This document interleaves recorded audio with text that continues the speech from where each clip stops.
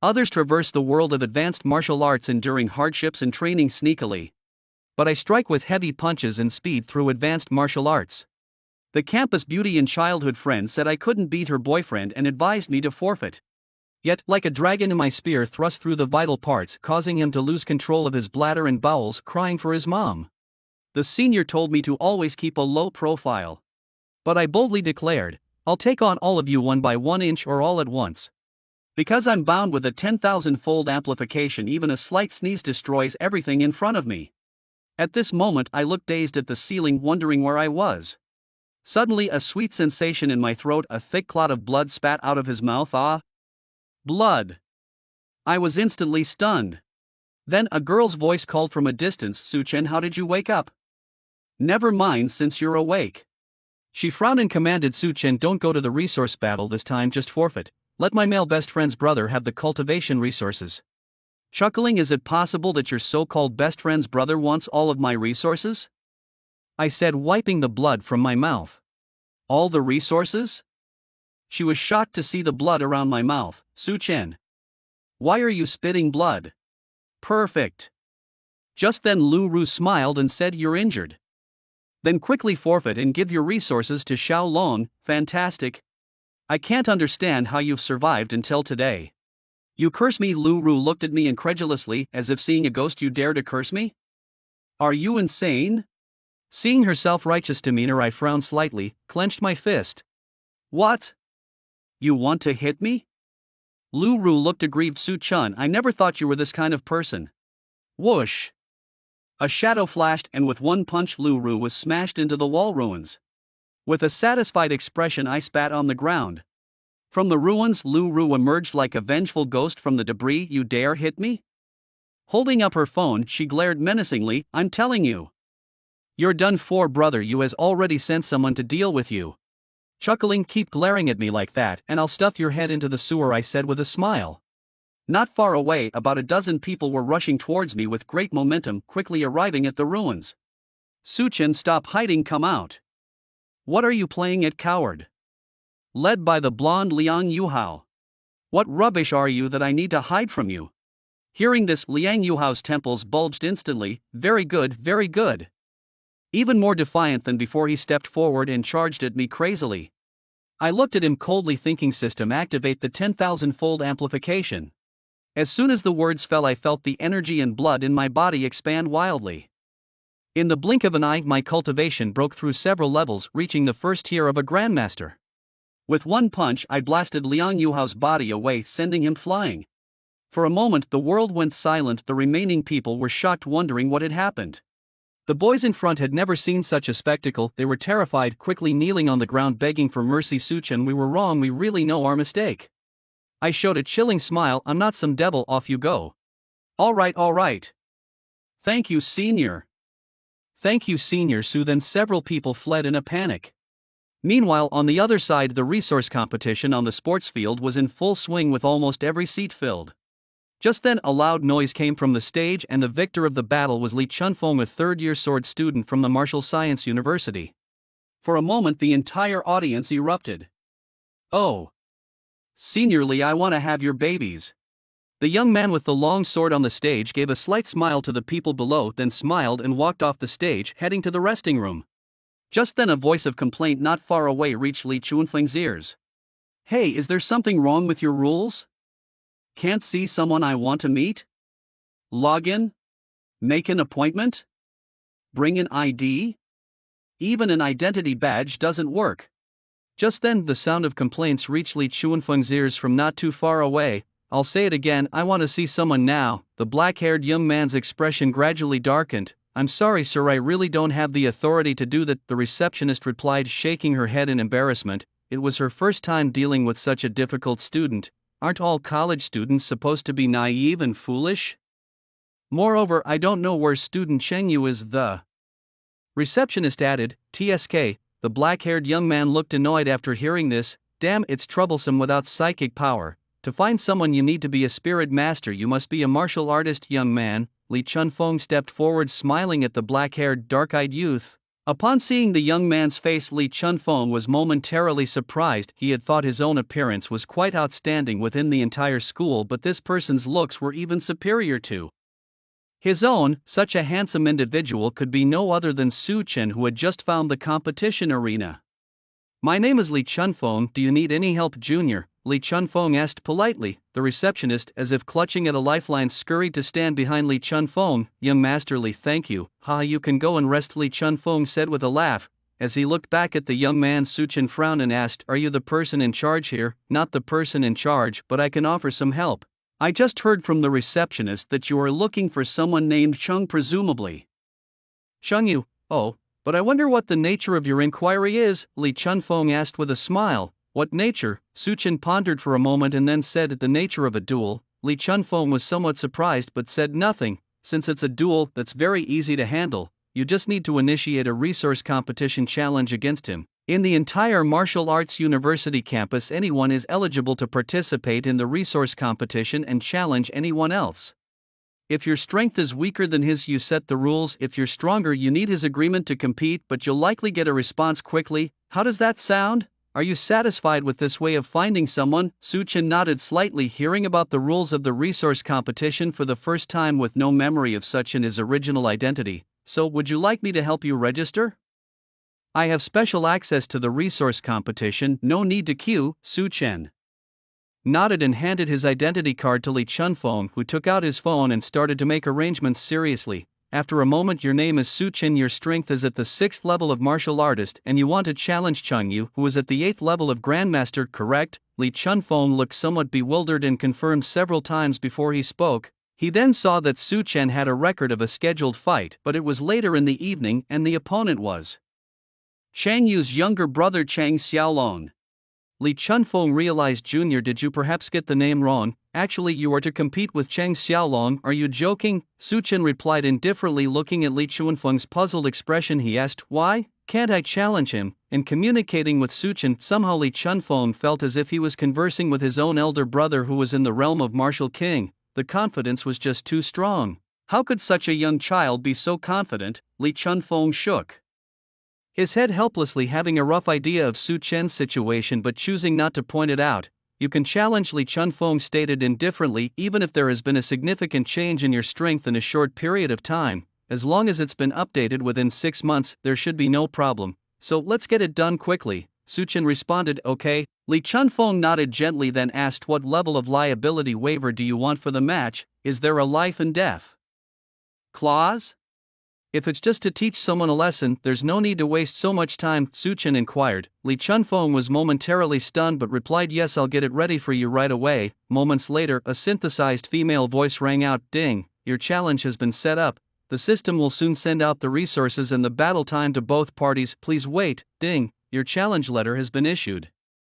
Please check it and make sure to adhere to the time of the challenge, or the system will deduct your credit points." Su Chen glanced at his phone. The challenge was scheduled for half an hour later. "Such a hassle," he muttered as he walked towards the preparation room arranged by the system. Watching Su Chen's retreating figure, Li Chunfeng frowned.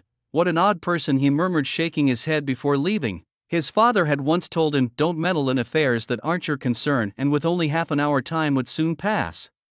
Soon after, a loud announcement echoed through the competition venue. "A temporary resource match has been inserted. Su Chen has initiated a life and death resource match against Chung Yu. The stakes are everything the opponent owns. The fight continues until one admits defeat. The loser must transfer all their resources to the winner." After the announcement, almost all the students in the stands were stunned. Su Chen is challenging Senior Chang? Has he gone mad? A high school student challenging a college student? The situation at the resource bank wouldn't reach here so quickly. What's happening? Su Chen wants to give all his resources to young Master Chang? That's outrageous, people murmured in the audience. On the stage, Chung Yu had already taken his position early and he was ecstatic. Previously he had been wondering where to find Su Chen, and to his surprise, Su Chen had delivered himself right to his doorstep. And it was a fight to the death, staking everything. "Old Liang, what did you do to make this kid so angry?" Chung Yu pondered. Although he hadn't been able to contact Liang Yuhao recently from this situation, it was clear that Liang Yuhao must have done something outrageous to drive Su Chen to challenge him. However, to Chung Yu, what Su Chen felt or what that woman Lu Ru meant was irrelevant. His main interest was the 3 jade swords, and now he could have them without spending a penny. His eyes gleaming. Chung Yu thought, good, come on Su-chan.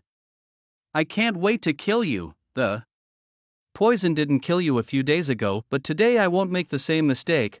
To get those 3 items so openly and legitimately is exactly what Chung Yu had hoped for. Moments later, from the opposite entrance, Su-chan slowly emerged, still in black clothes and black hair. Seeing Su-chan walk out, Chung Yu's smile grew even wider. Finally, here you are. Both sides have arrived and the resource competition has officially begun. The host announces the start of the contest. Chung Yu instantly erupts with intense vitality, showcasing the strength of a grandmaster at the peak of the 8th level. Many on the stage feel his power and can't help but exclaim in awe. In the next moment, Chung Yu turns into a streak of blood rushing towards Su-chan. Chung Yu is very cautious, starting with a full force attack. He is determined to quickly kill Su-chan, giving him no chance to surrender. Die Su-chan. From afar, Su-chan slowly extends his hand, just as Chung Yu speaks, and has covered half the distance. He suddenly seems to lose gravity, becoming dizzy and tumbling over. His immense vitality directly drags him up into the air. Chung Yu looks bewildered. What? The next moment, a heart-wrenching pain suddenly rises in his limbs. Snap, bones dislocate and several joints emit a cracking sound. It hurts, it hurts. Chung Yu keeps screaming. Su-chan smiles and says, "Who's dying?" It's very impolite to shout and scream at someone you haven't even seen. Chung Yu is stunned. This is Su-chan. Isn't Su-chan that honest person who doesn't retort when insulted, the useless good guy who can't even protect the girl he likes? Suddenly, the tearing sensation turns into a crushing one. The pain is even more intense than before. No, I surrender. Before Chung Yu can finish, the next moment, bang, blood bursts. Today the competition field experiences a light rain. Chung Yu's death is very sudden. In the audience, some people are just chatting with their neighbors, and by the next second when they look again, Chung Yu has already been lifted into the air. Then he explodes. Miss a glance and it explodes. It's over. Su-chan spreads his arms with a relaxed expression, too lazy to waste another word on ants. Su-chan turns and walks towards the resting area, and after a short distance he turns back and shouts loudly, "Organizer, come clean this mess up. Transfer the resources to my account quickly, don't delay." Hearing Su-chan's shout, the host on the high platform seems to have woken from a dream, suddenly startled. His face is one of disbelief. However, hard as it is to believe, he still announces through the microphone the incomprehensible truth. Su-chan defeats Chung Yu, and all of Chung Yu's resources go to Su-chan. Upon hearing this, the audience seems to be unsealed, erupting into complete uproar. Whether it's the old generation heads of martial arts schools or some leaders from the middle school, they all stand up, and the ordinary students have completely gone mad. Is this the Lickspittle Chen? With one move he turned young Master Cheng into dust. A grandmaster at the 8th level, defeated in a blink. Too strong, I almost peed myself. Indeed impressive. Though the scene was bloody, the students are still very excited. They verbally thought Chung Yu would overpower Su-chan, but many secretly hoped the underdog would at least put up a little fight. However, they never expected this underdog to defeat his opponent with just a raise of his hand, turning him into dust. The older generation sees deeper. What level is this kid, and how can his vitality have such power? A martial king, and not even 20 years old? You've lost your mind, retorted one. Your brain must be the one that's addled. I'm at the pinnacle of the martial sect realm, level 9. If you can't discern his level, what else could he be but a martial king? Oh, my apologies, it turns out you're a big shot from the martial sect realm. Get lost. But even if this kid is at the martial king realm, he's stirred up trouble this time. The Cheng family won't let him off. Not even a 20-year-old martial king should provoke a martial king clan like that. With such strength, why not lie low and bide his time? If disaster befalls him, he's brought it upon himself. Even if others provoke him, can't he just suppress it a bit and sell some favors? Must he kill? Truly, a newborn calf is not afraid of tigers. The crowd heatedly discussed, and suddenly a huge roar erupted from the spectator stands. Su-chan, you scum, return my brother's life. From the stands, a young man bearing a striking resemblance to Chung Yu leapt down from the high platform, his face filled with resentment. Su-chan was taken aback. Where did this little creature pop up from? Who are you? A nobody. I am Cheng Xiaolong. Chung Yu is my elder brother, Cheng Xiaolong said coldly. Oh. Su-chan seemed to recall something, pointing at the blood, and remains on the ground. So you're the little brother of that piece of trash on the ground? With these words, Cheng Xiaolong's eyes nearly burst with fury. Completely enraged, fool, I'll kill you. Chang Xiaolong, a 7th-level martial artist, was like Su Chen, his information not matching the official fight records. In fact, after learning of the Jade Sword from Lu Ru, Chengyu's plan was originally to have Chang Xiaolong cripple Su Chen in the arena. However, since he didn't accept the rule of betting all resources, he avoided the fight.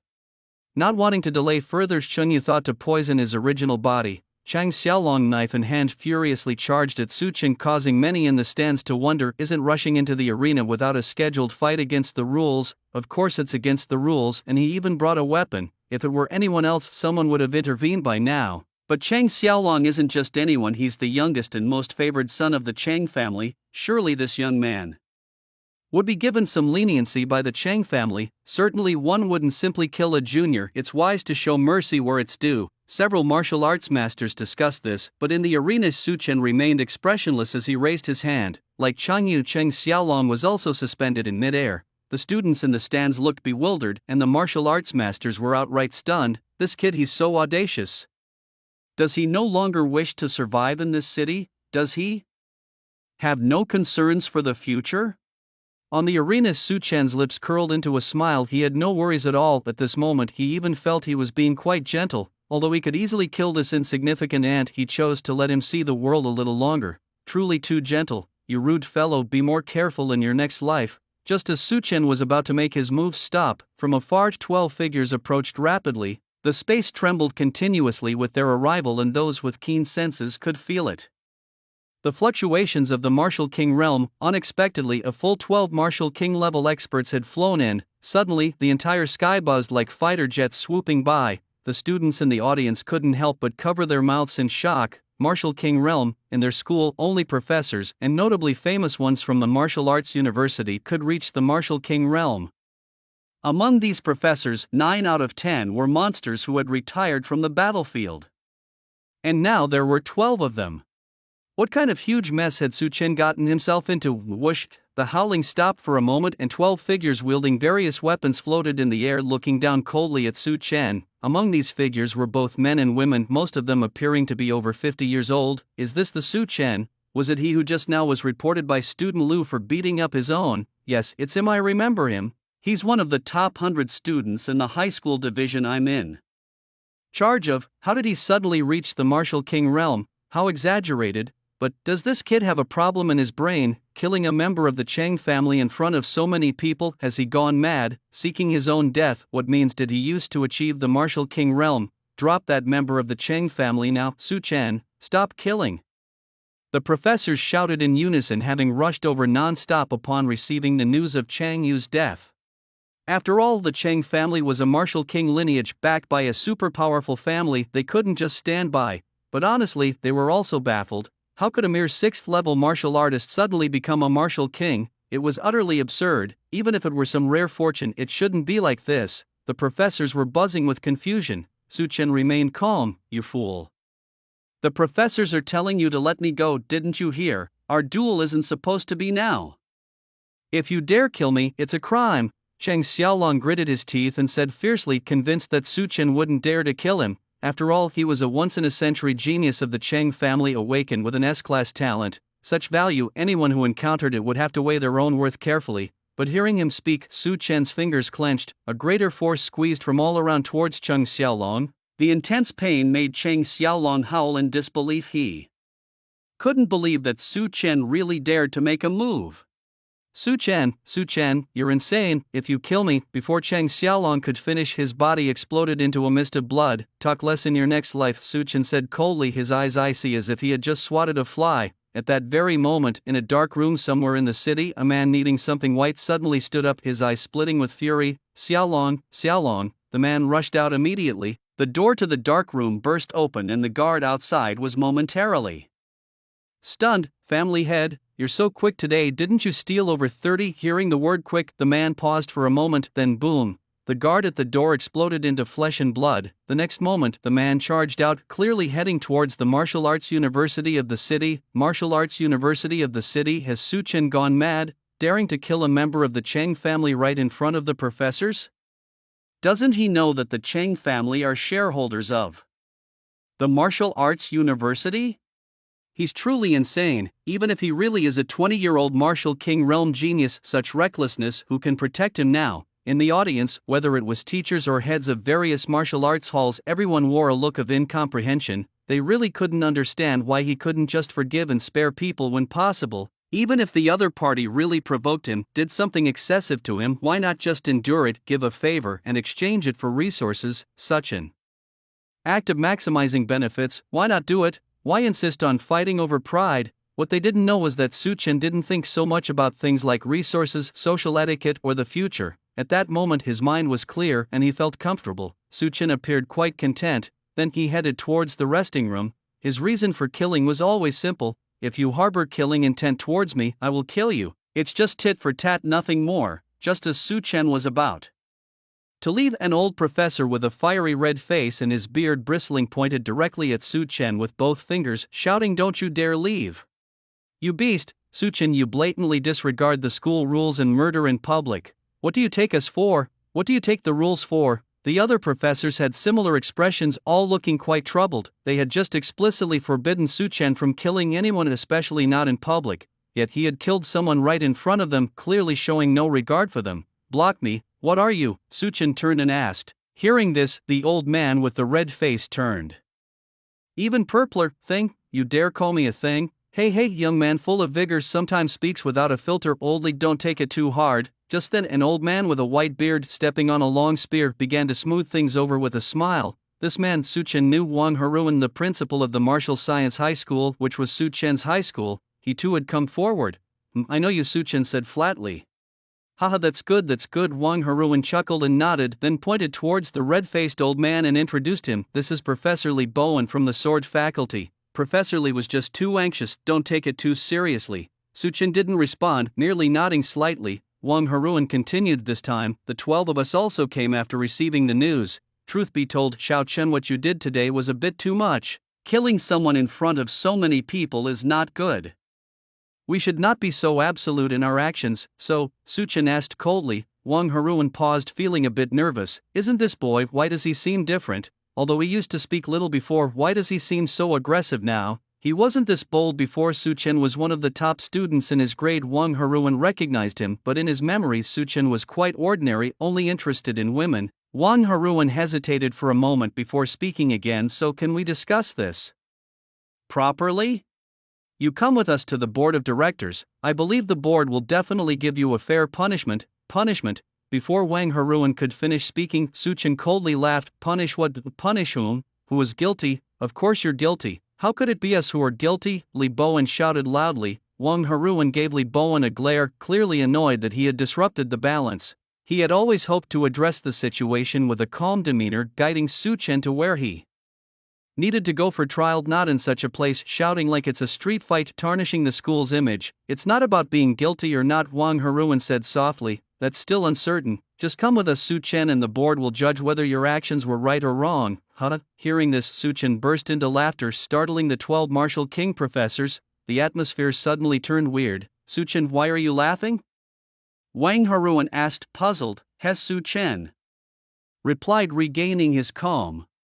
He looked mockingly at Wang Haruan and said, "Idiot, even giving me advice, like your brain has holes." Suchen coldly cursed, too lazy to explain to these morons. The Chang family members had publicly shouted about killing him, and one had already made a move while another even charged at him with a weapon. He had merely defended himself and now he was the one guilty, expected to be punished. What a fair world, so damn fair. Hilarious. Suchen didn't want to explain, there was no need. He then turned to walk to the restroom. "Don't you dare leave," another professor shouted loudly, such a sharp tongue, completely unrestrained, scolding just because an elder spoke. "Do you have no shame at all? How were you raised? No, what are you yelling about?" Suchen turned, looking disdainfully. "In my previous life I dealt with a bunch of idiots like you. My family was fine, but the most disgusting were those strangers who took advantage. Always the same old sayings. Young child, what do you know?" My ears grew callous as listening to that nonsense. Truly disgusting, a bunch of old fools living off past glories. In this life, having finally become powerful, Suchen couldn't bear it any longer. You dare insult me." The professor was so angry he was nearly incoherent. The other professors around were also stunned. No, has this kid gone mad? Publicly insulting elders? the decay of courtesy in music, Su Chen. Aren't you afraid of retribution? I just cursed, what about it? While cursing, Su Chen glanced at all the professors under the sky, had a bunch of idiots trying to point fingers at me, hilarious. After a few words, all the professors were utterly offended, impudent brat, an unrestrained little punk. Today, I will make you pay. Even the usually gentle principal's mouth was trembling. This was the first time he had seen such a disrespectful child. I can't protect you now, kid. You killed a member of the Chang family, could have just apologized and shared the secret of your quick rise to martial king and all would have been well. But you had to make a scene so foolish. Wang Heruan stepped back. In a moment, the other 11 martial kings rushed forward. Stop him. Disable him. Let's do this together. I don't believe we can't handle one little brat together. Suddenly, all 11 martial kings made their move against Su Chen. Their strengths varied widely. 5 were at the peak of the 6th level of martial king realm, 4 at the 5th level, and 2 at the 3rd level. As for the old headmaster being only at the first level of martial king realm and considered too weak, he did not participate in the fight. 11 martial kings furiously attacked Su Chen, who stood alone looking up to face them with a faint smile playing on his lips. Good, you struck first. The situation on the field instantly became tense as all 11 martial king experts made their move. In a moment, the entire area was enveloped by a surge of vital energy. The heavens and earth shifted, the air trembled. The overwhelming vital energy, like a gigantic hand descending from the sky, bore down on Su Chen. 11 martial kings attacking at once. Damn. To witness such a battle in one's lifetime was truly not living in vain. Look at your achievements. Su Chen is facing 11 martial kings head on. How do you compare to him? At 19 he is a martial king. Are there any peers in this world who can match him? A 19-year-old martial king is an exceedingly rare and unique phenomenon, a true rarity. At this age, most of his peers might not even reach the level of a grandmaster, yet Su Chen is already a martial king. However, it seems this might be the end for Su Chen, with 11 martial kings striking together. Sure, he's a youthful martial king, but however strong, he cannot surpass the established powers. Genius must bow before power and social intricacies. What a pity, what pity. Who asked him to act so arrogantly? The professor said, just go to the board, admit your mistakes. Apologize, accept a light punishment.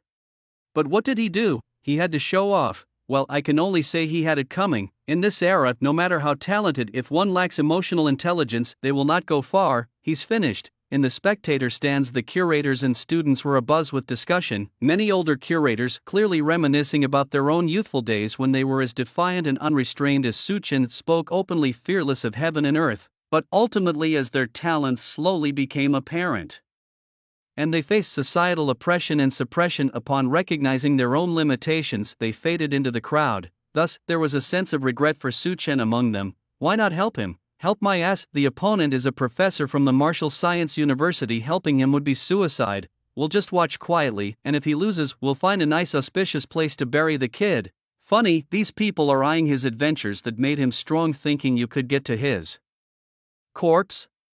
Amidst this, the 11 martial king professors were using their vital energy to suppress Su Chen, testing his true strength. The immense hand of vital energy, compressing the air, continued to press down relentlessly. The earth on the competition platform began to crack in several places, and the air under this tremendous pressure emitted cracking sounds. Humph. Amusing. On the field, Su Chen stood there unmoved, seemingly at a loss in the eyes of the onlookers, unsure of how to react. In reality, Su Chen was merely testing his own physical resilience. At this moment he had activated the passive ability of the indestructible war spirit. Within his body a streak of golden power surged through his meridians, and the heavenly breath technique was operating at full speed. He slowly raised his head, his eyes gleaming with a golden light. Is this all the strength you have? Even a deer would not feel this. Boom! In an instant a surge of blood energy roared upwards, and a loud explosion echoed as the combined force of the 11 professors was completely dispersed. Su Chen smiled proudly, facing the professors whose talents were at most S-level. His own SSS-level talent was overwhelmingly superior. Moreover, Su Chen surpassed most professors in the level of his breathing techniques. Most professors, like the old principal, practiced only yellow-tier techniques and weren't very talented. If they were, they wouldn't be professors. Under such overwhelming advantages, the combined force of the professors was instantly shattered. The indestructible force of their blood energy was scattered, turning into crimson ripples of air that spread out in all directions. The 11 professors, including the old principal, wore faces of disbelief. This lad, he broke through our combined attack. At this moment the spectator stands were silent, the students gaping, frozen in place. What has become of this world? A peer of mine has repelled 11 martial king professors? Wait, should I even compare myself to Su Chen? Oh my, is it too late for me to follow him now? Let me put it this way, to a young martial king like him, you're barely a spittoon.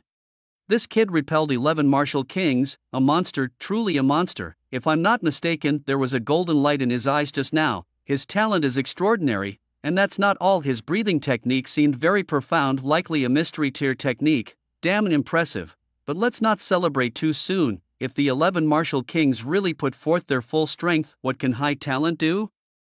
The leaders and curators continued discussing in their area. At this moment in the sky, Wang Haruan and Li Bowen and others looked astonished. Talent and techniques superior to ours. I didn't expect this monster to have such incredible talent, Wang Haruan remarked doubtfully. He knew well that just now Su Chen had relied solely on his blood energy to counter them without any other actions. Yes, just pure blood energy power had crushed their combined attack. Related to blood energy were talent and breathing techniques. Stronger talent meant higher quality blood energy, and a strong breathing technique meant powerful blood energy force. Clearly, to withstand 11 martial kings, Su Chen's talent and breathing techniques were leagues above theirs. Talent is great, but we'll still have to defeat him, Li Bowen shouted, and suddenly in his hand appeared a long sword. The other martial kings also drew their respective weapons. Some had long bows, others large sabers, and some were simply barehanded. They were ready to use deadly weapons now. In front of so many people, Su Chen had humiliated them, clearly a blow to these martial kings' faces, especially since their students were watching. How did it come to this? Wang Haruan shook his head helplessly, resigned to the fact that blood would definitely be shed now. On the ground, Su Chen gave a cold smile. So you've drawn your knife? You really want to disable me? If that's the case, he wasn't going to hold back either. Let me make this clear, he said. Whoever comes at me better be prepared for my counterattack. Bring it on. With a swish, the black blade flickered into Su Chen's hand, and instantly a chilling, murderous aura surged towards the sky.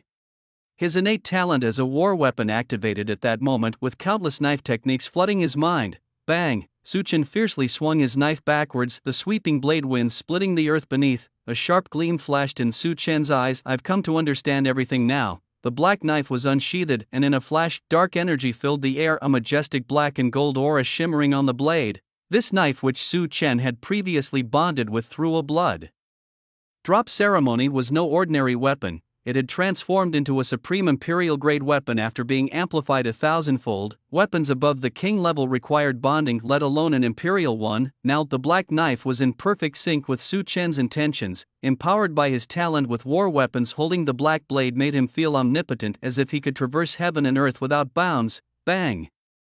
The ground collapsed, dust billowing as Su Chen, holding his knife, charged towards the sky. Watching Su Chen's figure resembling a dark war god, several professors in the air exchanged looks, their hearts trembling. This guy, his weapon seems a bit odd, one murmured. Yeah, odd? What's so odd? Just fight, stop dithering, cowards. Frustrated, one of them, Li Bowen, shouted. Fine, if you won't, I'll take him on myself. With that, Li Bowen bellowed, unleashing the pressure of a 7th level martial king, the surrounding skies thundering with the sound. Li Bowen's killing intent was palpable as he raised his long sword in a piercing stance and coldly shouted at Su Chen, Kid, you have a great talent, but mine is not inferior. Li Bowen's talent was an S-grade sword phantom body, which could increase all sword move powers by 250%, with each strike casting several shadow swords, each capable of slicing damage. As he spoke, Li Bowen thrust towards Su Chen's head, the piercing sword move seemingly indestructible. Su Chen sneered, trash, crack. In a powerful sweeping strike, Su Chen's black blade unleashed its formidable power, shattering all of Li Professor's sword moves in an instant. Immediately after, Su Chen's vitality surged, transforming him into a fast-moving black line, shooting straight towards Li Bowen, who was stunned. How could this be? Why, indeed, he hadn't been mistaken. That black knife in the kid's hand was a supreme imperial weapon. Really, oh my goodness. So that explains the tremendous power. A formidable talent paired with an imperial weapon. This man is tough to handle. Listening to the distant professor's murmured discussions, Li Bowen was dumbfounded. You're discussing this now? If I had known he wielded an imperial weapon, I would never have attacked. Instantly frightened, Li Bowen pleaded. Su Chen, there's no need for this, we can talk it out. With a cold sneer, Su-Chen charged towards Li Bowen. Li Bowen was initially delighted, but his expression quickly darkened as he said, before that I should at least return the favor. Su-Chen's eyes filled with chill as he scoffed, joke. When you were confident about killing me you attacked at will, now you're scared and want to talk peace. There's no such thing as regret medicine in this world. With that, he swung his black blade, causing the sky and earth to change color. As Su-Chen wielded his blade, he split the air itself, creating a massive rift. Li Bowen didn't even have time to react before he was bisected at the waist. The students in the spectator seats were utterly shocked. Just one move, Li Professor was defeated in just one move. Am I dreaming? Damn it, a monster indeed. With a top-tier imperial weapon, such strong talents and techniques, he's unbeatable. Even those beyond his level, few could match him. Up in the sky, the professors involuntarily gasped in shock, grateful that they hadn't made a move against Su-Chen themselves. Su-Chen's strike had truly terrified them. They had thought being a 19-year-old martial king meant his foundation was weak and his actual combat ability wouldn't reach the level of a 6th-tier martial king. But here he was instantly defeating his 7th-tier martial king. In mid-air, the bisected Li Bowen was not yet dead. The robust life force of a martial king meant that unless it was a blow to the head or heart, they wouldn't die immediately. However, Li Bowen was in no good shape. Being cut in half meant he probably lost years of cultivation and he couldn't move at all for the time being. Fool, he cursed in his heart. Su-Chen, I will remember today's hatred. But in reality he didn't dare to make a sound. He tried to use his life force to reconnect his body, buzzing. Just then, another tremor of the blade's sound. Li Bowen yelled in horror, fool. I'm already like this, and you still want to kill me? Are you crazy? Nonsense. If you don't remove the roots, the weeds will regrow, waiting to be struck back. Su-Chen just smiled lightly and said indifferently, if I want to kill, I kill. Bang! Another chop, but this time it was vertical and a dark blade descended from the sky, chopping Li Bowen ruthlessly from head to toe. Li Bowen's life force flowed downwards like a river. As a martial king fell, the life force of his body, no longer under control, expanded hundreds of times. A huge blood rain began to fall from the sky and the students in the spectator seats looked up in a daze. Su-Chen didn't care and casually grabbed a few times in the air, catching Li Bowen's falling storage ring and weapons. Several professors stood there in shock, unable to believe that Su-Chen would go to such lengths, showing no mercy at all. Su-Chen, you're too impulsive. The man only insulted you and attacked once, yet you killed him? He already admitted his mistake. Can't you forgive him? Yes. What about the ideological and political lessons taught at your school? One should be forgiving and generous, strict with oneself but lenient towards others. A moment of patience can calm a storm, a step back can open up a whole new world. Wang Haruan recited the moral teachings of the school. The professors around were nodding frequently, their agreement palpable. With a chuckle, Su-Chen raised his black blade towards the group of professors, his lips curling into a crescent moon like sneer. What do you wish to persuade me? Come then, do try to persuade me. I'm quite eager to have a little chat with you too. Hearing this, the professors nearby felt a chill down their spines, their hairs standing on end from the sheer intimidation Su-Chen exuded. It was so overpowering that some even hallucinated that saying one more word would lead to their demise. Given the precedent set by Li Bowen, all the professors cowered. After all, Su-Chen wielded a top-tier imperial weapon, possessed unknown but formidable talents, used mysterious martial breathing techniques, and his swordsmanship was swift and decisive. The professors knew well that facing a martial king of such caliber, even if they all attacked together, they might not stand a chance. With this thought, the professors' weapons visibly retreated a step. Just as Su-Chen was dominating the battlefield, dozens of figures continuously emerged from the small doors at the spectator seats. Among them were students, the museum director, other school teachers, and even professors. They had all received news that a martial king under 20 was wreaking havoc, defeating 12 professors of the Martial Science University in a most disheveled retreat. Who would have thought that Martial Science University would have a 19-year-old martial king? Truly astonishing, laughed a burly man heartily. To be precise, he should be from the affiliated high school of the Martial Science University. That kid hasn't even taken the martial examination yet, eh? Monster, same age as my own son and Dragon Martial King, you're here too. The speakers were all high-level martial kings, with several even at the pinnacle of the 9th layer of the martial king realm. Martial Science University in the City of Heaven is renowned, and many of its students come from prominent families. These individuals were sent by their families to assess the quality of students at today's resource competition, originally with little interest. What they never expected was to Witness such an entertaining spectacle. What dragon martial king you want to recruit this young man? If he could really be brought into the clan, I dare not imagine the consequences. Let's not even say such things. I suspect this kid won't be able to leave here today. Dragon Martial King sighed softly. What do you mean? The others asked with puzzled faces. I just received news the patriarch Cheng Liangyu of the Cheng family has already arrived, with 2 sons dead. How do you think he will react?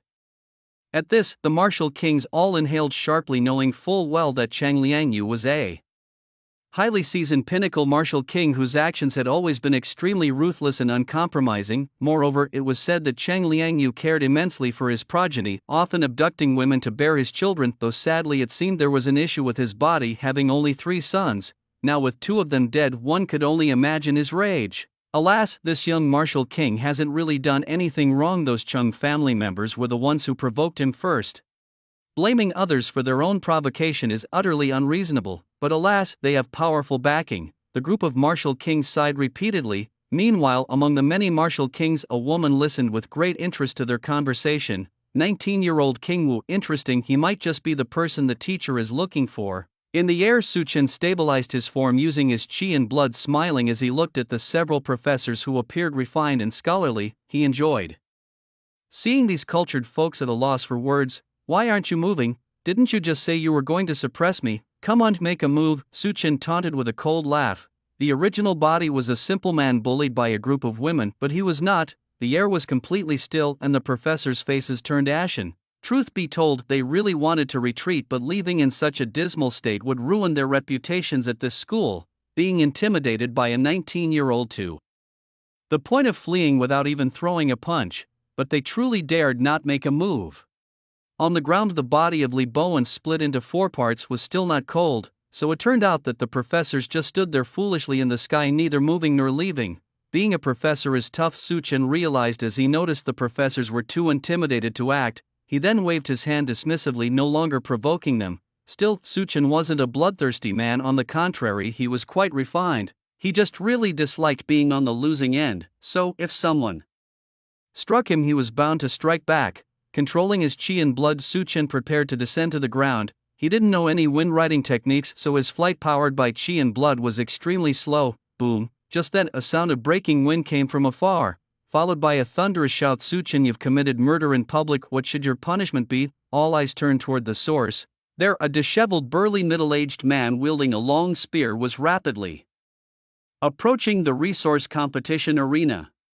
Judging by his appearance, he bore a striking resemblance to the owner of a certain bloodstain on the ground. Shengyu. Su Chen spread his hands. It's all connected. The father-son package deal has arrived. Although the plot is cliché, it suits my purposes perfectly. Let's get this over with quickly, the sooner the better. With a loud bang, the middle-aged man stopped midair, glaring fiercely at Su Chen. The other professors, seeing the head of the Cheng family had arrived, felt a sense of relief. Since the head of the Cheng family is here, let's withdraw. After all, this is their family matter. Makes sense, right? The professors agreed among themselves. Then all 11 of them retreated to a few miles away from the arena. They didn't leave completely. In the airspace above the competition arena, only Su Chen and Cheng Liangyu remained. Cheng Liangyu pointed his spear at Su Chen, his face full of anger. Su Chen, do you admit your guilt? As he questioned, the immense pressure of a 9th-level peak martial king realm spread all around, dark clouds gathering in the sky. Under the peak pressure of the martial king realm, even some lower-level martial kings felt a sense of oppression. This was the pinnacle of the martial king realm. Su Chen, controlling his chi and blood, slowly rose, clearly sensing the killing intent emanating from Cheng Liangyu. Unlike the disdain from Professor Li earlier, Cheng Liangyu's intent was purely murderous, devoid of any other emotion. He simply wanted to kill him. However, Su Chen was entirely unfazed. A smile played at the corners of his mouth. The pinnacle of the martial king realm, amusing, let alone the ultimate martial king realm. Even if it were the martial spirit or martial emperor realms, Su Chen would not be the least bit afraid. After all, he held a trump card in his hand, otherwise he wouldn't dare to be so bold, killing a member of the Cheng family just like that, or anyone else as casually. Ha, another one coming to meet his doom, Su Chen sneered. Facing an opponent of the same rank, he didn't even need to use his trump card. Hearing Su Chen's words, Cheng Liangyu couldn't help but let out a cold laugh, his eyes revealing a trace of sinister intent. Still so defiant at death's door, killing in public, bullying the weak. You are nothing but a disgrace among martial kings, a blight upon society. Chung threw several accusations, positioning himself on a moral high ground. Warriors from great families always find excuses to strike without a reason. If the martial alliance investigates afterwards, it would leave them vulnerable. Ridiculous nonsense. It serves you right to lose your son who turned into a mist of blood was the one who tried to kill me first. How am I the bully here? Su Chen retorted. Chang Liangyu wasted no further words. At the mention of his son, his mind overheated. He no longer cared about holding back. You sharp-tongued devil, die! Chang Liangyu, brandishing his spear, smashed it towards Su Chen with all his might. Clang! A loud clash rang out as blade met spear, shaking the heavens and earth. The impact sent a massive shockwave in all directions. Indeed, Chang Liangyu was furious, using his full strength against a youngster 3 realms below him. Clang, clang, clang. He swung his spear wildly at Su Chen, sweeping, smashing and thrusting. As for Su Chen, he parried each attack one after another, as if solving a puzzle.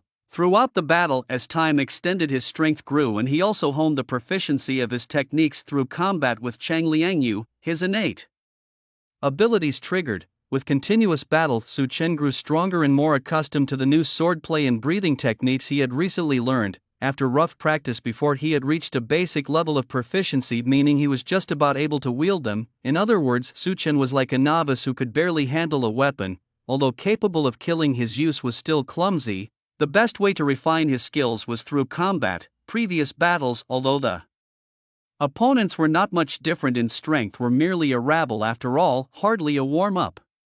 But this peak martial king before him provided some genuine training value. Su Chen could feel that with each attack from his opponent, his breathing techniques and swordplay were slowly improving. It was a good opportunity to practice.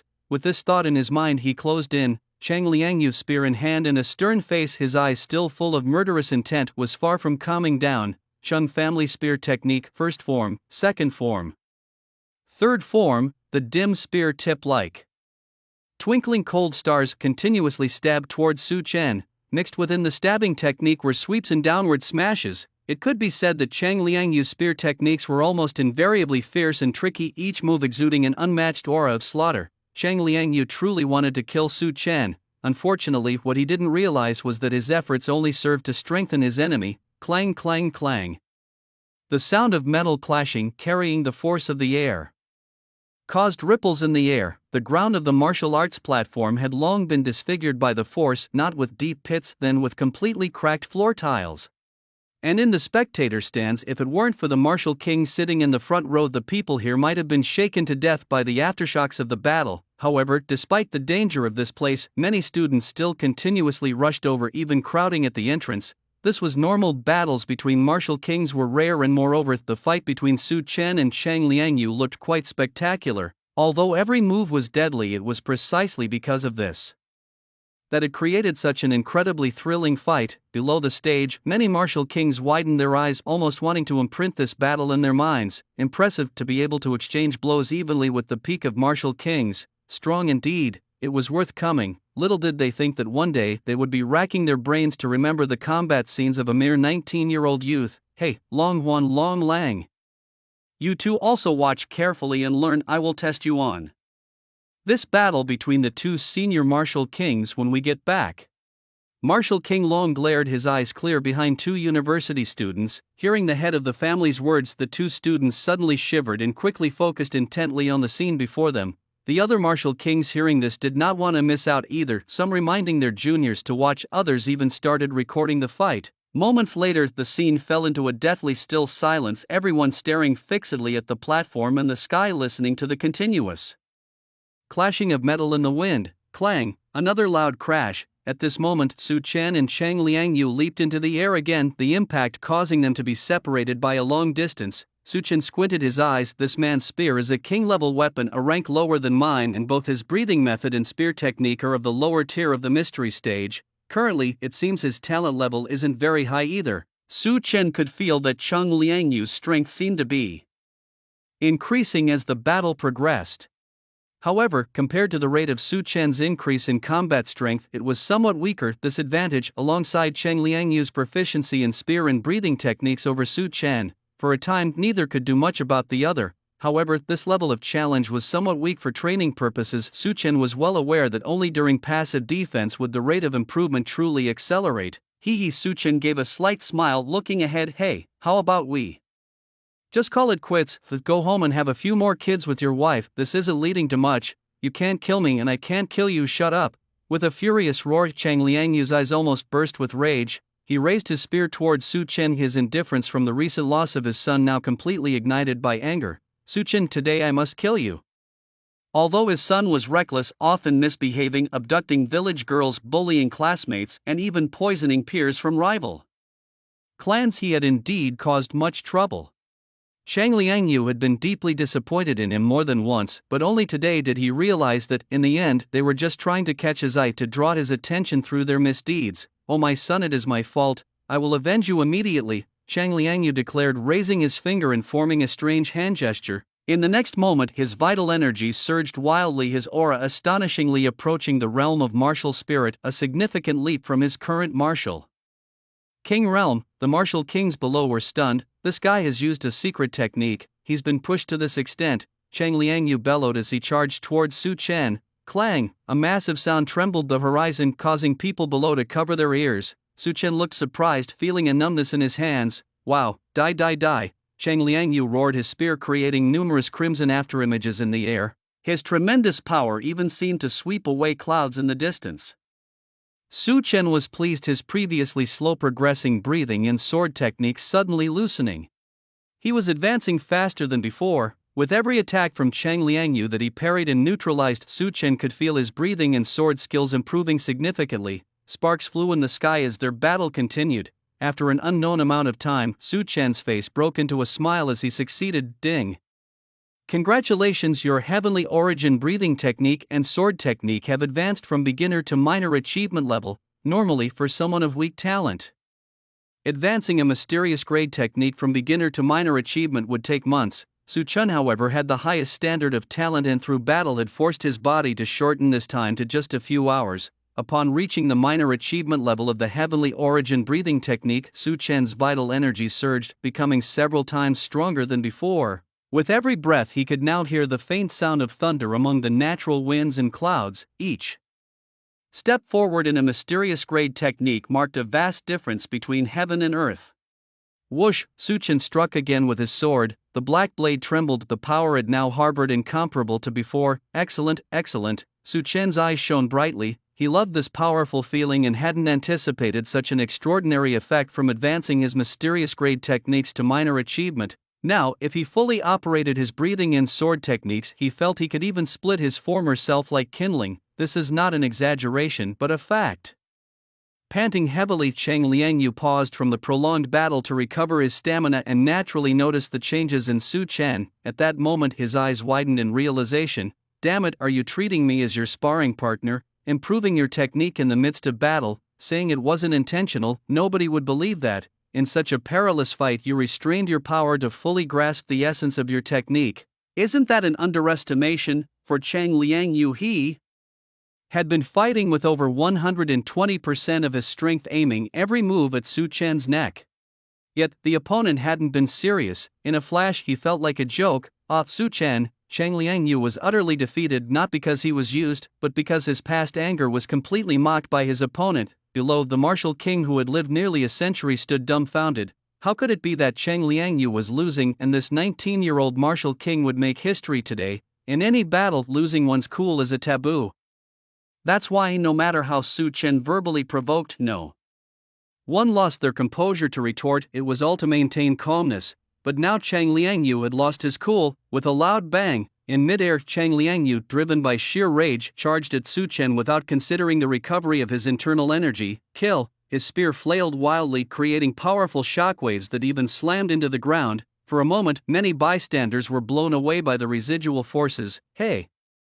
Old dragon, brace yourself! The martial kings supported each other, while several professors watching from a distance also came down to intervene. Today the damage caused by Su Chen was already severe enough. If any more students died, they truly wouldn't know how to explain to the board of directors. Su Chen kept blocking Chang Liangyu's attacks, a smirk on his lips. At this moment Chang Liangyu's attacks seemed as if they were in slow motion to him. Su Chen could block them with just one hand. Trash remains trash and so does your weapon usage. Let me show you what it means to truly wield a weapon. Su Chen grasped the black blade and with a fierce twist his robust vitality burst forth. Around the blade a pure black dragon with flaming horns and body appeared as a phantom, the superior Xian rank 1000 dragon demonic blade at the entry level only showing formidable murderous intent. At the minor achievement level it would display the first shadow of a black demonic dragon, which is the first level of power, significantly enhancing strength.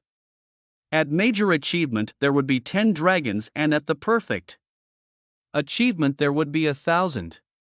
Su Chen's eyes sparkled as he lifted the black blade. In an instant the majestic dragon's presence caused ripples in the surrounding air. Everyone below stared intently at the sky, eager to imprint the image of Su Chen executing his technique in their minds. The demonic dragon roared and unparalleled pressure erupted. Su Chen stood emotionlessly, demonic and murderous auras swirling behind him as he gathered an overwhelming power. He resembled a grim reaper clad in black, commanding the authority to arbitrarily execute anyone. Chang Liangyu's expression was stunned. So strong, overwhelmingly strong. Just as Su Chen had said, he felt like a mere trash. His marksmanship was nothing but dirt compared to such techniques. Chang Liangyu knew that he was bound to die under this powerful move. There was no escape from this formidable force. Yet he couldn't understand how a mere 6th level martial king could overpower someone at the pinnacle of martial king like him. Wasn't it simply a tale of revenge? How had it escalated to this? Why was this young man so formidable? The roar of the magic dragon grew closer. Standing above, Su Chen coldly observed the confused Chang Liangyu, his eyes filled with icy detachment. He had lost count of his killings, but at this moment Su Chen's heart was utterly calm. Those who offend me shall be slain. His black blade slashed downward, and from above the skies a fissure appeared, the magic dragon instantly transforming into a shadow of a black blade. Chang Liangyu didn't resist. He knew it was futile. Under such power, death was his only escape. Facing imminent death, he burst into laughter, his eyes slightly crazed, yet his laughter was utterly resigned. Su Chen, I await you, kill me, and you too shall not live long. Before he could finish his sentence, the blade wind fell and Chang Liangyu was cleaved in two, yet he did not die instantly. The life force of a martial king was incredibly resilient. Only upon truly facing death did Chang Liangyu's lips tremble, slightly realizing the true essence of life through pain. He thought of his centuries of lifespan, left a hint of regret born in his heart, but alas, there was no medicine for regret in this world. I don't want. His words remained unfinished as the second wave of the 1000 dragon demonic blade struck. That was merely the blade wind. The real force of the slash engulfed Chang Liangyu completely, the air around Su Chen for 100 meters being cleaved apart. The fierce wind poured from the center to the sides. With this, Chang Liangyu was truly dead. His ring and spear fell into Su Chen's hands. The moment he grasped the spear, Su Chen instinctively mastered some intricacies of spear techniques. Another profound level spear technique, and I am already a formidable spearman. Interesting. To others, Chang Liangyu's weapon was a royal level weapon, but for Su Chen it was different, amplified a million times. It was unimaginable. However, just like a child wielding an adult's weapon without sufficient strength, no matter how high the weapon's level, it cannot be wielded. Currently, Su Chen was merely a martial king. Using a royal level weapon to its limit was already impressive. More powerful weapons require more stringent conditions to unleash their full potential. For now, Su Chen was not in a hurry. He stored the long spear and began to inspect Chang Liangyu's storage ring. What's this? Ding. Detected a large number of low and medium grade blood replenishing stones. Ding. Detected a large number of medicinal pills. Ding. A series of notifications echoed in his mind. Being the head of the Chang family, Chang Liangyu naturally carried treasures far beyond what ordinary people possessed. Landing on the ground, Su Chen staggered slightly, feeling somewhat drained. That last slash had nearly depleted all his blood and chi. The top-tier Shin-level martial arts technique, although powerful, consumes a lot as well. That last strike nearly depleted all my chi and blood given my current state. Su Chen murmured to himself as he looked around. The martial arts field was shrouded in smoke at the moment, and the ground was thick with blood, evidently from the recent fall of Professor Li. As for the surroundings, the damage caused during the recent fight had not ceased. I should find a place to recover, he thought. Su Chen slipped into the resting room, which was empty because the grand battle had postponed all the students' resource wars. Many had run to the spectator stands to observe and learn. After all, a fight between martial kings was rare to witness. At the martial king realm, most martial artists had lived for many decades, like Chang Liangyu, who had lived for over 90 years, who wouldn't cherish their life, even though Chang Liangyu's judgment was clouded by hatred and he regretted it at the end of his life. Normally martial kings would not engage in major conflicts as they all had assets to protect and would not truly fall out with peers unless absolutely necessary. Even if they really fought, it was mostly just to make a point. But Su Chen broke this balance, not just because he himself feared nothing, it was also because his identity was sensitive. Su Chen was a child with a background considered insignificant by all, the kind of person whom any martial king with a bit of status would not take seriously, deserving to be oppressed, they thought, but they miscalculated this time. Su Chen sat in the empty resting room, stuffing elixirs into his mouth. 5th grade Qi replenishing elixirs, 4th grade blood replenishing elixirs, 6th grade recovery elixirs. Many valuable pills to outsiders seemed like mere jelly beans to him. In a short while, Su Chen's qi and blood returned to normal and strength surged through his body again. With a smile, he looked at Chang Liangyu's storage ring. He hadn't paid attention to the buzz in his mind just now, as there were too many items. It rang for a long time without focus. Now looking through it himself would be much smoother. Su Chen glanced over the items, which were indeed plentiful. Martial techniques and skills mostly of the yellow tier, but there were also a few that reached the Xian tier and even some mundane ones, along with numerous root spirit level weapons and some bizarre elixirs. What Su Chen urgently needed was a wind controlling technique, and luckily there was one in the ring, a technique that allowed one to fly freely in the air using a small amount of qi and blood called Dance of the Air. This technique, being just a low-grade mundane tier, could be amplified 1,000,000 times, allowing Su Chen to master it to the entry level in a short time. For more advanced techniques like those of the Earth tier, Su Chen could also practice them, but mastering them would take many times longer than the Xian tier techniques. In a place like this, Su Chen didn't have much time to master them. Su Chen continued flipping through the ring, finding few usable techniques, when suddenly something caught his eye: a fruit tucked away in the corner of Chang Liangyu's storage ring. This is it. Once again the probing voice in his mind rang out: ding, king's blood fruit detected. Would you like to amplify it 10,000 times? Yes/no? Su Chen was astonished. Although his original persona was obsessed with love, he had heard of the king's blood fruit. To be precise, he had seen it before. When his original self had given a birthday gift to the woman he admired, he had seen the king's blood fruit. At that time, the guy giving the gift had mocked him severely and took the opportunity to explain the effects of the king's blood fruit. Within the realm of martial king, eating one can advance one's minor realm stage. Su Chen recalled the man's exact words: this thing is worth over 100 million. Can you even afford it? Poor thing, some things are best left as daydreams. Why take action and suffer the losses? Recalling that scene, Su Chen remained indifferent as the mocking wasn't directed at him. From this, it was clear that the family of that unattainable woman must be extraordinary. Su Chen smiled, unconcerned, for no matter the level of the family, in the face of absolute power they were all insignificant. Moreover, in such a plot, Su Chen actually wanted to stage a dramatic return of the Dragon King. He couldn't help it, he just loved to show off. Su Chen looked at the fruit. To casually advance a realm within the martial king's realm, I wonder what the effects would be after a 10,000 times amplification. Su Chen was full of anticipation as he headed towards the resting room. The entire resource competition field had returned to chaos, from killing a 7th stage with a 6th stage to now surpassing 3 realms and killing Chen Wu King at the pinnacle of martial king realm. My goodness, how did Su Chen do it? Such a monster. No, really, how strong is Su Chen? Just yesterday he was the lovelorn Su and today he's martial king Su. I can't accept this. And being so high profile and killing, he's going to be a criminal soon, right? The police department, the Chung family, the school, who would let him off?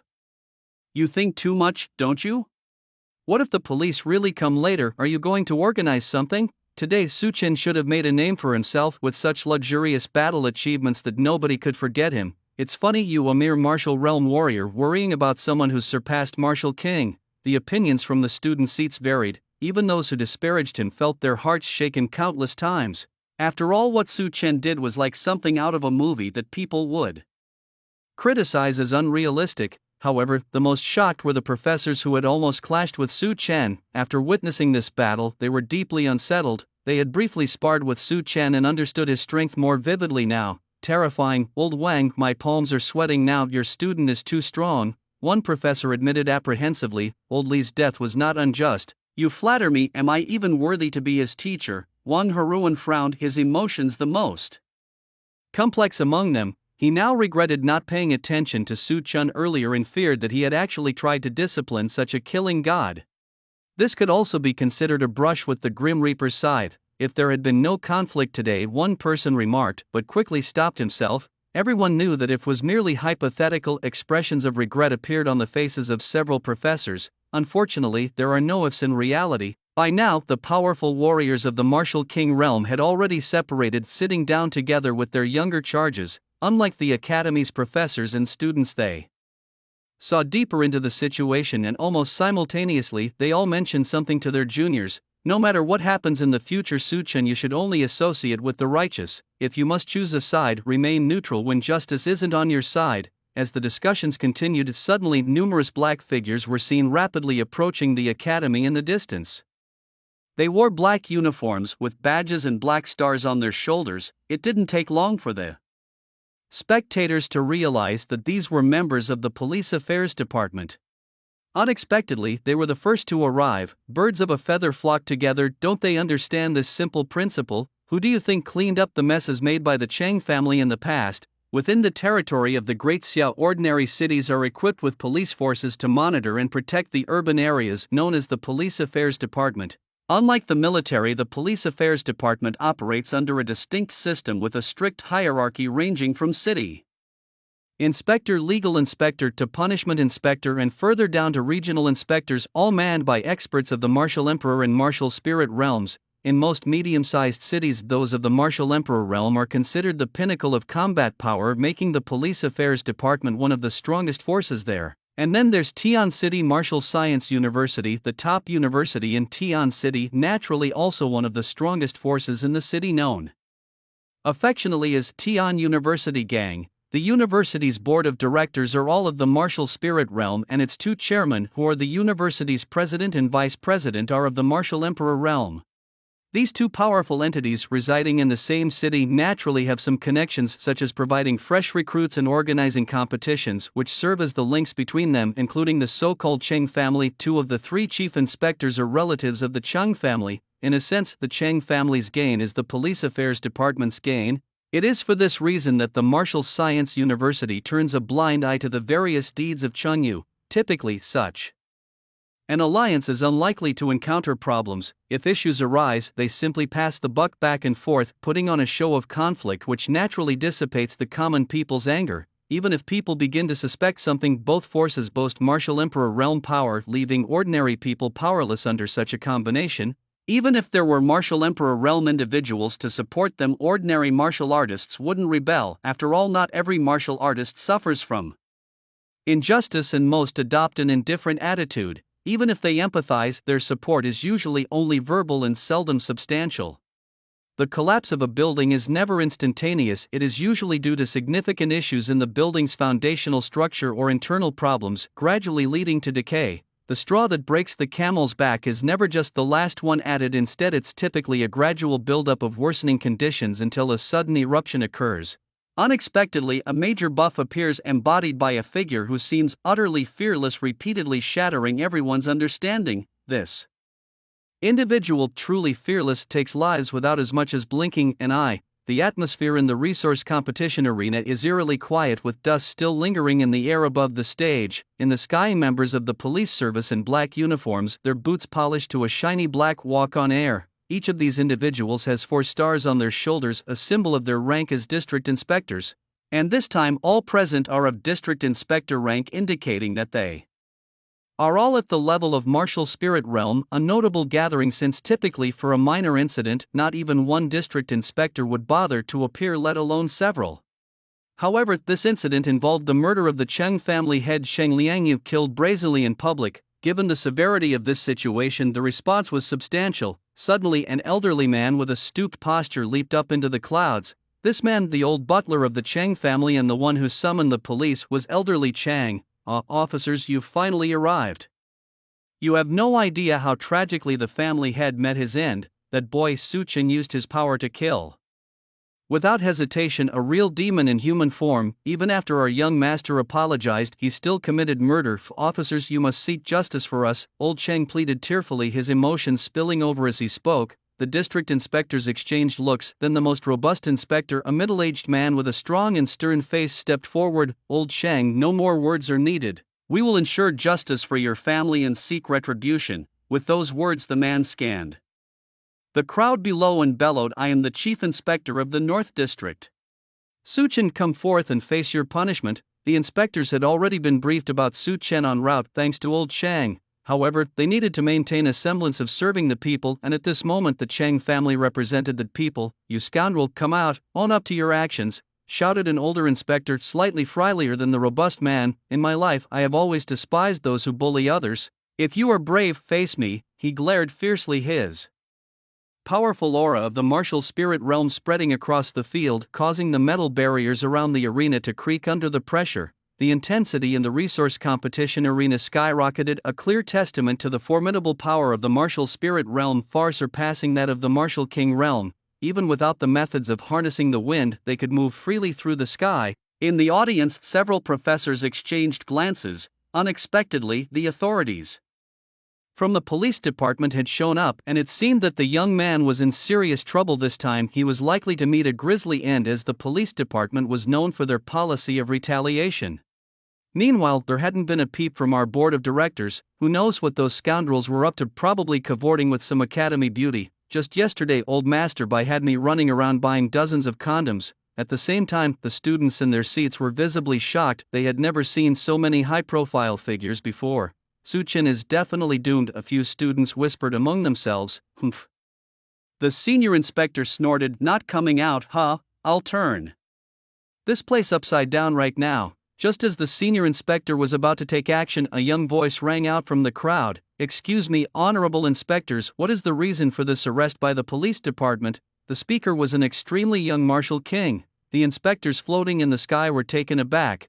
"Who are you?" the senior inspector asked. "Just a director of an ordinary martial arts gym, nothing noteworthy," the young man replied calmly. "What nonsense are you spouting?" The senior inspector immediately got angry. Had the young gym director smiled lightly, "I just want to know, what supposed justice do you claim to uphold? From what I've seen, young Su Chen is just a kid who couldn't stand being bullied. Apart from his harsh words, what has he done wrong? It was the Cheng family who initiated the attacks, and every move they made was lethal. Now you're trying to pin false charges on him. Isn't this bullying the honest folks?" Over the resource competition arena, the smoke drifted quietly, and the whole area was serene. No one expected that a mere director of a common martial gym would suddenly speak up, and every word he said struck a chord. The facial expressions of several regional inspectors darkened. The previous inspector from the north floated out again and said coldly, "Regardless, murder is wrong, and the punishment for murder is a just principle of heaven and earth." "Oh? Since you say so, then I must expose the ugly deeds of the Cheng family." The young man smiled. What? In an instant, not only the inspectors but also the professors below were stunned. "Why are there so many hotheads today? Last March, the second young master of the Cheng family, Cheng Yu, publicly raped a senior student, Lin Shui, from the Martial Science University in the sports field. In January this year, the third young master, Cheng Xiaolong, beat 3 students from the affiliated school, Lin Li and Wang, so severely that one was paralyzed for life and another died from his injuries." The young man continued, but an inspector interrupted him. "Hey, those are old events, why bring up past affairs now? I remember it was settled at the time, right?" "Yeah, I recall the Cheng family paid a lot of money," another person chimed in. The young gym director gave a cold smile. "Whether it was settled or not I don't know, but I have the video of their crimes. That horrifying scene, I can't even bear to watch it a second time. Can money really solve such deeds?" The young gym director showed a thought-provoking smile. The implication was clear. He was saying that these people were forcing ordinary folks to reconcile. The inspectors' faces darkened. "Stop beating around the bush." Just then, the senior inspector jumped out and shouted loudly, "What are you trying to say with all this? What confusion are you trying to create?"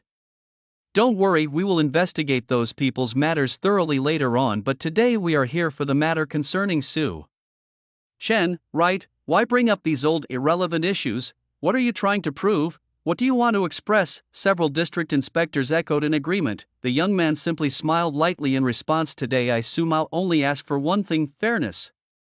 He laughed. "You say those are old matters because they have reconciled, but I heard with my own ears that right before their deaths, the Cheng family members had supposedly reconciled with Su Chen too. They must have loved being Killed by Su Chen. Moreover, you've also arrived too late. The bloodstains of these people have dried. The people are gone. The bodies have disappeared. It might as well be considered an old issue now. The inspectors listened, their foreheads bulging with veins, visibly enraged. These men, being warriors recently off the battlefield, were not particularly skilled in rhetoric. For a moment they found themselves unable to retort. Stop your sophistry, boy. Trying to buy time. Your intentions are highly suspect.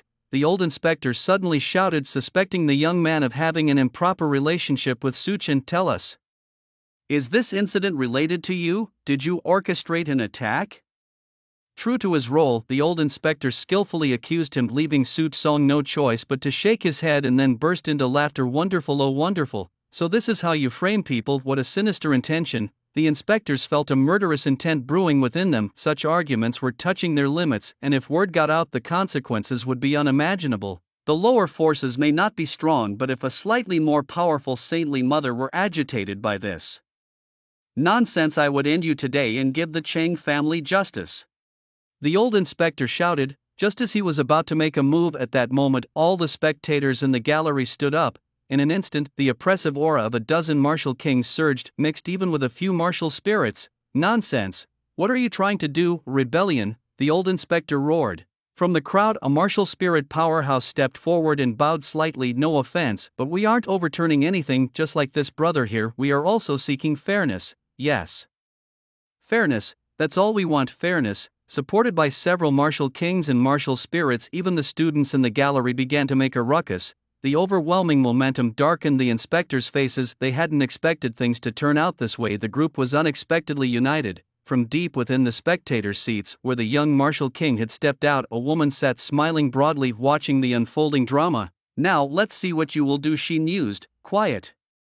Everyone be quiet.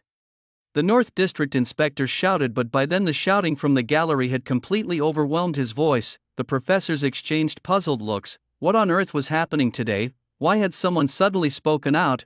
Weren't these people only brave enough to make noise online? Typically meek in reality. All we want is fairness, several students shouted loudly. Indeed, it was a noisy day there. Just then, with a soft snort, a man with white hair and red eyes emerged slowly from a purple vortex. His pale skin contrasted with his black uniform, giving him an enchantingly dangerous aura. The man was slender, exuding a calm yet imposing aura of authority. Embroidered on his chest were 5 black stars. Inspector General, sir. In an instant, dozens of district inspectors became exceedingly respectful before this man. They were as docile as children. This man was one of the 3 chief inspectors of the heavenly market, the punishing inspector, Chang Tao. He was also one of the few martial emperor realm masters in the entire heavenly market, a formidable force at the second level of the martial emperor realm.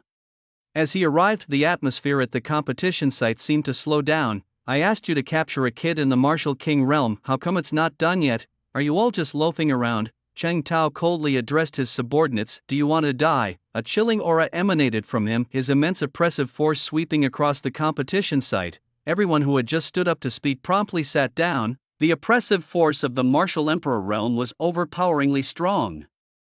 The district inspectors looked terrified. Inspector General, it's not our fault, it was those curators blocking the way, one inspector stammered. Who? Chang Tao glanced towards the stands, his immense pressure suddenly shifting targets. From the beginning, Chang Tao hadn't blamed the district inspectors, he was just looking for a reason to vent his anger. Who dares to obstruct the police department?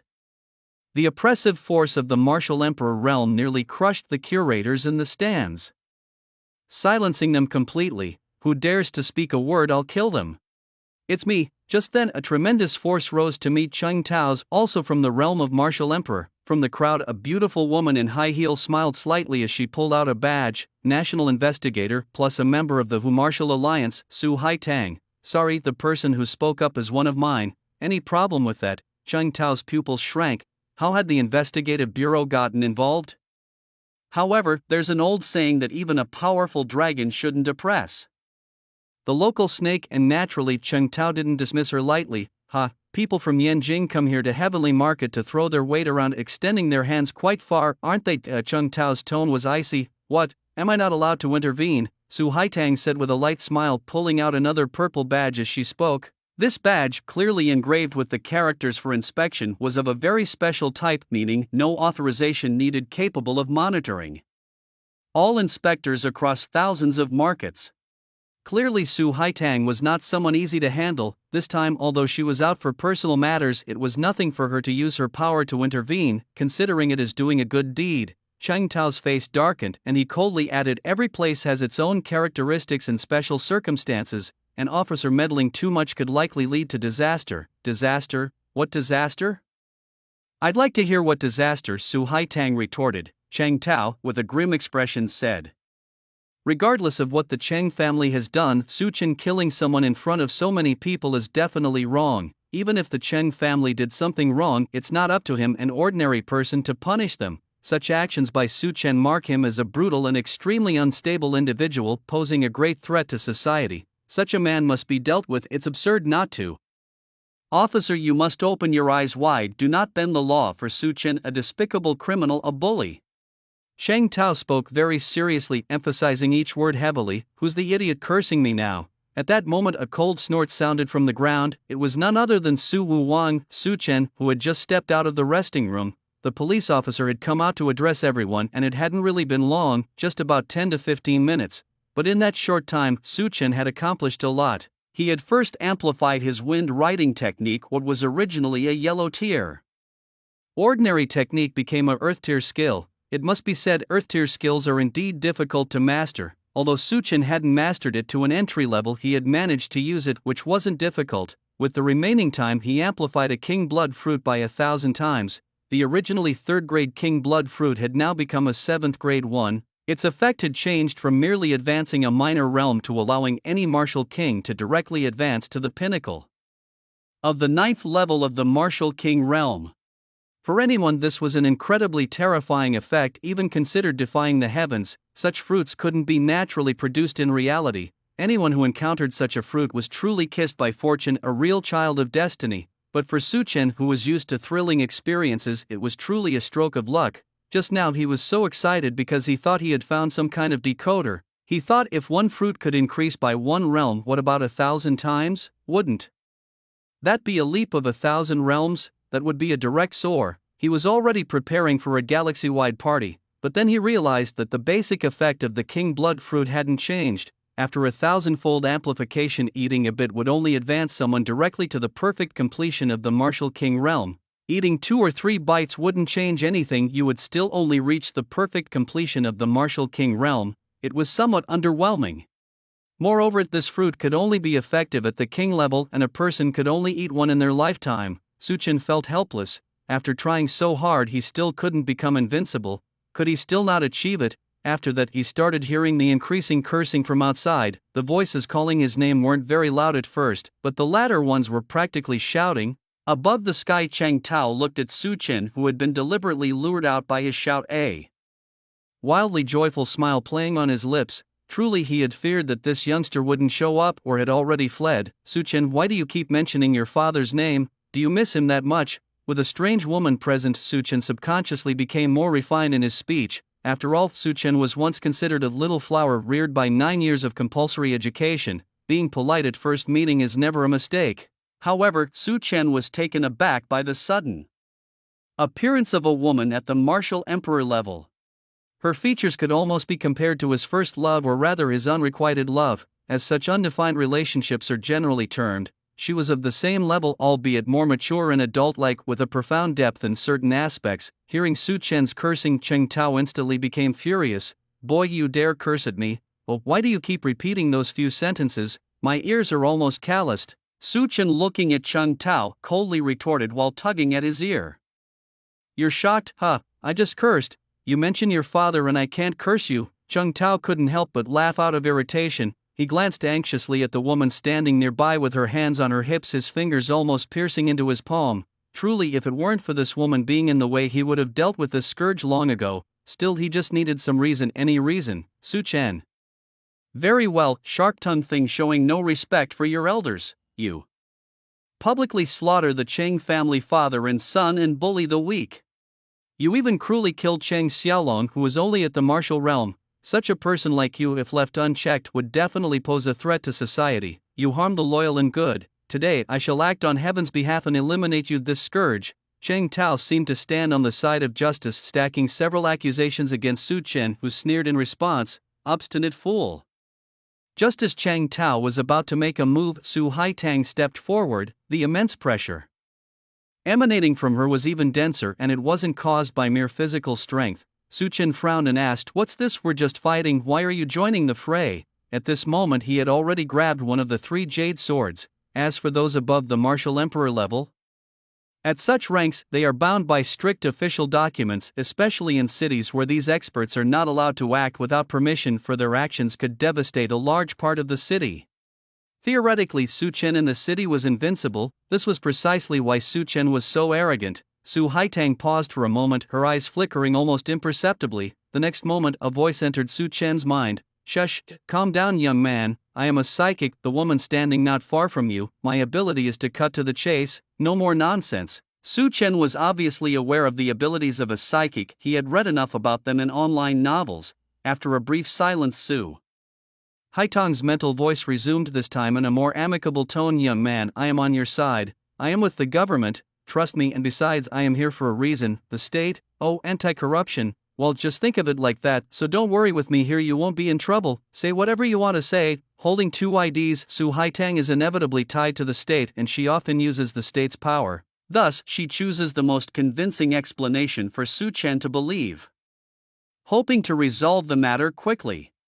"And then with the state backing you up, speak boldly," Su Haitang emphasized. Su Chen had a strange expression on his face. All this cursing and killing, and suddenly the state is backing him. It's truly bizarre, almost fantastical, but Su Chen could guess the rough reason. It must be because the other family was too outrageous and flamboyant, drawing the state's attention. However, it didn't matter to him, state-backed or not, Su Chen was ready to live high profile. After awakening the system, Su Chen never thought of keeping a low profile. Cheng Tao's eyes flashed coldly. "Commander, I didn't expect you to protect such an arrogant kid. He has done so many atrocious things, and yet you still shelter him." Although he said this, Cheng Tao's confidence was severely lacking at that moment, and he could only forcefully pin labels on Su Chen. With Su Haitang present, he really couldn't lay a hand on Su Chen, whose backing was too significant. If only he could provoke this kid into attacking us first.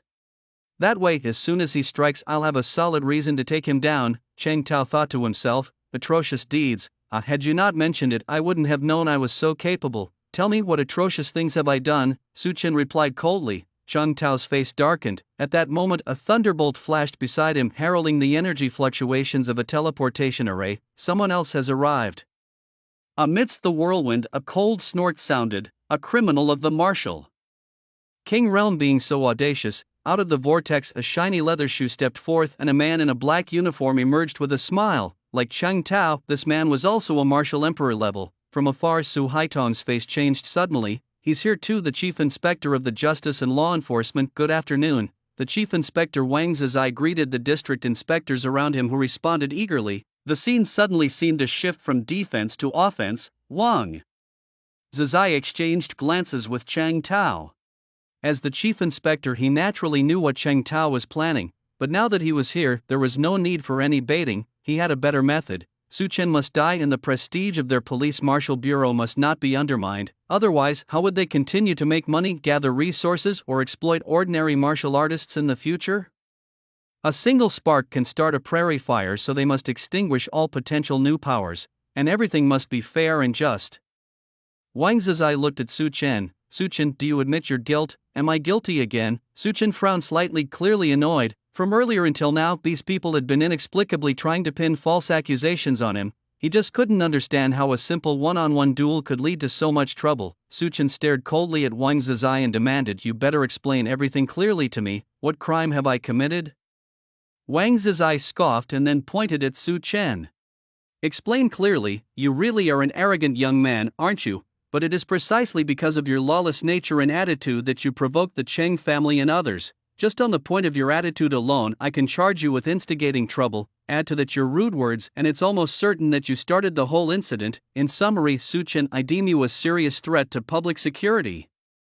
Execution is warranted." With a few sentences, Wang Zizai branded Su Chen a major criminal. "Inspector Wang, don't you think your arguments are a bit far-fetched?" Su Haitang spoke up coldly. if such reasoning can convict someone, doesn't that mean whatever the inspectors say goes and no one else can speak? A few retorts and you convict based on attitude and speech, isn't that absurd? Wang Zizai's expression turned colder. He sneered, it's funny how an outsider thinks they have so much say.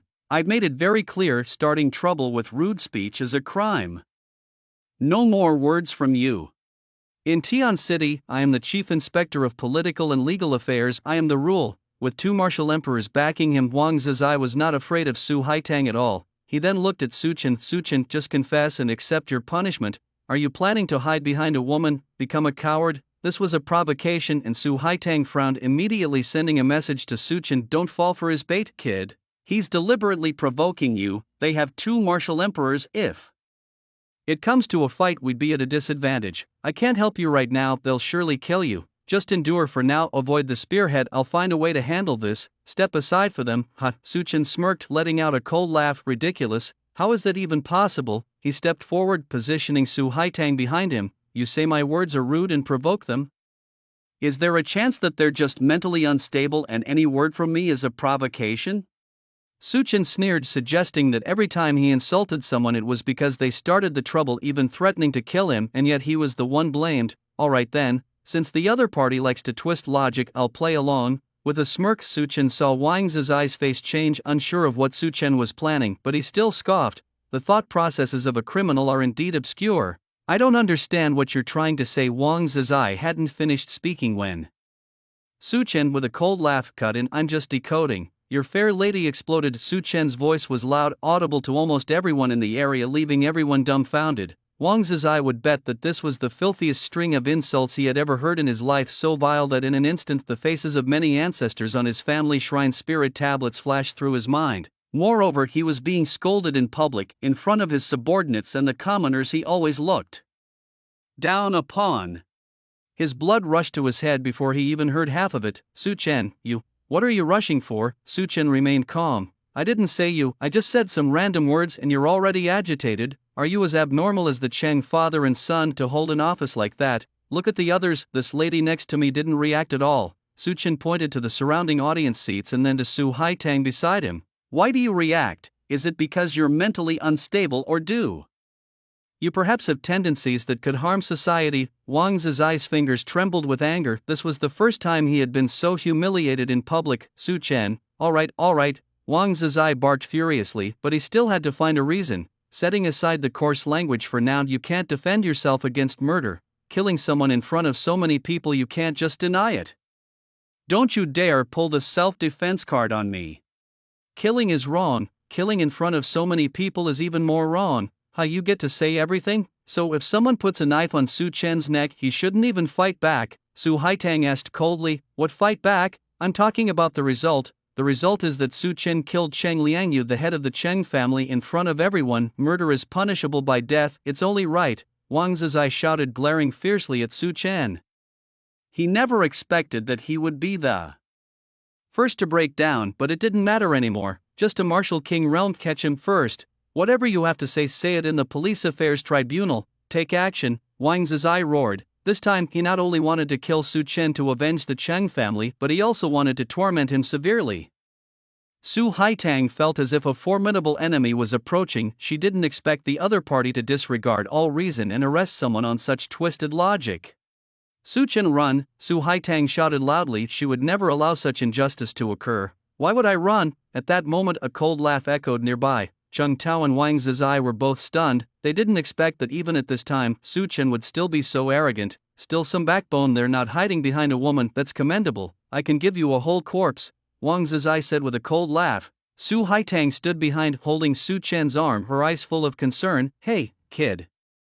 Are you crazy? Do you want to die? They are martial emperor realm. Su Chen looked puzzled. He didn't know why this woman cared so much about him, nor if it was just his imagination, but he always felt that when this woman looked at him, it was as if she was looking at a precious treasure. At that moment, her gaze seemed more regretful than worried. Don't worry, big sister. Su Chen didn't bother to say much, just glanced at Su Haitang. But it was this glance that made Su Haitang slowly lower her arm. She didn't know why, although Su Chen was only a martial king and the others were martial emperors. At this moment she felt an immense trust in Su Chen, as if her heart was injected with a shot of adrenaline. Enough was enough. Su Haitang dropped her hands and pursed her red lips, thinking to herself that even if there were danger it would only be a waste of an escape talisman. This person, not yet 20 years old already, possessed such strength. He was very likely the one her teacher was seeking. Powerful techniques were not out of the question. Su Chen held a black blade and looked at the two officers before him, their faces twisted with sly smiles. I didn't want to waste words on scum like you, but let me ask you this: do you often judge ordinary martial artists in Tian City like this? Without regard for right or wrong, simply because they infringed on your interests, you abuse your power to slander them. And then kill them? At these words, many in the audience were visibly moved, and some of the pavilion masters showed surprise. They hadn't expected this martial king under 20 to speak up for the common martial artists. In the era of high martial arts, maintaining the stability of a state required order and justice. Naturally, there were those who exploited the banner of justice to harm others. It was the same principle as in peaceful times. In a world full of martial artists and strong beings, there would be weak ones, light and shadows. Where some prospered, others suffered. Where there were honest officials, there were also corrupt ones. Wang Zizai smirked coldly. He knew what Su Chen was getting at, but how could he possibly admit it? As long as the city appeared stable on the surface, there were masses of workers who didn't want to confront them, craving temporary stability, cowardly, afraid, silently oppressed by them. This way, they had a never-ending supply of resources for cultivation. What are you talking about? Trying to deflect the issue with these arguments, Su Chen stopped struggling. Today you will die. He then shouted to the district inspectors behind him, hold back that woman Sheng Tao and I will handle her. Suppress Su Chen, break his hands and legs if necessary, or kill him directly if needed. Kill, kill. The surrounding district inspectors responded in unison, clearly understanding what Su Chen was saying. Such a person, how could they allow him to live? The crowd erupted in shouts, their bodies bursting with boundless vitality as they launched an attack on Su Chen and his companions. Suddenly, the earth and heavens shook, but Su Chen remained expressionless. He was tired of the nonsense. Normally he wouldn't bother, but since they had crossed paths with him, wanting to treat him like a soft persimmon to squeeze, then they could only die. Su Chen spoke coldly, drawing his jade sword. Then, with a gentle wave forward, a burst of sword energy shot out. The air in front of him split as if following some command, wildly parting to either side. An unstoppable pressure rolled forward, crushing everything in its path. The once overwhelming aura of a martial emperor was instantly subdued, like a naughty child being pinned down by an adult. Damn, Su Haitang cursed, her eyes lifelessly staring at the space shattered by the blade's force. Feeling the threat to her life, what was this? Run, activate the escape talisman. Sheng Tao and another shouted, their hands also flicking out several gray-brown talismans. Su Chen's face was a mask of indifference as he increased the power of the jade sword in his hand. Die. With a fierce swing forward, the oppressive aura was gone. Instead, a blade of light flickered, turning the world into a pure white expanse with Sheng Tao and the others at its endpoint. The clouds were cleaved apart and the unmatched blade light spread tens of thousands of miles before finally dissipating into the cosmos. Snap! Who was that at the resource field? In an office somewhere, an elderly man in a suit suddenly stood up. Vice Chairman, the female secretary nearby jumped in fright. The old headmaster's face was stormy. He bellowed, go and check now. Yes, yes. The secretary hurried out. The headmaster squinted his eyes. Damn, that old guy told me not to go out because there's a martial emperor around. Good heavens, this is in the city. How could a martial emperor dare to make a move like this? Has he gone mad? At this moment, the entire campus was in turmoil. In the university teaching buildings, male dormitories, female dormitories, almost everyone was crowded at the windows, shocked. My God, what big shot has arrived? Is it at the resource field? The blade light that split the clouds, what a monster! How powerful must one be to execute such a strike? This strike is incredible. I must go. I must witness this big shot's prowess. As for those who truly knew what had happened, their brains had ceased to function. Two martial emperors, just like that, taken out in seconds? Am I dreaming? Above the sky, Su Chen's expression was calm, as if he had done something utterly ordinary. As he had anticipated, the power of the jade sword was indeed earth-shattering. Ghost weeping, Sheng Tao and Wang Zizai among others were not just unable to resist, they couldn't even escape using their life-saving charms. Beside him, Su Haitang seemed stunned, taking a while to come back to her senses. She shuddered. Wiped out. Completely wiped out. An emperor-level trump card this. Kid has an emperor-level trump card. Such a weapon is not something ordinary people can possess. Su Haitang stared blankly at Su Chen's retreating figure. For a moment her mind buzzed. Who exactly is he? Su Chen yawned, thinking that it must be about time to end this beginner's level. It was also time to find a place to enjoy himself. Suddenly a strong wind began to circulate around Su Chen. He was about to descend to the ground. Wait a moment, Su Haitang suddenly spoke. Su Chen looked back. What is it? Licking her lips and swallowing, Su Haitang slowed her tone and asked Su Chen, would you like to join our Huawu Alliance? The Huawu Alliance, one of the top 10 martial artist alliances within the Great Xia region, currently ranked 5th, supposedly even included demigod-level warriors. With martial emperors and martial saints among them, the scale of the Huawu Alliance was naturally larger than that of a mid-sized city's police inspector. After all, it was a national organization and a true martial artist group. Its strength was self-evident, and many warriors from the police had retired from such martial alliances. No wonder that Inspector was so fearful of facing this woman alone. She was from the state and from the Huawu Alliance. Su Chen paused for a moment, retrieving information about the Huawu Alliance from his memory. It could be said that if the original person had received the news that he could join the Huawu Alliance, he would have been absolutely thrilled. Joining a powerful alliance means better cultivation resources and access to more diverse information about martial artists. Things like secret realms, trial sites, cultivation systems, and even the numbers of excellent masseurs at massage parlors. Huawu Alliance offers some of the top benefits in the entire daxia. Su Chen slowly spoke up. He indeed was lacking cultivation resources and was also short on money. While being powerful does bring in money quickly, it doesn't provide the stability that comes with a solid backing. Having already activated a 10,000-fold enhancement, Su Chen really didn't need to venture into the wild to fight and earn money. That was a life of licking blood off the knife's edge. Those alien beasts and demons wouldn't invent excuses like these martial artists. They attack in groups or ambush.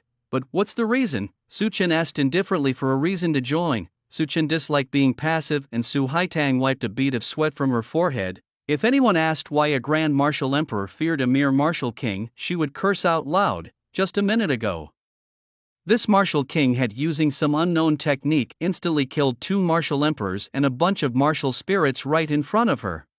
Even those who used special escape talismans couldn't get away. How could she not fear such a killing god? Su Haitang took a deep breath. It's because of my teacher's teacher. She recently foresaw some events and needs to recruit a large number of people. Foreseeing? She's a diviner, said Su Haitang. Su Chen nodded. A martial emperor, her teacher's teacher, and also a diviner within the Huawu Alliance. The immense power she wielded was self-evident. What's in it for me? Su Chen asked. Su Haitang's expression brightened as she hurriedly said, we can offer you a position as a special grade instructional teacher at a top-tier university with benefits including a luxurious residence exclusive to the Martial Arts Alliance and a super city, monthly cultivation resources worth 2.3 million plus 1 million daxia coins, and unlimited access to facilities in all the city's martial arts gyms. And that's just the basics. Aside from these, there are countless other free resources and more. Moreover, our Huawu Alliance is second to none when it comes to information resources, with countless secret realms and trial sites under our banner. Su Haitang spoke quickly, clearly not her first time detailing these. As for the super university, naturally, it's ranked among the top 20 nationwide. For example, although Tianshi University ranks first in Tianshi, it barely makes it into the top 100 nationally. Regarding the special grade instructional teacher position at a super university, why it's considered a reward. Firstly, the degree of a martial arts researcher already crushes that of regular university students, and secondly, because top universities often have access to primary information resources. Another important factor, there are particularly many beauties from distinguished families at super universities, and a special grade instructional teacher ranks even above these beauties. Not bad, right? Su Chen nodded. Then, Su Haitang looked at Su Chen with an urgency that seemed as if she wanted to devour him. They're that short-handed over there, Su Chen thought, but he didn't really care. All right, I can join you, but you've got to offer something in return, right? You're not expecting me to join empty-handed, are you? Su Haitang felt a bit awkward, scratching her head as she sheepishly said, there is something, but it might seem trivial to you. What is it? A full power strike at the level of Martial Emperor First Tier, Su Haitang said, looking down. After saying this, her cheeks flushed with heat, overwhelmed with embarrassment. It was as if someone had casually thrown out 1 million, and now you were inviting someone with just 10,000. This is so embarrassing. Su Haitang couldn't even bear to Look at Su Chen. Surprisingly, Su Chen's expression remained very calm, seemingly oblivious to Su Haitang's discomfort. Bring it here, he said nonchalantly. Alright, Su Haitang pulled out a jade-colored scepter. ZZZT, Martial Emperor Realm Tier 1 Full Power Strike Jade-colored scepter 1 detected, can amplify 1,000-fold yes/no. Indeed, a flicker of light briefly passed through Su Chen's eyes. An attack at the Martial Emperor level can also be amplified. Joy surged within Su Chen. He hadn't expected the trump card to be replenished so quickly, having just used one and already another was replenished. It's just unknown if this kind of item can be mass-produced. Su Chen took the scepter, seemingly asking casually, how do you make these scepters? Is it difficult? His tone was as casual as possible, but to Su Haitang it meant something else. Are Martial Emperor Realm scepters that hard to make? Just one. Immediately Su Haitang pulled out two more jade-colored scepters from her pocket. Su Chen, I'm sorry, the scepters capable of a Martial Emperor's one hit are really hard to manufacture. I only have these two left and they're both yours now. Ding, Martial Emperor Realm Tier 1 Full Power Strike Jade-Colored Scepter 2 detected. Su Chen was momentarily stunned. Huh, what's going on? He took the two Martial Emperor Tier 1 Full Power Strike Jade-Colored Scepters. Although it was somewhat baffling, he was now somewhat clued into the situation. It seems that trump cards aren't that easy to produce after all. While Su Chen was pondering, a discordant voice came from not too far away. Unexpectedly, someone from the Huawu Alliance is actually so afraid of a little child at the Martial King realm. Really puzzling. The speaker was also a man in uniform, an officer, and with three Martial Emperor realm officers. This one was likely the Director General of the Police, the Director General of Tian City. However, this time following him were not guards but the board members of Tian City Martial Science University and two plump, pot-bellied chairmen. Hey, Brother Cheng, we agreed before coming here that you were just to observe, no chattering. Do you want more deaths in the school? The pot-bellied chairman, who was indeed the vice-chairman of the Martial Science University, Wang Er, coldly shouted. Brother Cheng's face darkened a bit and then he fell silent. A group of people flew up to Su Chen and Su Haitang. They all greeted them with a fist and palm salute. Miss Su, young friend Su, greetings. Hello, President Su, Haitang responded. Su Chen nodded slightly, his expression unchanged. Our visit this time is to discuss matters with you. After our collective deliberation, the casualties from this incident have been extensive, with our school and the police department suffering greatly. For peace, for the public, for everyone, we have decided to call a halt here. From now on, let this matter come to an end. How about it? Su Haitang's face remained calm. She had deliberately informed the president of the Martial Science University beforehand, so when she mentioned Su Chen, the old president immediately understood. The old fellow was very cooperative. Even after various incidents occurred, he showed no intention of intervening. This old guy is quite sensible, thought Su Haitang. With this, the possibility involving the Martial Science University was ruled out. There might be no one more talented than Su Chen, right? Unlike what she told Su Chen, Su Haitang had concealed much information. Most crucially, they weren't recruiting but poaching. That old diviner from the Martial Alliance was indeed powerful, possessing the rare strength of a martial god in the current world. He had many disciples and his divination was open to the entire alliance. Su Haitang's teacher was just one of them and also a minor disciple of the diviner. The prophecy was real, a significant event was indeed about to happen, but Su Haitang hid one fact: the old man had also prophesied about the existence of the Child of Destiny. The so-called Child of Destiny refers to those favored by fate. The old man prophesied that a great turmoil was imminent. Whether it was the human nations or different races and beasts, many children of destiny would emerge. It was going to be a major reshuffling, for Daxia to keep its wisdom and protect itself in these chaotic times. It was essential to grasp the children of destiny and cultivate them with all efforts. However, the old man's prophecy about the location of the children of destiny was vague, as if it was being interfered with. According to the old man, it seemed to be due to some unknown force invading. Because this energy was so special and overwhelming, it interfered with the old man, allowing only a sense of the general area of the children of destiny somewhere in the northern part of Xia country. As for what this unknown force was, the old man couldn't feel it. He only knew it was not malevolent and didn't need to be concerned about. As for the unknown power, Su Haitang naturally had no solution, but regarding the Child of Destiny, she was determined. She was very clear about the importance of the Child of Destiny. With the help of the Child of Destiny, Su Haitang believed that her Su family could definitely rise to the top. Now nearly everyone in the alliance had rushed to the northern province of Hua, frantically searching for the child of destiny. Su Haitang had also gathered a large number, recruiting all those with talent under her command, giving them something to do, settling them down, and then observing them slowly. Su Chen was the most talented she had seen. Harmony brings wealth, said Zhang Si, the chairman and president of the Martial Science University, with a smile. However, I must say young friend Su is truly accomplished and imposing at such a young age. I admire, truly admire. You flatter me too much, Principal Zhang, Su Chen said. Flatter you? This time Miss Su came here specifically to recruit talent. Being noticed by her means that your future will surely shine even brighter, Principal Zhang replied enthusiastically. At that moment a secretary suddenly interjected, Principal, what about Su Chen's information file? Fool, of course he graduates as our top student. Scholarships, titles, he shouldn't miss any of them, and remember to place his photo in the outstanding graduates section, said Principal Zhang loudly. Although he was speaking to the secretary, his words were also meant for Su Chen, showing a certain attitude. Although it might sound noisy, Su Chen felt quite pleased inside. Su Haitang also nodded, slightly satisfied with Principal Zhang's attitude. By the way, young friend Su, Principal Zhang seemed to remember something and looked at Su Chen. Would you like to hold a lecture? We have many young ladies and girls here who are eager to meet you, Zhang said with a sly smile, subconsciously tugging at the seam of his trousers, clearly recalling some pleasant memories. Su Haitang remained silent, respecting Su Chen's opinion. To her surprise, Su Chen shook his head. No need. All right then, Principal, if there's nothing else we'll be leaving now, Su Chen said calmly. Yes.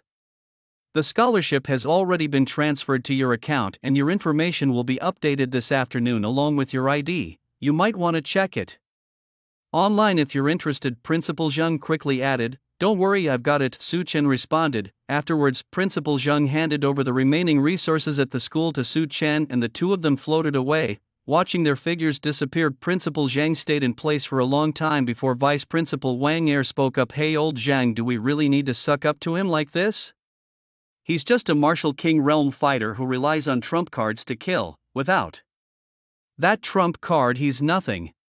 Don't you want to know how he became so strong? Principal Zhang responded. The police might not know about Su Chen's newfound strength, but we as school administrators have the authority to access all student information. We are well aware of how much he has changed in such a short time. After hearing Vice Principal Wang's words, Principal Zhang just smiled lightly. If you want to go find out, go ahead. Discover his secrets and keep them to yourself. How about that? No, if you don't go, how will we deal with that guy from the Martial Alliance? The Vice Principal asked.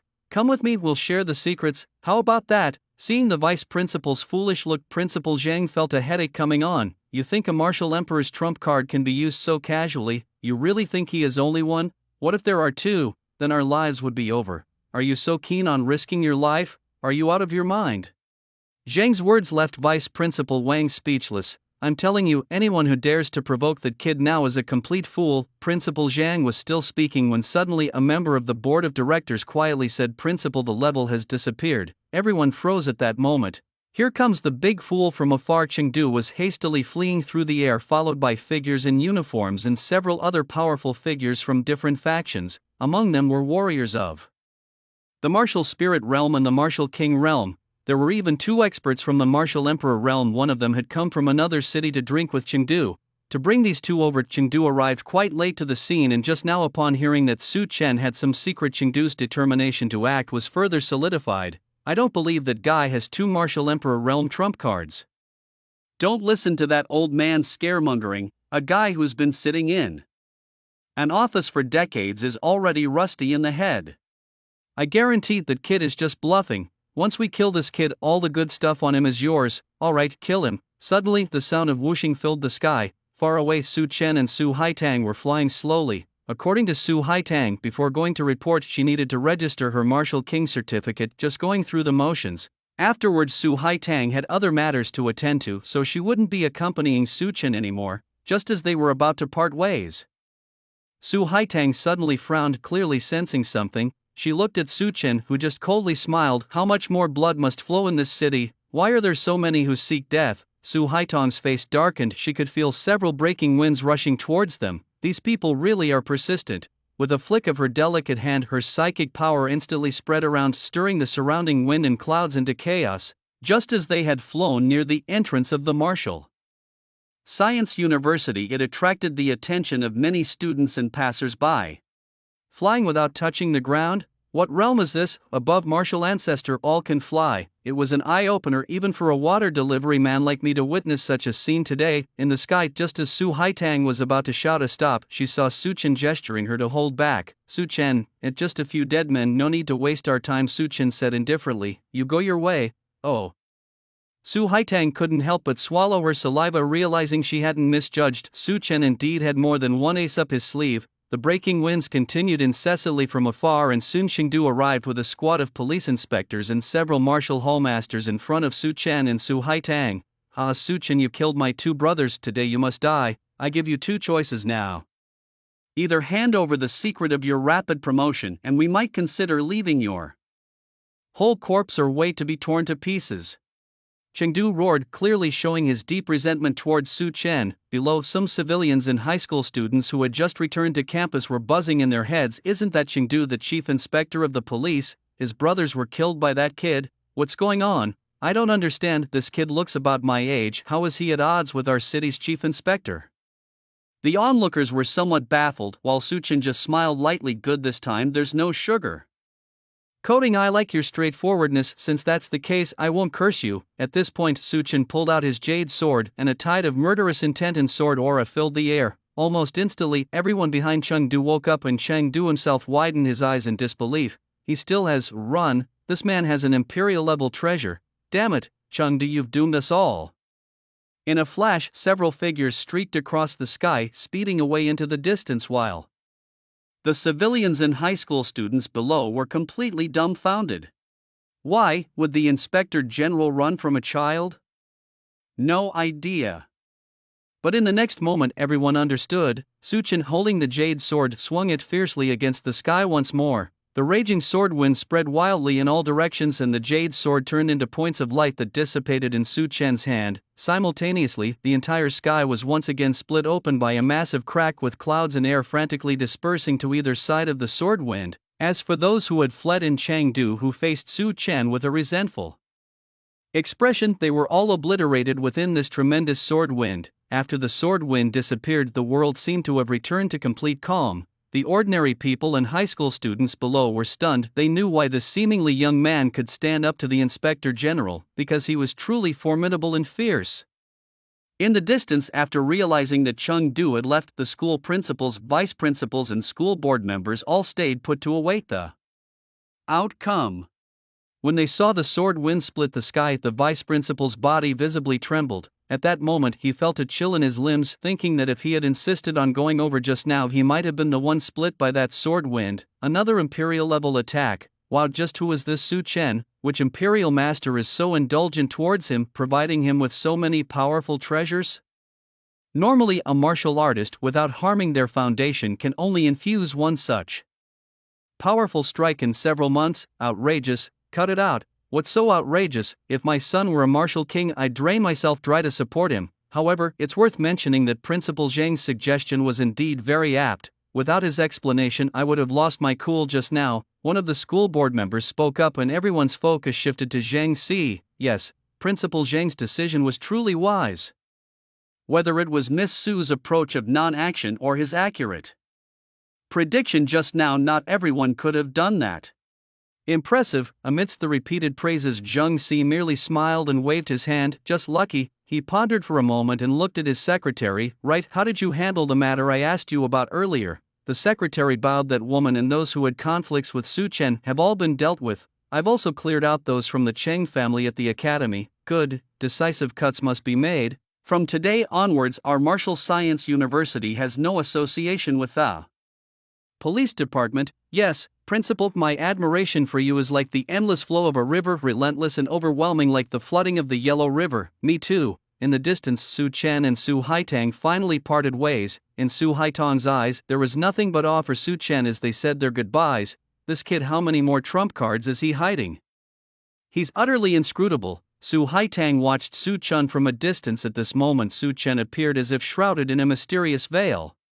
Even if this person is not the child of destiny, he is definitely not someone to provoke. With this thought, Su Haitang flew away without looking back.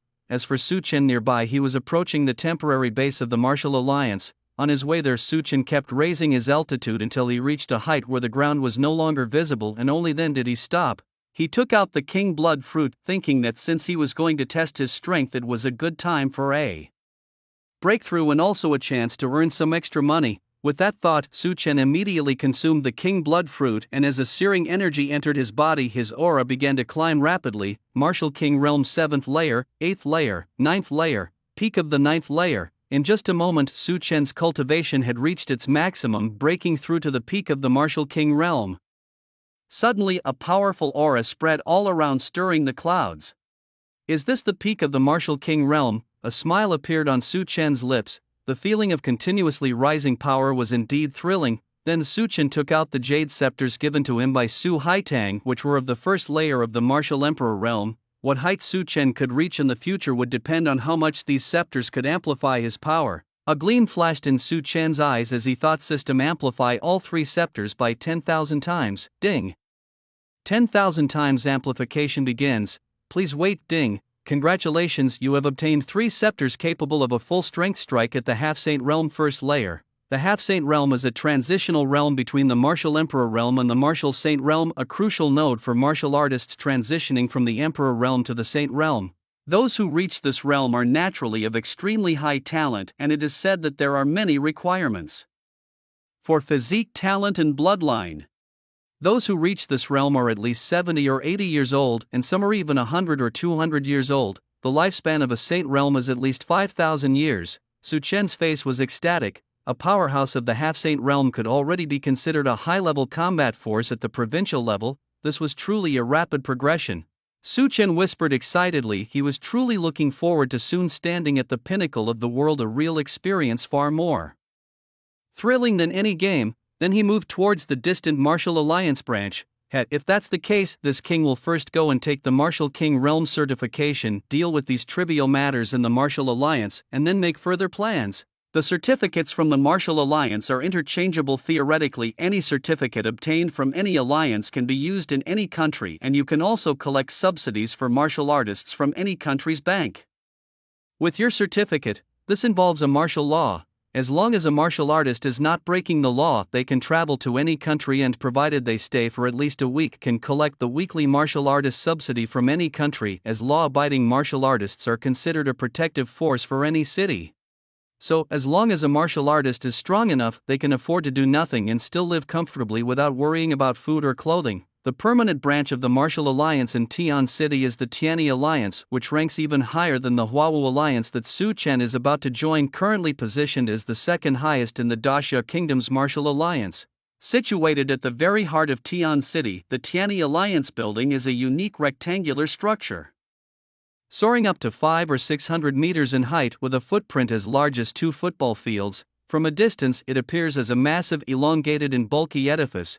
At this moment, at the grand entrance of Tianyi Alliance, dozens of young girls dressed in black silk uniforms, boldly displaying their careers, guide the entrance as countless young martial artists continuously move in and out. This is the Tianyi Alliance. Oh, what a grand sight! Wow, am I unable to see through the realm of the woman guarding the gate?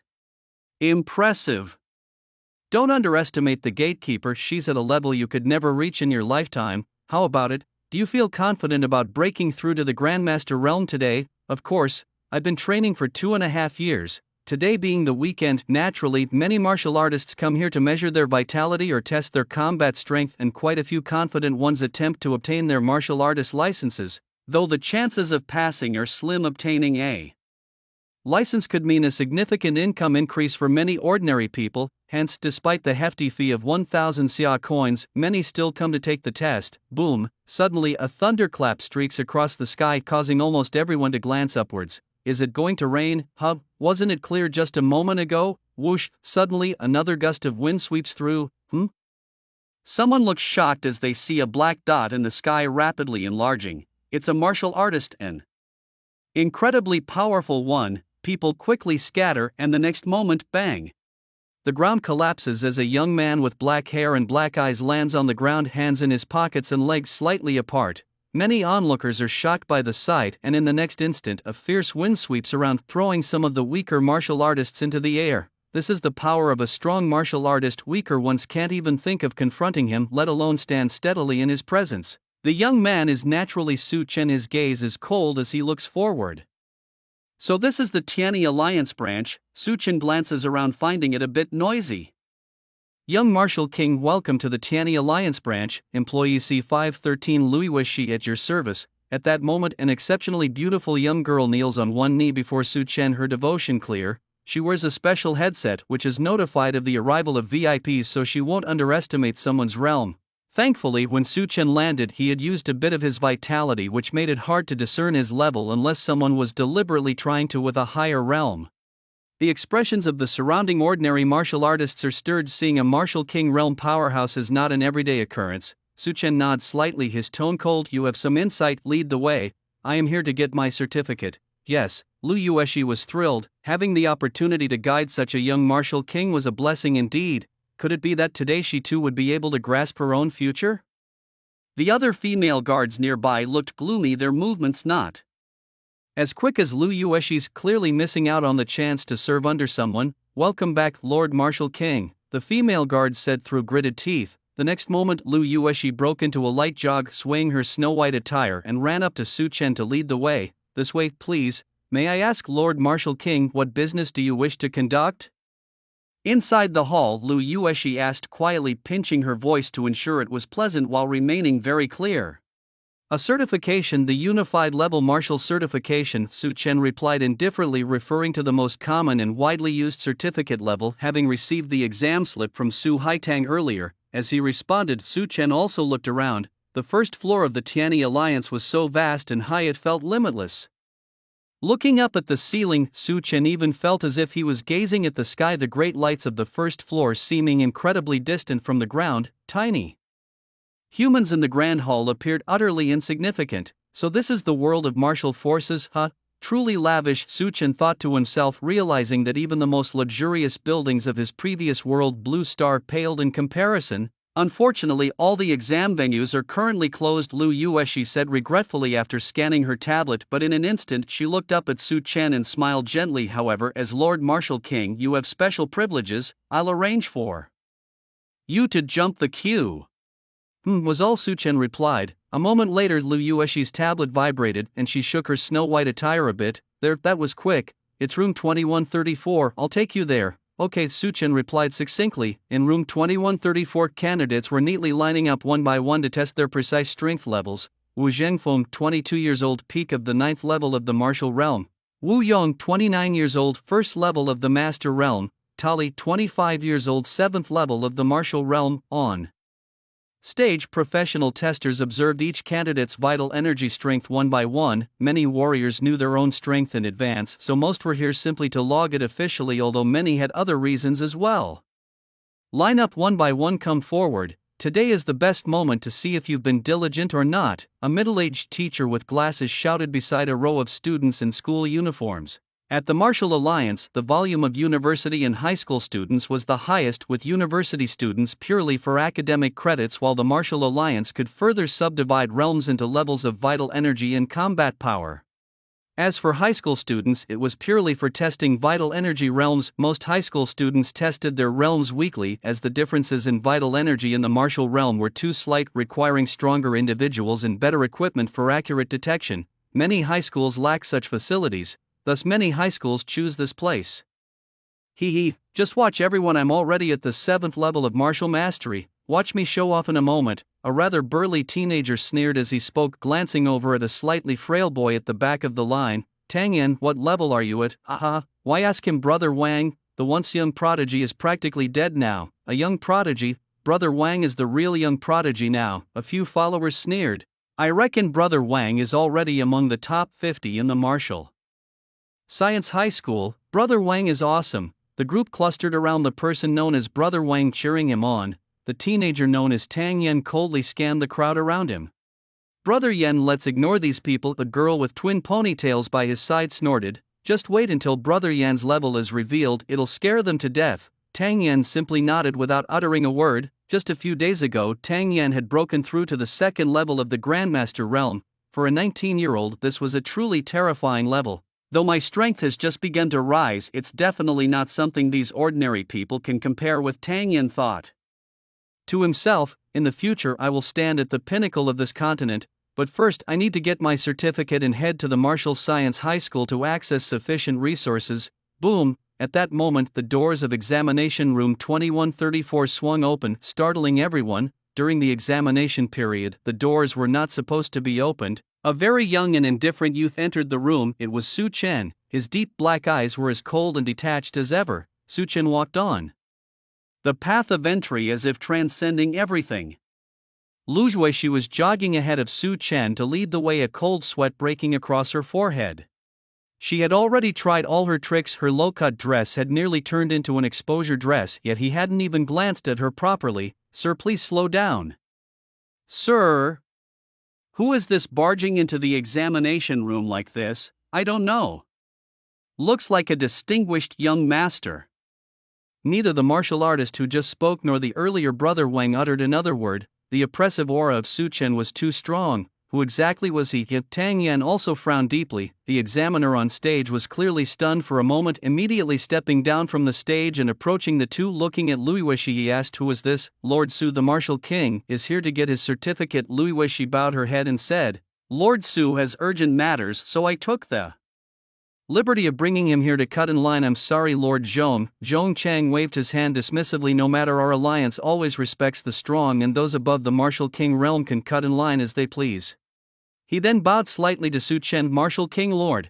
Actually, I am also at the martial king level, but I can't quite see through your strength. I need to use a device to test your strength if you don't mind." "No problem," Su Chen replied. "Good." Zhong Cheng immediately pulled out a purple crystal and aimed it at Su Chen. "You're in a hurry, so I'll test you right now." With a flash of purple light, the next moment a line of black text appeared on the crystal ball. Zhong Cheng's pupils shook, but he still trembled as he read it out loud. Su Chen, 19 years old, Martial King Realm. 9th level peak. His chi and blood value is 1,516,742.58. Overwhelmed by shock, Zheng Cheng even blurted out Su Chen's chi and blood value. He now felt that his half a lifetime of training had been in vain. After all, he was already 45 years old and only at the 4th level of the Martial King Realm. While he was training daily at the academy, others had reached the 9th level peak. "Your certificate has been entered and it will be out soon. Please come this way, I will take you to the reception room," said Liu Shi, her voice trembling as she spoke, and led Su Chen out of the room. Su Chen's testing had taken less than 3 minutes, but the impact on everyone in the room was immeasurable and would not soon be forgotten. The room fell silent. Wang Gu and his noisy friends stopped talking, their minds completely blanked out. It was as if they had just emerged in a small village on a tiny planet and encountered a cosmic-level monster. The difference in magnitude was too great. They didn't even have the mindset to compare. As for the boy who had been mocked earlier, Tang Yen, and the girl with twin ponytails were also completely stunned. "He's the same age as me. I've trained so hard and had so many opportunities, yet I can't even see the dust of his feet. How can this be?"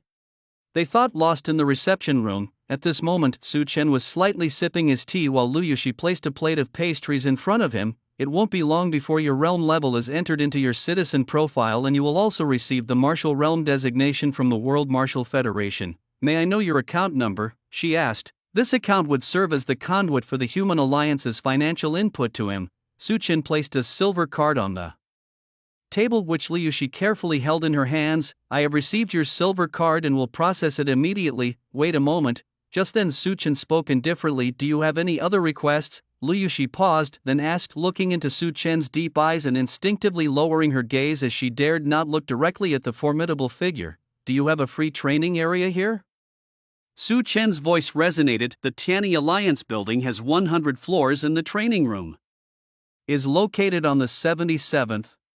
The Tianyi Alliance's training rooms are specifically set up for exclusive students of the Alliance, but they are also open to some external martial artists." Ding dong! As the elevator came to a stop, Su Chen and Lu Yushi stepped out and she led him to the door of the training room.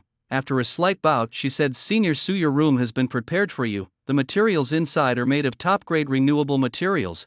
Please note the room can withstand the strongest attack of the Martial Spirit Realm's 9th level peak for 10 seconds. Do you have any other needs? Su Chen waved his hand. This king wants to train, nothing special, do not disturb me. Yes, the door to the training room opened. Its decor was minimalist, entirely in white with the tables, chairs, and even the ceiling all in the same hue. Special material, Su Chen muttered to himself.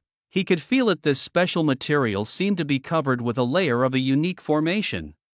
Can it regenerate at will within 10 seconds? With a thought, Su Chen struck out, his vital energy spreading all around. In an instant, the ground cracked open and countless pieces of the white material began to collapse chaotically. Amidst the collapse, the white material continuously gathered towards the center, and in a few moments, the room was restored to its original state. So it is, Su Chen realized. He sat down on the ground knowing there was still some time before his certificate would be issued. Rather than waiting and drinking tea in the reception room, he preferred to make practical use of his time. Now that he had enough time, it was perfect for Su Chen to enhance everything he had acquired these days, planning a minor upgrade. But before that, there was one more thing to confirm. Holding the upgraded black blade in his hand, Su Chen asked System, can this blade absorb? Ding.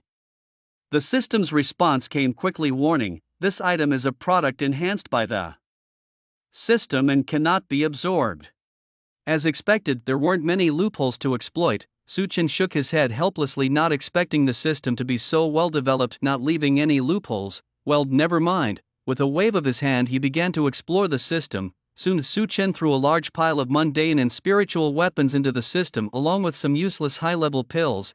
After dealing with most of the junk, ding. System upgrading. System upgrade successful. System interface updated to version 1.1.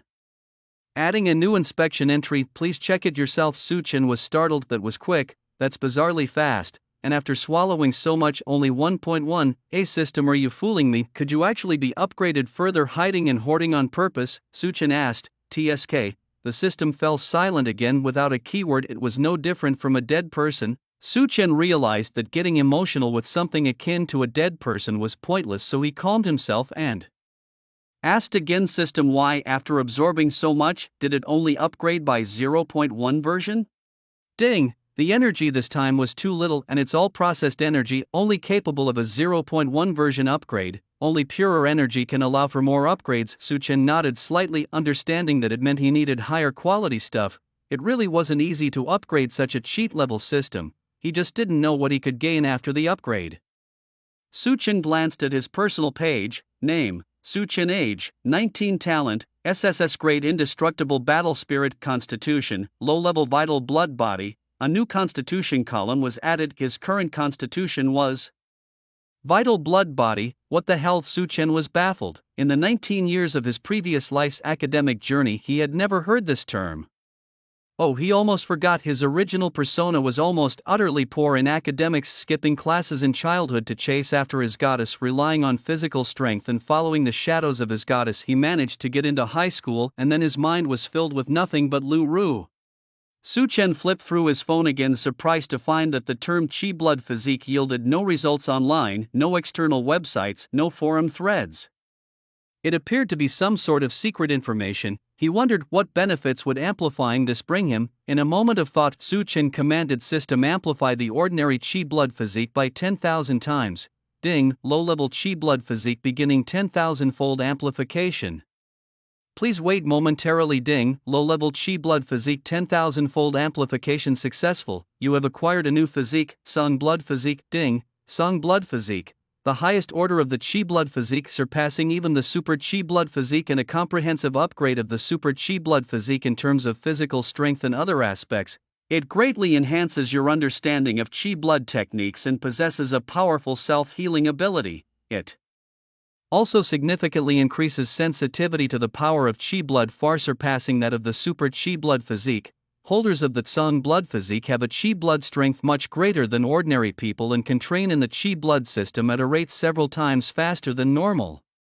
Chi blood physique levels, low, medium, high, super special. With a new burst of knowledge from the system, Su Chen roughly understood the special nature of the Tsung blood physique. It was essentially a comprehensive new buff. How strong it actually was remained to be seen. Su Chen stroked his chin, pondering. It seemed that with each upgrade of the system he could gain a significant enhancement step by step towards becoming the strongest. With a helpless wave of his hand, Su Chen admitted that he preferred becoming invincible all at once and then playing the fool to experience life. But alas, he would take it step by step. Life was not too bad at the moment, Su Chen muttered to himself, ready to amplify the remaining items, giving his equipment a minor upgrade. The remaining weapons he could enhance included a king-level spear, a king-level long knife, and several spirit-level weapons. As for techniques, he had 10 yellow-tier techniques and 2 mysterious-tier techniques, including 1 yellow-tier martial arts body refining technique. Su Chen nodded slightly. Perfect, all techniques could be updated. The system began the amplification, as a burst of golden light flickered. Ding! King-level mid-grade weapon, the sky-piercing spear, and king-level low-grade weapon, heavenly blade knife. 10,000-fold amplification successful. You have acquired new weapons: Emperor-level mid-grade weapon Wanli Lu Yun and Emperor-level low-grade weapon Yin Yun. The weapon levels were ordinary, spirit, king, emperor, and after emperor came Emperor level weapons were rarely owned even by martial emperors, as high status did not guarantee possession of fine weapons, and sometimes, without understanding social nuances, who would forge weapons for you? Su Chen glanced at the newly amplified Emperor level weapon Yin Yun, a body of silver yet containing clouds of such a clear white with absolutely beautiful lines, not mere straight lines but curves each side beautifully bent like the stunning S-shaped body line of a beautiful woman, irresistibly inviting one to play with it. Although Su Chen could wield the Emperor-level weapons, he could only activate them briefly and not truly master them fully. However, he had a suitable royal-level weapon, so there was no problem. Ding! Having successfully amplified the high-grade Shin-tier martial technique Willow Moon Blade technique by 10,000 times, you have acquired a new martial technique, the high-grade Spirit-tier Silent Moonless Blade technique. Similarly, the low-grade Shin-tier breathing method Flame Breathing technique was also amplified 10,000 times, leading to the acquisition of the high-grade Spirit-tier Supreme Flame Breathing technique. Furthermore, the top-grade yellow-tier stepping technique Flowing Cloud Steps was successfully amplified, granting you the new stepping technique, the top-grade Earth-tier Ghostly Trace, which includes upgraded features similar to flying techniques. After a period of upgrades, Su Chen's profile has been completely transformed. ZZZ. Name: Su Chen. Age: 19. Talent: SSS grade Indestructible Battle Soul. Physique: Azure Blood. Physique cultivation: 9th peak of Martial King. Realm techniques: Supreme Flame Breathing technique, high-grade Spirit tier, Ghostly Trace, top-grade Earth tier, Heavenly Origin Breathing technique, low-grade Shin tier, Martial techniques, Silent Moonless Blade technique, high-grade Spirit tier, Thousand Dragons Demonic Blade technique, top-grade Shin tier. Condition: perfect state. Amplified combat power on paper. Su Chen then amplified all the remaining pills, gifts from the Martial Science University, and newly acquired items from the rings, including the blood replenishing stones, by 10,000 times. Most of the stones in the head of the Cheng family's ring were mid-grade blood replenishing stones, which after amplification turned into high-quality ones. As for the pills, although most of them were of similar grades as before, there were a few special high-grade pills from the Cheng family head, such as those that accelerate cultivation and increase the understanding of techniques, 7th grade coagulation pills and 8th grade comprehension pills. After amplification, the former turned into low-grade Saint-tier pills, while the latter became mid-grade Saint-tier pills. Beyond the 9th grade are the Saint-tier pills. At this moment, the pills started to emit a holy light, looking almost like the censored mosaics in numbered anime episodes. Wow! Su Chen marveled as he held the two peculiar pills. With these he could actually experience an increase in his cultivation speed. Su Chen pondered over this and decided to start with martial arts cultivation. After arriving in this world, he had not yet truly practiced martial arts. This was a good opportunity to try and see how long it would take to break through to the martial spirit realm. King blood fruit and such fruits aren't found everywhere. After all, one must tread the path steadily. Thinking this, Su Chen pulled out a yellow-tier body forging technique book. Martial arts cultivation primarily starts with body forging, and like techniques, they are classified into ordinary yellow Shen, Earth Spirit, and Heavenly tiers, among others. After 10,000 times amplification, Su Chen directly obtained a mid-grade Earth tier body forging technique, a rare treasure in the world even if it's just a yellow tier technique. High-grade body forging techniques allow for faster martial arts cultivation and produce higher quality vital blood. Although his original body possessed a top-grade ordinary tier spear technique, it didn't even have a low-grade ordinary tier body forging technique. As for a mid-grade Shin tier body forging technique, it is an absolute rarity in the world. Su Chen perused the body forging technique once and began his cultivation. with each subtle movement of the mid-grade Shin tier technique revealing profound mysteries. Just the introductory chapter combined 800 to 900 movements. Moreover, each movement demanded strict control over the vital blood, which needed to circulate through specific acupoints throughout the body without any mistakes. This level of martial technique poses an immense challenge. For ordinary people, not only is mastery out of reach, but even a single execution of the routine is tremendously difficult. However, for Su-Chun these moves are hardly a challenge. With the enhancement from his pale blood physique, he has an exceptionally swift grasp of any blood-related martial techniques. His learning speed is several times faster than others. In just half an hour, Su-Chun had already progressed to the second major movement of the introductory chapter. White steam slowly rose from his body, filling the entire white room with fog, unknowingly increasing the temperature by several degrees. Su-Chun's face turned red at this moment. His physical body was furiously circulating blood energy. Just these two movements had already caused his body to heat up, a testament to the formidable nature of this Shin-level technique. "I've almost used up all my blood energy," Su-Chun gasped, surprised that in just this short period he had nearly depleted all his blood energy. Indeed, the Shin-level body tempering technique was terrifying. Su-Chun began consuming medicinal pills. First, he swallowed a Sync-grade blood condensation pill, then placed all the finest blood supplement stones in front of him. In an instant, the room was filled with red energy fluctuations produced by the stones, a sight so spectacular that it would surely frighten anyone from the outside world. It was extravagantly luxurious. Delighted, Su-Chun began to absorb the energy from the blood supplement stones. He continued performing movements from the Shin-level body tempering technique. One, hiss, next one. After 5 whole days of practice, boom!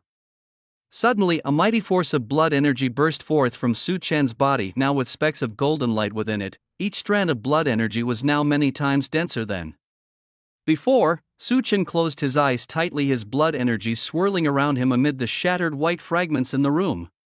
The next moment, bang! Su-Chun abruptly opened his eyes, unleashing a tremendous force that swept across the surroundings. At this moment, there was less blood energy in Su-Chun's body, but more spiritual power, a transition into the spirit realm. In this realm, a martial artist's physical body and blood energy are imbued with spiritual power, making all his blood energy far more sensitive than before. Additionally, because of the gathering of spiritual power, the density of his blood energy had also become several times thicker. Yes, in just 5 nights, Su-Chun had successfully broken through to the first level of the martial spirit realm, a height others might never reach in their lifetimes. Is this the martial spirit realm? Su-Chun carefully sensed his new power, amazed at how quickly he had achieved the breakthrough, though much of it was likely due to the Sync-grade blood condensation pill. Murder and plunder indeed proved to be the best ways to seize resources, as everyone has their own unique encounters. If Su-Chun remembered correctly, only ancient warriors could create blood condensation pills, and the technique had long since been lost. That Cheng Liangyu really had such a fortune. Who knows how many warriors had to be squeezed to obtain it? TSK. Su-Chun collected his blood energy back into his body and smiled confidently. He stayed a few more days in the cultivation room, consuming the remaining Sync-grade enlightenment pills, elevating all his spirit-level techniques to the introductory completion level before finally ending this cultivation session. It was time to set off. Su-Chun slowly stood up, a smile playing on his lips. As he left the training room, Lu Yushi was still waiting outside. Her dedication to service truly commendable. Su-Wu, no, it should be Lord Lingwang. Congratulations on your breakthrough, Lord Lingwang. Lu Yushi tried to keep her tone steady, but despite her efforts she couldn't hide the deep shock in her eyes. Su-Chun did not deliberately conceal his aura, and the monitoring personnel detected it through their equipment. The head of the Tianyi Alliance's branch, standing in the testing room, looked astonished at the data on the nearby devices. The presence of spiritual pressure in his chi blood, meaning spiritual power, indicated he had reached the martial spirit realm. Did he break through to the martial spirit realm in just a few days? Alas, why did the Huawu Alliance act so swiftly? The man sighed softly. Over these days, the events Su-Chun instigated at Tian City's Martial Science University were well concealed by the university, but Su-Chun's ID had already been registered with the Huawu Alliance.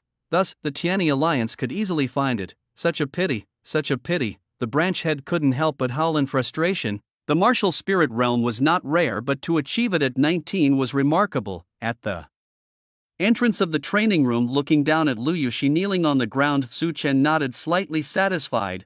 Although she was just a first-tier martial artist, her attitude was commendable. He glanced at her ear, noticing a fluctuation of sound waves. Was someone advising her? No wonder she could guess his realm. With the enhancement from his Tsangshu body, Su Chen's senses were greatly heightened. He smiled gently and said, "You have been quite diligent." Liu Shi shook her head. "It's no trouble, my lord, it is my duty. Also, your certificate has been updated online. We will soon adjust your status to the new realm, though it will take some time." The new realm needed to be reported to the Alliance, and the equipment had already detected Su Chen's cultivation level, so no further tests were necessary. "Thank you." Su Chen nodded slightly. As he was leaving, he glanced at Liu Yushi's attire, which was still very revealing. Aside from the deep cleavage, everything else was quite exposed, enough to make any pure-hearted man uncomfortable. Su Chen watched for a while. It's a pity, this woman is indeed diligent, and her talent is not low, only not focused on the right path. Su Chen smiled, and as he passed by Liu Yushi, he lightly tapped a point on her back.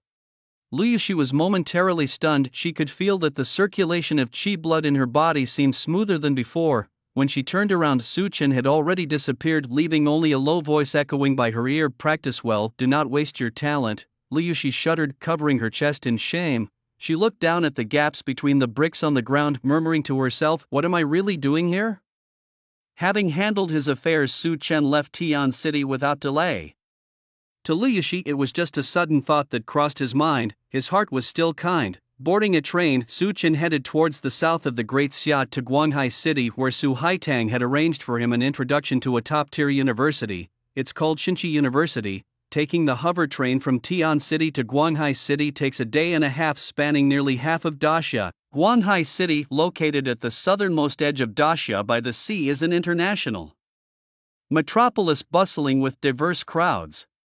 Its tolerant and progressive ideals have quickly elevated it to one of the top cities in Daxia. By the time Su Chen arrived in Guanghai City, he was physically and mentally exhausted, barely able to walk, so he didn't head to the university immediately. Instead, he sought a place of comfort. The couplet read, "Heaven on earth above, earthly paradise below," and the horizontal scroll said Ruyu Pavilion. It was a chance to experience the local customs and rejuvenate his energy. After all, he hadn't properly rested after his recent training. In the world of martial artists, places like Ruyu Pavilion are quite common, mostly catering to martial artists. Inside, dedicated therapists use various tools to clear the meridians and channels in the body, essentially clearing the pipes. The path of martial arts is inherently exhausting, and prolonged training can lead to latent ailments similar to chronic issues from long-term physical labor. Regular clearing of these energy pathways is crucial to prevent more serious problems, which is why many martial artists occasionally visit places like Ruyu Pavilion for professional services to clear their meridians and channels.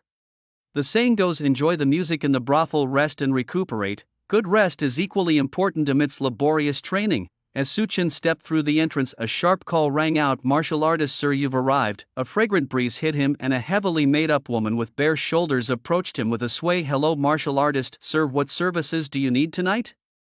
"We offer serene relaxation, elegant companionship, and joyous togetherness across all ages, including newcomers. Would you like?" She was interrupted by Su Chen, only in Xia language. "Oh, you want to learn foreign languages? We have that too." Yes, oh my god, we do." Su Chen nodded slightly and said quietly, "Let's go upstairs first." "Right this way, sir." Meanwhile, in a private residence under the flag of the Huawu Alliance in Yanjing, Su Haitang lay back on a sofa staring up at a virtual screen floating in front of her. On the screen, a stunningly attractive body bathed in a pool with steam swirling around and glistening water droplets sliding down her tender shoulders, falling into the water and creating ripples centered around her snow-white body.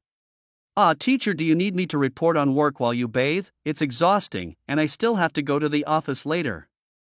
Su Haitang complained tiredly, her face showing the fatigue of having traveled extensively across the northern province, her legs nearly worn out. "I just have some free time."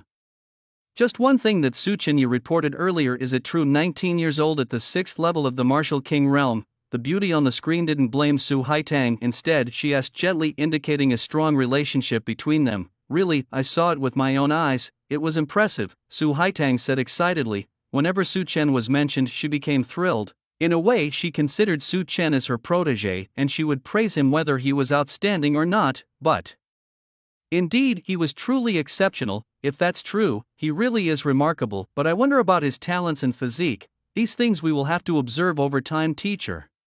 We can't just ask him directly, can we? Su Haitang waved her hand, indicating that asking someone about their talents directly was quite impolite. Talents are a martial artist's great secret, far more critical than any measure of size or length. By the way, how many days until his divine initiation? It should be soon. He said he'd contact me once he's there. Su Haitang scratched her head, looking a bit embarrassed. In fact, she had called him yesterday, but a small mishap occurred. All right, make sure to check in with the divine initiation folks, ensuring they fulfill their responsibilities. And regarding Su Chen, make sure he speaks up if there's anything he needs. He shouldn't keep things to himself. We can accommodate him, her beautiful master added. Su Haitang reacted after a second and quickly replied, Yes, yes, teacher. Meanwhile, at the Yumun Pavilion, time had advanced to the afternoon of the day after tomorrow. Su Chen had been there playing for 2 whole days and nights. Drink up, Lord Black. How can we be outdrank by a kid? Yes, drink. Near the bar on the first floor of the Yumun Pavilion, 2 men sat opposite each other, surrounded by a group of young women, including young wives, college girls, and even Lolitas, each dressed distinctively as characters like Smurfs, Avatar, and others. The bar service in the martial world was more comprehensive than massage services, generally attracting good-looking young men and women from ordinary families. This was normal because, in the world of martial arts, beauty without strength was useless, ultimately just a fragile vase. However, amidst the crowd hugged by beauties, there was one vase that was both tall and tough. Su Chen sat comfortably on a sofa, quietly observing the muscular man across from him in a white shirt and black skin. The man, clean-shaven with a full beard under his chin, muttered a curse under his breath before raising his glass and downing it in one go. After drinking, he grimaced as if he was about to vomit, but still stubbornly glared at Su Chen, pointing to his clean white teeth with a cold laugh. Your turn, kid. Don't chicken out. The women, sensing the tension, immediately started cheering. Woohoo, Big Black Bull is the strongest, Fox is powerful. The black man's name was Fox, and after listening to music in the pleasure quarters, Su Chen had come to the bar intending to enjoy a quiet drink. However, he ended up encountering Fox, who along with his female companions boasted about his drinking prowess, claiming he could drink anyone under the table. Naturally, his flirtatious companions expressed disbelief, prompting Fox to challenge the frail young man sitting in the corner. Of course, men often compete in drinking, and Su Chen was not averse to it. Having a drink off with a foreign friend is also a way of bonding. Su Chen stood up with a smile. If that's the case, how would you handle this? As he spoke, Su Chen picked up a nearby barrel of liquor and started to chug it down. As the liquor poured down his throat, his Adam's apple bobbed up and down, making a gurgling sound that continuously stimulated everyone's eardrums. The entire bar fell into a deathly silence. After a few more gulps, the barrel was empty with a loud thud as it hit the table. Su Chen, in all his boldness, held up the huge barrel in front of Fox and said, Your turn, old chap. Many women around swallowed hard, having never seen someone drink so much before. The bars, to cater to warriors, used specially fortified liquor, even adding dizzying toxins to ensure the warriors got drunk. Yet, this man had just downed an entire barrel, at least 7 or 8 liters, especially after several hours of drinking already. Was this man's kidney made of iron? What a monster! Some of the women couldn't help but comment. Su Chen watched Fox with a smile. Surprisingly, Fox didn't back down. He too lifted a barrel and started drinking with a gurgle, but unlike Su Chen, he only took a few sips before crashing down with a loud bang, the barrel shattering as he fell, spilling liquor like a small river across the bar. TSK brave, but just a lightweight. Su Chen kicked Fox lightly on his rear end. Time to go. Make sure you guys settle the bill with the big guy, he said to the people around him. Stretching lazily, Su Chen decided to leave his day and night of relaxation truly enjoyable with Fox just being a minor amusing episode. Unbeknownst to him, after he left, the entire place went wild. It's over, Fox is down. The few women who had accompanied Su Chen sighed helplessly as they watched him leave. Why did he have to provoke Fox? What Su Chen saw as a jest and playful scuffle, others saw as a blatant mockery, a slap in the face. Later, Su Chen arrived at the upscale neighborhood arranged for him by Su Haitang, surprised to find many young girls and boys lingering around the entrance, mostly in their 20s with well-maintained figures, though their faces were somewhat less perfect compared to the ones you'd pay to see in Yu Pavilion. Perhaps that's why they gambled on coming to the upscale neighborhood's entrance, hoping to try their luck. Some men and women would deliberately walk around when a car came out, while others just stood there like flowers waiting to be picked. This world is indeed complex, Su Chen muttered to himself. There were even those who delivered themselves right to your doorstep. As Su Chen walked towards the upscale community, his presence drew many curious glances, and many young people thought anew. Friend had arrived, but when the doorman saluted Su Chen he exclaimed, "Hey, do you know me?" Su Chen looked surprised, while the gatekeeper maintained a stern expression proclaiming, "I know all the residents' names, appearances and hobbies by heart. Welcome home, Mr. Chen." He saluted and shouted this as Su Chen entered the complex with a swagger. The next moment Su Chen felt as if he had stepped into a different world. Su Haitang had described this place as a luxurious smart city, and Su Chen had expected a high-tech environment devoid of any dirt.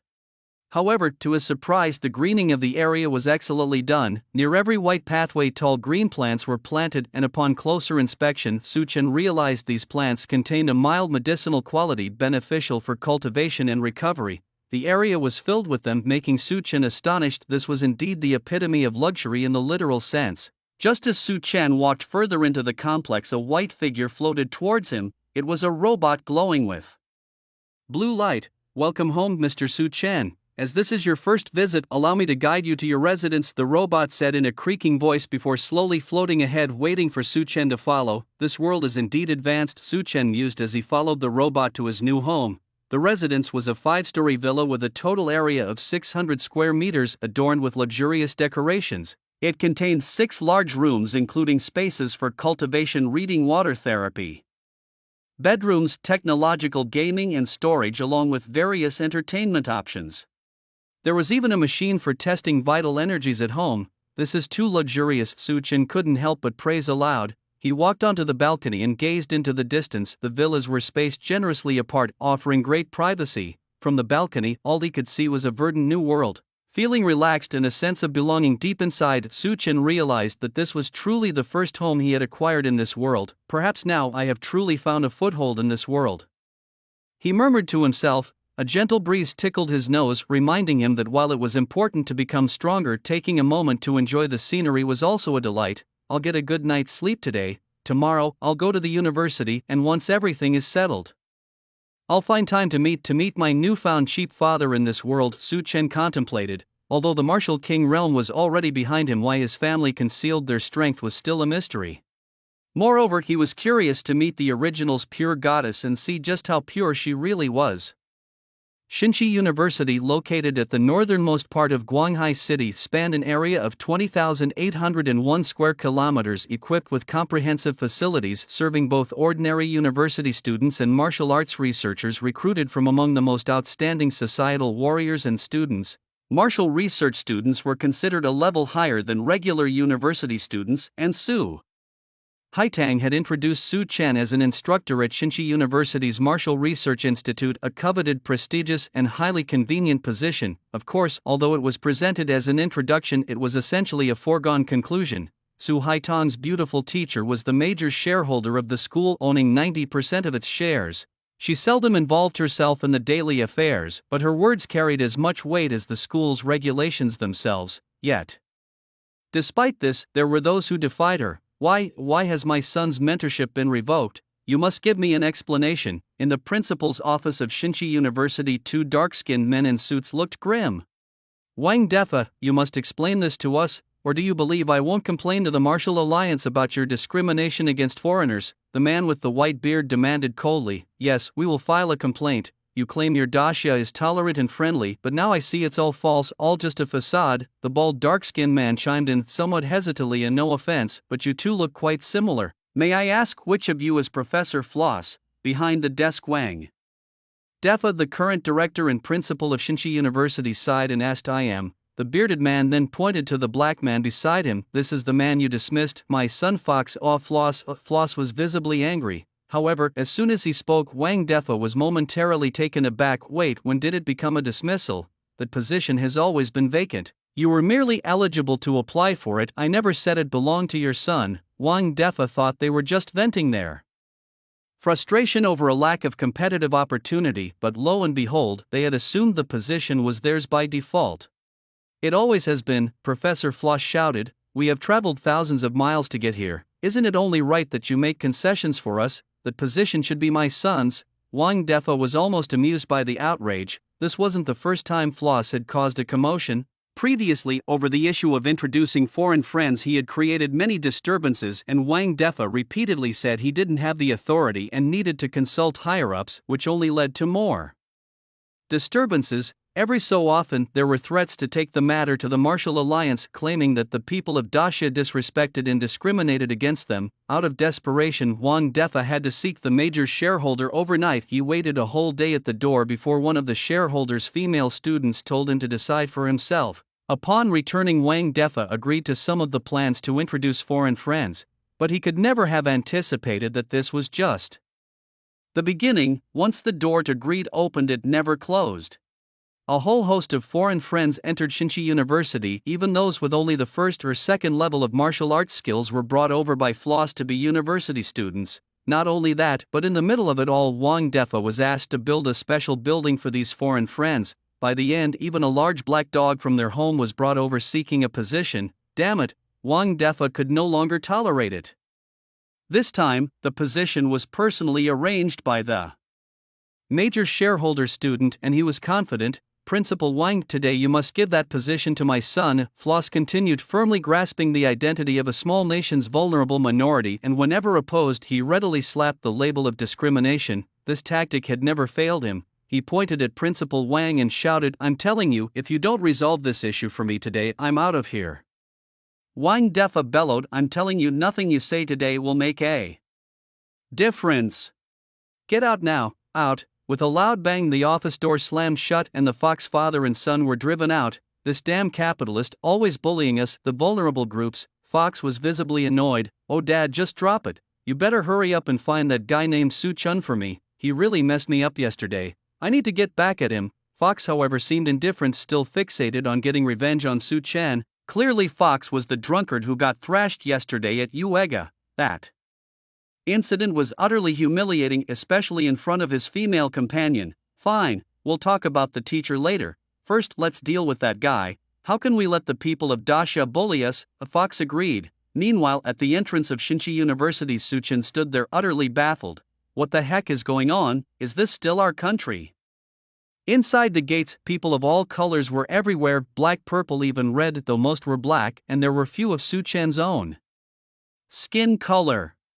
Huh, Suchin looked at the stone steel at the university gates several times. "This must be Shinchi University," he confirmed. "That Mr. Su wanting me to get along well with foreign friends? Well, never mind. Suchin wasn't a racist, he believed he treated everyone equally. However, it's hard not to notice that coastal cities seem to have this characteristic, lots of international friends." As Suchin entered the campus, he was greeted by various slogans plastered everywhere about martial arts and the path of martial arts starting from beneath one's feet, among others. There were also learning standards for each college, apparently to constantly remind students. Just then, two figures dashed past. They were from Dacia. "University students are this diligent," Suchin muttered to himself. Oh, he suddenly remembered it. Shinchi University is a super university, not at all like the leisurely universities of his previous life. He had thought university life would be easy because his previous university wasn't very good. But why did these international friends seem so leisurely? Suchin glanced at the assessment standards posted for the international college: 1 class a week, half-price dormitories, even female study partners. What kind of paradise was this? Were the shareholders of the school international friends? Suchin was stunned, but fortunately he wasn't a student. And besides, Su Haitang had also mentioned that the school was just a temporary job, a part of the application for luxurious accommodation. Well, never mind, let's get my identity registered and go back to training, Suchin murmured, glancing at his phone. He had just contacted a professor here earlier directing him to report to the Martial Research Institute, but he had forgotten to ask for the exact location. Due to some special reasons, there was a no-fly order inside the school, so Suchin couldn't just fly up to find his way. Suchin arrived in front of an office building where several university students of different skin colors were greeting a variety of people at the entrance. Many of those arriving to report were from the workforce. "Excuse me, where is the Martial Research Institute?" Suchin approached one of the greeters who wore a badge numbered 56. "The Martial Research Institute." The greeter with badge number 56 frowned slightly, then pointed inside the office building. "Just go through that door, there's a corridor inside, follow it and you'll get there." Oh, Suchin nodded and then proceeded towards the building. Not long after Suchin left, the greeter who had given him directions looked towards the distance where Suchin had disappeared, pursed his lips, and another greeter came up with a puzzled face. "Hey, isn't the Martial Research Institute on the other side?" Why did you point him this way? Badge number 56 waved his hand dismissively. What's the loss if he goes the wrong way? He doesn't know me, and a random pointer won't hurt. Besides, such a young guy heading to the Marshall Research Institute, how likely is that? Could I really let him show off? The other greeter was momentarily speechless and could only shake his head. After their reception duties were over, the two headed to the cafeteria for a meal. Passing by the Marshall Research Institute, there they noticed a small group of professors and teachers standing at the entrance, each prominent enough to be featured on the posters around the campus. It was well known that these were masters of the Marshall Emperor realm. Is there some important figure visiting today? Who knows? Let's go mingle, maybe we'll get a recommendation from a professor later. Badge number 56 was excited and they approached the professors, hurriedly greeting them. Hello professor, oh hello. The professors were slightly taken aback and one of them gave a sign. Soon as several tall students stepped forward. Fellows, the professors are currently waiting to receive an important person, please do not disturb. Oh, badge number 56's face turned sour and they left the entrance of the Marshall Research Institute. How disgusting, look at them wielding power like that, those mixed breeds from the Great Xia. Let's forget it.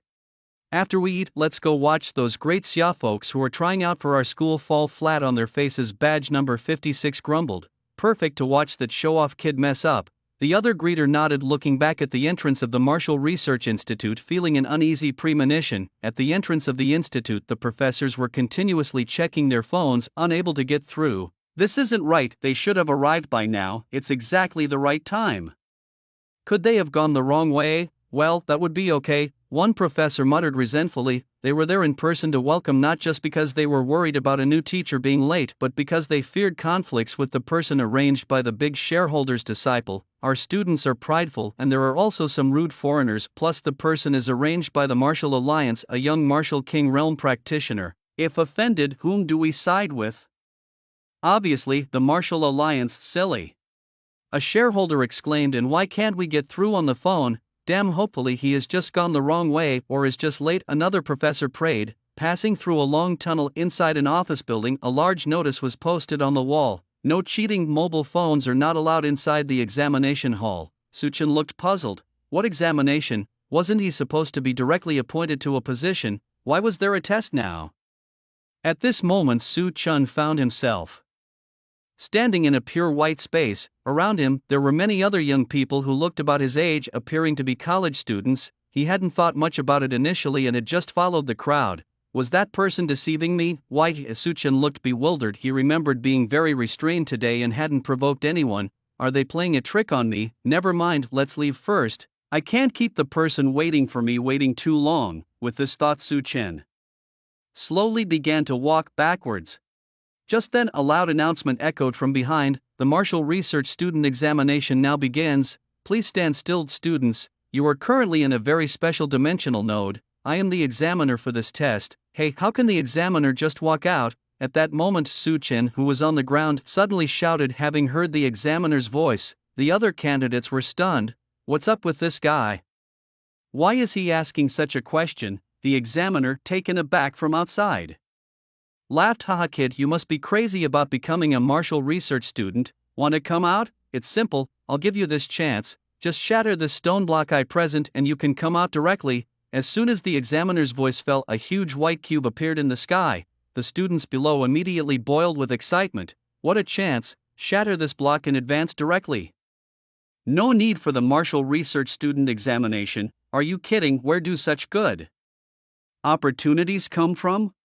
Do you think becoming a Marshall Research student is so easy? Inside this barrier, everything is based on the strength of the examiner. That cube, or whatever it is almost equivalent to the examiner's vessel. In other words, the hardness of that block is the same as the strength of the examiner. Are they asking us to fight the examiner? I remember the examiner is supposed to be a Marshall King. The conversation of a few candidates wasn't finished when suddenly a dark figure shot up into the sky. In an instant, the entire pure white space trembled, and the next moment, Suchin disappeared. The candidates were dumbfounded. Did this guy just defeat the examiner? Damn! In the examiner's room, with a burst of light on the magic array, Suchin appeared on the scene. He came out. Suchin looked around. The space he had just been in was indeed peculiar. It felt like being inside someone's stomach. Who are you? A shocked voice rang out from ahead. Su Chen looked and saw about a dozen people rising from their chairs, all poised for battle. These dozen people were all Martial King realm experts, mostly in their late 30s, many of them at level 8 or 9. Are you the instructors for the martial research students? Su Chen asked. The people looked at each other. Su Chen's sudden breakout from the examination barrier had genuinely frightened them. It was supposed to be impossible. After all, a martial research student shouldn't be stronger than the instructors, otherwise he wouldn't have come to take the exam. The instructors exchanged looks and nodded in response to Su Chen. However, the teacher whose barrier had just been broken did not relax at all. He stared intently at Su Chen and said, "Don't change the subject. Tell me, who are you really? How did you enter the examination room?" "I remember the examination room has a special identity check. Except for our school staff and students, no one else can get in. Under normal circumstances, students wouldn't rashly enter the examination room, as doing so would result in a demerit. As for the teachers, they all know each other, so such a mistake is even less likely. Be careful, everyone. This person might be at the martial spirit realm. We don't know which power he belongs to. We need support." Yes, the instructors are all on high alert, fearing that Su Chen might suddenly lash out. Stop. Well, take a look at this first." Su Chen then took out his letter of introduction. He gently placed it on the table, cautious not to startle the several Martial King realm instructors with his movements. The instructors carefully picked up the letter and began to examine it. After a moment, all the teachers' faces calmed down. They indeed knew that a new instructor was coming, and they had been quite shocked when they first heard the news. 19 years old, 6th level of Martial King realm. These words put together seemed like a fabrication. Now, they were being told that this 19-year-old was at the martial spirit realm. The seasoned instructors were completely silenced by Su Chen, and at the same time, they completely lowered their guard against him. The instructors returned to their seats, and the guidance room once again returned to calmness. After a few introductions, Su Chen also gained some understanding of the pure white space he had encountered earlier. That white space was constructed by the examiner using his own vital energy. A Martial King realm fighter's vital energy could be described as vast as the sea, although the space mold and the magic array were specific. However, since the vital energy was all the examiner's, that space was not much different from the examiner's second body. He could talk inside it and also freely set new examination questions as he wished. As for the examiner's action of making the stone slab float in that space, it was merely an attempt to intimidate the overconfident examinee. He never expected to kick an iron plate. "I'm sorry, Mr. Su, I didn't mean to provoke you," said the teacher named Li Si apologetically. Su Chen waved his hand, giving Li Si a way out. "No worries, I should be the one to apologize. I went to the wrong place and tried to leave on my own, breaking the rules. It's okay. It's normal to make a mistake when you are new here." The atmosphere in the guidance room instantly improved. The instructor's attitude towards Su Chen changed, and they suddenly realized that this young man was quite easy to talk to and very humble and polite. It was rare to see someone so strong yet so balanced in demeanor. I didn't expect our guidance department to gain another strong member," exclaimed a burly instructor with a laugh. Su Chen also nodded with a smile, naturally responding with courtesy to those who were polite. "Right, Mr. Su, I thought there were reception students over by the office building. Didn't they guide you?"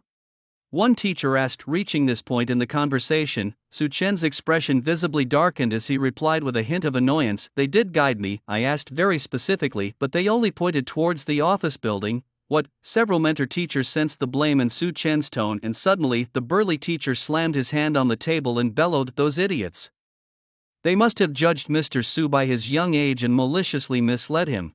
Mr. Su, tell me which little rascal it was. I'll sort him out. It must have been on purpose, such a wicked heart. If it were an ordinary student who went to the wrong place, they would have to retake their exams. How excessive." The mentor teachers were all indignant, echoing in agreement. "It's just a lie, but the consequences it could cause are unbearable for a regular student.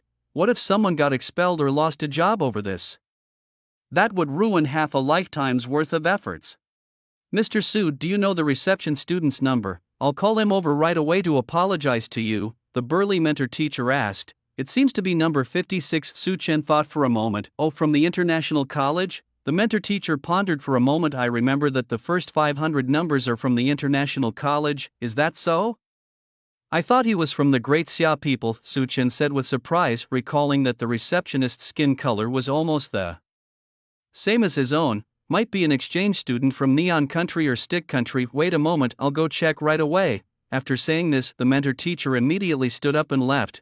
Being a super university, it's common to conduct student exchanges with various countries. After the mentor teacher left the guidance room, the other teachers consoled Su Chen a bit more and gradually the topic shifted. Due to the mentor teacher's great attitude, Su Chen almost felt bad for troubling them.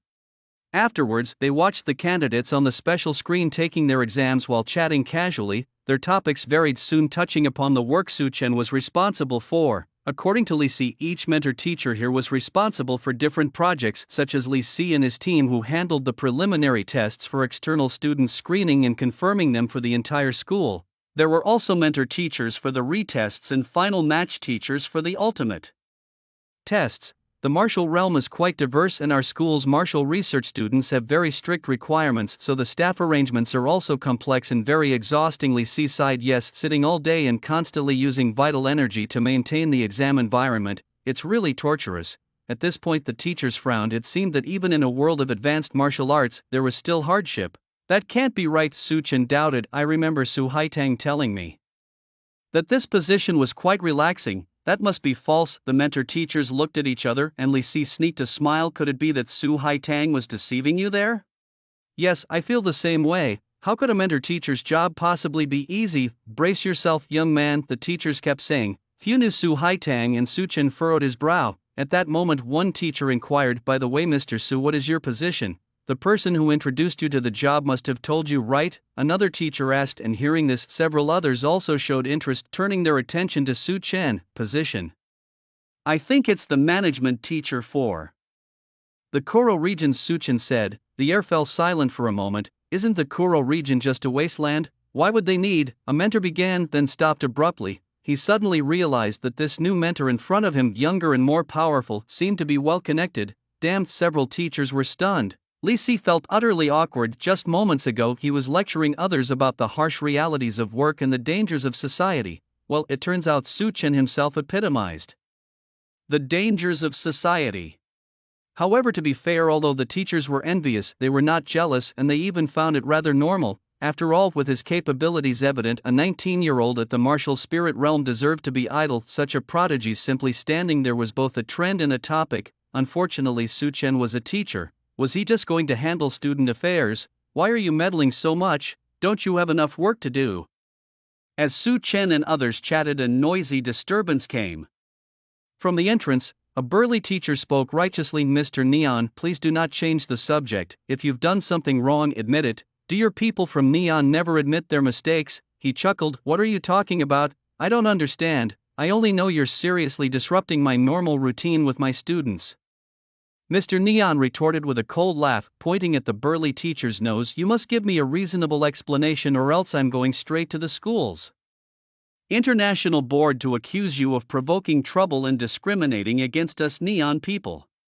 Ha! The burly teacher was completely dumbfounded, a classic case of the pot calling the kettle black. Clearly, the other party had made the mistake first, but now the blame was being shifted onto him. Nearby, seeing his own teacher gaining the upper hand, the receptionist numbered 56 tilted his head with a smug look, taunting, aren't you people from the Great Xia known for being magnanimous? How come you escalate things like this?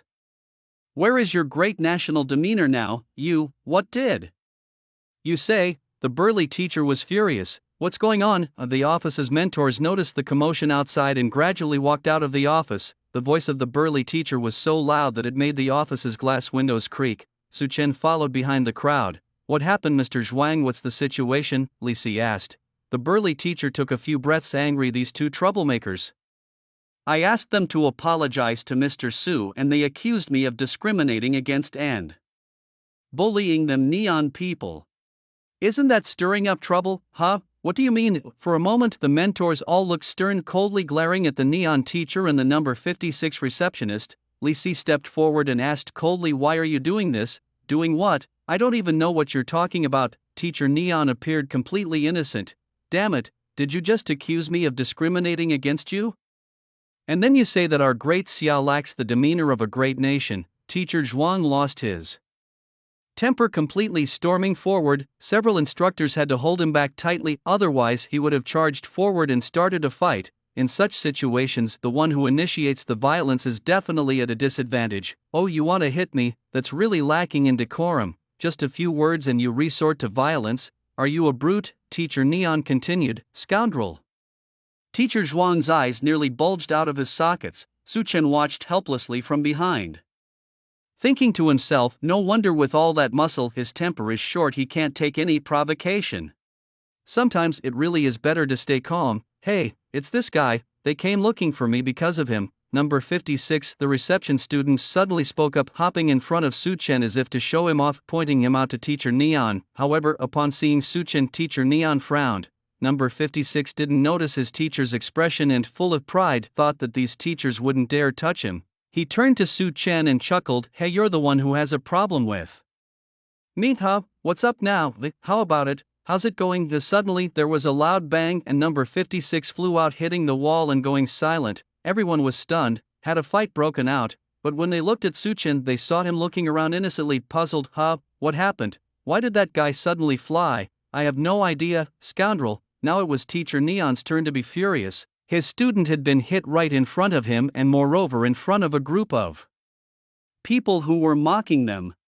How could he not be angry? Kid, you dare to hit someone? Do you believe I'll report you to the student council? Teacher Neon didn't realize that Su Chen was a teacher. Are you blind? Don't make baseless accusations. I'm really confused. I don't know who hit him. If you keep this up, I'll have to sue you for defamation, Su Chen said, shamelessly playing the fool to deal with a fool. As Su Chen finished speaking, silence fell around them. The instructors were dumbstruck. They hadn't expected this young man to be so brazen. How well said, Teacher Su, one of the teachers shouted, opening the floodgates as several instructors began to shout, keep talking. You're so eloquent, aren't you? Why so quiet now, people of Neon and useless things? Teacher Neon's face darkened. With people of equal standing playing dirty, it was indeed a bit of a deadlock. However, from the instructor's remarks, he extracted an important piece of information. This young man was a teacher. Wait a minute. Suddenly Teacher Neon remembered where he had seen Su Chen before. Not long ago, in the internal group chat of their International Academy, Professor Floss had just posted a photo accusing the person in it of being a racist who had bullied his son. Teacher Neon burst into laughter upon seeing this. He looked at Su Chen with a dismissive sneer and said, kid, enjoy being a mentor for now, because that's about to end. Su Chen was taken aback. What? Why?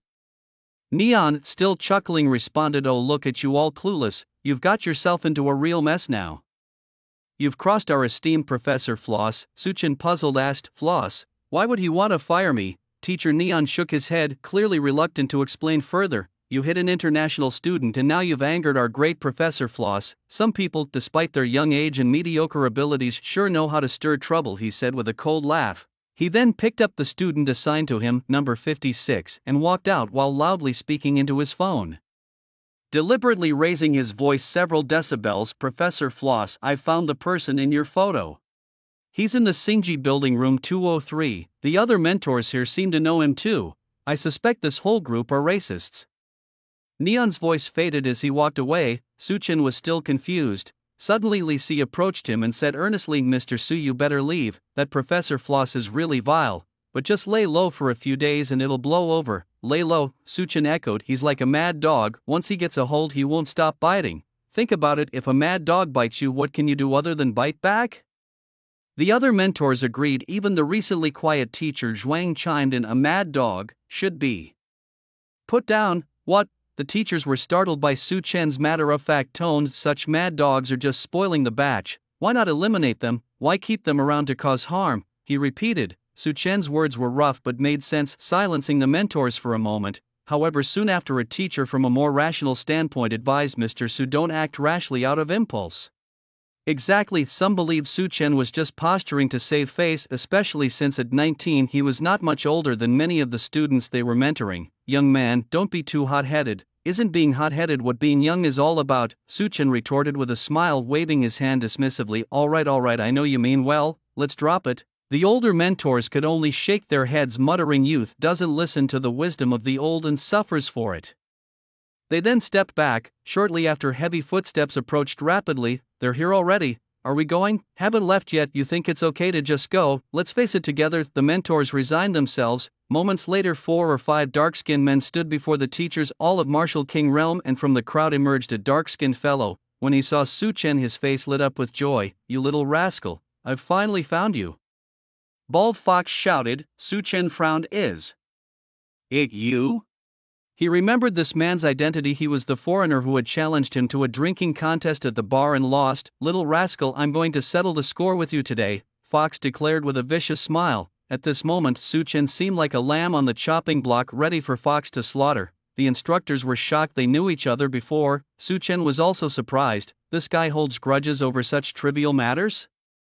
He came all the way here because he couldn't outdrink me. "What score are you talking about?" Su-Chen asked with a furrowed brow. If it was about drinking he could somewhat understand, but Fox just rolled up his sleeves. "What score? It's about the insult. You made me lose face in front of so many girls. Today I'm going to beat you up to let off some steam." This guy had just beaten up an exchange student from the International Academy, Yamamoto Kwaro. It was too much.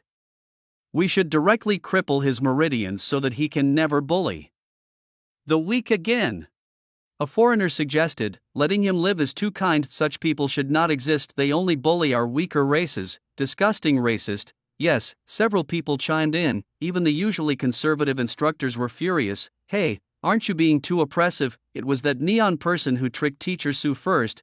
"Yes, and why should hitting him once require crippling Teacher Sue's meridians?" "Why?"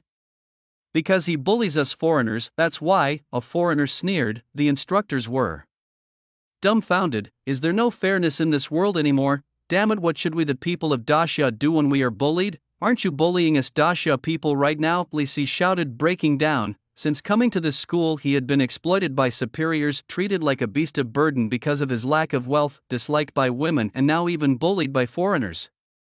He couldn't take it anymore, but the foreigners just coldly laughed, seeming to say, "Who cares what happens to you Dacia people? Even if you die, it's none of my business, damn it." "Wait, I have a question." Su-Chen suddenly spoke up, causing everyone, including the foreigners, to pause. "What country is this land we're standing on called right now?" An instructor still in a daze answered, "Dacia." "Right, we're in Dacia. So what are you bragging about?" Su-Chen sharply turned the tables on the foreigners. The foreigners were stunned. Fox also froze for a moment but quickly mimicked the action, saying, "Even if it's Dacia you can't bully us foreigners. Foreigners' safety." Su-Chen laughed coldly. "You're called Fox, right?" Fox blinked confused and nodded. Su-Chen then looked at another foreigner behind him. "And what's your name?" The man was taken aback, furrowed his brow, and retorted, "What right do you have to ask my name? I'm asking you what your name is." Su-Chen roared, "You there, speak." His killing intent was palpable. The man froze momentarily before managing to stammer, "Tita Kosu." "And you?" Su-Chen glared at the next person. Suddenly, the underground office was enveloped in an eerie atmosphere. One by one several foreign individuals reported their names. Soon, the last of them had finished. Su-Chen nodded slightly. "Good, Fox Kibo Takusu Daner, from now on I will be bullying you. Are you ready?" Confused, they could only watch as Su-Chen expressionless struck Kibo in the stomach. Despite being at the same level of martial spirit, Kibo couldn't even dodge, overwhelmed by a piercing pain. The foreigners were stunned. Kibo was taken down in an instant, and he was a martial spirit. 2. Su-Chen looked down at Kibo, who was kneeling on the ground, his face cold and indifferent. "How about it, Kibo? I'm bullying you now, what can you do about it?" Veins on Kibo's forehead bulged wildly. It was the first time he had been hit like this, and in full view of everyone. Kibo's body lit up with tattoos as he suddenly attacked Su-Chen's lower half. Unfortunately, Su-Chen didn't give him a chance to strike. He grabbed Kibo's arm with one hand and twisted it into an awkward angle.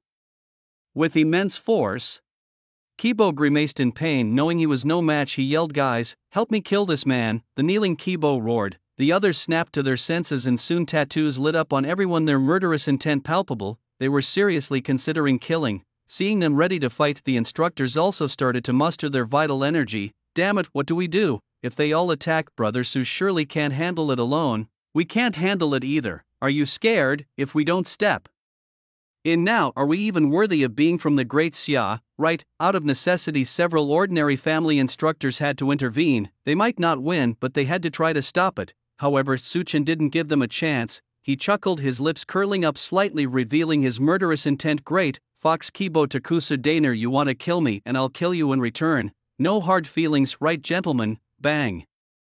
The next moment, Su-Chen's energy exploded, spreading all around. Kill. Nobody could have imagined Su-Chen to be such a bloodthirsty monster. Crackling sounds filled the dimly lit basement as flesh and blood flew everywhere. The fight with Fox Kibo Takusu Daner and the others ended quickly. It was a one-sided massacre. the weaker ones like Kibo and Takusu were instantly blown apart while a few others were left barely alive. As for the bald fox, he had wet his pants and collapsed halfway through, so he survived. On the spot, Su-Chen was rummaging through the corpses for storage rings. Not here either. Fox, this one's Kibo, right? Where did he hide his storage ring? Su-Chen turned to ask Fox. His tongue. Fox replied, stepping back in fear, but he answered honestly nonetheless. Su-Chen flipped through the pages and oh my goodness, it was actually here. He turned around with a smile. Thank you, Fox. Although the man before him was rather handsome at that moment, Fox had no interest in appreciating his looks. All he saw was a demon smirking coldly. The entire basement office floor was silent as a tomb. The instructors were all frozen in place, shocked by too many things, whether it was Su-Chen single-handedly defeating a martial artist of the spirit warrior realm or his ruthless actions and skilled looting of the bodies. Everything about him screamed that this man was ruthless, truly ruthless. Hey, are we not going to have a falling out with their clan now? Yes, we're doomed. These are minor issues, but what do we do when Frost comes after us? From a distance, Fox's fingers trembled as he swiped incessantly on his phone, messages popping up continuously, comforting messages from his father Frost, but Fox dared not look at them. Tap tap. At that moment, Su-Chen walked towards Fox, still with a smile on his face. Little Black, didn't you say you wanted to beat me up just now? Fox shook his head. So, you wanted to cripple my cultivation? Fox shook his head even faster. Oh, Su-Chen appeared to suddenly realize, so you wanted to kill me? I didn't, Fox cried out frantically, retreating all the while. Beep, beep, beep. Just then Su-Chen's phone rang. He glanced at it. It was a call from a professor who had tried to contact him earlier. Because they hadn't found him, they had missed their appointment, and Su-Chen promptly put the phone to his ear ever so politely. Hello, Professor. Yes, actually I have already arrived. What? Where am I, you ask? Oh, we were so worried about you. Was there any trouble? Trouble? Who are you asking about? You, of course, child. The professor sounded puzzled. I'm definitely fine, Professor, Su-Chen replied with a laugh. Oh, good, good. While Su-Chen was still talking to the professors, Fox, perhaps out of his mind seeing Su-Chen on the phone, suddenly started crying to his father over his phone. Dad, come save me. This Daxia man wants to kill me. You must come and kill him quickly. Alas, Su-Chen sighed deeply. It's a pity you actually want to kill me too. His voice turned ice cold because he hadn't hung up the phone yet. The professors on the other end seemed to have their brains freeze for a moment. What? Kill what? Initially Su-Chen hadn't planned to kill Fox since the guy hadn't expressed a desire to kill him, but now that the intent was revealed, why must it be this way? Su-Chen seemed somewhat reluctant to proceed. He hung up the phone and the next moment his body released a murderous intent and vitality. To deal with such individuals he didn't need to use any special techniques. Meanwhile, in the distant sky dark clouds gathered and a robust figure was rapidly approaching. Sun, boom. The ground shattered. Just as Su-Chen was about to strike Fox, Professor Foolrose arrived at the scene. The oppressive might of a martial emperor instantly filled the entire basement. The old man glared fiercely at Su-Chen, cursing the sword tomb of the Great Xia. A murderous intent rose swiftly, gathering right above the basement. The instructors could only feel a deep sense of helplessness. It's over, it's all over. Foolrose has made his move. How can we stop him? Mr. Su is going to die. What a pity. They were almost certain that Su-Chen would die. After all, the opponent was a 9th-tier martial emperor and Su-Chen was merely at the martial spirit realm. How could he possibly win? Dad. This man has committed atrocious crimes, first beating up people from Neon, then killing Kobo and others, and he even tried to kill me just now. This kind of person clearly doesn't regard us foreigners as human beings. Behind Foolrose, Fox continued to list Su-Chen's alleged crimes. Su-Chen, upon hearing this, merely smiled coldly and said, just to clarify, I was only targeting Kobo, Taxudaner and Fox. They tried to kill me, why shouldn't I fight back, huh? Foolrose laughed out of anger. What a sharp-tongued person from Great Xia.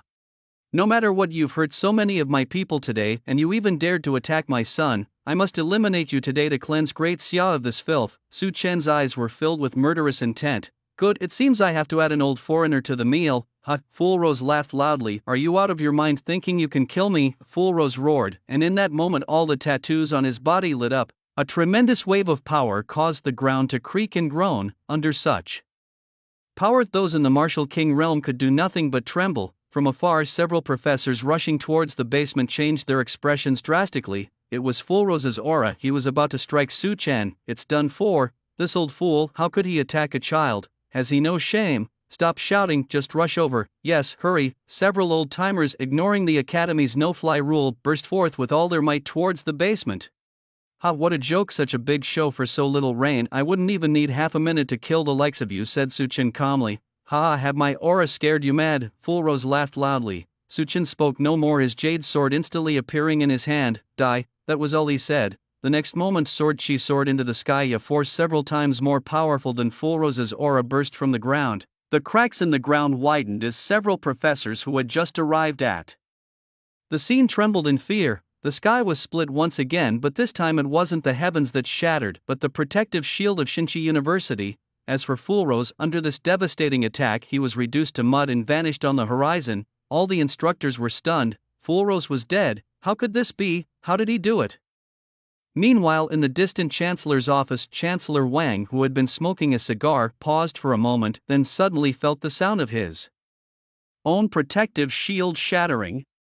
Holy smokes! Directly above the second basement level, several professors looked on in shock. Good gracious, this young man actually possesses such a trump card. It's terrifying indeed. Uncle. In the second basement level, Fox knelt on the ground, roaring loudly. I've said it before, whoever tries to kill me, I will kill them. You're next, Fox. Su Chen's gaze was icy cold. He had no mercy for those who harbored killing intent towards him. Fox suddenly lifted his head, glaring venomously at Su Chen. Fool, you're just a heartless monster. You look down on us. By slaughtering our people like this, you will not die a good death in this life. All of you are villains, bad seeds. All the men on your side are bad seeds. Why, our race is the strongest, our bodies are robust, our physiques formidable. You Dasha people have such weak bodies. It's just luck that you got such a vast land, it's all luck.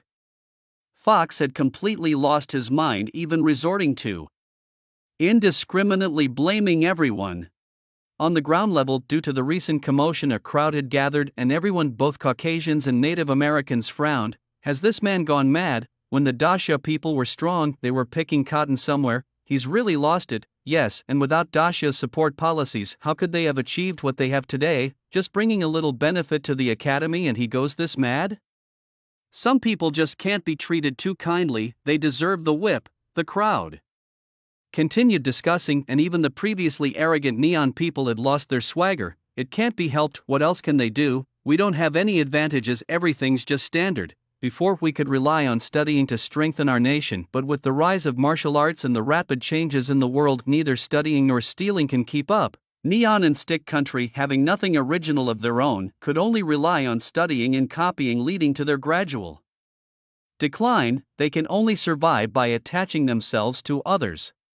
Let's just go. A few neon people quietly withdrew. Back in the second basement, after Fox's outburst, he thought he would incite anger in Su Chen and the Dasha people. However, their expressions remained unchanged. After all, who would bother with a clown? Su Chen sneered, are you done? If you were, then die. In the next moment, Su Chen's killing intent was palpable again. Wait. Just then several black men wearing glasses shouted from the ground. The second basement was now connected to the surface, sunlight streaming in. What now, you looking for trouble too? Su Chen sneered again, not minding clearing out another wave. Wait a minute, student, we're not here to fight. You've killed so many people today, it's already too much. Do you believe that if our race completely withdraws from your school's trial grounds will no longer have anyone to guide or strategize for you? Do you know how much loss you will bring to the school? Although the foreigners spoke in a somewhat aggressive tone, they unexpectedly made sense. This was normal, as they only bullied the weak and immediately softened when faced with someone tougher, and Su Chen was the toughest they had encountered recently. Moreover, their race had such influence in this school because they could freely enter the trial grounds, seemingly due to their robust physiques and tattoos that resonated with the power of the trial grounds. A university heavily relied on the trial grounds to thrive. Losing it would be a significant loss for the school. Knowing this was their leverage, they understood that saving even one person today was worth the effort. Professor Frost generally treated them well, so naturally they would try to rescue his son. Please consider carefully, this isn't just about you, they said. A hint of a cold smile passed across the lips of the foreigners. They didn't believe Su Chen would ignore this. Indeed, upon hearing their words, Su Chen seemed to hesitate for a moment, but the next they were stunned. That's it, just watch. Bang! Su Chen's vigor created a thrust, turning him into a red streak rushing towards Fox. In front of everyone, Su Chen raised his fist. I don't care who you are, even if you're the emperor. If you try to kill me, I will fight back. The intense killing intent hit Fox's dark face head on. Only when he truly saw his doom did Fox panic. Help, help me, he screamed upwards frantically, but the others couldn't react in time. Bang! Under the immense pressure of his vigor, Fox was reduced to an indescribable mess. Fox was dead. The scene fell into a quiet, with the expressions on the faces of those around lingering in disbelief. As for the few dark-skinned foreigners with glasses, they were utterly furious. Being important figures in the international college and having their faces slapped in front of so many students, how could they not be enraged? Su Chen roared loudly, and the spectacled foreigners were instantly cowed, having witnessed Su Chen's recent actions. Who would dare to provoke him again, betting he didn't have another ace up his sleeve? Try and see. Kid, you're ruthless, but just you wait, we're going straight to the international college to report you. Let's see if you can still hold a position at the academy after killing so many people. Right, pack your bags and leave tomorrow. The supervising teachers shook their heads. They knew with all the people Su Chen had killed, he was not going to end well. It's a shame. I think it's you who will be packing bags. Suddenly, a voice came from afar. Everyone was stunned, and the angry foreigners looked up only to see the dean of Shinchi University, Wang Defa, approaching with a cold expression. How did he get here? The foreigners were startled, as they were somewhat afraid of Wang Defa. After all, he was the only martial emperor level expert in the school. A dark-skinned foreign professor with thick glasses approached, his face cold. Dean Wang, I didn't understand what you just said. Could you explain? What do you mean by telling me to leave? Can't you understand?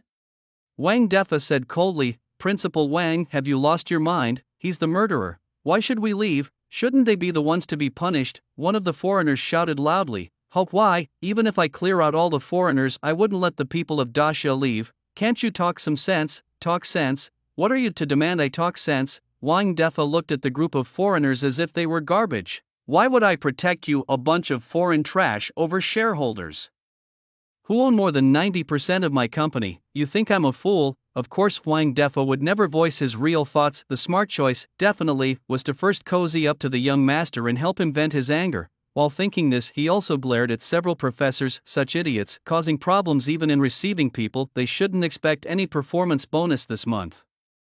That being said, Wang Defa had been tolerating these foreigners for a long time. If it weren't for the academy needing money to operate, he would have lashed out long ago. Daxia has a policy: the more foreigners in a school, the more funding it receives. Plus, these foreigners indeed played a significant role in the trial grounds, saving a lot of money, thus he naturally chose to endure. But now, there was no need for tolerance anymore. A few days ago, the major shareholder sent a large sum of money and mentioned taking care of the newcomer. Wang Defa understood everything then. Originally, he had been looking for an opportunity to fire a few of these foreign dogs. Well, now was the chance, especially since they had annoyed the shareholder. In the eyes of others, who was this young man who could make Principal Wang behave so? Several professors at the martial emperor level couldn't help but speculate. After all, Principal Wang was a genuine martial emperor, a defensive type, but still a martial emperor. In other words, a high-ranking figure above millions, and he was showing such partiality to this young man. This young man's background must be incredibly profound, and they must not offend him. Should have seen it coming. Under Wang Defa's scolding, the foreign professors quickly fled with darkened faces. Everyone else was pointing at their noses, driving them away. How could they not leave? They couldn't just shamelessly stick around. After this, guided by several instructors, Wang Defa also dealt with a few neon people, sending them all back to their country and placing them on a blacklist, banning them from returning to Daxia. At the airport, these neon people were crying their eyes out. Helpless, their country, after a century of degradation, not only had undrinkable water, but even the entire geology was poor, and the physical constitution of the people living there was extremely weak, resulting in the utter weakness of neon martial artists. This led to a massive exodus of neon women, turning neon into a full-fledged immigrant country, leaving behind mostly elderly men and bachelors, along with a large group of unwanted foreigners. After everything was settled, Wang Defa planned to take Su Chen to his office in the academy, followed by various college professors. Xiao Chen, from now on treat this place as your home. Just let me know whatever you need. On the road, Wang Defa laughed loudly. All right, principal. Su Chen nodded. Each action of theirs was observed and remembered by the professors. They weren't very old, some in their 70s, others in their 50s, and naturally, they all harbored ambitions to climb higher in progress. Moreover, there are still several positions for senior professors vacant in the academy. Su Xiaoyu, I am Leiyu from the Reynolds family and also an associate professor at the Sword Academy. A woman dressed like a noblewoman hurriedly introduced herself. I am Alpha, a retired battalion commander, now a professor at the Physical Cultivation Academy. It's a pleasure to meet you, Su Xiaoyu. One by one, the martial emperors introduced themselves, a scene that would seem terrifying to outsiders. After all, these were prominent figures in Guanghai City, many of them heads of their clans commanding hundreds of thousands of warriors. Some martial research students passing by were dumbfounded. Holy crap! Am I seeing things wrong? Our martial emperor professors are bowing and scraping to a young man. Who is this guy? He must be a prodigious talent from a major family. What they didn't know was that this young man was indeed the future of these big shots.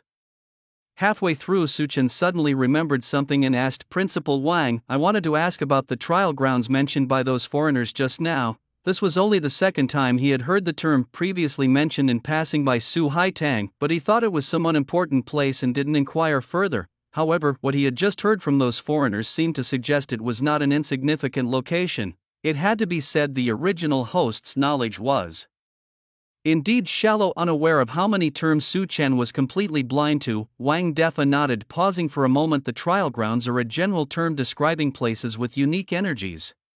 Our human race has existed for so many years, but due to weak powers, many areas have not been fully developed. The trial grounds are such places. Each trial ground is different in what it offers, so the people who can enter vary as well. For instance, those with weak constitutions, even if they have strong vitality, can't enter the constitution-based trial grounds. There's a thin membrane that blocks them, no cultivation can get through. The same goes the other way around. The trial ground attached to our academy is of the constitution type. Su Chen nodded, realizing that it was indeed a crucial resource, but developing it merely required more funding. Wang Defa continued explaining, so these things are actually not that. Wang Defa thought Su Chen might feel guilty and was about to comfort him. Can I go take a look? Su Chen asked. Of course, agreed Wang Defa, naturally not refusing Su Chen's request. Let's go now, though the journey is a bit long. Where is it?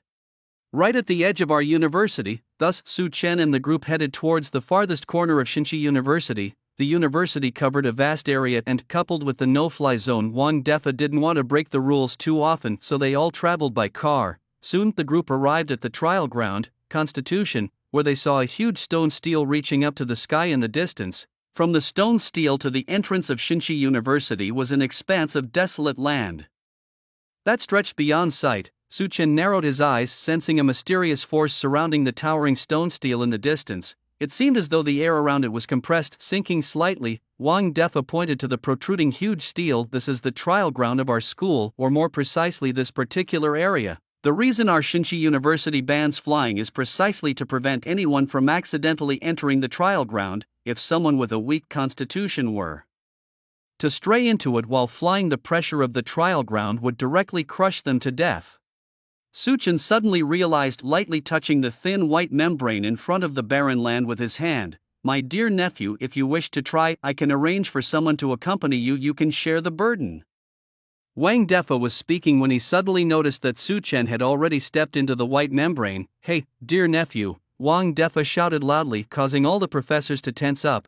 They vaguely remembered that most people would collapse on the ground the first time they entered the trial ground, as no qi or blood could be used there. Moreover, since the constitution of our people is based on qi and blood, a comprehensive type such as single-type trial ground is not something our people can adapt to easily. Most would suffer internal injuries from the immense gravity if they entered unprepared. However, the next moment in the trial ground, Su Chen bounced up and down a few times, then frowned and walked around a bit. No problem at all, everyone.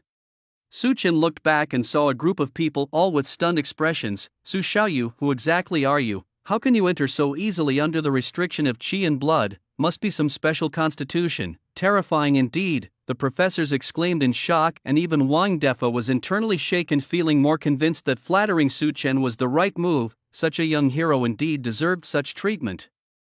But I wonder how many steps can Su Xiaoyu take? One professor asked. Entering for the first time, even with talent, taking 100 steps would already mark him as a terrifying monster in terms of constitution. As they discussed, they watched Su Chen. The trial ground had a system of counting steps and ranking, but at this moment they could clearly see Su Chen's figure, so it wasn't necessary. After greeting everyone, Su Chen moved forward. He could feel the pressure around him increasing and the power contained in the air also grew stronger. When Su Chen reached 20 steps, the discussions that were audible before were now barely clear.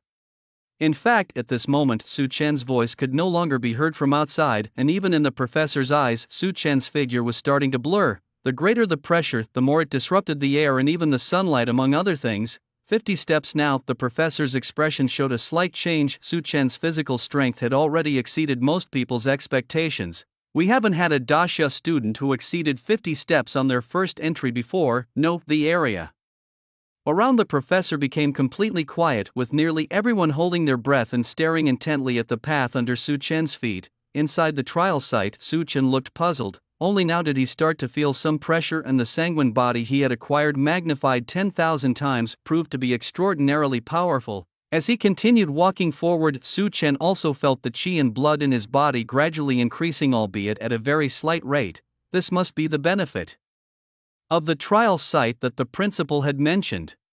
The constitution is enhanced while the immense pressure continuously applied to the body suppresses the qi and blood within, forcing one to grow stronger. Su Chen was pleasantly surprised by this ingenious effect. He took a few more steps forward and saw students and social workers sitting scattered around meditating. Principal Wang Defa had explained that there were two types of people who came to the trial site. The first type were ordinary people who simply wanted to use the trial site to enhance themselves or test their constitution. The second type were developers, those who stepped deep into the stone steels, engaging in what was referred to as development. It was said that beyond 100 steps in the trial site, every step forward required one to comprehend a wonderfully unique energy that could greatly enhance one's constitution and slightly elevate the martial artist's qi and blood realm. Moreover, after 100 steps every certain distance, each person would activate their own stone steel, which would also be inscribed with their number, becoming their exclusive steel. Reportedly, the more steels one activated and the further the distance covered, the more abundant the energy of the trial site and the better the cultivation effect obtained. This was what they meant by development. Su Chen muttered to himself, wondering if he could ever reach that place. The few people on the ground seemed to sense Su Chen's presence and glanced up. Newcomer, first time here? Haven't seen him before, probably has decent talent. They briefly assessed him and then closed their eyes again, naturally lacking the energy to pay attention to Su Chen. After all, Su Chen's current step count was still very low and not worthy of their attention. These people's extreme step counts far exceeded Su Chen's current count. They sat there mainly because this place offered the best ongoing training effect for their bodies. Su Chen ignored them and continued walking forward, still with ease. He didn't know how long he had walked until he crossed a yellow line. He made it past. It was his first time entering the trial site, and he actually reached 100 steps. A professor shouted, "My God!"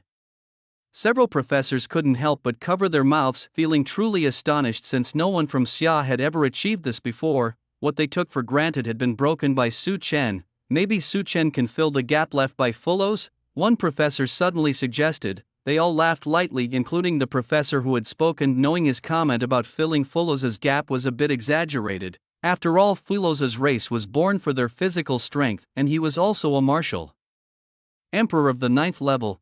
Filling the void left by Floros is impossible, but we can certainly look forward to Su Chen's future. Yes, his physical talent is definitely not inferior to those of the foreign races. Several professors nodded with smiles. In fact, that was enough. Having a teacher from the great Xia clan with the physical strength of the foreign races was already very strong.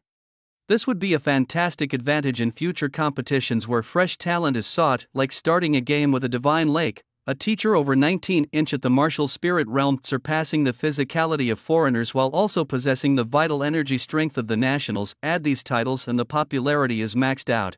As for Principal Wang Defa, at this moment his heart was completely joyous. Previously he had been pondering how to gradually develop the trial grounds, but now it seemed unnecessary. Inside the trial grounds, after Su Chen took 100 steps, he could feel the pressure around him increase immensely in an instant.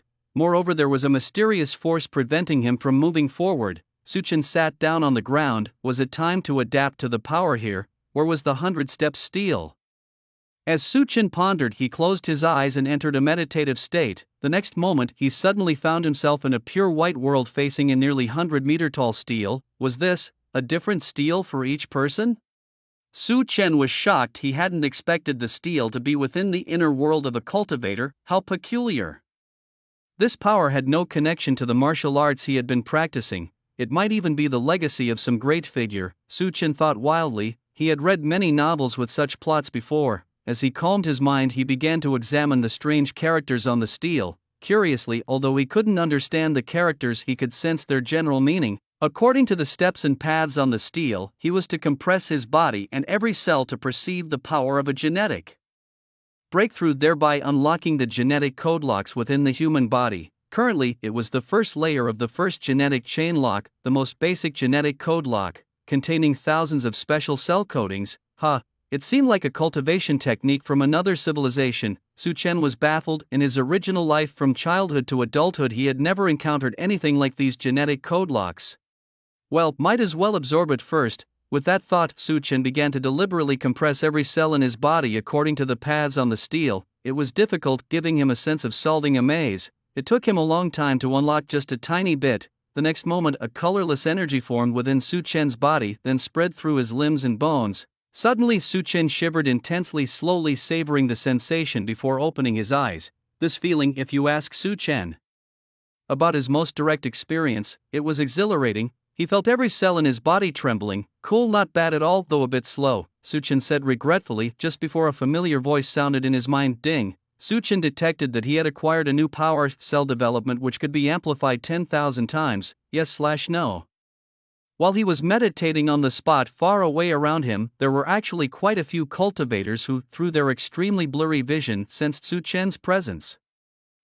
Didn't expect that young man to have stopped at the 100 steps for so long. He has a strong constitution, but it's unclear how many times he's been here or how many cell codings he has unlocked. A few cultivators from the Great Xia nearby quietly watched Su-Chen, who was meditating on the spot. They held great respect for any martial artist who could persist to this point, especially one from Great Xia. Damn, didn't think that Great Xia also had kids who could hold out here. Don't worry, he definitely won't last long. He must be forcing himself. A few cultivators from a dark foreign tribe coldly discussed this. It wasn't that they looked down on the people of Great Xia, they just simply disliked seeing the people of Great Xia do well. After all, if Su-Chen held on, it would intermittently steal their livelihood. What these people didn't know was that outside, their livelihoods were already being overturned. Wang Defa had begun a large-scale purge of the dark foreign tribe members who had past misdemeanors.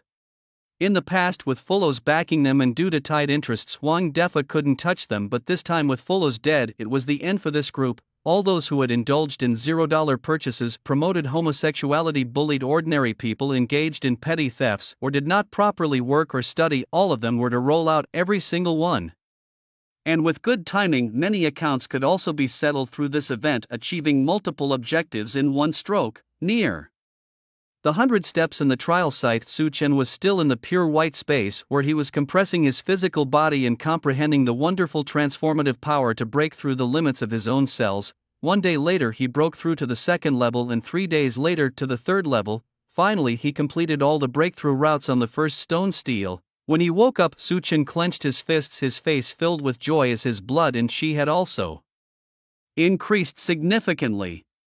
He couldn't believe that such good things existed, a new power system that not only enhanced his own, but also increased his blood and qi, and most importantly, this could be amplified 10,000 times. Any newly acquired items detectable by the system could be amplified. I really underestimated this system, Su-Chen muttered to himself. Since that's the case, break through as much as possible and only amplify when no further progress can be made. Su-Chen thought that he wouldn't keep the amplification waiting to use it until he reached a certain level, because such waiting was absolutely painful and had no end. Much like stock trading, people would only become greedier and would definitely not stop there. Enhancing at a bottleneck would definitely lead to a great leap in strength, and under such circumstances the resources available for amplification would also increase, which in some ways wouldn't be too bad a loss. Back in reality, Su-Chen stood up, and after completing the path of cellular breakthroughs, walking here became much easier.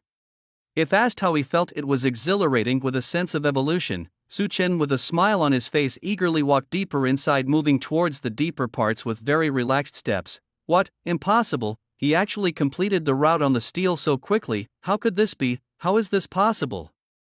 The foreigners around about a few hundred meters away all wore faces of shock. Su Chen continued to walk further inside. He realized that within the entire trial ground people were most concentrated around the 100-meter radius and the periphery. The further he went inside the fewer the people became, and at the same time there were more foreigners. As Su Chen advanced, almost all the foreigners looked at him with an extremely astonished expression. Just like this, he kept moving. Forward, until after a long time, the area outside the trial ground was already filled with people. By then, 2 months had passed since Su Chen entered the trial ground. The news had spread. Many people heard that a person from the Great Xia was continuously advancing in the trial ground. At the top of the trial ground, there was a digital ranking, and at this moment a new number, 952719, was crazily climbing. They all knew this was Su Chen's name. By now Su Chen had already surpassed all the young generation of foreigners and even reached a distance of 5 kilometers, that only the most outstanding talents of the previous generation of foreigners could achieve, but, since then the number hadn't moved. What happened? Why did Su Chen stop? Someone asked. 5 kilometers. It's a major milestone, it's normal for people to take several years to get past it. Can't he move a bit further? His ranking isn't that high right now, it was a waste to come here to watch him. He isn't that great. You don't care until you pay attention and then you start barking. Don't you look at the age, right? The guy is only 19, what more do you want? If you're so capable, then you go. This record hasn't been broken for decades and he has already surpassed many people. In the eyes of most people, Su Chen was already incredibly strong. Huff huff. In the trial ground, Su Chen was squatting on the ground. He had reached his limit, not out of exhaustion, but because the path ahead was too long. Now he simply couldn't sustain it, using pressure to push his cells this far, not to mention experiencing a sudden transformation in power. It was like muscle training. Before it was 300 kilograms, Su Chen just needed to follow the steps to increase grow muscles breakthrough, sprint to the limit and instantly reach it. But now, this weight had become tens of thousands of kilograms and he even needed to support himself on one foot to complete it. The difficulty now was just that exaggerated. Is this it? Su Chen looked at the steel in front of him, which was now many times taller than before. Huff, huff. Sitting cross-legged on the ground after some time of contemplation, Su Chen once again clearly confirmed that the route was definitely not one that could be completed in a short time. This was his threshold, and in fact it was also the threshold for many others. Normally from now on one should follow the steps steadily to walk the route on the steel, then gradually comprehend the power of transformation and finally perfectly understand the power of transformation before breaking through. Many people upon seeing Su Chen reach the 5-kilometer mark were already satisfied and left. Even the few foreigners nearby who had previously looked down on Su Chen dared not underestimate him any longer. He's reached his limit, hasn't he? Let's help him out if he can't take it anymore, the foreigners discussed among themselves. However, in the next moment Su Chen's body stood up. From a blurry distance they felt Su Chen stand. Was it a final burst of energy before collapse? No, in the pure white space Su Chen was smiling, his eyes not showing exhaustion from reaching his limit but madness. Pointing at the steel, Su Chen declared, I've reached my limit but my system hasn't. It's time for you to make a move, amplify. Su Chen spoke as if he was afflicted by a dramatic adolescent syndrome. Ding. A 10,000-fold amplification began and boom, suddenly Su Chen felt a surge of energy explode within his body. The amplification of his cellular development was step by step, just like his martial arts realm. In an instant the power of Su Chen's cellular genes skyrocketed. The previously stagnant first chain of cells in the middle and later segments began to decode furiously, completing the first chain. Then the second, third and fourth chains began decoding. Su Chen, head thrown back, was so overwhelmed with pleasure that he could hardly open his eyes. His face contorted, too ecstatic to form a normal expression. He experienced this ascending sensation for a long time. Meanwhile, Su Chen's qi and blood also surged as the cellular chains unlocked, advancing to the second layer of the martial spirit realm. The peak of the second layer, the third layer, the peak of the third layer, the fourth layer, the peak of the fourth layer, the fifth layer, the peak of the fifth layer, up to the ninth layer, the peak of the ninth layer. His qi and blood realm had increased by 8 minor realms before it finally stopped. Damn. In the pure white space, even Su Chen couldn't help but curse, this is too freaking awesome. not only did my cellular chains improve, but my realm also increased by 8 minor realms. Damn, overjoyed, Suchen returned to reality, and in the eyes of those around him, he suddenly sprang up. At that moment, Suchen felt as if he had returned home, the world around him crystal clear, the previous pressures completely dissipated. With that in mind, Suchen looked towards the distant steel that towered into the clouds. Let's try reaching it in one step. The next moment, in the blurred vision of the foreigners, Suchen began to move rapidly.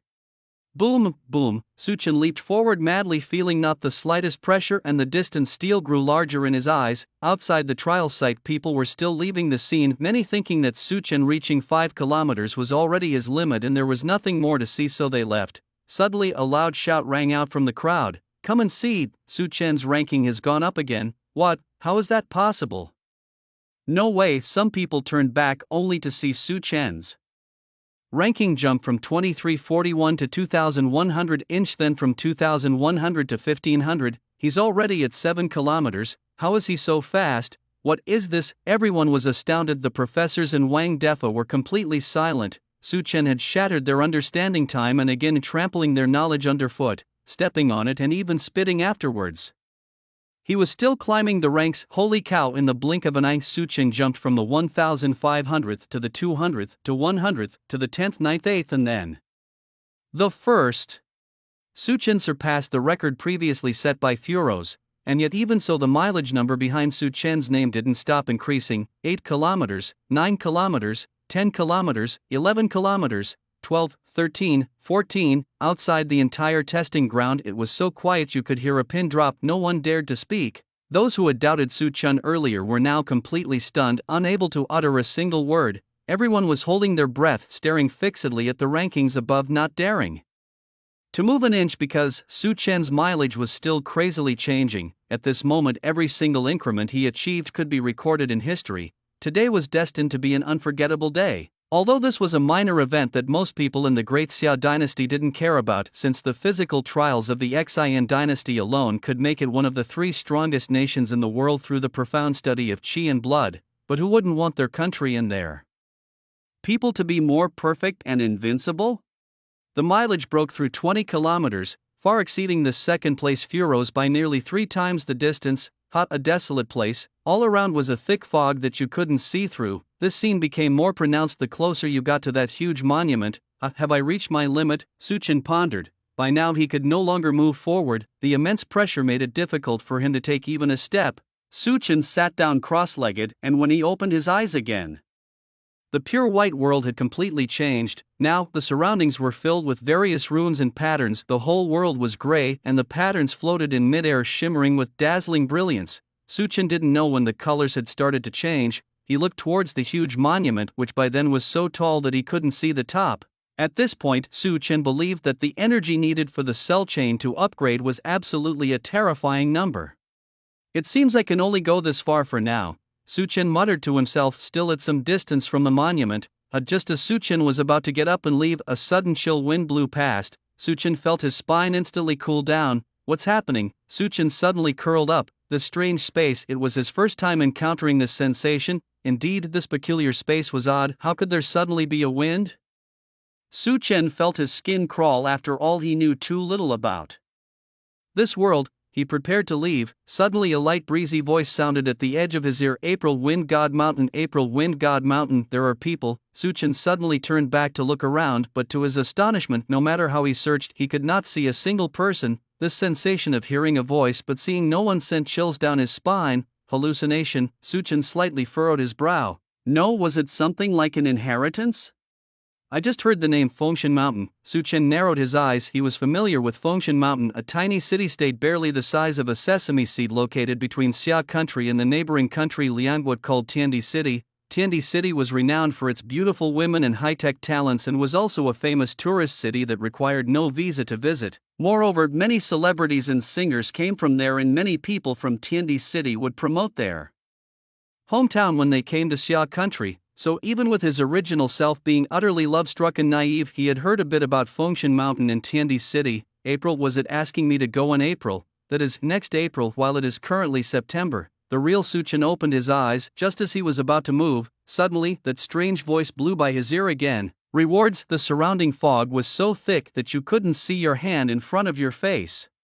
There are more rewards. I can't see anything, Suchin complained, and just as he finished speaking, ding, a new item detected: Imperial Grade Armor, Steel Insect Soft Armor with a 10,000-fold amplification. Yes/no roar. Suchin looked down, and through the layers of mist he spotted a small vest made of a material resembling a beetle shell, yet the material was much harder than that, with a flash of golden light floating up and down. Ding, Imperial Grade Defense Steel Insect Soft Armor, 10,000-fold amplification successful. You have obtained a new piece of armor, semi-sate level armor Douse Silkworm Vest. A vest that looked incredibly mysterious appeared in his hands, its surface emitting a soft brown glow. Semi-sate level armor was a peculiar and extremely precious thing. Unlike weapons, it required only a very small amount of vital energy to activate, and its effects were incredibly profound.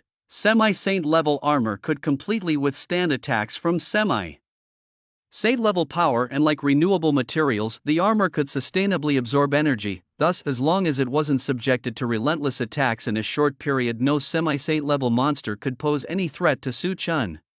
So they just give away Imperial level armor like that? Armor is much more precious than weapons, Suchin muttered to himself. Looking at it this way, he definitely had to go to Fengshan Mountain. If he wasn't wrong, this was certainly some inheritance, and likely a very significant one at that. After all, they started by giving away an Imperial level armor piece. It was definitely something to look forward to. Indeed, amplifying earlier was the right move. If it had just stayed at 5 kilometers, who knows how long it would have taken Suchin to receive this message. As for the risks involved, Suchin had considered them too, but compared to the benefits, these risks seemed negligible. And by April, how much stronger would Suchin become? That was still a terrifying unknown. Suchin continued to walk outward. Speaking of which, his body felt lighter and lighter. Suchin looked down at his feet and smiled, moving from a high-pressure area to a low-pressure one. It was natural to feel more relaxed.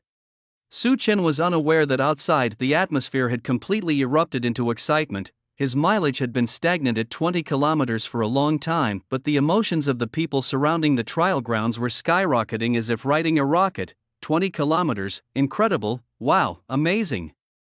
Hundreds of martial arts researchers and university students were screaming wildly, their voices filled with awe and excitement. Even the professors were visibly thrilled. 20 kilometers, do we at Shinchi University really need outsiders or secrets? We've moved beyond that now. This level of advancement had clearly put them ahead of the game. Every super university had its own trial grounds, each different from the next. At this moment, Shinchi University's trial site, at least in terms of development, was leading everyone else. Almost everyone could feel the surge of energy within the mysterious realm becoming more abundant. This surely was something that the cultivators inside could resonate with the most. In fact, many had broken through their previous limits during Suchin's sprint.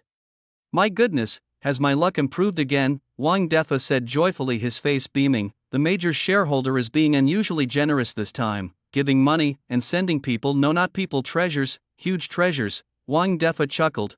Who would have thought that the great Xia clan could produce such a talent? A voice suddenly snorted coldly from the crowd. Yes, yes. A deep voice continued, coming from two hooded mysterious individuals standing shoulder to shoulder. Both were exceptionally bulky, standing around 2 meters tall, making them stand out in the crowd of students, though not overly so, as many of those present were major martial artists accustomed to physical prowess. Lucky I sensed strange emperor-level fluctuations nearby earlier and decided to lurk around, otherwise these people of the great Xia clan might have really developed something formidable. Yes, yes. The two continued their cryptic conversation, leaving the surrounding people puzzled. What do they mean? Why are they talking to themselves? Who are these people? People muttered among themselves, indicating the outsiders and the great Xia clan. Wang Defa's face darkened, a bead of sweat trickling down his forehead. He couldn't gauge the strength of these two men, which suggested that they were at least at the emperor level, if not higher. Who are you? Who are you two? Wang Defa asked coldly. Who? Guess, one of the hooded men replied with a sneer. No matter who you are, you won't be leaving this place. Wang Defa roared, and in the next moment he extended a huge iron chain from his hand, wrapping it around the two hooded men. This was a one-time restraining weapon specially made for emperor-level beings, something that ordinary emperors couldn't break free from. Wang Defa had really invested heavily, sensing their intentions in an instant he took action without hesitation. With such a treasure behind him, referring to their earlier conversation, they were clearly targeting Su Chen. He couldn't possibly allow these men to leave. If they did, the future of Shinchi University might be doomed, as might his own future. Black iron chains wrapped tightly around the bodies of two hooded figures, immobilizing them completely. For a moment, neither of the hooded figures could move an inch. However, soon after, one of them laughed. "Do you think this will stop me, human?" With a loud bang, the hood exploded and the black chain vibrated violently at one end before snapping entirely. A tremendous pressure, characteristic of a 9th-level martial emperor, swept through the area. As the true face of the hooded figure was revealed, it became clear he was not human but a beast, a humanoid beast with a wolf's head, its large mouth protruding forward and fangs extending outward. His eyes held a deep cold menace, looking at the surrounding humans as if they were mere ants. The Wolf Demon Clan? Why would the Wolf Demon Clan appear here? It's over, it's all over. What does it intend to do? In midair, Wangda's face was grim. "Fool, you unleash the pressure of a martial emperor here, and you think no one will come to hunt you down?" The wolf demon smirked coldly, a silver light flashing across its chilling fangs. "The Tachum family fears neither death nor life, but this time I have a trump card against you." With a swift motion, the wolf demon pulled aside the still chained hooded figure beside it, revealing another creature that looked human but wasn't quite human. Its head was grotesquely swollen and its bloated body was covered in various symbols and patterns. A puppet? A martial emperor level puppet? Where did you get this from? Wang De was furious. To be precise, this was a human martial emperor level puppet, which meant the enemy had used human corpses, likely from the Great Xia clan. Moreover, creating a puppet was not easy, it required a large number of corpse samples. This indicated that the enemy had somehow obtained a large number of martial emperor level human corpses. "Scoundrels, you dare to insult our human ancestors so, not even sparing their corpses? You are worse than beasts," the students shouted in righteous anger.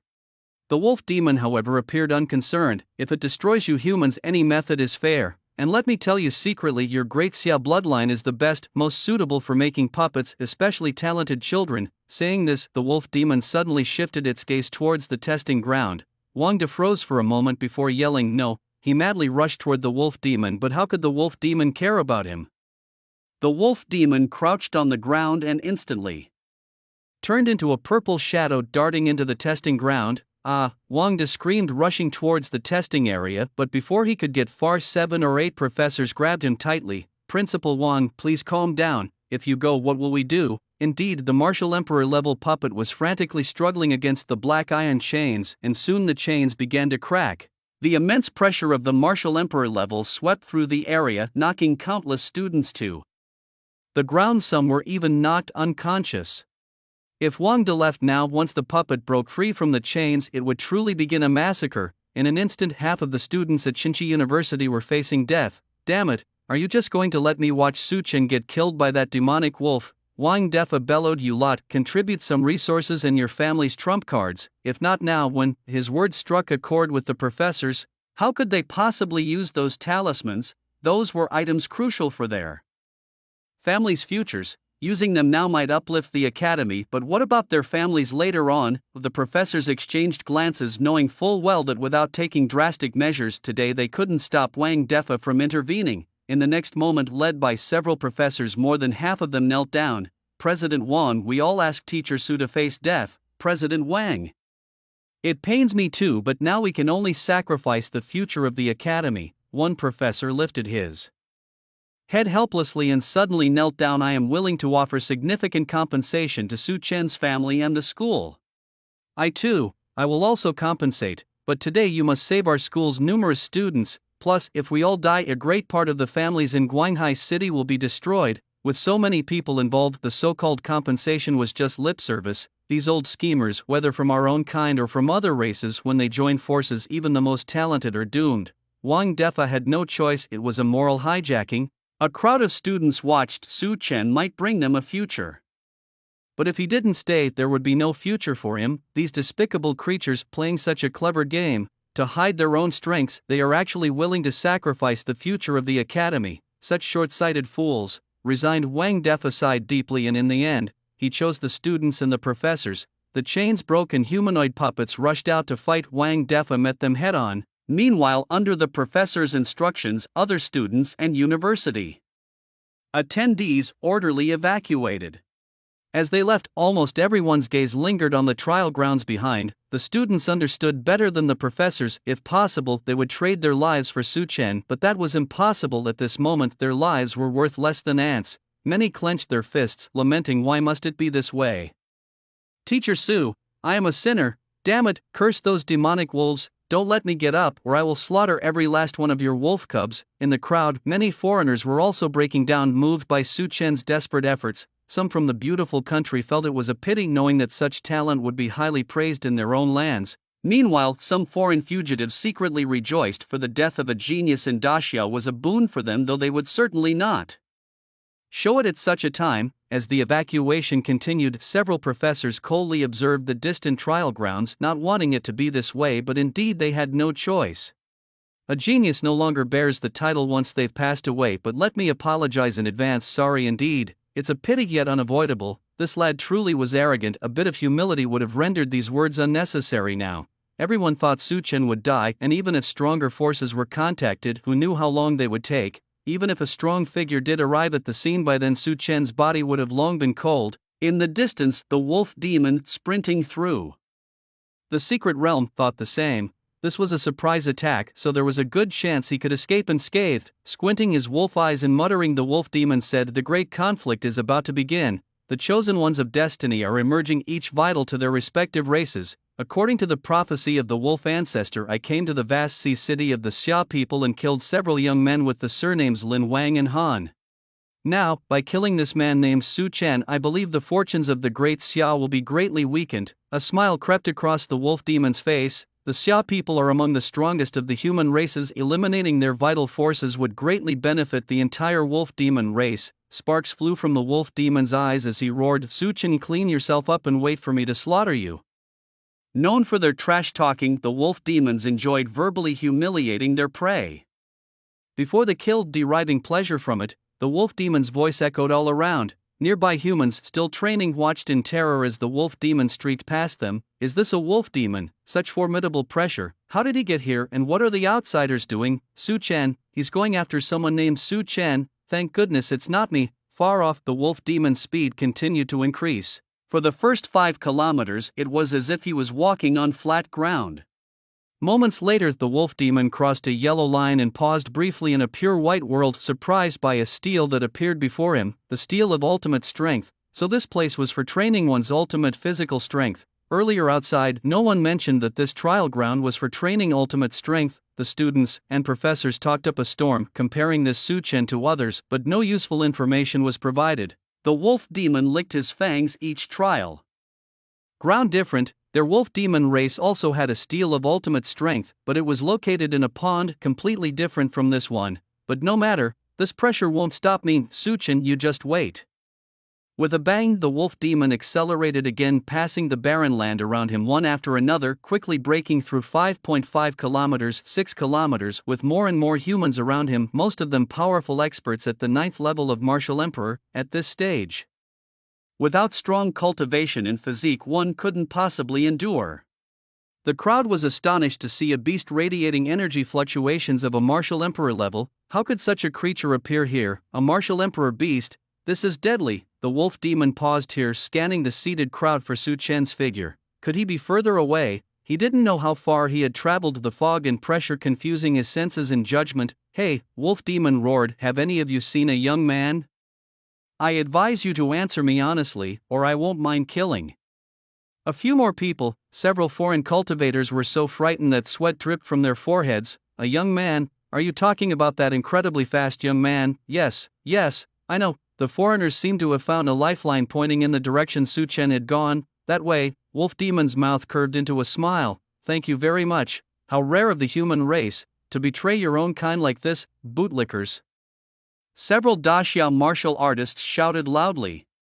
Easy for you to say when you're not in danger. Look, we want to live. Besides, that young man is from Daxia, not from our race. What's wrong with betraying him? The foreigners didn't feel they were in the wrong at all. Damnable, our Daxia should not have supported your countries. To think you could be so ungrateful. Some people yelled, right, we provided you with so many job opportunities and this is how you treat us? That's too much. Knowing they were at fault, the foreigners gradually fell silent. Heb Wolf Demon sneered, looking amused as he observed the Dasha people. What, you few aren't afraid of dying? Why should we fear you, a foreign beast? Several Dasha martial artists stood up with stern faces, their bodies erupting with vital energy. Interesting, Wolf Demon chuckled. Since that's the case, you can go to death along with that Su Chen. Wolf Demon's eyes widened. It's ridiculous, I'm just training in a secret realm and I still get insulted. Who's the idiot now?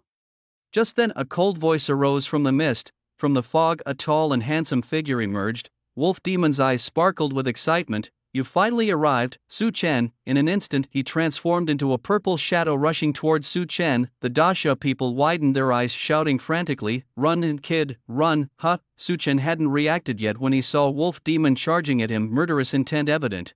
"I'll send you on your way now, Su Chen." Su Chen's face darkened. Courting death, he threw a punch directly. Wolf Demon's mouth twisted into a grin watching this ordinary punch, thinking this human kid had gone mad. To challenge him, a martial emperor with just the strength of a martial spirit. But the next moment Wolf Demon suddenly stopped not far from Su Chen's fist. An immovable force blocked him. Then crack, the space in front of him suddenly split. The next moment a storm-like force hit him head-on. Wolf Demon's face nearly blew off, and the next moment he was blown back wildly by this fierce wind. The force was so strong he couldn't resist at all. Even at a distance, Lang Mo, the demonic wolf, couldn't fathom what would happen if it was a close-range fight. What was this situation? Wasn't the young man just a martial spirit like the one who had defeated the Black Professor before? But this person had a trump card, yet the power of this trump card felt strangely familiar to Lang Mo, who gradually steadied himself. The surrounding humans were utterly baffled, not understanding what had happened, only knowing that the martial emperor realm Lang Mo had been repelled by a punch from the youth. What? Very well, come again, boy, Lang Mo shouted coldly, and in the next moment an unmatched aura erupted from him, the aura of a peak 9th level martial emperor. The energy waves that pierced the heavens intimidated everyone present. Initially people couldn't determine Lang Mo's cultivation level, guessing it might be at the martial emperor realm, but when they truly sensed his strength, everyone gasped in astonishment. 9th level peak of the martial emperor realm, even stronger than Principal Wang. And he was going all out, terrifying. Why hadn't the outside reinforcements arrived yet? What about the young man? What if the technique he used just now could only be used once? That would be disastrous. Everyone was too busy to care for themselves, let alone him. Internal strife began among the people of the Great Xia as those who had initially wanted to intervene knew they were no match for Lang Mo and halted in their tracks. "Ha, continue, boy. Are you scared?" Lang Mo roared. "A mere beast, quite the mouthy one," Su Chen retorted coldly, looking at his fist, bewildered. The power he had just used was unfamiliar, having never been used before. How had it suddenly appeared in his body, and why was it so powerful? Contrary to what Lang Mo and the other humans thought, the power Su Chen used was not a trump card or a technique. It felt more like a natural bodily strength, instinctual, used whenever he wanted. Suddenly Su Chen remembered something. Hadn't he just recently acquired a new kind of power? Could it be the power of the genetic lock chain? It was incredibly potent. Su Chen was astounded, for this was unlike any scepter or jade sword. This power could be used anytime without any restrictions. It was truly Su Chen's own power. However, he wondered if this power could defeat the martial emperor realm beast before him. As Su Chen pondered, the demonic wolf Lang Mo roared abruptly, launching an attack typical of his beastly kin. Purple patterns spread across his body with his roar, accompanied by numerous purple demonic lights. This power seemed to bear a resemblance to the tattoos used by people like Frolos, which made sense since the outer tribes learned their powers from such beasts. Lang Mo's hands and feet touched the ground, turning into a purple streak charging towards Su Chen. The wild grass beneath surged up several meters high due to Lang Mo's frenzied advance. Su Chen squinted his eyes, his body accumulating the power of the genetic lock chains, glowing brilliantly within him. During this gathering phase, it seemed as if chains were breaking within his muscles and arms as endless power gathered in his fist. Su Chen punched again. In the next instant, crack, space seemed to tear like paper, instantly shattered by his fist. The sound of breaking glass followed, crack after crack echoing through the air. The strange wave of energy released by Su Chen's punch surged forward. Before the wolf demon could even reach him, it collided with the wave of energy. In the next moment, crack, the bones in the wolf demon's body seemed to shift. Then, with a loud bang, the wolf demon was sent flying back crazily, not stopping until it had flown a great distance. the ground in front of Su Chen under the impact of his punch was completely overturned. Even the oppressive force of the trial ground was significantly dispersed. How powerful! Su Chen was shocked. He hadn't expected that this force could actually repel a full-strength attack from a martial emperor. The surrounding humans were truly dumbfounded at this moment. What did this kid just do? Holy crap! This power is so strange it feels. Right, do you feel it too? It's so familiar. Several Xia people furrowed their brows. In the distance, the wolf demon kept rolling on the ground, its intense pain causing it to howl uncontrollably. What kind of technique is this? How can it be so powerful? And wait. Nope, that's not right. A look of terror appeared on the wolf demon's face as it felt it must be hallucinating. It had just seen within that move from Su Chen the power of chains, the power it had sought for half its life. And the power of chains emanating from Su Chen was far greater than his own. Impossible, absolutely impossible. The power of chains is something that only a level 9 exotic beast of our kind can fully master. He's a human. No, even if he was an exotic beast, he couldn't possibly master it. He's just at the martial spirit realm. The wolf demon roared, a level 9 exotic beast equivalent to a martial saint in human ranks, followed by martial emperor and then martial saint. As for the so-called power of chains, it is actually the power of genetic chains. The wolf demon wore a face of disbelief, and at the same time, the surrounding humans also came to a realization. Wait, could this be the power of genetic chains? This child came from a deeper part of the trial ground. Perhaps he has already broken through one genetic chain. Someone suddenly exclaimed. What? Don't talk nonsense, Xia person. A breakthrough to one genetic chain? Even Professor Furos hasn't achieved it. How could this kid possibly? You've been training here for so long, you should know what it means to break through one layer of the genetic chain. In our clan, breaking through one genetic chain means mastering a power source equivalent to your saint realm, definitely enough to match a martial saint of the Xia people. This level of power most at the semi-saint realm can't even master. Are you saying this kid at the martial spirit realm now possesses a power that only a genius with an extraordinary comprehension at the semi-saint realm could have? How is that possible? The Xia people looked at each other, some in silence. It indeed seemed a bit unrealistic. Their genetic chains, like the Xia people's saint realm cultivation, indeed weren't so easy to master. One of the Xia people analyzed. That's right, then what power is he actually using? Everyone's gaze now focused on Su Chen. He had indeed become the center of attention for everyone. Upon hearing the intermittent conversations around him, Su Chen suddenly realized something. It seemed that this power of his could only be possessed by coming into contact with a realm equivalent to the sacred realm. Ordinary demi-saints couldn't grasp it. It required demi-saints with particularly high comprehension. Moreover, according to what they said, just one strand was enough to advance to the sacred realm, that is, to become a martial saint. And during his time in the martial spirit realm, he had already comprehended 4 strands. Su Chen's face showed astonishment. Good heavens! Had he become this powerful without realizing it?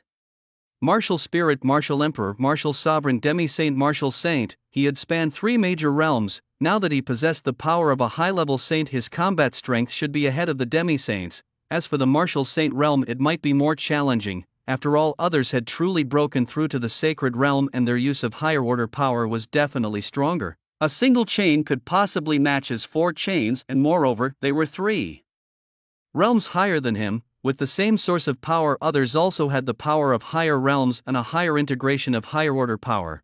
Naturally, Su Chen wouldn't consider them enemies, so could he now easily defeat those in the demi-saint realm? A smile appeared on Su Chen's lips. The XL gene power, after all, was the power of the physical body's limits, of power that strange beasts and foreign races spent half their lives wanting to attain. They forged their physical bodies countless times, breaking through physical limits, unlocking the chains of the physical body to comprehend this supreme power. It was also the power of the limits from the original genes of organisms, and such a level of power Su Chen had obtained it in a mere thought. Hi humans, don't get too proud of yourselves, it must be fake and fake. The injuries on the wolf demon had already completely healed, yet it still couldn't believe that Su Chen could possess such power. Such a thing placed on anyone would be hard to believe. You've trained hard for half your life to barely touch the threshold of power, and here a young kid with a lower realm than you suddenly tells you he has comprehended the origin of power. Who would believe that? I don't believe it, I don't believe it. The wolf demon roared and charged at Su Chen again. Unfortunately, the world was always cruel. Su Chen raised his fist, and the next moment the power enveloped in the chains of force shattered the space again. This time, Su Chen wasn't using it in an unaware state but fully utilizing it, knowing he had this power.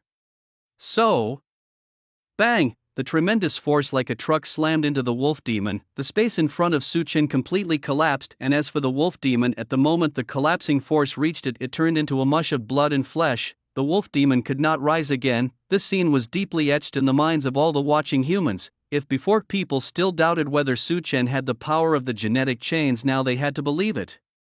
After all, Su Chen had, with the identity of a martial spirit realm, instantly taken down a martial emperor realm beast. Moreover, upon witnessing the power used by Su Chen again, the people did not just watch but stirred the weak gene chain power within their bodies to feel it. All the purple energy inside everyone surged out, gathering in front of Su Chen. At this moment the purple starlight on Su Chen's fist had not completely faded away. The faint power of the genes lingered in mid-air before slowly dissipating.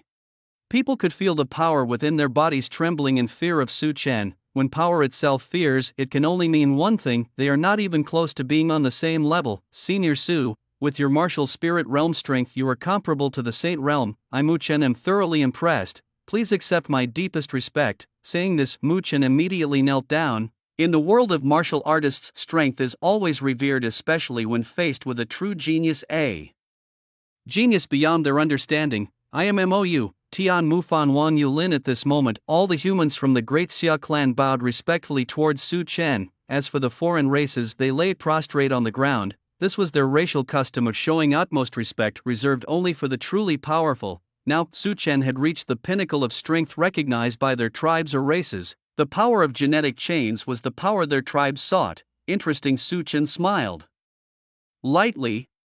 Although he was not very fond of this type of ceremonial respect, seeing so many people worshipping him indeed gave him a high emotional value. Su Chen approached the wolf demon and took the storage ring from its body. Just as he was about to check it, suddenly, the body of the wolf demon on the ground twitched violently. Be careful, senior, a few people nearby shouted. The next moment, the aura of the Saint realm exploded.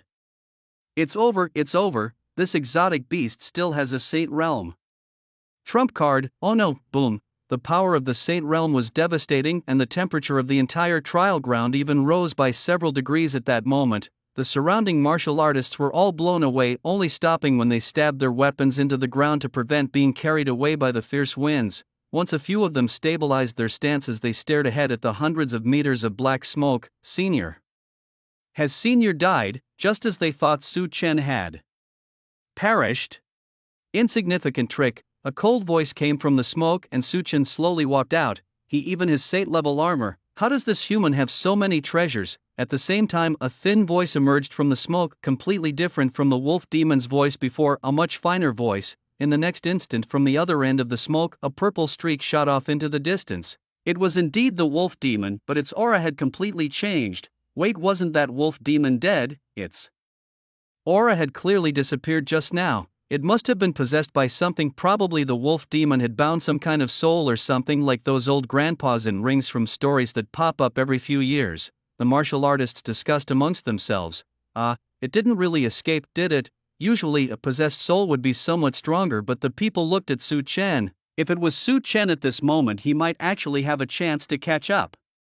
After all, the power of the genetic chains was an all-encompassing boost. It wasn't just about attack, it unlocked genetic coding, the chains, the physical chains. It was about attaining the true ultimate power of the body. Thinking of escaping, dreaming in broad daylight, a murderous intent flashed through Su Chen's eyes. Naturally, he couldn't allow such a sworn enemy to leave. In an instant, a tremendous purple energy burst forth from his body, and invisible chains around him shattered completely. So powerful, someone exclaimed as they stepped forward and shouted, Senior, that wolf demon's body must contain soul power. To utterly annihilate it or capture it, nearly destroying its physical form, is insufficient. I have a chain here specifically designed for soul power. Though it's only of imperial grade, it can still restrain such spirits to some extent. As he spoke, the man tossed a chain that looked like a dog leash into Su Chen's hands. I couldn't help earlier, not because I was scared, but because I was truly useless. If there was anything I could do, I would not hesitate to act. After a second, the others also took action, each wielding weapons designed for spirits. These veterans, all old martial emperors, naturally possessed weapons tailored for various types of enemies. Grasping these tools, Su Chen smiled lightly and thanked them. Thank you everyone, after I captured that scum, let's catch up. With a bang, Su Chen transformed into a streak of purple and swiftly moved away. Su Chen chased rapidly and, as he ran, his fingers emitted a golden light that swept over the Imperial-grade soul chains he had just acquired. Ding! Imperial Soul Chain Amplification successful. You've obtained a new chain. The semi-saintly Heavenly Soul Demon Chain announced a chime. Ding! King-level soul-breaking water amplification successful. You've obtained a new water. The Emperor-level refining soul water. Another chime followed. Suddenly, among the many weapons, Su Chen discovered a rusty needle. Ding! Detection complete. The broken Emperor-grade soul artifact can be amplified. Yes/no. Such an oversight was picked up by me?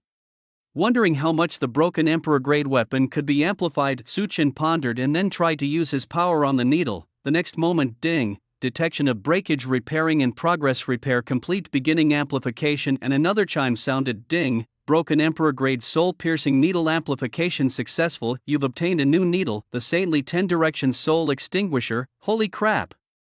It can actually be repaired, Su Chen exclaimed in surprise. Pondering the system's ability to turn trash into treasure. Damn it, you have this ability, why didn't you mention it sooner? Su Chen asked, but then dismissing the thought he smirked almost triumphantly. With such a treasure he didn't believe that the possessing entity could withstand him. Boom! Su Chen sped up and in no time the entire trial ground was shaking. It is said that all the pressures in the trial ground are connected, so when there is a significant fluctuation in one area, it affects the surroundings. In the central part of the trial ground, panting, the people from the Great Xia stood up, drenched in sweat.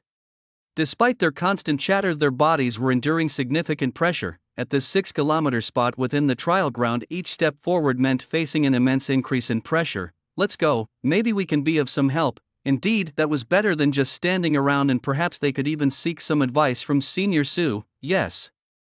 Several Daxia people stood up one after another, quickly walking forward with heavy steps. For them, walking from here to the outside was a massive challenge. Soon all the nearby Daxia people had left, leaving only a few foreigners standing still. They truly admired and respected Su Chen and even wanted to grovel at his feet. However, these individuals had just betrayed Su Chen by revealing someone else's whereabouts. Feeling shameless to approach him now, they decided to sit down and not move, choosing instead to continue their cultivation. Having just observed Su Chen harnessing the power of chains, they had gained some insights. Outside by this time, most of the students on the field had evacuated. Only the professors and some martial Emperor realm teachers remained to support Wang Defa in dealing with the human puppet. The strength of this human puppet was at the pinnacle of the martial Emperor realm. Although its attacks were somewhat chaotic, its almost limitless stamina and indifference to pain compensated for all its shortcomings. By then, more than half of Shinchi University was destroyed. Buildings that were supposed to collapse had collapsed, and many professors had injuries on their faces. Wang Defa, however, was unscathed. Known as the indestructible Little Strong in the martial Emperor realm, his techniques were all designed for survival and defense. It could be said that even if all the professors around him died and Shinchi University was blown up, he would not die, nor would he even be injured. Nevertheless, he had no real solution to the puppet and could only keep redirecting its attacks into the sky to dissipate them. Roar! The humanoid puppet roared loudly, as if venting in its blood and chi power formed a massive hand that kept striking at Wang Defa.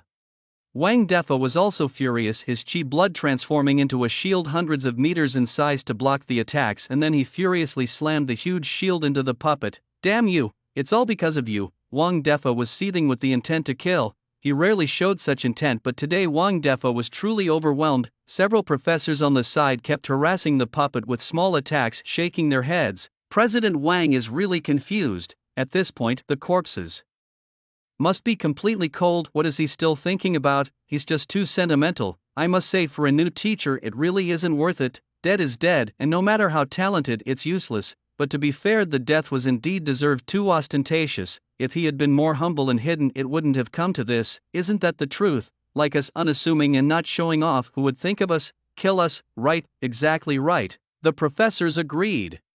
What they were referring to, of course, was Su Chen. Now we just wait for someone to come rescue us, right? They murmured amongst themselves. Suddenly, a murderous intent came from behind. A purple figure suddenly burst out from the testing ground, wrapped in a thick smell of blood, its furry limbs severely deformed, its entire face unrecognizable. Ah, that's the wolf demon from just now. How did he turn out like this? Several professors were startled. The possessed wolf demon's eyeballs rolled around. Damn that human so perverted. No, I need to change bodies. This one is completely dead, fallen apart, and I cannot exert any of my power. As it spoke, the demon wolf set its sights on a group of professors. Hey, the wolf demon is targeting us, President Wang. President Wang. Before they could finish speaking, the demon wolf pounced instantly. Its power, close to that of a demi-saint, was overwhelming against these professors of the Emperor realm. It was like an adult fighting infants. Boom, boom, boom. The professors' bodies exploded violently. Just as one professor pulled his trump card from his ring, his brain was touched by the bloodied wolf demon. No, you're too weak as well, it said. Bang! The next moment, that professor's body also burst apart. The breathing of the remaining professors grew heavier. They had no chance to fight back against this creature. Why is this happening? Everyone pull out your trump cards, don't hold back. But before he could finish, the ghostly figure moved beside him and boom, in an instant he too exploded. Professor Lee is dead. It's all over, completely over. President Wang, you must come save us. We're all going to die. Yes, the professors shouted loudly while simultaneously pulling out their own trump cards in an attempt to escape. President Wang, save us. In the sky above, hearing the commotion below, President Wang coldly remarked, save you? Why should I? If you had used your trump cards to help earlier, this puppet might have already been dealt with. But you just stood there watching. Anyway, since Su Chen is dead, the major shareholders won't let me off. I might as well, Wang De said, allowing the blood to splatter on the ground. Soon only 5 or 6 professors remained. Finally, the wolf demon grabbed a younger professor, a smile on its face. You'll do perfectly. A tremendous force surged into the body of this professor. The young professor's body began to shake violently. The body of a beast really isn't accustomed to me. Indeed, the human body suits me better. Though weaker, I can temporarily enhance its power by 2 major realms, reaching the first level of the demi-saint realm. Combined with my own domain power, I can definitely suppress that brat. Then I can enter that boy's body with this power. Hehehe. Moments later, the wolf demon entered the human's body and the power of the demi-saint realm soared into the sky. Huh? I've done it. Wang De's face showed despair, yet there was a hint of relief. Demi-saint realm, phew, if I die in battle today, it's still the best end for me, thought Wang De, when suddenly a cold voice echoed from a distant trial ground. Beast, what are you laughing at? Boom. Accompanied by the cold voice, a tremendous force that shattered space arrived. Crack, crack, crack, crack. The space continually fractured, the range and power much greater than the previous fractures at the trial ground. In this outer realm, free from the immense pressure of the trial ground, purple lightning flashed around the shattered space, incessantly smashing towards the face of the newly possessed old ghost. MWA, with just this little strength, you think you can kill me? The possessor controlling the professor's body roared loudly, then formed a seal with his hands. Heavenly Demon Realm activate. The ground trembled and instantly a pitch-black space centered around him expanded. The force that cracked space halted right outside this black domain. Even though the space above the black realm kept shattering and reforming, the purple energy waves still managed to smash through the external barriers of the black space, advancing quite a distance before finally dissipating. Huffing, the possessor wiped a bead of sweat from his forehead. This body can only utilize the 3rd level of the domain power, not perfect, but combined with the half-saint realm's strength, it should be enough. But who would have thought this kid could reach such a level? His gene chain power is probably at the 3rd or even 4th chain. Surprised but thrilled, the possessor's eyes gleamed with madness. Excellent. If I can possess him and achieve both physical and blood cultivation, maybe I can finally leave this place. From afar, a dark-haired young man slowly walked out of the trial grounds entrance, his face cold and stern. He's really got some skills, not something I could just kill in one move. As soon as Su Chen appeared, both Wang Defa and several professors were stunned. Wang Defa reacted in a second, his face breaking into a joyful grin as he shouted, Su Chen, you're actually alive, that's wonderful. Su Chen glanced at him and smiled. President Wang, hold on a moment. Let me kill this beast first, then we can catch up. Wang Defa was shocked. He's going to kill a half-saint. If I remember correctly, wasn't Su Chen at the martial spirit realm? To think he could contend with a half-saint after just a month in the trial ground, that's utterly preposterous. Preposterous to the point of absurdity. Although exaggerated, Wang Defa didn't doubt it, as the two had indeed clashed fiercely just moments ago. The concrete evidence was right before their eyes. As for the professors on the ground, they were utterly dumbfounded. surviving an assassination attempt by a martial emperor realm and now contending with a half-saint, a monster indeed, a half-saint capable of wielding a powerful domain, terrifying. Could Su Chen be the reincarnation of some great power? Someone ventured the guess, as that seemed the only plausible explanation for his capabilities. Had the possessor glanced at Wang Defa and others from afar, so annoying, a bunch of trash, he muttered, "Demon power, what are you doing?" He questioned sharply. In the next moment, the humanoid puppet surged with a towering chi and blood power, its strength seemingly pushing towards the half-saint realm. This puppet was intentionally left for the wolf demon, who then inadvertently learned to use its true power. What? Wang Defa was shocked. This person can control the puppet. No wonder the wolf demon was using the puppet.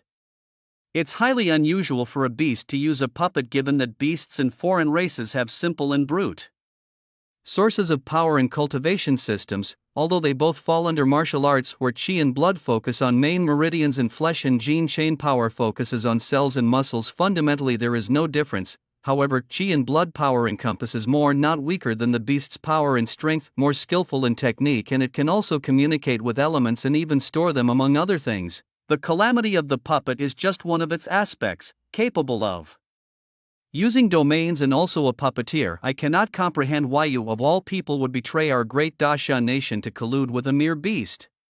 Wang Defa coldly asked. The possessor laughed sinisterly. Betrayal? What betrayal? Are you trying to apply current laws to officials from former dynasties? He scoffed, waving his hand dismissively. Former dynasty? Wang Defa's face was filled with shock. It had been a full 1,000 years since the previous era of Daxia, and this man was actually from a millennium ago. This revelation made his behavior all the more puzzling. Enough, just die with some understanding. It's time to act. The possessor hadn't finished speaking when suddenly a tremendous sound of spatial rupture blasted directly onto the puppet. Bang! In an instant the puppet shattered, and Wang Defa, floating nearby, looked even more shocked. Without feeling even a slight breeze on him, their Su Chen stood with a cold expression. So noisy, good thing I made your puppet shut up. Very well, the possessor roared in anger, you're impressive, boy. He unleashed his black domain and his vital energy surged. You protect that old man, once I possess you he'll be my next puppet. In an instant the two clashed, the power of the genetic chains collided with the dark domain. Wang Defa floated towards several professors, watching the battle unfold. Their feelings were mixed. Is this what genius looks like? A once-in-an-era talent, a reincarnated great power, mused Wang Defa. What power is Su Chen using? It must be the power of the genetic chains that guy Fulrose spent his life pursuing, Wang Defa deduced. What? It's that power. Wang Defa glanced at the numbers above the distant trial grounds. In his excitement over Su Chen surpassing Fulrose, he had forgotten that the essence of the trial grounds was to comprehend a power that could rival the sacred realms. With this power, the only difference from the sacred realms was time. Everyone waited, while outside the Divine Revelation School a group of martial emperors from the Martial Union and the police department hovered in mid-air. The sky in the distance had exploded, the entire heavens a chaotic mess. The force of the domains and the shattering of space continued to collide, sending small energy waves that could create vast rifts in space. Should we really go there? Are you out of your mind? We can't intervene in such a battle. Yeah, let's just wait. I've already contacted a half-saint. This kid might hold on a bit longer, they discussed. Hey, what if he falls? Such a talented person needs to live to progress, they noted, observing that Su Chen was gradually showing signs of fatigue in his battle with the possessor. Despite his talent, there was still a gap in overall strength and experience in using high-level powers. Boy, surrender and give me your body. I can help you achieve what you could never achieve in your lifetime. Let's ascend together, the possessor bellowed. No need. Su Chen narrowed his eyes, looking for an opportunity. This person's power was too strange. He needed to find a flaw for a full assault, or else things might go awry. Since you're unwilling, I'll just take it by force, the possessor laughed menacingly. The possessor spoke in a cold voice. Just as he was about to make his move, he suddenly faltered for a moment, his soul and body flickering briefly. Had he reached his limit? Indeed, this body could not withstand his soul. Although his soul's power had only recovered to the level of a martial saint, he needed to quickly deal with this young man. No sooner had the possessor thought this than Su Chen in front of him unexpectedly launched an attack, seeking death. The possessor sneered, but his smile faded in the next moment as he saw Su Chen pull out a jade-colored scepter. Then boom! Su Chen struck with all his might, unleashing the power of the half-saint scepter and the genetic chains. In an instant the sky darkened, fierce winds howled, and space itself seemed to fracture, accompanied by purple flames emanating from the jade scepter, all hurtling towards the possessor. This young man, to have such tricks up his sleeve, how could he endure this? The possessor's expression changed as he hastily deployed his dark domain and vital energy to defend himself. However, under the relentless bombardment of the two forces, his domain and vital energy did not hold even for a second. The two attacks reached the possessor in the blink of an eye. Finished, the possessor finally showed a look of shock, left with no choice but to use his soul power. The power of his saintly realm burst forth from his soul within his body, shattering Su Chen's attacks in moments. However, at the same time, the possessor's body began to disintegrate, revealing the figure of a woman dressed in a Taoist robe. This body simply could not withstand the power of a stronger soul. Who could have imagined that this millennia-old, undying possessor was actually an old crone? Cursed be it, he had to consume some more of his soul power, and this somewhat suitable body could no longer be used. But soon he only needed to possess another. Just as the possessor thought this, Su Chen charged towards him. The possessor was taken aback, then sneered, "Are you mad, boy? Although my soul is exposed, as long as my body hasn't completely collapsed, I can still wield my power. What does it matter to me?" Su Chen sneered back, immediately pulling out a weapon capable of restraining half-Sate-level souls. The mysterious woman's soul trembled violently, her face filled with shock. "How on earth do you have a half-Sate-level soul-restraining weapon? Where did you, a mere martial spirit realm fighter, get that?"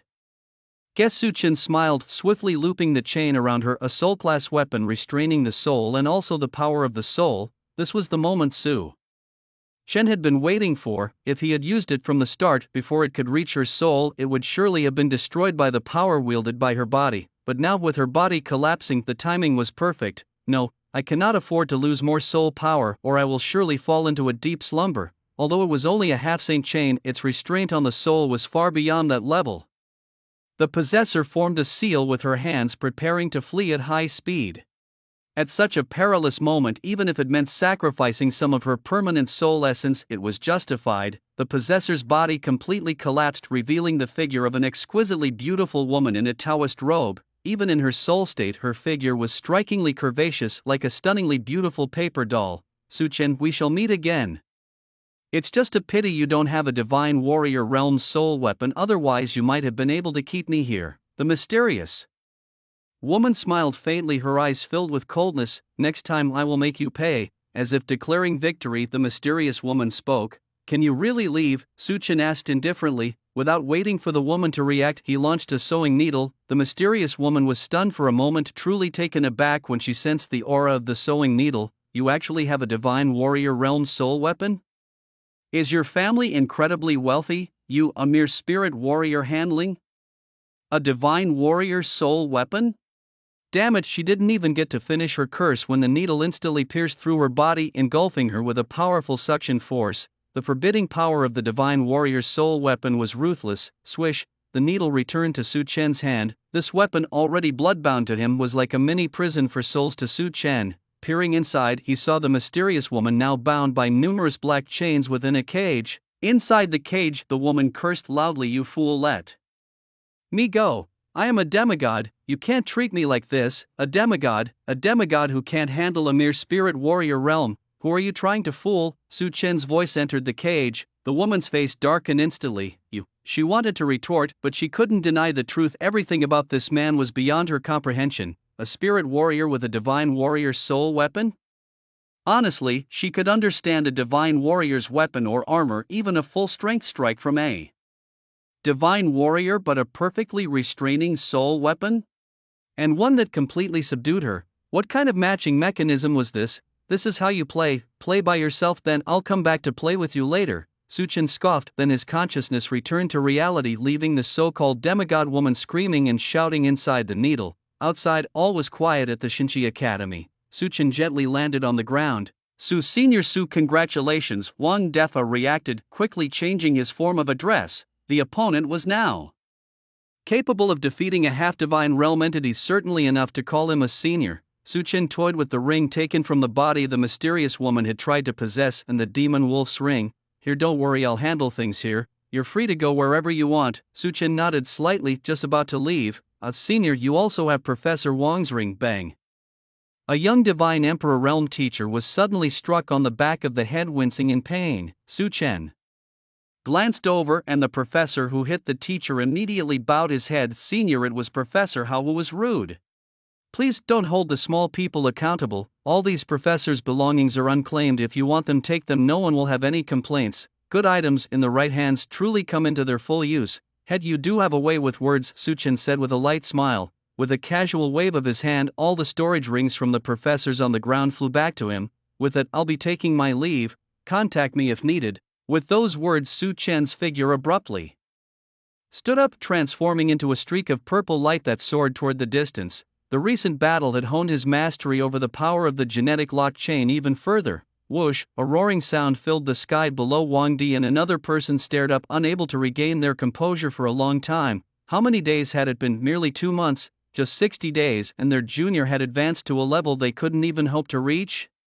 It seemed almost unbelievable, and they couldn't help but complain inwardly. In the distance, high in the sky, Su Chen used the power of the genetic lock chain to swiftly cross over to the outskirts of Guanghai City. At this location, several Marines still stood guard, staring blankly into the sky.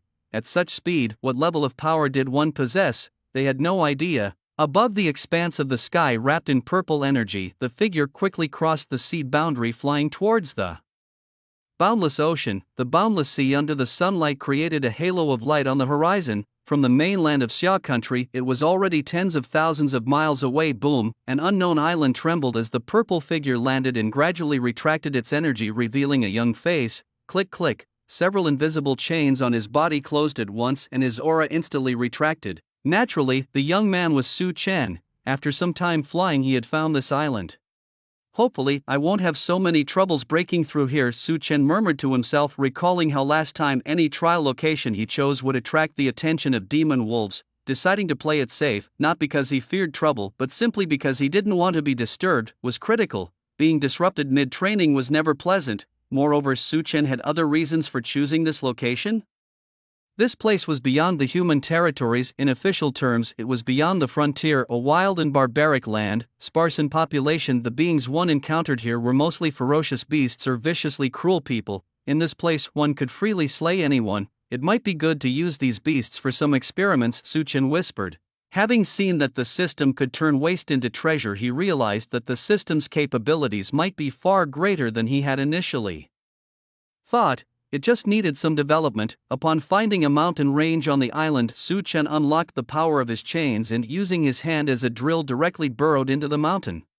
To the current Su Chen, these rocks were no different from tofu. Soon he had carved out a cave of several hundred square meters within the mountain. The size was sufficient, though the security still needed some consideration. But for now it would do. Su Chen sat down on the ground and created a resolute protective shield with his vigor and blood. Then he began to examine the additional storage rings in his hand. This time he had collected over 20 storage rings in total, except for the one belonging to Professor Fullo's, which had disappeared in the sword energy after Su Chen had dispersed him into a mist of blood. Su Chen had indeed received the storage rings from others. Upon inspecting the resources within the rings, he found that the quality and quantity of resources this time were much higher than before. Most of the rings belonged to warriors above the Martial King realm, with an abundance of rings from the Martial Emperor realm. Su Chen muttered to himself as he sorted through them, discarding the weaker or unnecessary ones to be transformed into nutrients for the system.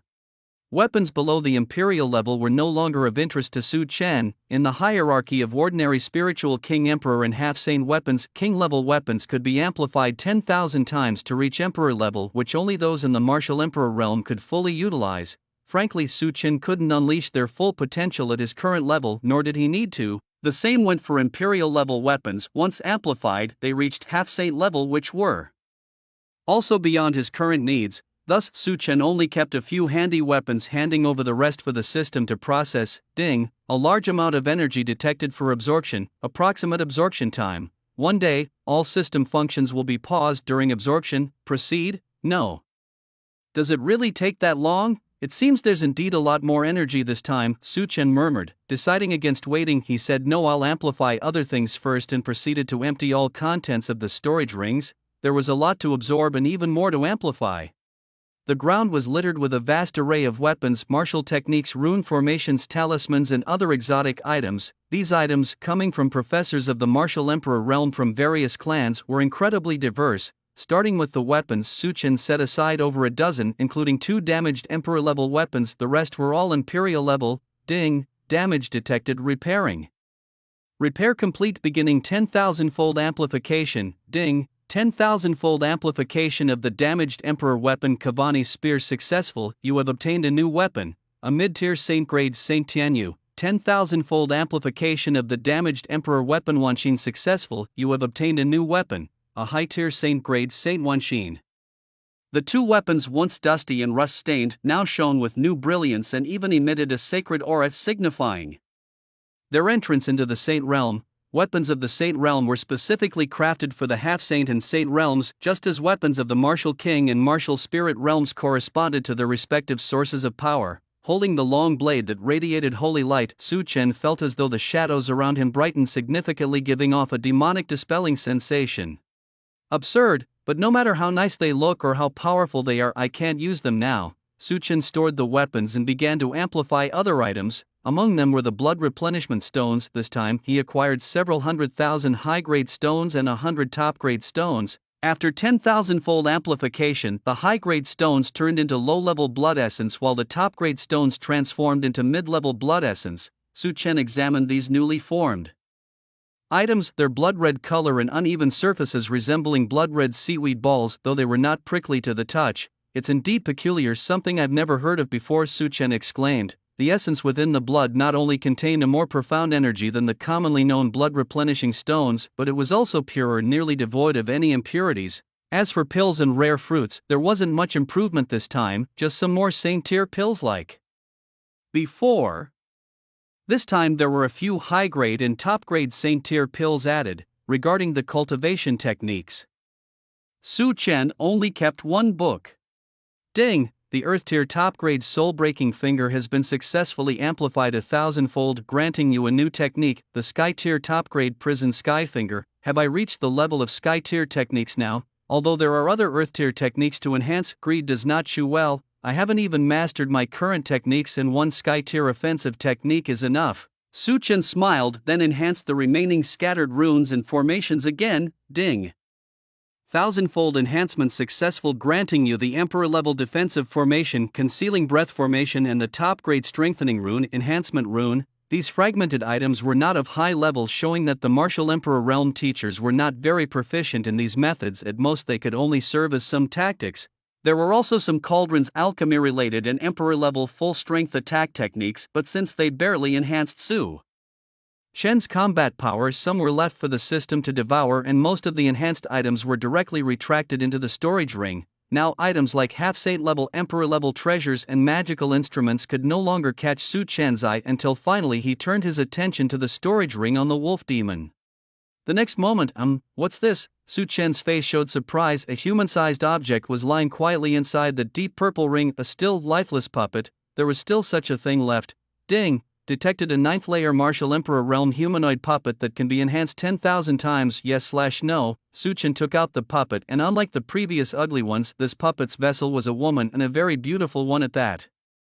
She appeared to be 17 or 18 years old, and at a glance she seemed no different from an ordinary person. The exposed skin was pale to the extreme, with black patterns engraved at the base of her arms and thighs. The female puppet had an incredibly beautiful face, pale, conveying a sense of deathly stillness. Her eyes were like deep black holes, swallowing all the light and vitality around her. Her long black hair flowed freely around her perfect S-shaped figure. Her slim waist seemed as if it could be encircled with just one hand, and her evenly proportioned, powerful legs were impressive. Very nice, Su Chen nodded continuously. This standard was higher than any female he had encountered so far, even overwhelming. It's just a pity this is a puppet, it probably won't make a sound. Inside the wolf demon's ring, besides this puppet, there were some other beast-related body refining techniques and a book on puppet manipulation, mortal machine puppet technique. Su Chen naturally wouldn't learn the beast-related techniques. He flipped through the book on puppet manipulation and then enhanced it 1,000-fold. Ding! You have acquired a new version of the mortal puppet technique. No changes. Su Chen frowned. This was indeed a first for him. He opened the new mortal puppet technique and studied it carefully. After a moment he understood, it's not that there were no changes, but because this book was a copy it was incomplete, had limitations similar to the royal blood fruit. A thousandfold amplification can't create something out of nothing, it can only amplify what's already there. After the amplification of the mortal puppet technique, the content inside was increased by dozens of times and had been much perfected. Originally, it only contained simple maintenance and control methods, but now it included auxiliary usage methods and even recipes for strength-enhancing potions for the puppets, all of which were not in the original notes. It just didn't explain how to create one. Su Chen felt regretful. If he could create a martial saint-level puppet or even a demi-saint one with a thousandfold amplification. Su Chen didn't dare to think further. Perhaps that ancient woman knew something. A smile appeared on Su Chen's lips, planning to thoroughly interrogate her once everything was in order. The system performed a thousandfold amplification on the puppet. Ding, you have obtained a new puppet, demi-saint level 9 puppet. After the amplification, the female puppet, though her appearance hadn't changed, had developed a hint of saintly essence, making her seem more human, following the instructions. In the puppet technique, Su Chen performed the ownership rituals. The updated mortal puppet technique included a more comprehensive ownership ceremony, even allowing for mental control of the puppet in an instant. Su Chen looked at the female puppet. This puppet's name is Yulian. Yulian, kneel down. Su Chen spoke as his life force shone in his hand. You are the master. The girl's lips moved slightly, and then she knelt down in front of Su Chen, her thighs plump and firm, causing Su Chen to frown as she positioned her head right below his navel. Such precise positioning. No, Yulian, go out and guard for this king. Prevent anyone from approaching this cave, Su Chen commanded. Yes, master. Yulian responded and then transformed into a white shadow. Flying out, Yulian's puppet level was higher than the one used by the wolf demon previously. She could execute many more commands than that puppet. After amplifying everything that needed amplification, Su Chen then began to focus on himself. Next would be cultivation and system updates. Although Su Chen's combat strength was now comparable to a demi-saint, without advancing further he would remain rootless. Considering this, Su Chen threw the newly amplified formation at the entrance and then sealed the entire cave with rocks. As for Yulian, Su Chen added another command for her to hide nearby, only to intervene if someone noticed the cave and attempted to approach. Afterwards, Su Chen sat down calmly on the ground. System, begin the devouring update. Ding, system update in progress, please wait. Following that, the treasures and magical items on the ground began to be enveloped by a golden light. Then Su Chen began his martial cultivation, aiming to break through to the martial emperor realm in one go. Su Chen took out his blood essence and then sat cross-legged on the ground. Let's begin. While Su Chen was hiding on a small island and furiously cultivating, the entire Guanghai city was shaken by the previous events, causing countless ripples throughout the city. The leaders of various divisions of Guanghai city were all in a frenzy. Where was Su Chen? How could he just disappear? Tanny Alliance's division in Guanghai city, the top martial artist alliance in Daxia Kingdom, was not the only one present today. The second-ranked Thunder Martial Alliance and the third-ranked King's Martial Alliance, among others, were there. The division heads of various alliances, including some from lower-ranked alliances, were personally present at the scene, which highlighted the significance of this matter to them. Reports were piled up on the round table and people from different sectors tirelessly continued their presentations. We have sent people to the cities around Guanghai city and also to the sea areas to look for him, but so far there's no news. We've turned Guanghai city upside down, but there's still no sign of him. Yes, it's fine if we can't find him. We've already sealed off the news within Guanghai city itself. The constant influx of reports centered around the round table where the city lord of Guanghai city, Li Haitao, listened with an increasingly grim expression. He slammed his hand on the table. I refuse to believe that he, a mere martial spirit realm fighter, could just disappear. My lord, to avoid any misunderstanding, that Su Chen has the strength of a half-saint realm, someone corrected. Even if he is of the saint realm, you must find him. Li Haitao turned to a few middle-aged men sitting in a corner. Hua Martial Alliance, can't you contact Su Chen either? The leaders of the Hua Martial Alliance shook their heads in panic. They too wanted to find him. But now not only was Su Chen unreachable, even his direct superior Su Haitang was out of contact, as if they had vanished. Li Haitao coldly stared at the people from the Hua Martial Alliance. A 19-year-old with the strength of a half-saint realm is not under surveillance in our jurisdiction. How could you let him slip away? If anything happens to him, who will be responsible? A silence fell over the entire round table. No one dared to speak at that moment. What are you waiting for? Li Haitao suddenly roared, slamming the table again. Now, immediately, everyone go look for him.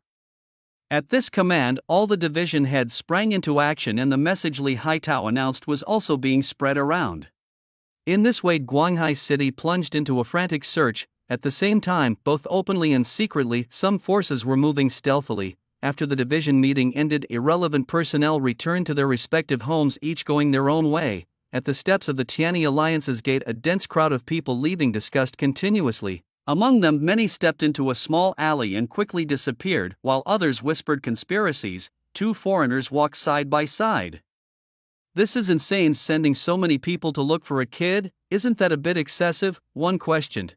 Didn't you hear the city lord of Guanghai, 19 years old, with the strength of a half-saint realm? That can't be real, can it? Do you believe that? Or do you believe I'm the Emperor Qin Shi Huang? What are you talking about? Then tell me, why would he send so many people to look for him? What kind of person is worth the effort of so many alliances in the entire Guanghai city? Indeed, only 19 years old and already a half-saint. How does that sound like a setup? With such strength, Xia country has truly nurtured him well, haven't they? Yes, we must hurry back and report this. Meanwhile, among the crowd, other forces are present. Half-saint realm, 19 years old. We must quickly report to the ancestor wolf. The last piece of information from Lord Wolf Demon must be about him. Su Chen. In a moment, many spies from various organizations and other races lurking in Guanghai City received this intelligence. It's simply unbelievable. In just a short while, a whole bunch of people have deviated from their normal trajectories. Just our branch alone has infiltrated so many. On a balcony at the very top of the Tianyi Alliance, several burly men surround a man wearing a helmet. His eyes are closed, but he perceives everything around him. Checked annually, monthly even. How can there still be so many? Normally, these are deeply embedded agents who wouldn't make a move without significant intelligence. Li Haitao, who had just delivered a speech on stage, stood there calmly. Would this cause any trouble for that Su Chen? And don't worry, even if we don't pass it on, the intelligence will eventually get out. Just then, a familiar figure walked out from a room on the balcony. It was none other than Su Chen's direct superior, Su Haitang.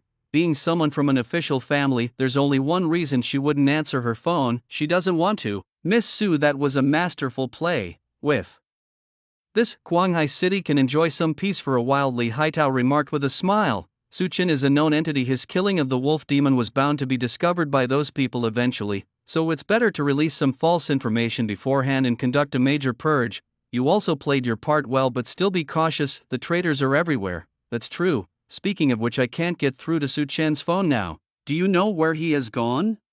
Su Haitang looked at Li Haitao, who smiled faintly. He indeed knew where Su Chen had gone, which is why he dared to leak his information. Li Haitao's gaze drifted into the distance. Miles away, there lay the legendary uninhabited archipelago, a place of utmost chaos. It's called uninhabited in comparison to the population density of the mainland. In reality, it's home to exotic beasts, sea creatures, and numerous neutral forces, including some human factions that have broken away. Very dangerous, yet also very chaotic, but precisely because of this chaos, it has now become the safest place. Compared to living among spies in the cities of the Great Xia, it might be better to go to such a simpler place. Following Li Haitao's gaze, Su Haitang paused but quickly understood. That place might indeed be safer now. She pondered thoughtfully. Ah yes, in a place filled with garbage there can still be clean corners, but we are different. Now our great lion is almost covered in maggots and viruses. They are just waiting for a chance to knock us down during the great chaos in Su Chen. This remedy is definitely going to be targeted. Li Haitao sighed. They will resort to any means necessary. In these chaotic times, no one will reason with their enemies or potential threats. That child did well to escape to that place and hide. It was a smart move. However, we still need to remind him of what's important. Li Haitao said sternly. Miss Su, if you can get in touch with him, remind him to hide his true identity. Li Haitao added, the sharper the sword, the better it is hidden. Understood. Half a month later, thousands of miles away, a strange vibration echoed from within a cave in the mountains. The wild birds in the forest were startled and flew up. Deep within the mountain range, a figure suddenly opened his eyes, shooting out a fierce radiance. An overwhelming aura uncontrollably poured from him, causing the protective formations at the cave's entrance to tremble continuously. Naturally, this figure was Su Chen. he clenched his fists tightly, feeling the flood-like vitality coursing through his body. "I've done it," Su Chen exclaimed excitedly. Indeed, at this moment Su Chen had ascended to the imperial realm of martial arts, a new realm, a new world. The feeling of progressing step by step was truly exhilarating. Su Chen now understood Fan Jin's feelings after passing the imperial exams. Obtaining power and authority was indeed thrilling, no wonder it drove him mad. In a world dominated by martial prowess, power is authority. Congratulations, Master, on successfully advancing to the imperial realm. Long live the Master, long live, long live. Just then Yu Lian, who had approached at some unknown time, knelt before Su Chen, her demeanor one of genuine devotion. Rise. Su Chen waved his hand dismissively. Previously he had followed the steps in a book and added a special setting to Yu Lian. Aside from lacking the ability to think proactively, she seemed almost indistinguishable from a normal human. It seemed the effect was quite satisfactory. At least her emotional value was maxed out. Has there been any situation outside recently? Report back to me, Su Chen asked. Master, there have been no significant events. No one has approached our cave or formations actively. However, yesterday a group of humans made peace with a group of other beings, Yu Lian reported. Oh, Su Chen nodded slightly. Humans making peace with other beings? Traitors perhaps. I'll find time to deal with them. Su Chen smiled faintly. After all, he was here to experiment on people and beasts. A few more bodies would allow him to try making puppets. Alright, Yu Lian, continue to keep watch outside. I have other important matters to attend to. Yes, Master. As Yu Lian disappeared, Su Chen turned his attention to his mind. Ding, system upgrade completed. Current version 1.37, new modules added. Proficiency detection and amplification, new panel. Insight, Su Chen puzzled, an increase of 0.27 version. Can it be like this?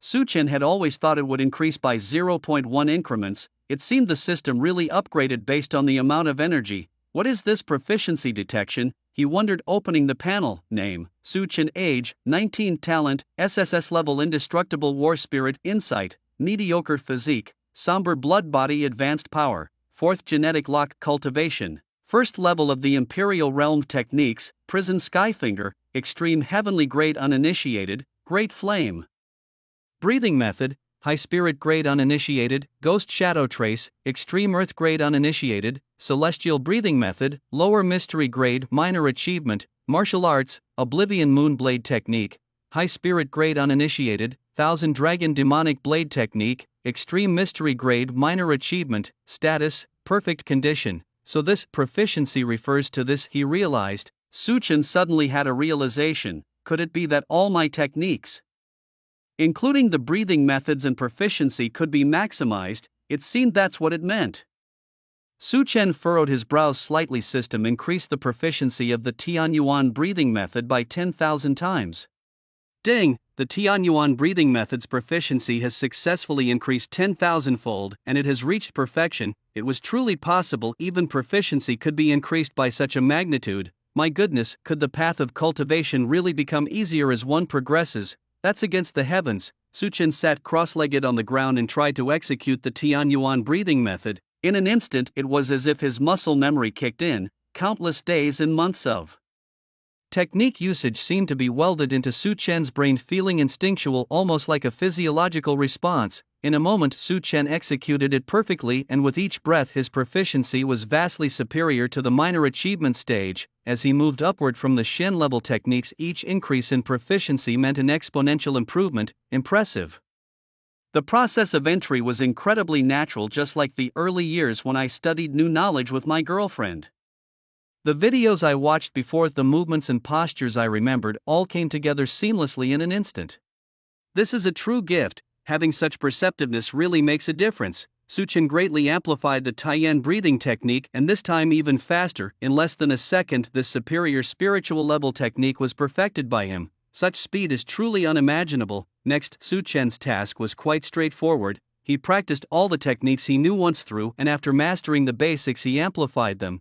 Soon after, his entire skill column was completely refreshed. Buzzing with new energy. Name, Su Chen. Techniques, prison skyfinger, sky level greatly accomplished, Taiyan breathing technique, spirit level perfected, ghost shadow tracing, earth level perfected, and heavenly origin breathing technique, mystic level perfected, martial arts, silent moonless blade, Spirit level perfected, Thousand Dragons Demon Blade, Mystic level perfected. Except for the Sky level technique, all other techniques were perfected, Sky level techniques being incredibly profound and mysterious, are not so simple to master to perfection, Su Chen murmured, but it didn't matter as his strongest move didn't require these yet. After all, these techniques were just for show, Su Chen said with a resigned laugh. Although the genetic lock seemed brutal and simplistic and looked too plain, it was indeed his strongest move, currently capable of defeating enemies across 2 major realms in an instant. What other technique could achieve that? The realm of martial arts might have powers comparable to this lock chain force, and it might be worth exploring in the future. Su Chen thought indeed there were many areas where he could still improve. Next, it was time to start on the objectives of this visit: live creature enhancement experiments, and then a world of utter darkness. This place had no sound, no color, nothing at all. You couldn't feel time passing, only a bone-chilling cold that penetrated the heart. If a normal person stayed here, they might go mad in a few days. Hello, demi-goddess Miss, good evening. Su Chen's playful voice came from above. In this dark world, the mysterious woman looked up, her lips parting slightly. It should be 4 in the afternoon. Where does the evening come from? How do you know? Su Chen was momentarily stunned. Guess, the mysterious woman said with a cold laugh, her words barely falling when Su Chen replied, let me guess then. The woman paused, hearing the chill in Su Chen's tone. What do you mean, huh? The cold laughter came from above. In the next moment, the powers of the 10 direction soul annihilation, which suppressed the soul, crushed down on the mysterious woman. No, I was just speaking. The mysterious woman was completely taken aback. She had only said 2 words, yet had somehow provoked him again. Wait a minute, she tried to speak further, but the immense pressure had already rolled over her, causing immense pain from head to toe, covering every inch of her soul and skin. Su Chen couldn't help but exclaim in excitement. He had never imagined that the issue of proficiency could be resolved so easily. Previously, as the technique's proficiency continuously amplified, Su Chen distinctly felt the difficulty of cultivating the techniques increase step by step. Reaching even the basic level in some spiritual rank techniques could take days, with perfection seemingly an endless road away. It's important to note that before this 10,000-fold increase, Su Chen had never perfected any technique. But now, the system had solved it with just 1 click, and he probably only needed to reach the basic level, while higher-tier techniques might be more challenging. Su Chen muttered to himself, but the system had anticipated this issue too and added a new panel entry: understanding. It seems impossible not to be a genius now. With a smile, Su Chen commanded the system to increase the understanding entry by 10,000 times. Ding! The understanding entry has been successfully increased 10,000-fold, and you have obtained the much-admired talent for understanding. Understanding, ordinary jade-like quality, 1 in 100, once in 1,000 years. Center of attention. Understanding, center of attention. Your understanding is at a level that captures the attention of the masses. At this stage, having a photographic memory and the ability to infer other facts from one fact are just your basic abilities.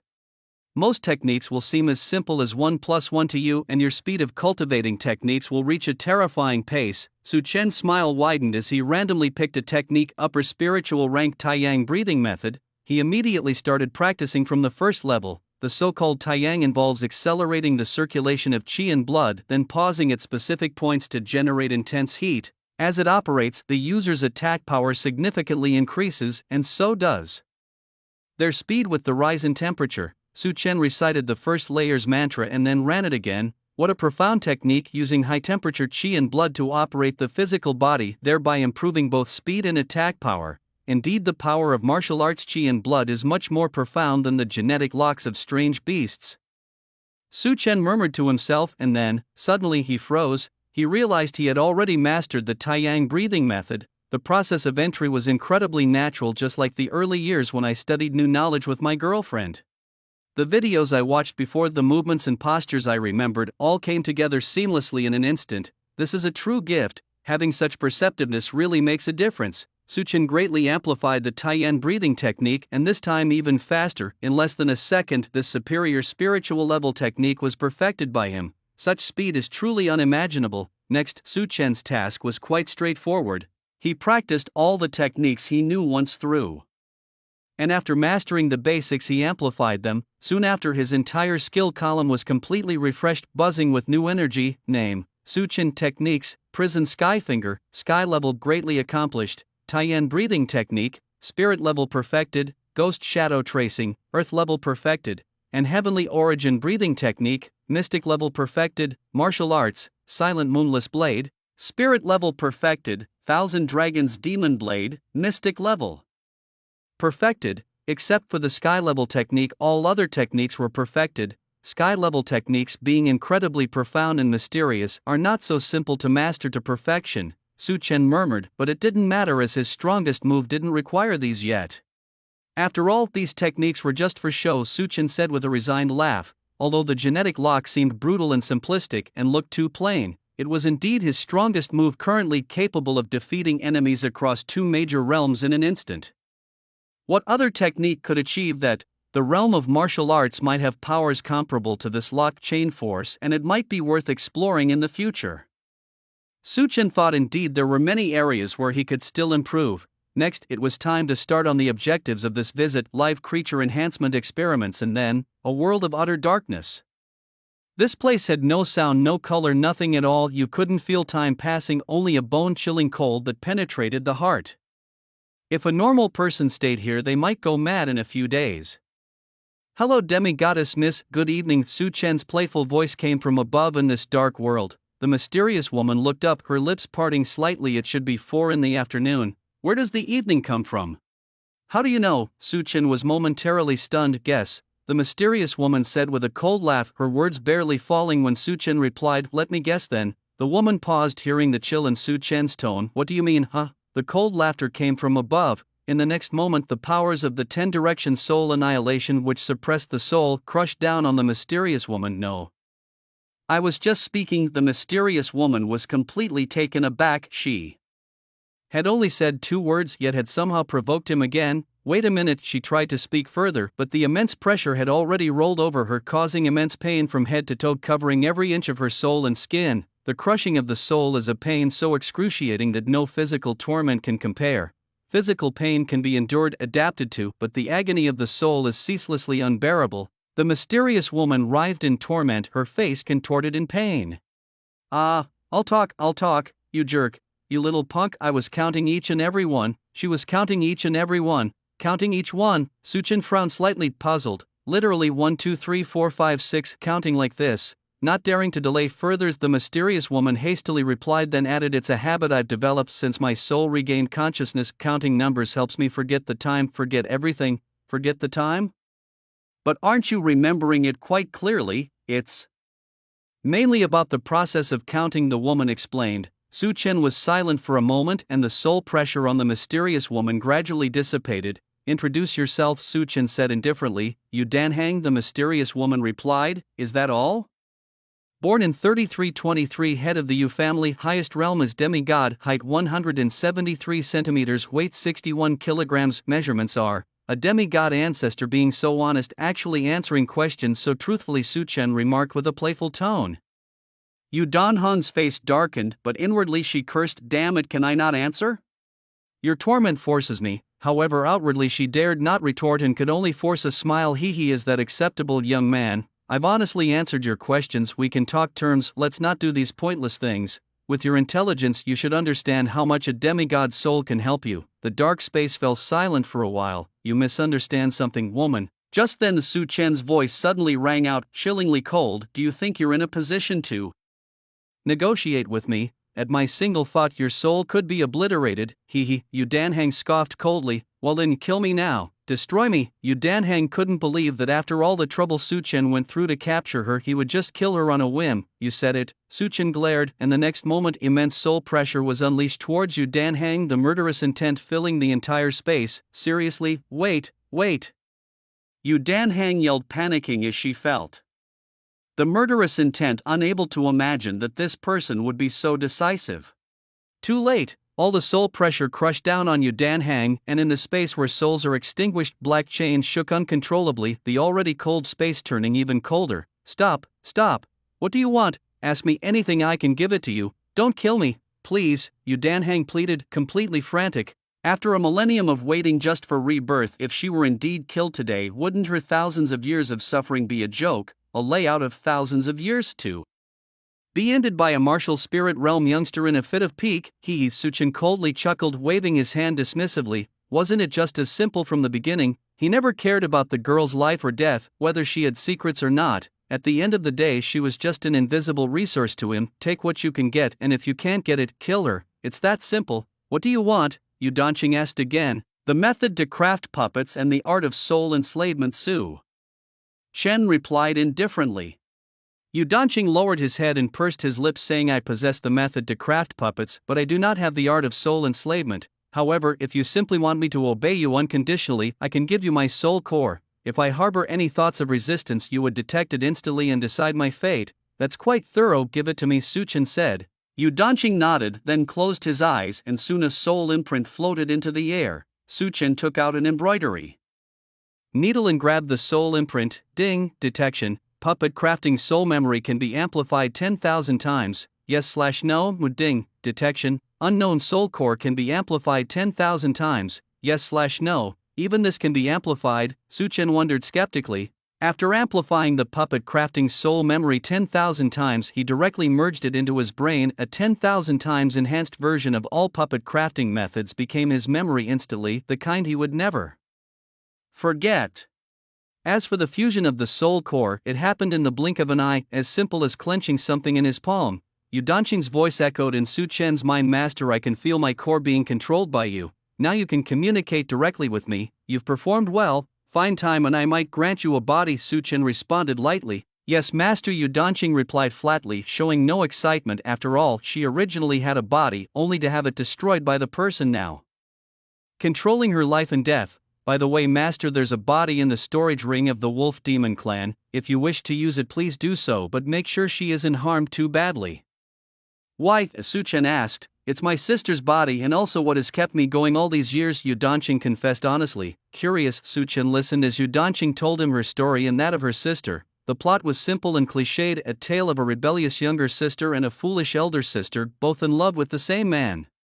What they hadn't anticipated was that the man was a fraudster. He toyed with their affections to pit them against each other, thereby seizing the opportunity to refine their souls for his ascension. Apart from Yu Danqing, who survived as a remnant soul, the rest of the Yu family became nourishment for his cultivation, aiding him in achieving divine realm status. Since then, Yu Danqing had entered a prolonged period of silence, lying dormant in the secret realms of the Yu family ruins, waiting for a destined encounter. Such a melodramatic story. Where is this person now? I should be wary of him, Su Chen commented. Don't worry, Master, you won't encounter him for now. He has reached the divine realm, a level beyond our dimension. We can't interfere with him. In their eyes, we are less than ants. Is that the saying? Su Chen was shocked. I remember that the Great Xia Kingdom has a martial god, right? There were even TV programs about it. Those were fake martial gods, Yu Danqing coldly stated.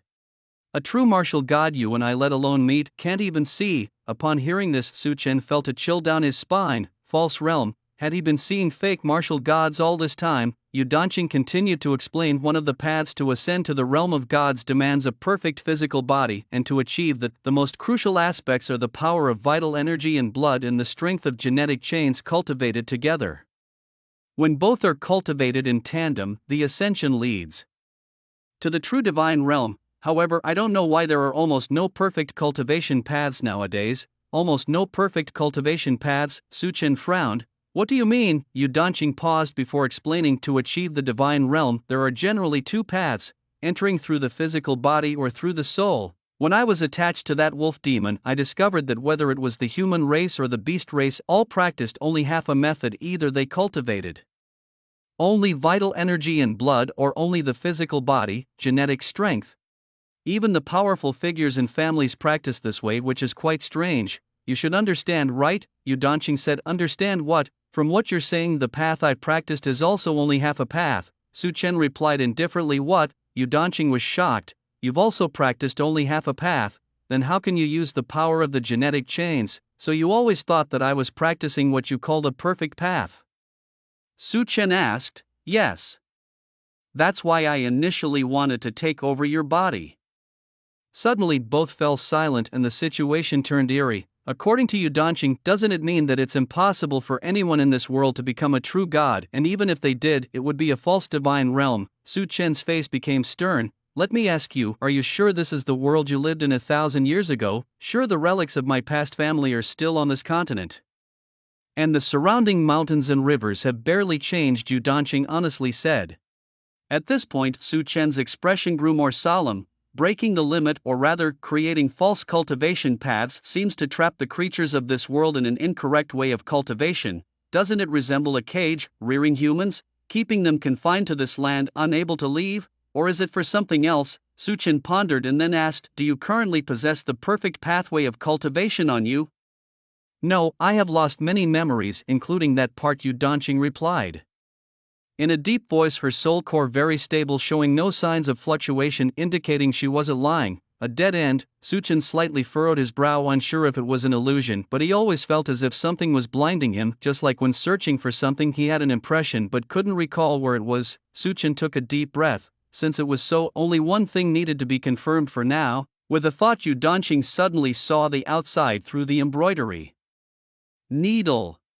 Master, what is this? Yu Danqing was taken aback, instinctively feeling that Su Chen's realm had already broken through to the martial emperor realm, albeit halfway, which still surprised her greatly. You see, even for merely half a path of cultivation, ordinary people would break through over years, yet Su Chen managed it in just 15 days. But the next moment something even more surprising happened. Yu Lian, come in, Su Chen called out. A shadow flashed to Su Chen's side and instantly knelt down. Master, what are your orders? What? Su Chen heard the shocked voice of Yu Danqing. My sister? If I'm not mistaken, she was clearly at the martial emperor realm before. What exactly? You must know the path of advancement for a puppet compared to ordinary people is extraordinarily difficult. It's practically hellish. It requires not only materials but also various sophisticated techniques, and moreover, Yu Lian's realm covers the entire path. In just 15 days, she broke through to the martial emperor realm and then used some unknown methods to advance Yu Lian's puppet state by 2 major realms. This series of events that shattered her understanding made her start to doubt Su Chen's identity. Yu Danqing even had an illusion that Su Chen was a monster sent by a higher dimension. Su Chen, unfazed by Yu Danqing's shock, simply asked, is your sister now on the full path? Yes, Yu Danqing nodded, she is on the full path, cultivating both qi and physique. Just as I thought. Su Chen nodded slightly, feeling a weight lift off his chest. Though the world was strange, filled with many problems and oddities, at least the system hadn't changed. Whether it was full path cultivation or half path, the system could still amplify it 1,000-fold. In such a world full of deep secrets, having a system was truly reassuring. Su Chen stretched lazily, feeling much relieved. Since the system was unaffected, he thought, let's take it step by step, no matter the conspiracies or tricks. Anyone who blocks me shall perish. Su Chen's eyes grew cold, and then he looked into the distance, where the movement of strange beasts caused the ground to tremble. After reaching the martial emperor realm, he could hear even the slightest vibrations around him very clearly. Strange beasts, huh? Just the thing to try out. In the next moment, Su Chen's figure disappeared. In the vast forest, where each tree stood hundreds of meters tall and the diameter of the trunks were tens of meters, a relatively small figure paced back and forth on the ground, appearing somewhat anxious and brisk. Those guys, what the hell are they thinking, provoking that monster? Are they that brave? This was a giant black gorilla, about 20 meters tall, covered in dark, tangled black fur that looked quite scruffy. At that moment, the gorilla kept stealthily glancing into the distance, shaking its head after a thought. But they do have several half-saint level powers, maybe. The gorilla muttered to itself when suddenly a figure landed at its feet. Maybe what? Huh? The gorilla, startled, turned back to look at the ground, and upon seeing the young man, its forehead veins bulged wildly. The gorilla immediately grew angry and coldly shouted, human, ha, a mere martial emperor realm human dares to trespass in my territory, seeking death, are you? The temperament of the large exotic beasts is much worse than that of humans and small exotic beasts. This group has a particularly strong sense of territory, valuing it even more than their own spouses. It could be said that the moment Su Chen entered the territory of the chimpanzee had already sentenced him to death. The words just spoken were merely a notification. Invading the territory of a large exotic beast is a major taboo among humans. However, Su Chen nonchalantly waved his hand and said, Black Monkey, I don't want to torture you. If you honestly answer my questions, I might consider leaving your corpse intact. Who were those people just now? Where are they, and what are they up to? Arrogant. The chimpanzee was completely enraged. It couldn't believe it was being looked down upon by a human of the martial emperor realm. a human from the martial emperor realm wants to leave its corpse intact, laughable. Human, I really want to see who will be leaving. Whose corpse intact? The chimpanzee raised its fists and began pounding its chest fiercely, then it roared up at the sky and the oppressive might of a level 7 exotic beast rolled towards Su Chen like a crushing wave. A level 7 beast is naturally comparable to the martial emperor realm of humanity. Immediately, the chimpanzee raised its heavy fist and smashed it towards Su Chen, its formidable presence causing even the air to tremble. A deep sense of resignation appeared on Su Chen's face and his eyes gradually grew colder, truly seeking death. He had intended to gather information, but since the other party was being unreasonable, he had no choice but to send it on its way. Su Chen lightly extended a finger and whispered, "Prison sky finger." In the next moment, the sky changed color, dark clouds covered half of the sky, and suddenly, 100-meter thick finger descended from the heavens, its immense force shattering the surrounding clouds and causing half the world to tremble. When the chimpanzee felt the massive shadow overhead, it was stunned. Attacks from the martial emperor realm are like this, impossible. Human. Before the chimpanzee could finish speaking, the finger pressed down, a violent wind swept through the giant forest and countless splinters flew around, not settling for a long time. In the place where it stood, 100-meter diameter wasteland was formed. Su Chen gently exhaled and clicked his tongue. Indeed, the moves executed in martial arts are impressive. What is this genetic chain that requires one to go and fight personally? As expected, killing a monkey across such a major realm boundary is a very normal operation. Su Chen approached the center and felt the debris on the ground. Ding, detection complete. Level 7 chimpanzee debris capable of 10,000-fold amplification, yes/no. Ding, detection complete. Level 7 large exotic beast essence blood capable of 10,000-fold amplification, yes/no. Indeed, this can also be amplified. Su Chen stroked his chin. Unlike humans and small exotic beasts, when large exotic beasts cultivate all the essence in their bodies concentrates into a type of core blood called essence blood, which circulates throughout the body.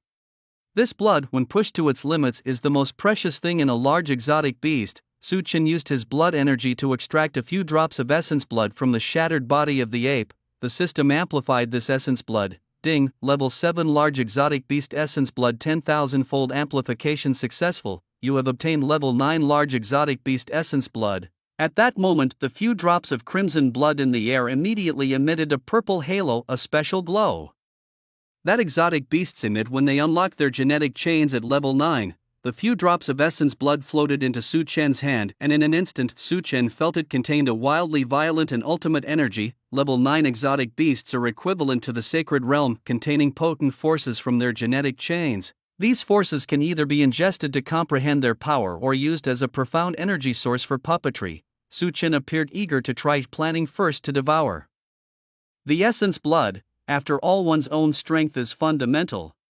Su Chen then glanced at the remains of a chimpanzee on the ground, a level 7 exotic beast. Though it had lost its essence blood, its carcass could still serve as good meat storage or material for a puppet's flesh body. However, Su Chen looked disdainfully at it. The chimpanzee was too smelly and dirty, reeking of urine and feces. He decided against it and simply amplified the chimpanzee's body before storing it in his ring. The more puppets, the better, and he couldn't perfect them in one go. Anyway, the more materials, the better. It might also be a good chance to try some large exotic beast meat which he had never tasted before. Saying this, Su Chen continued deeper into the forest. Beneath the giant trees, Su Chen was like an ant, tiny and insignificant. Could there be human clans in such a place? Moreover, seeing the chimpanzee's fearful expression earlier, he wondered what formidable being might be around. Muttering to himself, Su Chen kept walking. Along the way, he encountered several exotic beasts, but this time he dealt with them brutally. A level 7 tiger beast, it too smelled of urine, just reincarnate already, leave the essence blood and flesh. A level 6 demon bear, too weak, how did such a creature even survive here? Just die, leave the essence blood. A level 7 gnoll, ugly indeed, but let's leave the whole corpse, keep the essence blood and flesh. Oh, a level 7 subdragon, this one's clean and sanitary, perfect. He hadn't tried dragon meat yet. As evening quickly approached, a huge subdragon was already roasted over a fire, turned into what looked like a dragon skewer. After removing the essence blood, the subdragon's meat was of little value other than for eating or as material for refining a puppet's flesh body. the requirements for making a puppet included a flesh body energy source and a core spine, soul. Any exotic beast or human flesh could substitute for the flesh body, very versatile. Currently, the energy source was directly supplied by the essence blood of large exotic beasts, as for the soul, the amplified puppet memories suggested many substitutes, but the best and most readily available were human souls.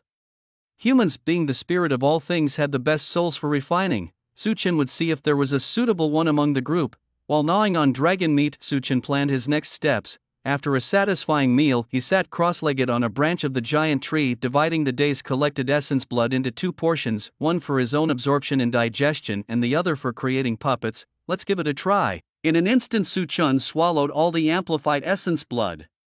His body began to shake violently. There's an old saying, those who swallow the essence blood of large exotic beasts usually end up in two states, dead or in agonizing pain. Intense pain invaded Su Chen's mind. Without hesitation, he activated the power of the genetic chains, and only then did the pain slightly subside. However, inside his body, there was still an intense turmoil. The clusters of essence blood seemed to have gone mad, rampaging everywhere undeterred even by the force of the chains, even though they inherently contain the power of these chains.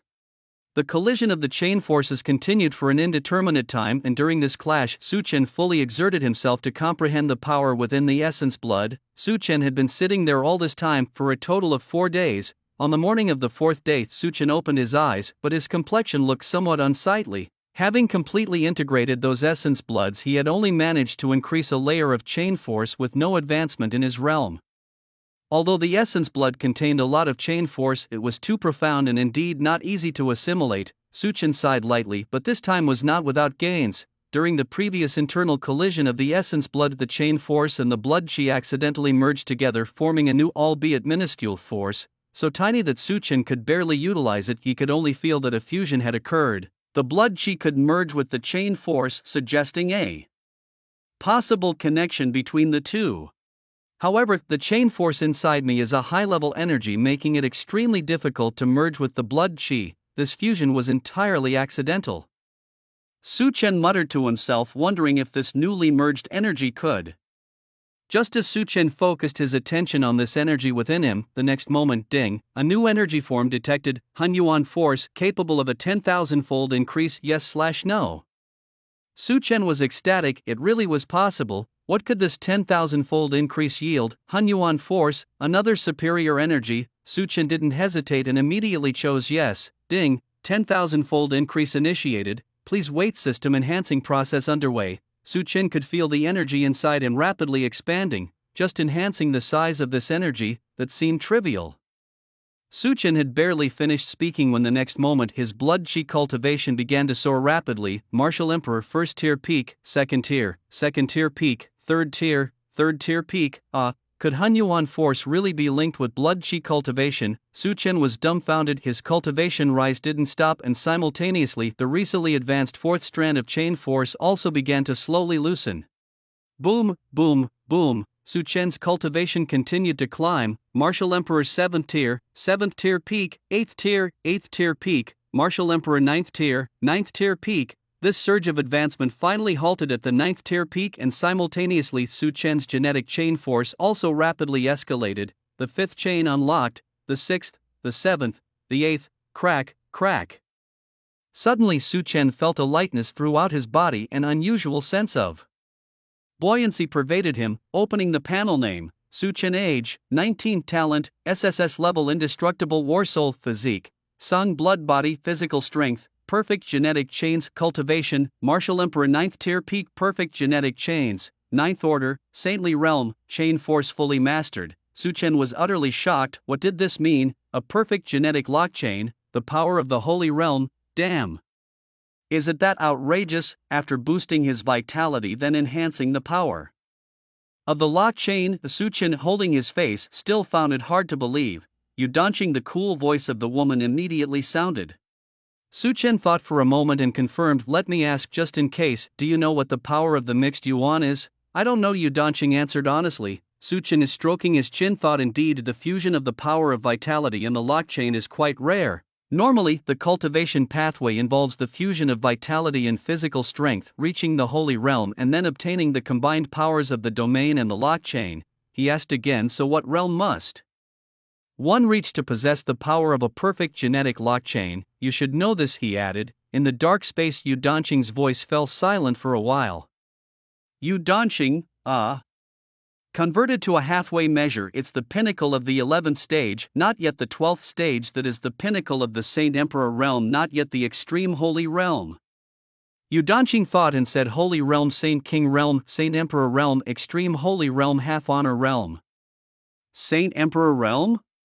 Su Chen frowned, as he had never heard of this realm before. Yu Danqing explained, actually Saint King, Saint Emperor and Extreme Holy are minor realms used as transitions before the half-honor realm, all belonging to the Holy Realm. However, since the Holy Realm requires a massive amount of energy to attempt the Honor Realm, it needs a long time to accumulate, at least 100 years, or as many as 1,000 years.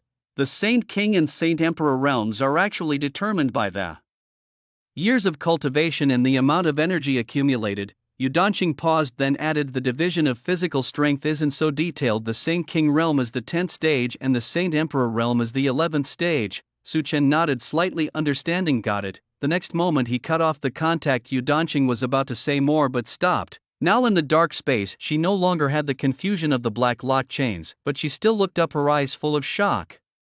Just a few days. The master had reached the 9th peak of the martial Emperor realm.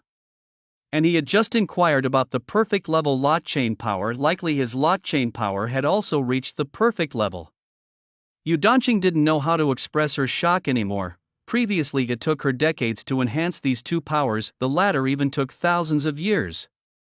And Su Chen did it in just a few days. She lowered her head and smiled darkly, not knowing why, but the previously dormant flames of revenge in her heart suddenly flared up, burning fiercely. She had a feeling that following Su Chen like this, reaching higher dimensions, was just a matter of time. In reality, with a single thought from Su Chen, a purple-red intertwined energy floated in his hand. These two energies, like Tai Chi, spun rapidly. Now, Su Chen's internal mixed yuan power was so abundant it could be freely used, and even he could split these mixed yuan powers. The next moment, he saw the two masses of mixed yuan power divide into two parts, the smaller being the lock chain power, the larger being the vitality.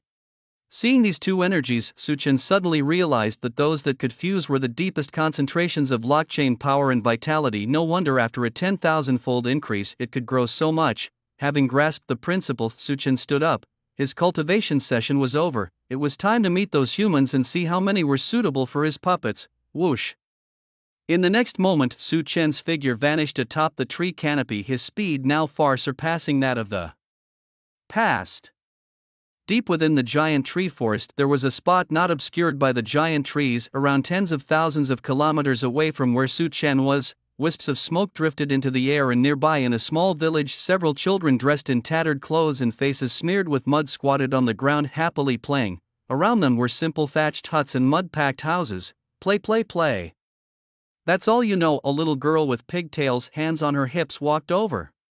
Her face was full of reproach. The children, slapping their hands on the ground, showed helpless expressions. Sister Xiaoyu, it's not our fault. Brother, how got hurt? Yeah, Sister Xiaoyu, we do care, but it's no use. Even if we care, brother, how won't get better? Exactly. The children each spoke one after another, leaving the little girl speechless. She stomped her feet in frustration. I don't care. I just can't stand seeing you play here. As the little girl spoke anxiously, suddenly a pair of delicate hands embraced her, holding her close. It was a fair-skinned girl, clearly not from an ordinary family, who picked up the little girl. There, haven't I told you many times, Xiaoyu? Don't be too dramatic. Who would want you if you act like this in the future? Yay, Sister Susu. Xiaoyu was startled, then laughed. Xiaoyu, nobody wants her. Nobody wants her. She'll have to play by herself at home. The children merrily danced around the girl, eliciting a burst of laughter from her. However, Xiaoyu got angry. She roared like a little tiger, stop it, all of you, you're angering me. I'll cut you all, eek. The boys immediately covered their groins, a true expression of the rustic customs of the countryside. Just then, a young man's cold snort suddenly came from behind. Everyone turned in surprise, only to see a black-haired, indifferent young man suddenly appearing behind them, his body faintly surrounded by a wave of energy, giving a very formidable impression. Enemy? How did you get in? The girl was startled, her complexion turning pale. She looked up. Why? Why didn't Ahua react? Ahua, what's that? The newcomer was Su Chen, who had just discovered this village after passing through the giant tree forest and a region of huge willow trees. He had never expected to find a group of humans living in such a place. How peculiar. Hey you guys. Just as Su Chen was about to say something, the girl had already drawn a dagger from her clothes, pointing it at Su Chen with a faint surge of blood energy around her. She's a Grandmaster level martial artist. Quick, go find the village chief, she yelled, then coldly stared at Su Chen. You're despicable, not sparing even young Master Su Hao in such circumstances. He's only 10 years old, don't you have hearts? Attacking a child. Su Hao. Su Chen was momentarily stunned. Su Hao, that name sounds so familiar. Squinting slightly, Su Chen fell into his memories. Gradually, the image of a boy who once served as a stepping stone for the original host, helping the original host climb into his childhood crush's house, emerged in his mind. As the original host looked back while lying on the high wall, the boy with his face smeared with mud stood up and grinned at him. If he remembered correctly, that boy was indeed named Su Hao. Coincidence? At that moment, a young girl holding a knife trembled as she looked at Su Chen. The knife in her hand also looked very familiar. Su Chen frowned and ignored her, walking straight inside. Hey, you can't just. The girl's words were cut off as Su Chen's figure had already vanished. How could a mere woman at the 6th level of the Grandmaster realm possibly keep up with the pace of a martial emperor? Whoosh! Su Chen flashed into the room where the children had entered. The room was sparsely decorated, with only a mud bed and a worn wooden table on which lay a broken bowl, and the air was thick with the scent of Chinese medicine. Su Chen looked over at the mud bed and saw a child about 1.6 meters tall lying on it, barely alive, his body covered in wounds. When he took a closer look at the child's face, Su Chen's own face registered surprise. Indeed, the world was small. He hadn't expected to find someone from the original host's hometown here. Damn it, are you so cruel that you won't even spare a severely injured child? Not far away, an elderly man hunched over, supported by a walking stick, fiercely tapped the ground. Several children gathered around him. Su Chen waved his hand dismissively. What are you misunderstanding? If I wanted to harm anyone, you wouldn't even know how many times you'd have died by now. As he spoke, Su Chen casually tapped the wooden table with his finger. Squeak! In an instant, the table was shredded into sawdust by Su Chen's energy. Even the broken bowl turned into dust. Seeing this, the old man and the children were shocked but calmed down a bit after hearing Su Chen. Then who exactly are you? What are you doing here? The village chief asked. Su Chen glanced at the child on the bed, fell silent for a moment, and then spoke. This child is Su Hao, right? I also share the surname Su. After a brief inquiry, the atmosphere in the room improved significantly, and the villagers who had been called by the young girl to help also lowered their weapons. I never expected that Little Hao's cousin could make it to such a place, the village chief said in astonishment. The girl bowed deeply to Su Chen. I'm sorry, I misunderstood you just now, Master Su Chen. Observing him, she asked, you don't look like you're from around here. Are you also from the Su family? Yes, I am Master Su Hao's personal maid, replied Wang Yuan, her face full of apology. She had indeed met Su Chen a few times before but had never spoken to him. At that time, Su Chen was always very quiet, not just to her, but even Su Hao, his relatively close cousin, rarely conversed with him. Wang Yuan looked up at Su Chen, not particularly surprised. She hadn't expected the young master who once chased after women to have become so cold, so handsome. Although he still spoke little, the change in his demeanor was vast. Young Master Chen, may I ask what realm have you reached now? Wang Yuan ventured to ask. Me, the Martial Emperor realm, Su Chen replied indifferently. Really? Wang Yuan exclaimed, her surprise mirrored by the village chief and several onlooking villagers who all widened their eyes. So young and already at the Martial Emperor realm? Is that even possible? Oh my goodness. Young Master Chen, I remember you're only 19 years old, how could this be? Wang Yuan couldn't help but say, then your strength must be sufficient to enter the family ancestral hall. Enter what? The family ancestral hall. Su Chen seemed unaware. Young master, you might not know, but our Su family is actually a great clan descended from ancient times. However, our family has a tradition passed down through generations that only those who reach the Grandmaster realm are privy to family matters. Until then, one is raised as a child of a normal noble family. Oh. Su Chen nodded slightly. He had begun to suspect this when the Martial Emperor's jade sword appeared, and now it seemed to make sense. What about my parents? Are my parents also some hidden powerhouses? Not exactly, those two were servants of the family. Your real parents died in battle long ago. Wang Yuhuan scratched her head as she spoke. Su Chen frowned. So, am I considered an abandoned child in the family? Wang Yuhuan trembled slightly as she nodded. In fact, Su Hao had always clung to Su Chen because Su Chen was the only person in the family who wasn't afraid of him and could communicate with him normally. The 3 jade swords were actually secretly placed in Su Chen's bag by Su Hao. Recalling this past and seeing the knife with a similar pattern on the young girl's waist to those on the jade swords, Su Chen understood everything. At that time, Su Hao, due to his overwhelming strength and pride, had intimidated everyone eligible to enter the ancestral hall within the family. If it were just a slight difference, it might not have mattered much, but Su Hao was disruptively powerful to a point where others were simply too afraid to spar with him, yet he had no choice but to fight as the family arranged duels every month. Gradually, Su Hao became isolated, left alone by all except his parents and Su Chen, who was then still acting subservient. Perhaps that's why when Su Chen left, Su Hao had secretly slipped the 3 swords into his bag. Memory suggests Su Hao's mother was a sword user, and it's very likely that she made the jade swords. So, what happened? Su Chen looked up into Wang Yuhuan's eyes, who lowered her head and remained silent for a while before she finally spoke softly. It was the Li family. The Li family, they suddenly attacked our clan. The Li family? Which clan is that? The Li family has been our sworn enemy for generations, Wang Yuhuan said indignantly. Even though both families have declined, they still compete with us. Just 2 years ago, I don't know where they found a master to assassinate our young master. How? No one in our family could stop them. All the young members of the family had been killed. The old master and his wife had fought desperately to send the young master away, and they Wang Yuhuan could barely speak through her tears as she recounted the events. The family had been in trouble, and the young master, who had been on his own since leaving home and had never contacted them, was unaware of any of this. His mind had been filled with thoughts of women. But now it seemed that perhaps this ignorance was a blessing in disguise. So that was how it was. Su Chen nodded in understanding. Brother. Just then on the bed, Su Hao half opened his eyes. Upon seeing Su Chen's figure, excitement filled his gaze. Despite Su Chen's drastic changes, Su Hao recognized him instantly. His hand trembled as he reached out to Su Chen. You still recognize me? Su Chen couldn't help but ask. Of course.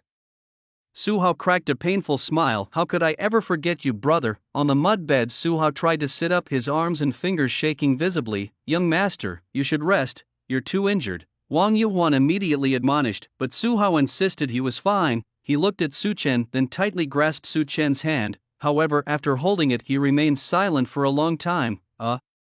Su Chen felt awkward. What do you want to say, Su Hao? Brother, it's good that you're alive. Aye. He had barely spoken when his hand went limp and he collapsed back onto the bed. Young Master Su Hao, Young Master Su Hao, Wang Yuhuan cried out while the elders nearby sighed deeply, their eyes filled with sorrow. He's not dead. Stop sighing pointlessly, Su Chen said coldly. Is young Master Su Hao all right? Wang Yuhuan hurried over. Just as Su Chen was about to check on Su Hao, suddenly clang! A golden energy blocked the path of Su Chen's vital energy. What is this? Su Chen squinted slightly. The golden energy wasn't very strong, but it radiated a thick aura of battle intent. To think there's still battle intent in him despite his injuries. At that moment, Su Chen noticed that the golden energy was continuously healing Su Hao's body. Thank goodness the Supreme Body is protecting young Master Su Hao. Those half-saint thieves actually dared to ambush a 10-year-old child. They truly have no shame, Wang Yuhuan cursed under her breath. Supreme Body, what realm is Su Hao at now? Su Chen asked with a puzzled look. He's at the pinnacle of the martial master realm, young master. Su Chen was startled. While Supreme Body 10 years old and at the pinnacle of the martial master realm, did everything have to align so perfectly? And now we're in a village on a deserted island. I bet your village doesn't also have a willow tree as its guardian spirit, does it? Su Chen joked. How did you know? Both the village head and Wang Yuhuan were taken aback. My heavens!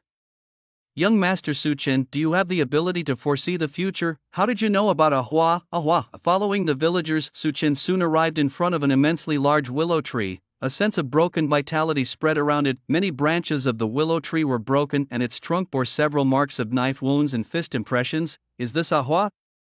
Su Chen looked up to see that, like the other giant trees, this willow tree also stood about 100 meters tall. Standing at its base, one couldn't see its top. Wang Yuan nodded and explained, yes, it's the name the villagers gave her. They say it's because she loved flowers so much. Just place beautiful flowers near her and she sleeps comfortably under the tree. Su Chen walked to the base of the tree, touching the marks of a knife deeply embedded into the bark as if they had penetrated deep into the trunk. Besides the knife marks, there were also numerous claw marks from wild animals on the tree. The elders say this tree has been guarding this place for many years, Wang Yuan murmured, looking up at the willow. The Li family, those villains have been relentlessly pursuing us. Even if we flee here, they still manage to find us. Ahua, to protect the village, fought with those ruffians for several days and sustained many injuries, Wang Yuan said with some heartache. Su Chen nodded, his hand still on the willow, but his mind wandered elsewhere. What do you think? Can this tree show us anything? Su Chen asked Yu Danqing in the dark. Space? I can't tell, but I can feel it. It also practices the full path cultivation, Yu Danqing responded. Indeed, Su Chen narrowed his eyes. He had felt a similar aura to that of puppet Yu Lian coming from the tree, but he wasn't sure until he asked Yu Danqing. A full path plant, another anomaly. Yu Danqing is one anomaly, and now this willow tree is another. Do you know what a supreme body is? Su Chen inquired further. Supreme body? Yu Danqing sounded surprised, then explained, it is a very powerful body. It is said that the supreme body can definitely reach the pinnacle of the supreme realm, and moreover, the supreme body doesn't need cultivation, just continuous fighting and eating, and it can keep advancing. Su Chen chuckled hearing that the supreme body didn't need cultivation, so he just needs to fight, and that too is a perfect path for advancement. Yes, Yu Danqing nodded. Su Chen's lips curled into a smirk. I didn't expect to find some clues so quickly. A protagonist-like character, only 10 years old yet attracting a bunch of demi-saints to assassinate him. There's definitely something fishy here. Well then, I shall meet these demi-saints and see who they really are. Su Chen smiled lightly. Wang Yuan saw Su Chen walking towards the distance and hurriedly said, young master, don't go that way, those thieves are still there, they might kill you. If you want to leave the village, please go around. Don't worry girl, they won't kill me. I, the young master, am a man of reason, he said cryptically, then disappeared, leaving Wang Yuan staring blankly in his wake. In the distance, a group of people were meditating under the giant tree, nursing numerous wounds. However, their injuries were plain and simple bruises. Just last night they had attacked the village from all sides, only to be forcibly repelled by the willow tree, which amazingly covered the entire vicinity of the village without a blind spot. The village could be attacked from any point, which was truly vexing. Just one more to go, yet it took so long. Damn disgusting. Indeed, but what divine being is that willow tree to be so powerful? It's just a creature from beyond our realm, but I've already wounded it. Rest a bit longer and then follow me to strike it down. We're guaranteed to complete this mission. A young man leaning against a massive tree trunk spoke quietly. From beyond, young master Ka, is that tree also from your world? It must have been overlooked at some point only to take root here in the trial grounds. The young man's words were cut short as he suddenly furrowed his brow. Someone's coming, everyone on guard, he shouted loudly. In the next moment, a whooshing sound approached rapidly. Startlingly, it was Su Chen. The group was taken aback. A 9th-level martial emperor. How could there be others here? Bah, young master, aren't you overreacting? A mere martial emperor, he's not worth your effort. As the group's words fell, oh, there's only one, yes. Su Chen looked towards the young man at the center. Young master Ka paused. You might be of some use, the rest of you die, Su Chen said indifferently. In the next moment, those still dazed saw the space in front of them suddenly fracture, and with several explosive sounds of flesh bursting in the blink of an eye, everyone except that young man was shredded by the spatial rift. In the giant wood forest, a gentle breeze passed, carrying a thick scent of blood all around. Beneath a huge tree, a youth with black hair and cold eyes stood opposite a young man dressed in luxurious silk. The ground was littered with flesh and torn clothes. The young man stared at Su Chen, not sure how long he watched. Gradually he relaxed his brow. A 9th-level martial emperor, but he has grasped the power of the genetic lock. Quite peculiar indeed. I thought this land had produced another creature that broke the rules. This land indeed, you are in the know. Su Chen's mouth curved into a smile. What do you mean? Carlos obviously hadn't expected Su Chen to respond this way. You're not from this world, are you? Su Chen chuckled, waving his hand. I'm someone who likes to speak of facts and reason. Just share some information about this world with me, and I might consider not killing you mercilessly. Of course, before Su Chen could finish, Carlos burst into laughter. Kill me? You, a mere native NPC, on what basis, just because you've stumbled Upon some power and discern some truths of the world you feel invincible. I've seen many like you, Het, but I'm kind-hearted. I might let you in on some information. Do you know how we refer to you Earthlings? Carlos's lips curled into a smile, looking at Su Chen as if he was looking at an ant, then said, Piggy you boom. In an instant a divine aura burst forth from Carlos, his chains and domain opening simultaneously. This was the power of a full-path holy king. It could be said that whether it was the human side which simply cultivated chi and blood to the realm of Holy King or the foreign beasts of the 11th tier, at this moment none could stand against Carlos. Even when combined they stood no chance against Carlos. In the realm of power 1 plus 1 does not necessarily equal 2. Curious about my power, little bug? Let me enlighten you. It's a power that ascends to true divinity, a power beyond the reach of the natives here in your lifetime. Carlos looked supremely confident, smug even, as the chains and the domain intertwined. His surrounding area was also filled with shattered chains. The full pathway's power, leveraging the strength of these chains, unlocked the chains within the domain space, unleashing even greater force. Like this space, since it was locked by the domain, it couldn't release long-range attacks, but once the domain unlocked the chains it seemed to gain additional properties. No wonder the full pathway could completely overpower the half pathway. Su Chen seemed to have figured out some tricks. Crack! At the same time, Su Chen also unleashed the power of the chains. Carlos, unconcerned, simply smiled and launched an attack toward Su Chen. The true power of the unlocked domain was supposed to be infallible. In an instant, a tremendous force collided with Su Chen. To Carlos' surprise, Su Chen shattered that force with a single move. What's happening? How could his chain power be so strong? Carlos was stunned. Disbelieving, he launched another attack, but this time the attack halted. Mid-air, Su Chen had already charged up to Carlos. You bang! With a powerful and heavy force, along with the attack, smashed directly onto Carlos' face. What? Carlos was shocked. He didn't even have a chance to react. How could this be? Why, he wouldn't understand. The perfect level of chain power was concealable. Su Chen wasn't entirely reckless. He naturally kept some power hidden to catch his opponent off guard. The opponent was from another world filled with countless secrets, possibly even possessing some trump cards or teleportation methods. Naturally, Su Chen wouldn't let such a thing happen. Boom, boom, boom. In midair, Su Chen grabbed Carlos by the head and pummeled him ruthlessly. The intense pain tore through Carlos' entire body, giving him no chance to counterattack. Just as he reached for a weapon, the opponent preemptively chopped off his hand, then continued to furiously pound his head. Damn you, stop, I'll talk, I'll talk. In midair, Carlos was already breaking down. I'll talk.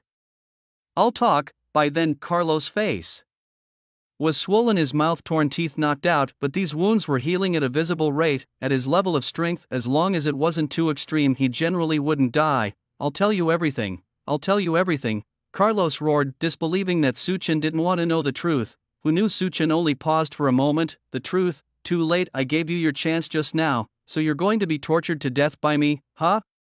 Carlos' mind buzzed. Tortured?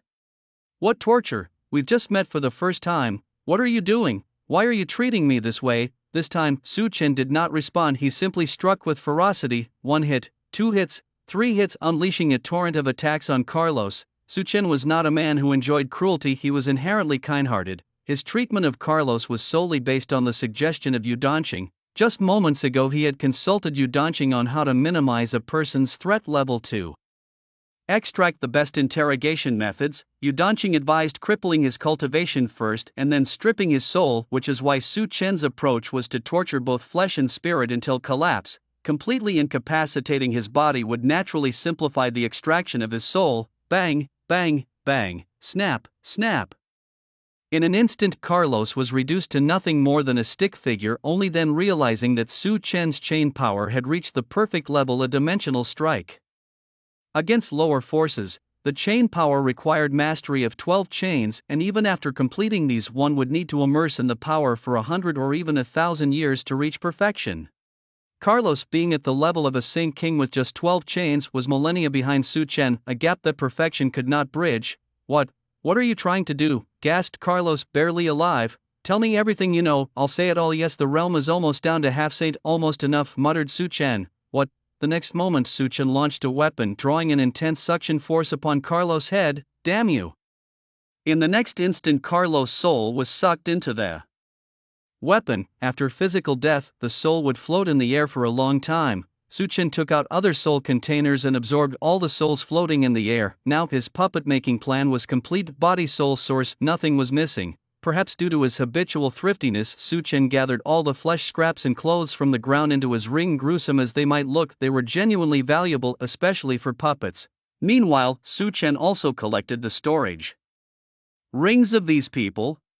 How should we deal with this body? Yudanching, do you want it for a new body? Suchen asked. Master, I'm not picky, and at my level just a body is enough to restore the appearance of my soul. Yudanching immediately replied, good, in that case I'll store it for now and refine it properly when I find time. With that, Suchen instantly stored Carlos' body inside the ring. Carlos' body was at the level of a Saint King. If Yudanching matched well with this body, it would mean that Suchen had gained a powerful ally at the Saint King level. Next, Suchen entered the soul weapon. Alright, now we can have a proper chat, kid. Suchen's soul consciousness appeared inside the weapon, a weapon he had long since bonded with by blood, making him invincible within it. Inside the weapon space for Suchen, it was a world that belonged to him alone. Carlos was crouched in the corner, his appearance now different from before. He looked actually younger than his body suggested. Moreover, Carlos had blue horns on his head and a tail on his behind, clearly not of human origin. Did you switch bodies to get in here? Suchen asked. Yes. Carlos nodded vigorously, then hurriedly began to explain. The Alliance mandates that every citizen must purchase a body to enter the trial grounds. It was evident that he was truly afraid of Suchen. Suchen chuckled. Trial grounds? Is Blue Planet considered trial grounds for you? I didn't set this rule, it's what the Alliance decided. Carlos retorted somewhat agitatedly and added, and it's not just Blue Planet but this whole galaxy that Blue Planet is part of is the Alliance's trial grounds. The Alliance has identity information of any race from your region and we can experience any life here, a real-life version of a game. Suchen laughed. Blue Planet Online. So every alien here, are you all born geniuses, then become nobles and high officials? Well, that's not right. In that case, it should be called Blue Planet Easy Mode Online.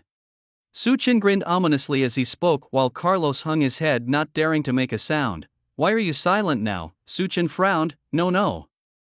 Sir Human of Blue Planet, I'm just an experiencer. I really realize my mistake. Please don't kill me, I still have a fiancé to marry. I? Carlos pleaded desperately. Hey, you think saying that will let you live? I want to say more, but the Alliance has imposed restrictions on us in this Universe 66. There are many things we can't talk about. Suchen narrowed his eyes. He hadn't rushed to ask a bunch of questions precisely because of this concern. Reaching the semi-divine state, it was normal to be able to interact with the world's rules.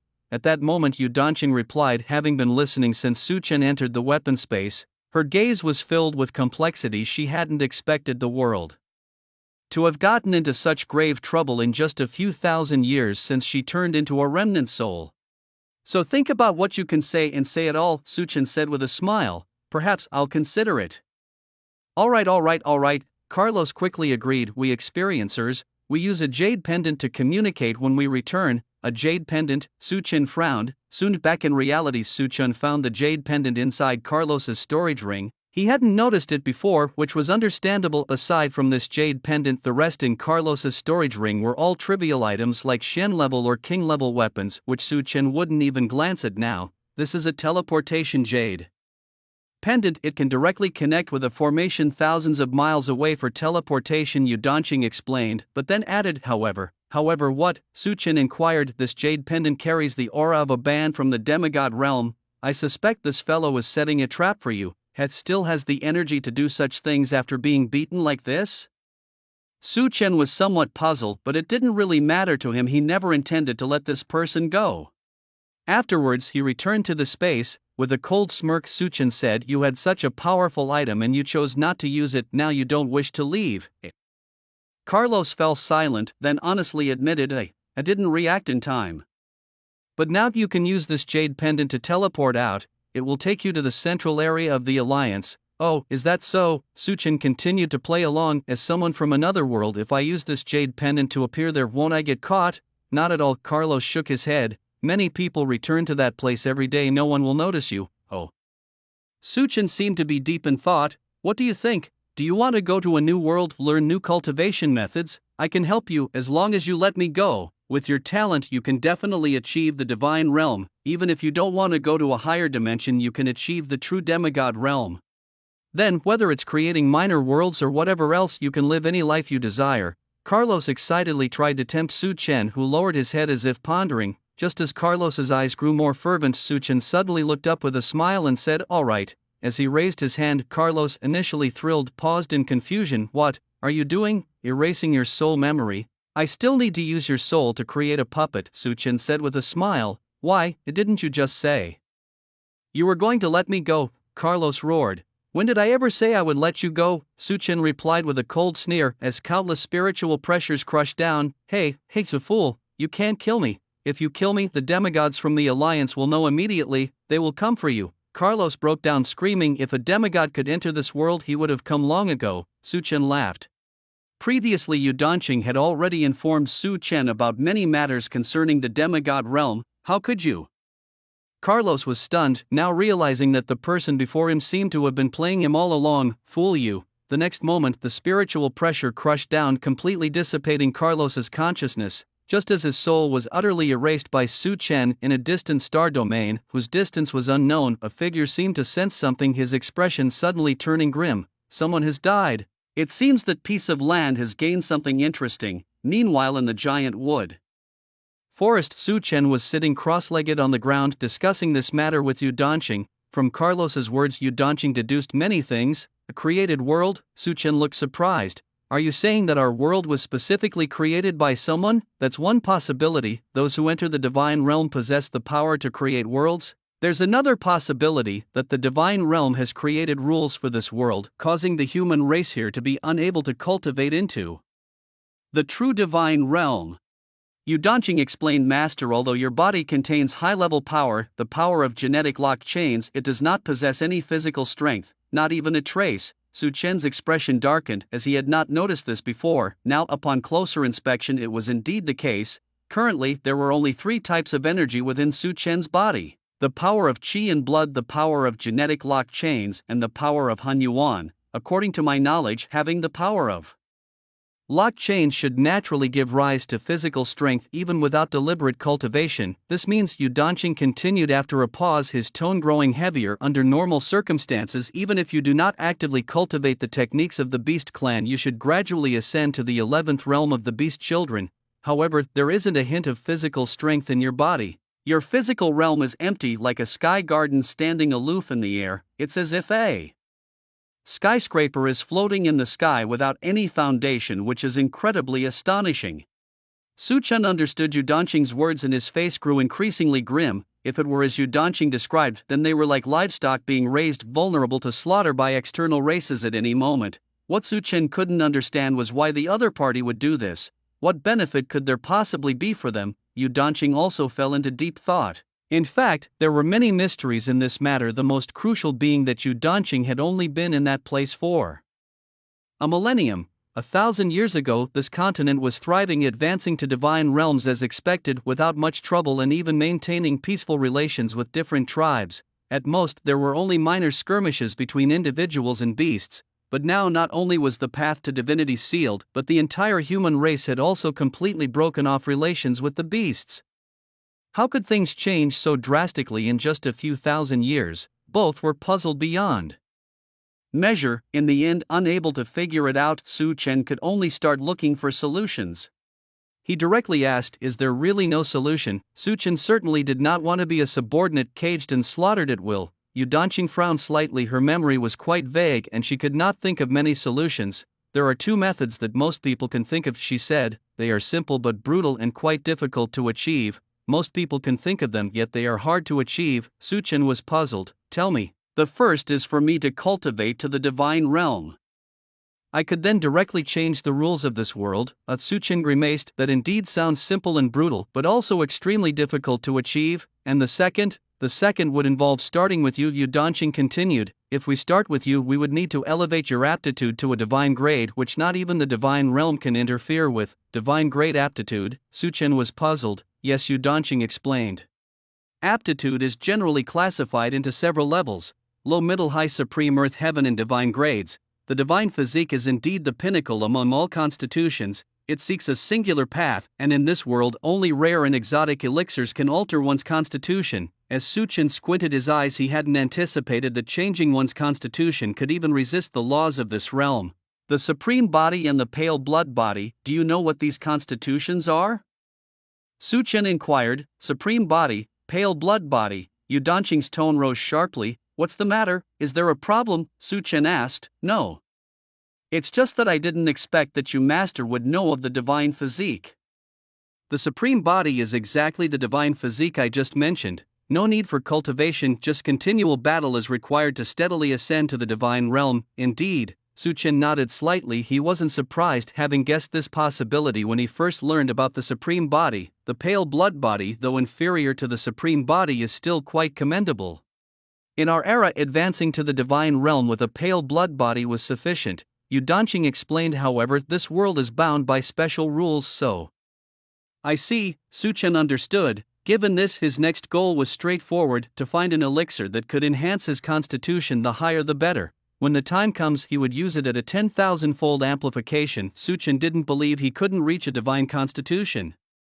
By the way, Master, I must remind you, Yu Danqing continued, the soul memory of the man just now contained prohibitions, so the person who set them will surely be notified. Although demigods cannot enter due to incomplete laws of this realm, beings of the revered realm and the ancestral realm are not easy to deal with either. Yu Danqing spoke with a heavy tone. Now she was merely a holy realm soul and naturally worried about such matters. She didn't want to die. Suchen smiled slightly. Don't worry.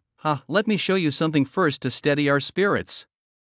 Yu Danqing was stunned. At this moment she was in a dark space, able to hear Suchen's voice but unable to see what he was doing. Outside, Suchen took out the human corpse of Carlos he had just obtained and placed it on the ground. This man's human body was at the pinnacle of the Saint King realm. Ding, detection complete. Saint King realm pinnacle body found. 10,000-fold amplification possible. Yes/node yes. With a casual wave of his hand, in the next moment a swath of holy light covered the body, and its aura began to rapidly ascend. Saint Emperor realm, first level, second level, fourth level, seventh level, ninth level, pinnacle of the Saint Emperor realm, extreme holy realm, first level, seventh level, ninth level. Crack crack. In an instant a domain wrapped in chains unfolded around it, with chains even more massive than those on Suchen's body, and the aura was significantly stronger. In just a moment, the aura of the ninth level of the extreme holy realm peeked around, but the next instant this aura sank into the body on the ground, leaving only a faint trace of holy intent on the surface.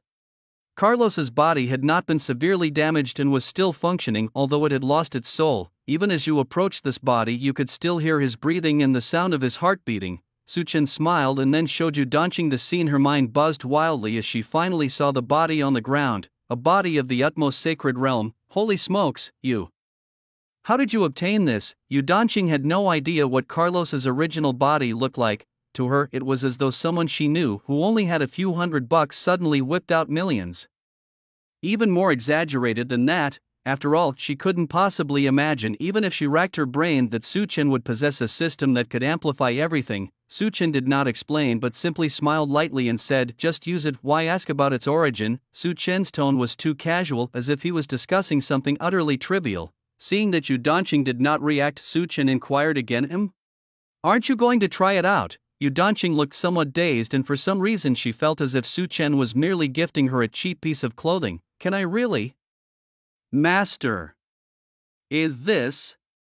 Yu Danqing asked, but of course Suchen replied indifferently, of course I'm merely keeping the promise I made before. What, you don't like it? Suchen asked with a smile. How could that be? Yu Danqing exclaimed excitedly. I just. Alright. With no further explanation, she took a deep breath and then firmly responded, thank you, Master, for your gracious gift. As she gazed at the body of the utmost sacred realm before her, Yu Danqing gradually realized that the day Suchen captured her might not have been a misfortune but a great fortune, a symbol of rising luck.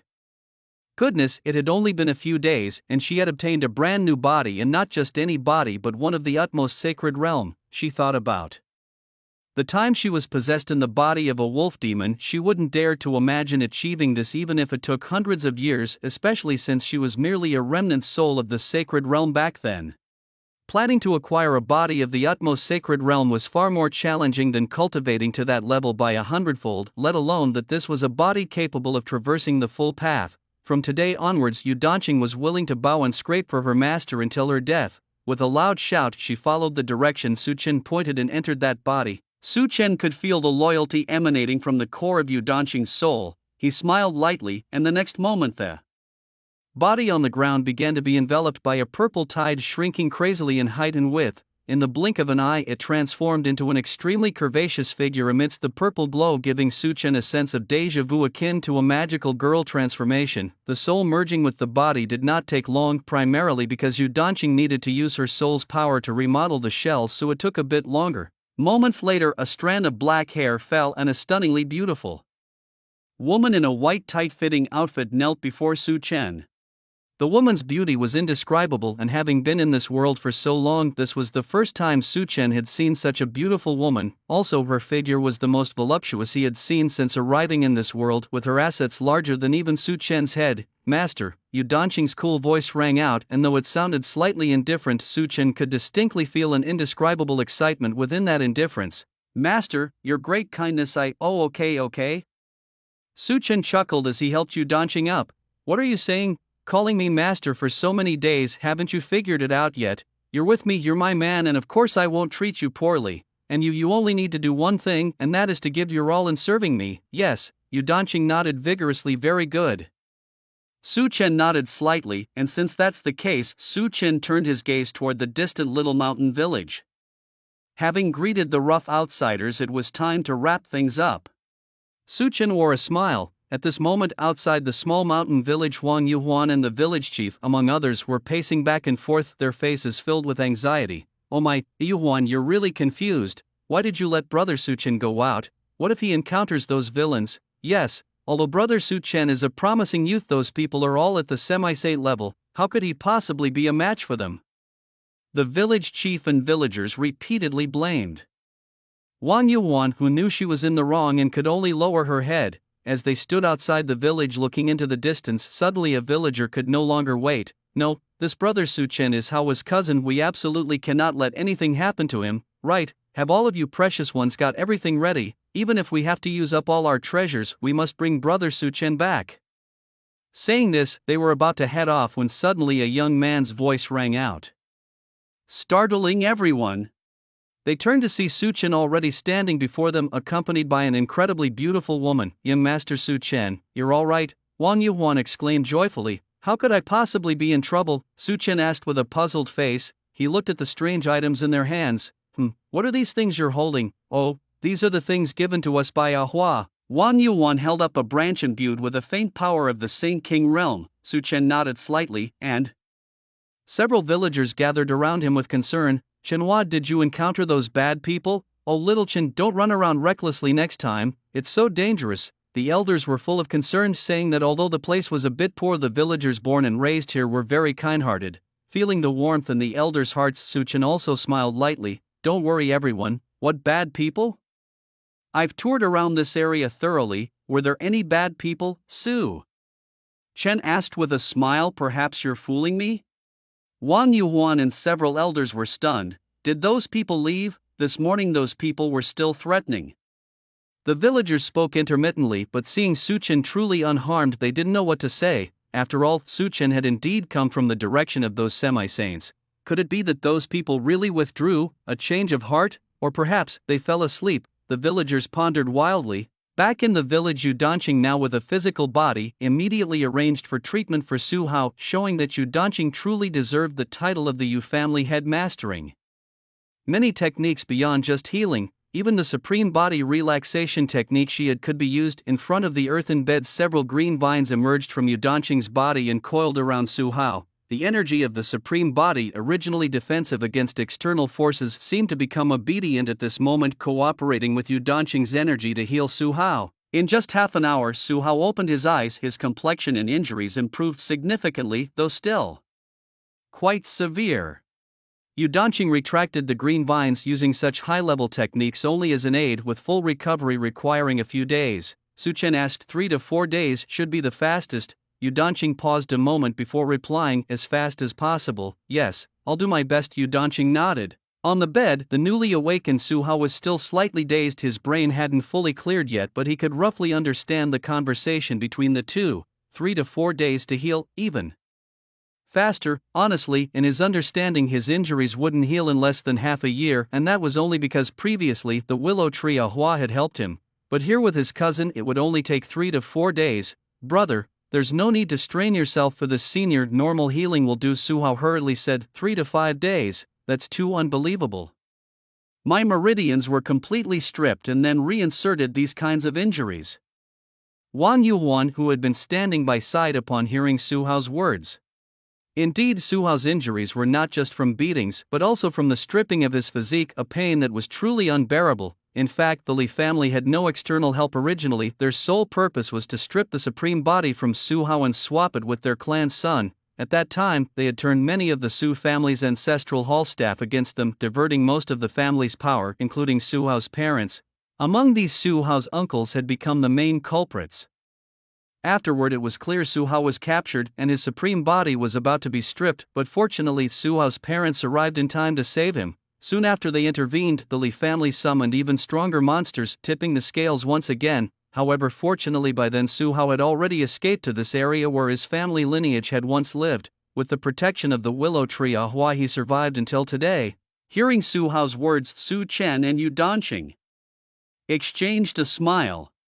Yu Danqing chuckled. Don't worry, kid, these injuries of yours might be serious for you, but for me, they really aren't much. Really? Suhao looked skeptical, unaware that the person before him had been just a soul not long ago. Alright, little brother, don't worry about these things, you just focus on healing, leave the rest to me, Su Chen said calmly, not at all averse to this cheap cousin. On the contrary, he quite liked him. After all, who doesn't like a brother whose eyes are full of you? Suhao nodded vigorously. Okay, brother, I'll listen to you. 10-year-old Suhao seemed unusually sensible, almost heartbreakingly so. Throughout his life, the only real conversation he had was with Su Chen. Let aside peers, even his parents, who were the high-end combat forces of the clan, were seldom at home. The original body was obsessed with romance, so Suhao's words usually went in one ear and out the other of the original body. However, that was enough for him, a listener who was almost devoid of any emotion or bias, simple and naive, filled Suhao's entire childhood with all the friendship and affection he needed. Typically, when Suhao sought out Su Chen, he would either find him reading or training in his room or secretly watching his goddess outside the wall. His whereabouts were always predictable. Although Su Chen would only respond with a few perfunctory words, it was more than enough for Suhao, who was starved of affection. In his perspective, whenever he felt lonely or in times of crisis, Su Chen seemed to always be there. This time was no exception. In the days that followed, Suhao kept recovering from his injuries. Thanks to the constant treatment from Yu Danqing, his wounds miraculously healed within 3 to 4 days, leaving him quite astonished. By the 4th day, Suhao stood on the ground looking somewhat dazed. Holy smokes, amazing sister, I've actually fully recovered. I've really given it my all these past few days. Yu Danqing smiled. Your brother gave me strict orders. She added, remember, for the next few days do not actively stimulate your qi and blood, try to suppress the battle intent that arises from the supreme body. It takes time for the meridians to heal. Yes, sister, Suhao replied cheerfully, turning to his brother. Look, brother, despite being only 10 years old, Suhao was already about 175 centimeters tall, his body muscular and robust. Very good, it's great that you've recovered. Su Chen smiled, knowing that once Suhao's injuries were healed, he could focus entirely on crafting puppets. Recently, he had discovered that puppets made with materials that hadn't been enhanced 1,000-fold could indeed be enhanced after creation. Unlike those made from already enhanced materials, such good fortune doesn't just happen, Su Chen thought regretfully. Otherwise, multiplying enhancements could elevate one swiftly from a demi-saint to an extreme saint and from a saint to a demi-honor. What a pity. After chatting briefly with Suhao, Su Chen and Yu Danqing left Suhao's room to continue their research on puppets. As soon as they left, Suhao's vitality seemed fully restored, clenching his fists. His face bore a fierce expression. Good, once I'm fully recovered, I can start training and seeking revenge. Those demi-saint dogs outside, just you wait. At that moment, Suhao was unaware that those outside had already left. Young master, those guys outside have already retreated. We've been out hunting these past few days. Wang Yuhuan, who was making the bed, suddenly spoke up. Suhao was stunned. Retreated? How is that possible? These people are our sworn enemies. How could they possibly retreat? Suhao asked in confusion. Wang Yuhuan blinked. I don't know. It was young master Su Chen who told me. We'll verify it later.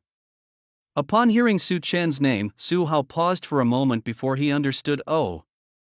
I see. In the dim cave, Su Chen and Yu Danqing stood to one side with several soul-storing weapons, minced flesh and essence blood laid out in front of them. Recently, besides researching puppetry, Su Chen had also taken the time to hunt a large number of exotic beasts, allocating their flesh and essence blood all enhanced to thousandfold. Yu Danqing, looking at the heaps of 9th tier, Saint Realm, and 10th tier, Saint King Realm, exotic beasts, was no longer surprised. She had grown accustomed to it. Now, whatever Su Chen pulled out seemed normal to her. Then the two began methodically creating puppets, with Su Chen teaching the thousandfold enhanced puppetry techniques to Yu Danqing. Originally, Yu Danqing's puppetry was of saint level, capable only of creating Saint Realm puppets, but with Su Chen's enhancement the puppetry ascended to the Saint Emperor level, meaning they could now create the highest level Saint Emperor Realm puppets. As the two began their work, a strange light emanated within the cave. This light continued for 2 full days and nights before ceasing. Dozens of Saint King Realm and 1 Saint Emperor Realm puppet kneeled before them, the puppets varying in gender. Su Chen's were male, Yu Danqing's female, and almost all were exceptionally beautiful. Greetings, Master. The puppets roared, all regarding Su Chen as their king. Su Chen nodded slightly and said calmly, rise. From today on, Yu Danqing is your second in command. In my absence, treat her as you would me. Yes, yes, they said, standing up and bowing slightly to Yu Danqing. Greetings, second master. Su Chen smiled faintly. In that case, Yu Danqing, you give them their next orders. Yes. Yu Danqing nodded and walked up to a few puppets. The puppets were extensions of their 2 arms, created not only to enhance their combat abilities but to also carry out tasks more efficiently. Yu Danqing spoke, we now need 2 things. A variety of spirit medicines and fruits that can enhance aptitude, and an exceptionally talented formation master. You need to go to various countries, including the entire Great Xia, to find these items and then bring them to us. The various kinds of spirit medicines are naturally to enhance Su Chen's aptitude. Such miraculous items are naturally one-time uses. As for the formation master, it is to deal with that jade pendant, to erase the demigod realm power and consciousness from the pendant, turning it into a very ordinary teleportation device. To erase the demigod realm consciousness and power, it can only be done through endless formations. The method, of course, was proposed by Yu Danqing, who was a former demigod realm powerhouse, certainly knows how to deal with demigod realm monsters. Yes, a flicker of light passed through the eyes of several puppets as they etched this mission deep into their hearts. Su Chen and Yu Danqing stepped out of the cave. At that moment, Yu Danqing's eyes chilled as he shouted, who's there? It's me, Sister Yu. A woman's voice suddenly rang out. Wang Yuan, dressed as a villager, trembled as she emerged from the bushes. Looking at Su Chen and Yu Danqing and the array of puppets behind them, she swallowed nervously. She couldn't discern the true strength of these puppets, but she could sense the divine aura. Above the realm of sanctity, anyone would emanate a touch of this divine aura, indicating that all these puppets were indeed of the sacred realm. Yuan. Su Chen was about to ask something when he saw Wang Yuan kneeling on the ground, pleading, young Master Chen, I beg you please save young Master. How? Huh? Su Chen frowned. Wasn't his injury just healed? What happened now? Did he cultivate again? No. Wang Yuan shook her head. It's young Master Hao has gone home. He went to seek revenge against the Li family. Su Chen was stunned for a moment and his expression finally changed. He's already left? Yes, the young master left yesterday, Wang Yuan said, her head bowed. Young Master Hao left a letter for the people of our village and one for you as well. Saying this, Wang Yuan handed the letter to Su Chen. She continued speaking to herself, young Master Hao, always so stubborn, always fighting alone. Su Chen read the letter, which was written in a messy scrawl. The content was simple. He was going on a long journey and asked Su Chen not to worry, promising he would return safely. The letter mentioned nothing else. Su Chen hadn't entered the ancestral hall. The affairs of the Su family weren't his responsibility. Su Hao had left without a word, fearing that Su Chen would be forced to intervene on his behalf due to their relation. It was clear that his distant cousin had thought deeply about this and truly valued their relationship. Master Chen, Wang Yuan was still kneeling on the ground. I heard from the young master that your strength might have already surpassed the demi-saint realm, so I came to implore your help. Young Master Hao was really pitiable. Su Chen sighed deeply and with a wave of his hand helped Wang Yuan to her feet. This kid is young but thinks a lot.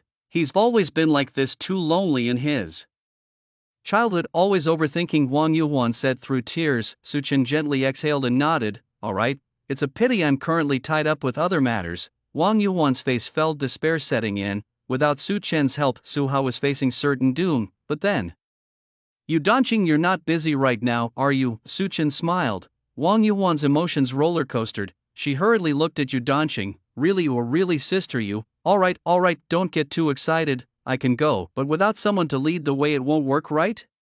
If you get too emotional and fall ill, who will guide me? Danqing said with a smile. Yes, I promise not to get too excited, Wang Yuan immediately assured. Su Chen squinted, observing the two. Wang Yuan knelt heavily on the ground, bowing deeply to Danqing. Su Chen lightly nodded his head. Of course he would protect his distant cousin, after all in the future he would at least be at the divine realm.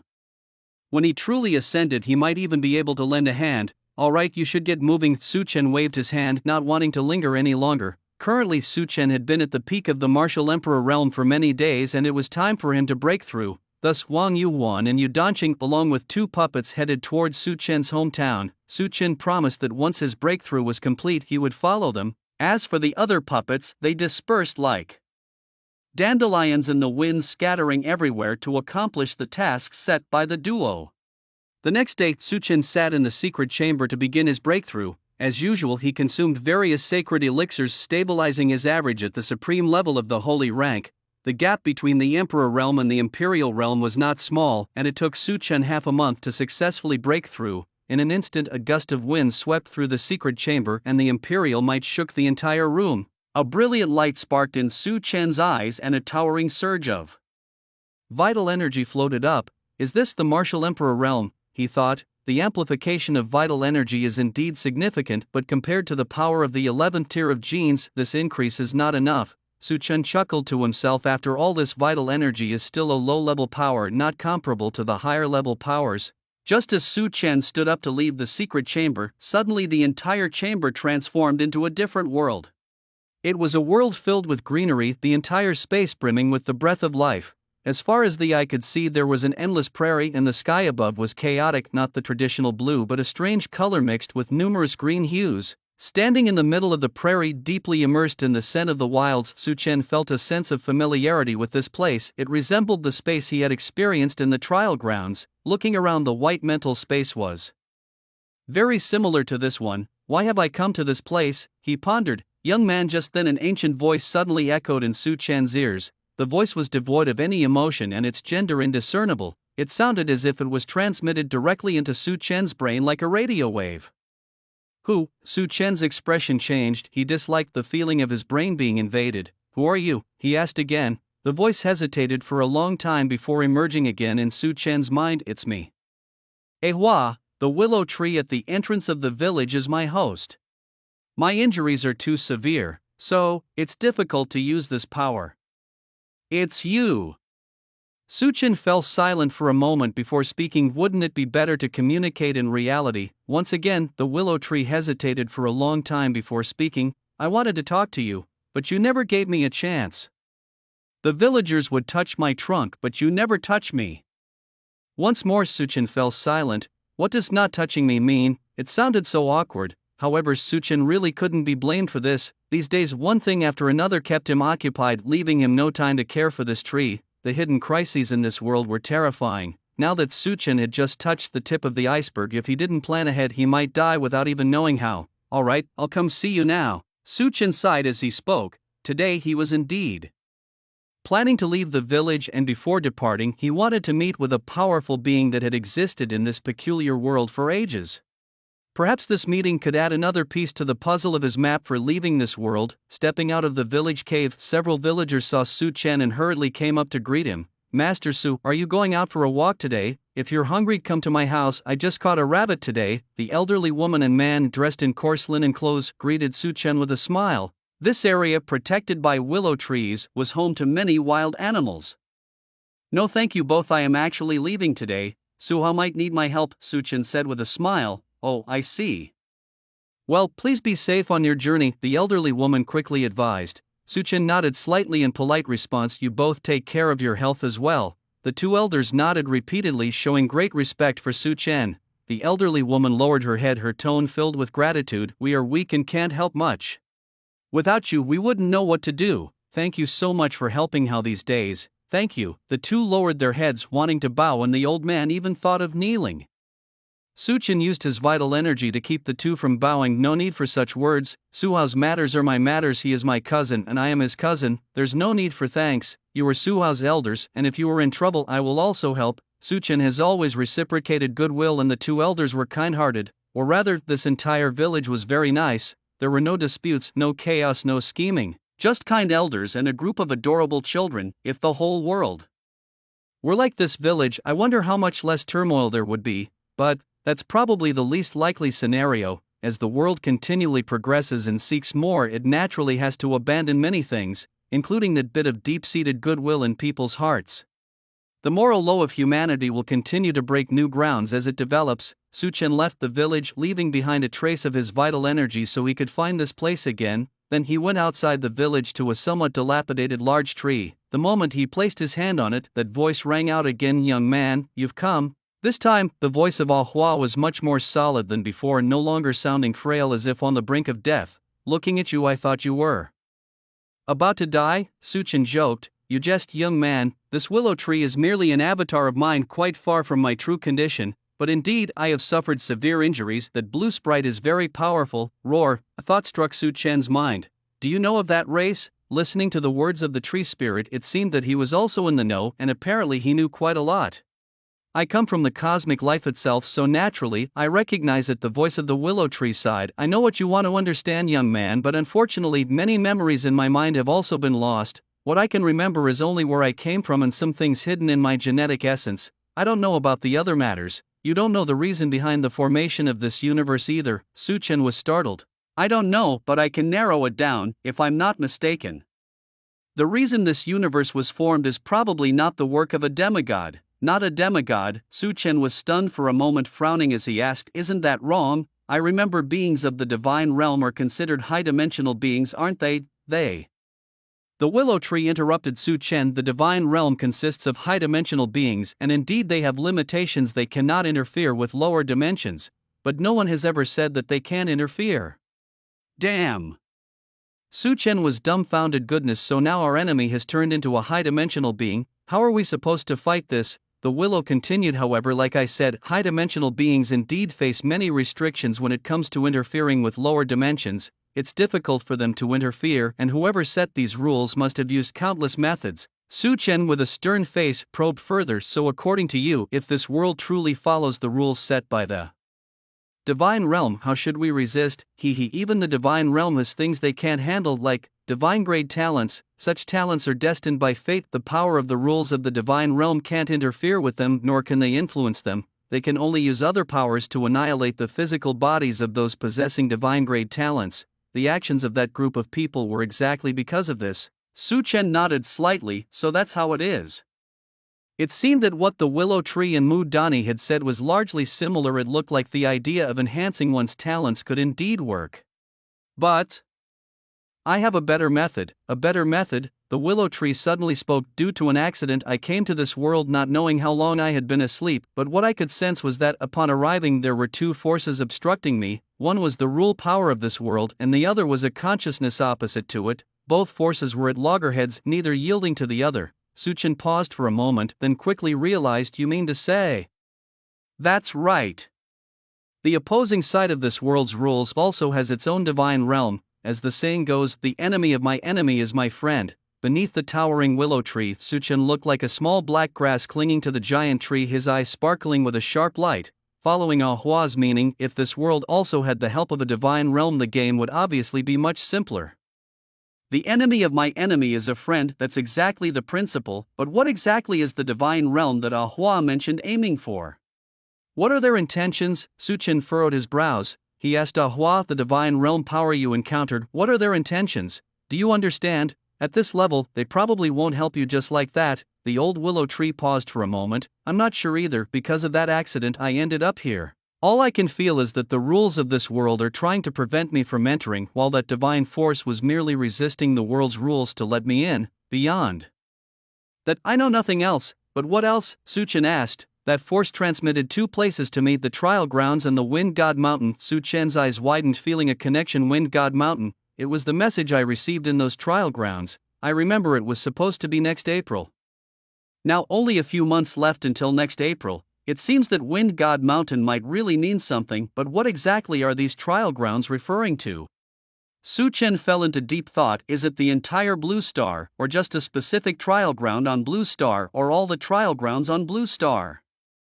Now Su Chen felt like he was solving a puzzle layer by layer. The old willow tree continued. The main reason I protect that supreme body lad is to unravel the mysteries of this world. A supreme body cultivates all paths, unbeatable among his peers in this world's rules, and can even fight across levels. So that's it. So you're telling me all this with a purpose? Su Chen smiled. Of course. Your strength and identity are even more unfathomable to me than that, lad, the old willow tree honestly said. Telling you this, I also hope to take a ride on your boat. Huh? Isn't there anything you'd like to say? Su Chen teased. The willow tree remained silent for a while. After a moment, a green light emerged from the center of the giant tree. Su Chen looked up and saw a strand of green light imbued with the essence of life gradually descending. What is this? I am from the life universe. I'm not as good as others in offensive capabilities, but in defense and strength perception I am far superior to other species. Comparatively, I might not be able to help much with your perfect genetic chains, but I can assist you in perception. As he spoke, the green seed already floated in front of Su Chen. Su Chen looked closely. Though the green seed was only the size of a fist, it was engraved with inscriptions. The moment he saw those inscriptions, Su Chen immediately felt a very peculiar sensation. This wasn't the power of different genetic chains, but Su Chen had seen it before and had fought against it multiple times.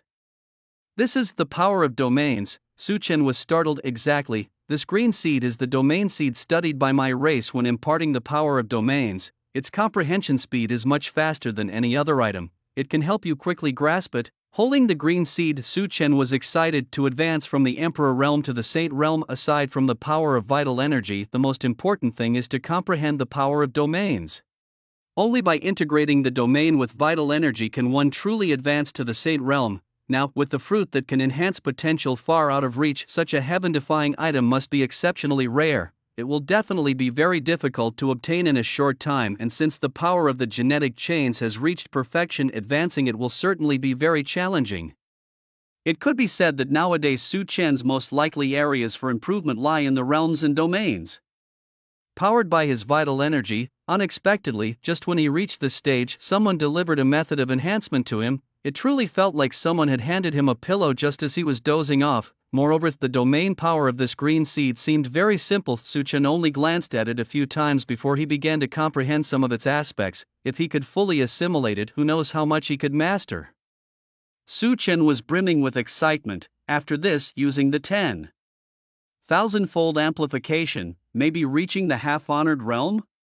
Or even the honored realm. Haha, you seem very expectant, but that's normal. This fruit possesses a perfect domain power seed. I have already comprehended it thoroughly. However, due to the limitations of my body, I cannot use it, so I had long planned to give it away. I was initially prepared to give it to Su Hao, that boy, but now it seems it might be better to give it to you. After all, Su Hao has the supreme body bonus and is destined for the divine realm while you are not. Plus, the chaotic essence in you is much more abundant than in that boy, old willow tree explained. The essence of chaos, it's a peculiar thing that is not entangled by fate or fortune, does not conform to the 5 elements, and is hard to detect. It's very mysterious, very enigmatic. The more old willow tree spoke, the more cryptic it seemed, making Su Chen also confused. However, one thing was certain: this tree was probably also a comrade in arms. Su Chen also left a drop of his lifeblood on the willow tree, the same words as always: if you need me, whether it's the puppet or I, we will come. Thank you, take care. With a bow, Su Chen formally left the island. From his initial arrival to now, it hadn't been long, just about a month, and now, Su Chen's panel had been completely renewed. Sizzling. Name: Su Chen. Age: 19. Talent: SSS level indestructible battle soul. Physique: pale blood. Body power of the chains, perfect gene chains. Martial cultivation, martial emperor realm level 1. Inch techniques: prison skyfinger, heaven grade top tier, great achievement, great sun breathing method, spirit grade high tier, complete, ghost shadow trace, earth grade top tier, complete, primordial breathing method, mystery grade low tier, complete, martial skills, silent moonless blade technique, spirit grade high tier, complete, thousand dragon demonic blade technique, mystery grade top tier, complete, status, perfect condition, now. Because of the presence of high-tier powers, Su Chen's techniques hadn't been updated. Honestly, although these techniques look very cool when used in terms of power, they really can't compare to a punch powered by the chain force. The chain force and domains are essentially weapons of the Saint's realm and above the 9th tier and above the killer weapons of the strong. If one must contend with such killer weapons, only techniques of a higher tier than heaven grade, the honor grade techniques, would suffice. Heaven grade techniques are suitable for use around the Saint's realm. Originally, Su Chen shouldn't have been able to use such techniques, but with the system's help, he directly achieved great mastery, so he could naturally use them precisely. Heaven tier, Emperor tier, honored tier, path tier. Emperor tier techniques are used by the holy emperors, the extreme saints realm, and those honored tier techniques naturally are for half-honored, honored realms, and so on. If Su Chen could fully master these techniques, their power would naturally surpass that of the chain force. However, at this moment, Su Chen does not yet possess a technique that can amplify his power 10,000 times to the level of a revered master, and those from the Li family do not hold any heavenly techniques either. Nevertheless, Su Chen did not care. He decided to head to the Su family home first, where he might also meet an old friend. The old friend Su Chen referred to was naturally the goddess of his original body, though it was uncertain if she was still there. Dongshi, for most cities in the Great Daxia Kingdom, is a very insignificant city. Apart from its long history, calling it a mere speck of land is by no means an exaggeration. Starting a few years ago, young people began leaving Dongshi, and gradually the city's youth population dwindled. Even some elementary and middle schools have closed down. When interviewed, the young people said, "What can we do? The country doesn't care about this place, it doesn't develop. We, the younger generation, can only go out and make our way. By the end of the year, I'll be able to make the down payment on a house in the Magic City, and I guess I'll never come back here home. Well, it's enough to come back once in a while. Dongshi, it's declined. What use is an ancient city?" The young people had various reasons, but in the end, they just didn't want to return, thinking that the country had abandoned Dongshi. But what they didn't know was, although Dongshi seemed underdeveloped and shabby on the surface, the national military presence and the martial alliance had never mentioned withdrawing. In a high martial world, places with advanced technology and large populations of young people are not necessarily the strongest, but those that have existed for a longer time are definitely not weak. In the pastoral area of Dongshi, several huge mansions were built, each occupying more than 100 square kilometers, nearly the size of a small town. It is said that each of these residences has existed for over 100 years, some even longer. Over the years, these mansions often kept to themselves, but recently there were rumors the Li family in one of the mansions planned to completely take over the Su family mansion. Unlike the usual hustle and bustle today, it was exceptionally quiet. A light hum was heard as an elderly man stretched lazily in front of the grand entrance of the Su family. The old man hummed and sat down on a chair, and immediately two beautiful women approached to massage his back and rub his legs. "Masterly, is this pressure all right?" Smack! Before the woman could finish, the old man slapped her across the face, sending her to the ground. Li Chuanfeng's face was cold as he emotionlessly watched the woman, blood trickling from the corner of her mouth. "Masterly, think again." The woman sat on the ground dazed. Li Chunfeng wiped his hands with a tissue, disdainful. "The Su family is gone and you still divide between Li and Su, huh? How many masters are here?" The woman quickly realized and immediately knelt on the ground, banging her head in respect. "Master, great master." Li Chunfeng burst into laughter. "That's more like it. Having been a servant in the Su family for so many years, at least you're not stupid. Ancient cities have this chronic problem, they still continue traditions from long ago." Whoosh! Just at that moment, a shadow flashed in front of Li Chunfeng. "Master, the boy has returned." "What? Su Hao is back?" Li Chunfeng was startled and immediately shocked. "Now, there are hardly any of the Su family's young men left." "Yes. And he's already near the stone monument erected for the Su family." "So soon? What about the special envoy? Didn't he follow?" Li Chunfeng inquired. "I don't know." "And what about his strength? What realm is this boy at?" The shadow paused. "He is at the realm of Martial King." HSS. Li Chuanfeng's eyebrows furrowed tightly. He quickly asked, "Are you sure? He comes to us at the Martial King realm. That's what I saw." "Should we send someone to deal with him?" the shadow asked. Li Chunfeng fell into deep thought, and after a moment he slowly said, "The special envoy once said, a divine talent, a child of destiny, cannot be understood with common sense. His being at the Martial King realm, he might possess the ability to overcome those a tier or two above, plus his explosive potential and many other factors he could even surpass 2 or 3 tiers. Moreover, he managed to escape from the hands of the special envoy. We should go together, Li Chunfeng finally decided. Okay, the shadow responded, and then Li Chunfeng continued, call up all the demi-saints in our family, and remember to contact the special envoy. We absolutely cannot give this child any chance to survive or grow. The shadow was startled. Master, isn't this too much of an overreaction? He's just at the Martial King realm and we are mobilizing so many people.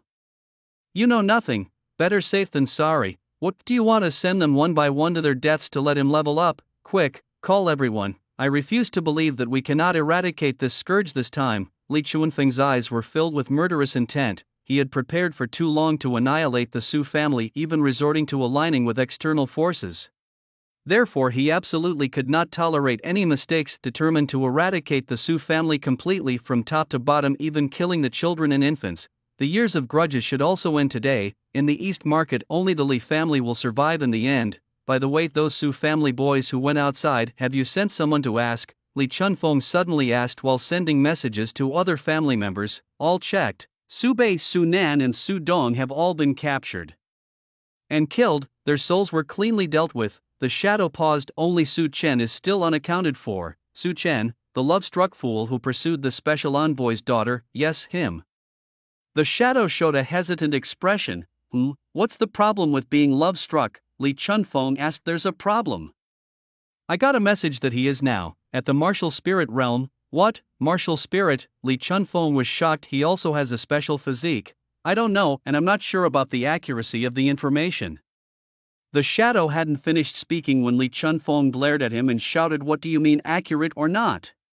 Even if it's false, he must be killed. After dealing with Su Hao, immediately gather people to find Su Chen. This man must die. Yes. The shadow quickly bowed, and thus the Li family swiftly gathered a large number of people, flying towards the place where the Su family members were detained, which was precisely a square in the bustling area of the agricultural district. At this moment, the head of the Su family and several elders are pierced through their meridians and nailed to a huge stone tablet. Beneath the tablet, the ashes of the younger Su family members are scattered. Nearby in the square, Su Hao is already clashing with the surrounding enemies. Although Su Hao can barely fight across 2 stages, he is quickly suppressed to the ground by several newcomers from the Holy Realm. The civilians around shake their heads in disapproval. How foolish to challenge the Li family alone. Stupid indeed. After all, he is only a 10-year-old child, unbeaten from a young age yet untouched by the harshness of society.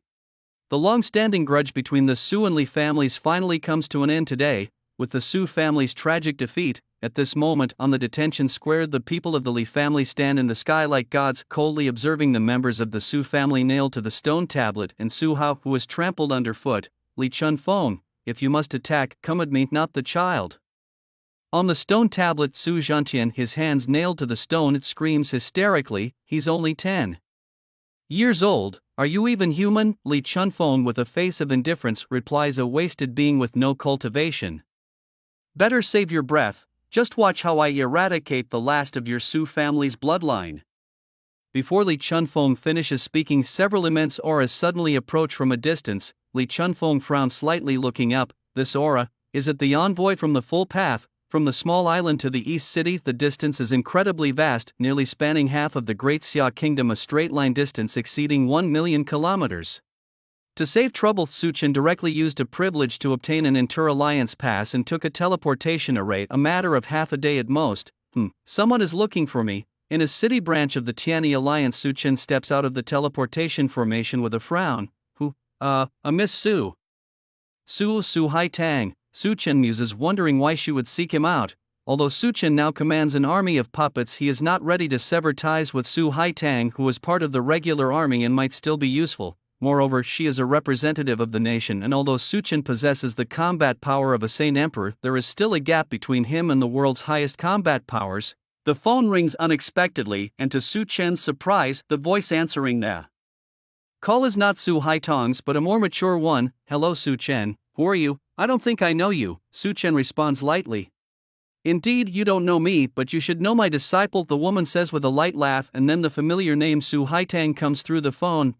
So you are Su Ling, Su Haitang's master. The woman introduces herself softly, then explains her reason for calling. We have a record of your use of the teleportation array. You're back in the city now. What, you want to restrict my use of the array? Suchen jokes. Ha, why would we? You are now a treasure of our Huawu alliance. Su Ling chuckles enchantingly, sounding almost like a goose. After a pause, she continues, here's the thing, we have a matter to discuss with you. We'd like to know your willingness. There's a huge secret realm opening soon in Zhongzhou City. My university has a slot for this secret realm's exploration and we still have one leading professor's position available. Would you be interested in taking it? Leading professor? Yes, Su Ling nodded, then began to explain the importance of this secret realm. This secret realm has a fixed quota, individual forces cannot participate. Moreover, this is the biggest secret realm event in recent months. It's said to contain enlightenment fruits and numerous treasures. Even a random martial arts technique found there would be of the heavenly tier. There might even be talent fruits that can enhance one's aptitude. Thus every faction takes it very seriously. The secret realm has an age limit of 25 years, so very few will be able to go. So, Su Chen, mid-sentence. Su Ling realized that Su Chen had gone silent. On the other end of the phone, Su Ling slightly furrowed her brows, but soon she relaxed and let out a sigh. If Su Chen participates, the chances of winning are very high, but her demigod realm teacher had also instructed her on one thing, never to coerce Su Chen. Everything must absolutely be decided by him. Therefore, this time, Su Ling would not force Su Chen to participate, which she wouldn't have done even without her teacher's reminder. Although she is a respected realm powerhouse, she has always been reluctant to coerce others through force. Su Ling does not like doing so. Well, that's all I wanted to say. If you decide to join, we offer a 19% share, 9 for you and 1 for us. You should note, even if someone actually wins the secret realm competition, the most they can get is 55%. Su Ling continued to explain, but we won't force you. Are you sure there are fruits that enhance aptitude? Just then Su Chen's deep voice suddenly rang out. Su Ling was startled. She thought Su Chen hadn't been paying attention to the matter. But why is he interested in the talent fruits? At his age and realm, his aptitude should already be very high. Su Ling thought to herself and explained, actually I'm not sure either. Many secret realms suddenly emerge from spatial whirlpools, so what's inside is unknown to anyone. That so-called rumor was just based on past experiences and some fluctuations of spiritual energy from natural treasures. It's possible there are some, but also possible there aren't. Anyway, there are definitely many valuable items. I heard from my teacher that the enlightenment fruits are definitely there. These items, though not overly miraculous, can be divined. Su Chen was silent for a moment. Honestly, having heard Su Ling say this, he felt much more at ease. If the talent fruits were so easy to obtain, it would actually feel a bit abnormal to him. How long has it been since he first learned of the talent fruit's existence? What's an enlightenment fruit? Su Chen asked. It's a type of fruit that can enhance one's understanding of martial arts techniques. Very precious, many people can't even trade treasures for it, Su Ling said. All techniques require time to understand, so in a sense, enhancing one's proficiency in techniques is even harder than increasing one's cultivation. However, for Su Chen, it's a different story. He nodded slightly. If there's a higher tier technique available, using an enlightenment fruit would be a good option, but this time, it's mainly for the allure of the talent fruits. Even if he doesn't obtain them, there are still the enlightenment fruits and other treasures as compensation. Thinking this, Su Chen finally nodded. Alright, just send me the address when the time comes. Su Ling was momentarily stunned. Are you really going? Truly? What, you don't want me to go? Of course I do. I really want you to. Please make sure you come, Su Ling quickly said. Then I'll contact you when the time comes. Don't worry, besides the distribution of the treasure, we will give you other great items. We will also give you a large amount of contribution points from the alliance. Su Ling said a lot and Su Chen didn't pay much attention, but he continued to stay on the phone. Listening to Su Ling's ramblings, he vaguely remembered Su Haitang mentioning that her master was of a respected realm. Now he was somewhat of a junior. As Su Ling's words came to an end, Su Chen stepped back into the magic circle. The teleportation distance was still far, and in the meantime, Su Chen had to wait for the Alliance's personnel to set up the magic formation. So during his free time, Su Chen had someone arrange a cultivation room for him where he delved into understanding the domain fruit. Now, Su Chen had already understood more than half of the first layer of domain power. The domain fruit from the willow tree was truly miraculous, truly worthy of being a creature from another realm. at this rate Su Chen believed it wouldn't be long before he could fully comprehend the domain power. Meanwhile, in the bustling central square of the eastern city at that moment several figures floated in the sky while a crowd of commoners below gazed up for a long time feeling uneasy. It seemed the Li family was indeed fortunate to have gained the support of a big shot and began to rise step by step. Now more supporters had arrived. That day the Li family had somehow invited several monster-level powerhouses who belonged to no faction and were not from any country. In fact, these people didn't make a move, but merely standing behind was enough to make lower-tier martial artists tremble. That day the Su family also suffered a catastrophe. On a stone monument, Su Zhantian and some elders looked up at the sky with faces of despair, their thoughts unknown. In the bustling square many civilians incessantly gossiped. More supporters have arrived. The skies of the eastern city are finally unified. Who would have thought that the final victor would be the Li family? Yes. Some people from other smaller clans looked helpless. The Su family today seemed to be completely fallen. Previously, as the two families contended, these smaller clans could still gain some benefits and the cracks still had a chance to survive. But now, with only one family remaining, they would ultimately face being completely devoured. However, what these people below could never imagine in their lifetime was that the supporters the Li family relied on were a group of aliens. In the sky, the Li family's leader Li Chunfeng, recognizing that the opponent's strength far surpassed his own, immediately bowed. Which universe's envoy are you? Please do tell me. I will organize a welcoming banquet for you immediately. Envoy, the glamorous woman across from him paused for a moment. What envoy? She asked. The envoy refers to you noble aliens, Li Chunfeng flattered while glancing down and whispering softly. Many people do not know your identity. For convenience, I uniformly refer to you as Lord Envoy. The glamorous woman, naturally the recently arrived Yu Danqing, listened to Li Chunfeng's words. Her expression immediately darkened. What an extreme rarity.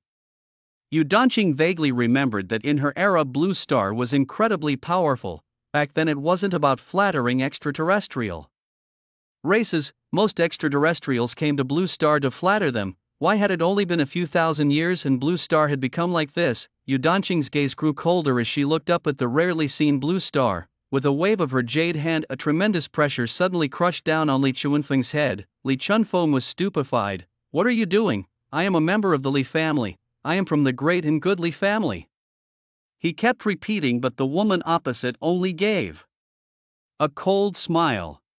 A member of the Li family? It is precisely the Li family members I am killing. The next moment the power in Yu Danqing's hand intensified and in a breath Li Chunfeng's physical body exploded. A dim soul floated into the air which Yu Danqing then truncated, preserving only the memory and consciousness, and stuffed it directly into a soul weapon. From Yu Danqing's action to Li Chunfeng being packed into the soul weapon, it all took just a few seconds. At that moment, both the commoners and the celestial Li family members were dumbfounded. The Li family responded in a second, immediately shouting, "Fool! What have you done to our family head? What have you done to him? You're not the special envoy." Yu Danqing's face remained cold. Of course I am not an extraterrestrial nor a rare being. Numbers 12, 13, 17. I've locked on the people I am targeting with my vital energy. Kill them all. The next moment Yu Danqing's overwhelming vital energy locked onto all the Li family members. At the same time, 3 puppet figures turned into afterimages and charged forward. Seeing that Yu Danqing meant harm, the Li family elders also started shouting, "Everyone, this person is not the real special envoy. Don't be afraid, we just need to hold on until the real special envoy arrives." Yes, at that time, the entire Li family was filled with a fighting spirit. However, no matter how high their morale, if their strength was inadequate, it was all in vain. The 3 puppets in Yu Danqing were virtually crushing the Li family members, and soon the sky rained a fine spray of blood. This was the mark of the Li family members' bodies turning into blood mist. My second master, semi-saints, the bodies of these realms have been well preserved by us, while the other bodies have been made to disappear from this world forever. We have locked all the Li family souls in the soul weapon as per your request, a total of 87 people. Please check. At this moment the civilians underground were all stunned.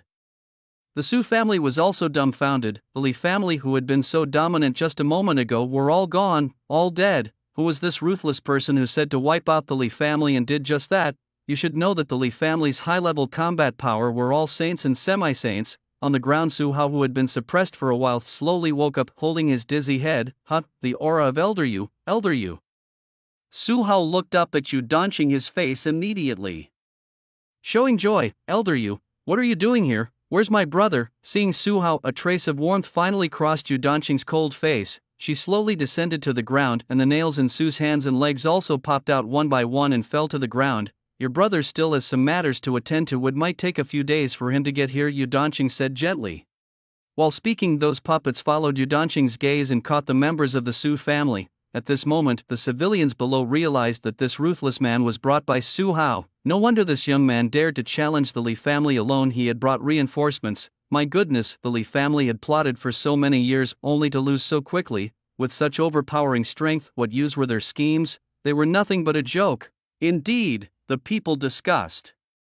And in the center of the square, the Su family members also knelt down and respectfully said to Yu Danqing and the others, "Thank you, elders, for your rescue. The Su family is immensely grateful." Yu Danqing nodded slightly. "No need to thank me. The one you truly should be grateful to is my master. It's Su Chen, right?" Just then Su Hao added with a smile, "Su Chen." The Su family members were puzzled. Which Su Chen, a senior with the surname Su, asked to rescue our Su family?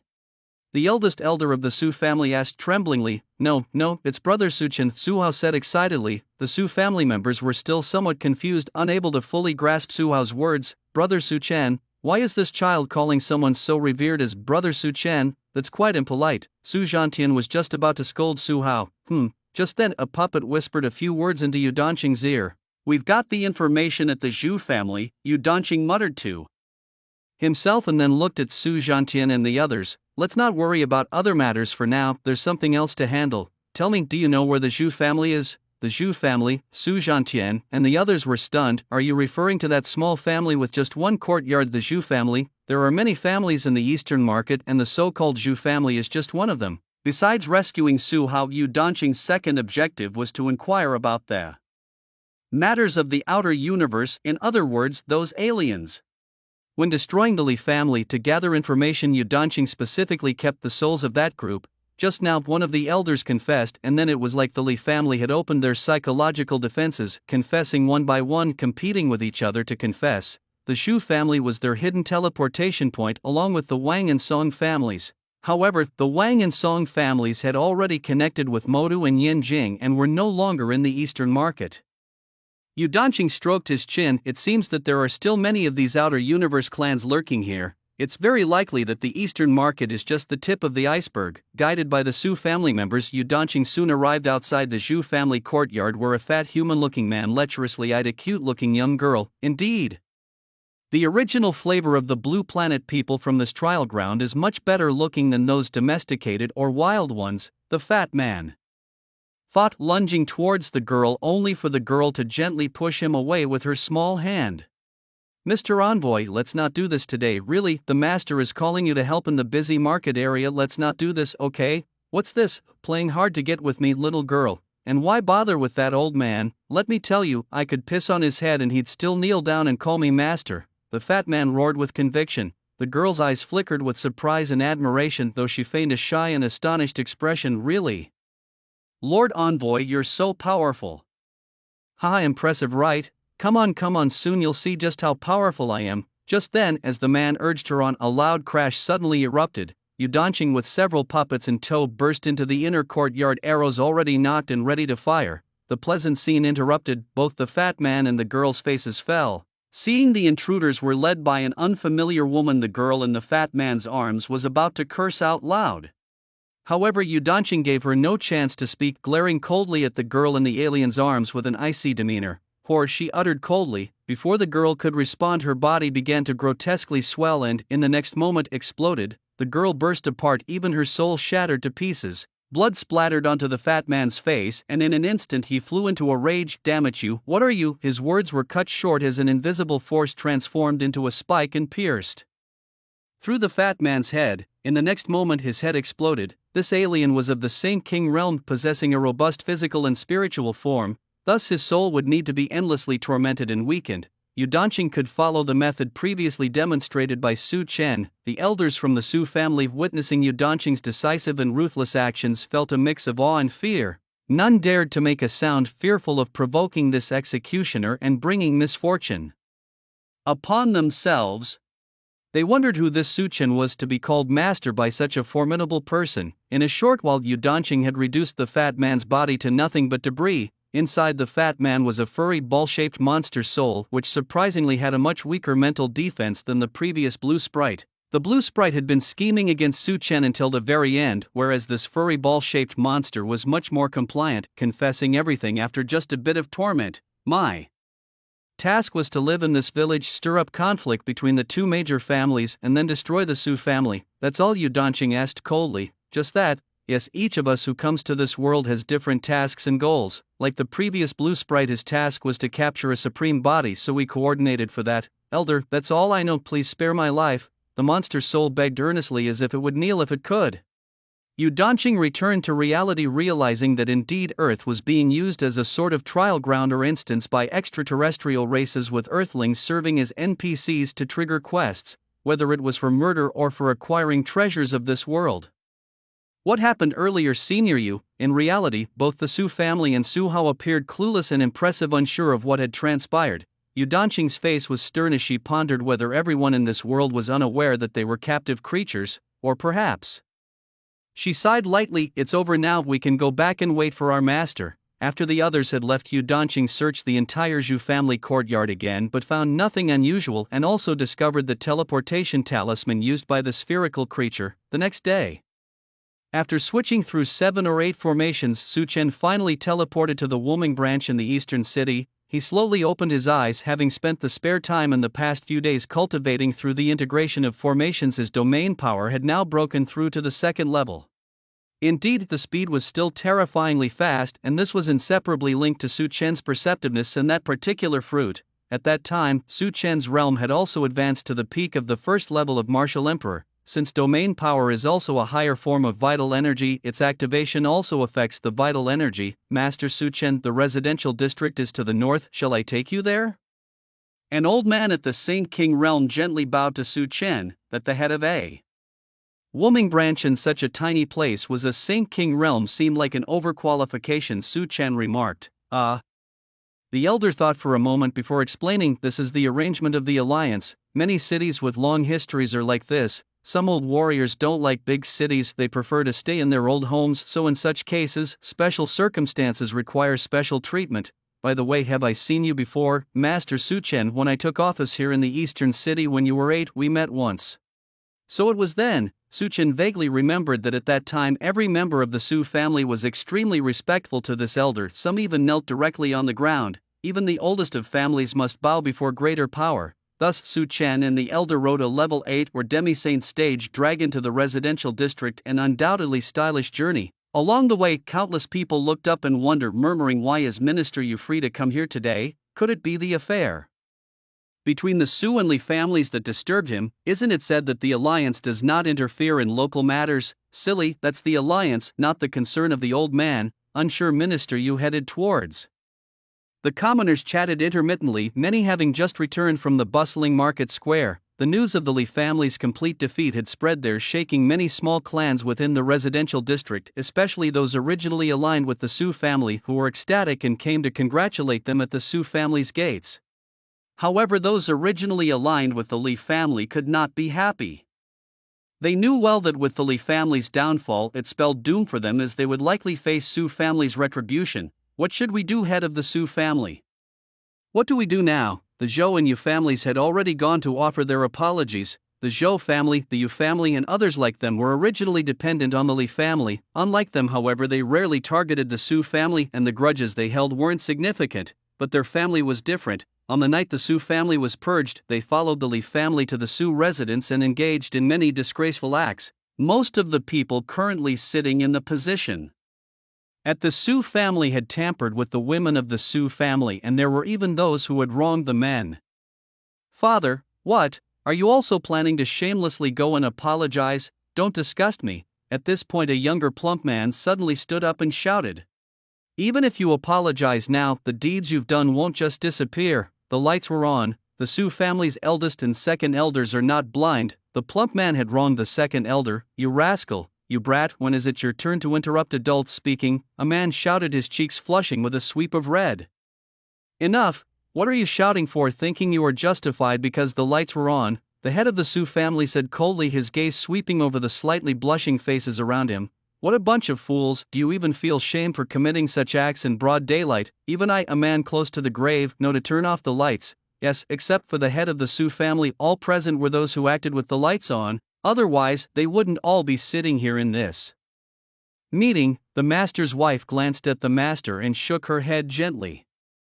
Hey, master, there's no use talking about this now. We need to figure out what to do. Indeed, the crowd echoed. The head of the Su family, holding his head, cursed under his breath. If he had a solution, he wouldn't be wasting time here. At that time in the town square he was present, and the woman opposing them was at least of Saint King level, possibly even higher, and those of the Saint realm were almost instantly defeated. No chance to even fight back. Apologizing is impossible, fighting back is not an option, and escaping is out of the question, especially since the Su family is only a wall away from the Su family. What to do? The head of the Su family looked up, his face filled with despair. Let the world perish. We might as well die. Report. Just then a family servant suddenly ran over. Report your horse's head. The head of the Su family hurled an ashtray from the table at him, the servant barely dodging the flying ashtray with a confused face. Master, report, report, report. What's there to report at this time? Don't you see we're trying to think? The head of the Su family roared. The servant paused. Minister Yu has arrived. Minister Yu, Minister Yu. The people of the Su family were all stunned. You mean that Minister Yu of the Martial Alliance? Someone asked. Yes. The servant nodded. He's already in the pastoral district, heading our way. The head of the Su family and the others looked at each other. Probably because of the Su and Li families issue, but isn't the Alliance not supposed to interfere in these matters? Who knows whether they intervene or not? We don't know what stance Minister Yu will take. No, wait. Just then the head of the Su family suddenly shouted, and then he kept repeating, no, no, no. What Minister Yu sees is up to us to decide. Everyone was stunned. Master has your brain. You're the one with a problem. Don't you understand this simple logic? Minister Yu is an outsider and he never does anything without a benefit. He always claims he doesn't meddle in family affairs. If he says so, he definitely wants some benefits. Why else do you think he would come here? And at this time, if we take the initiative to show our goodwill.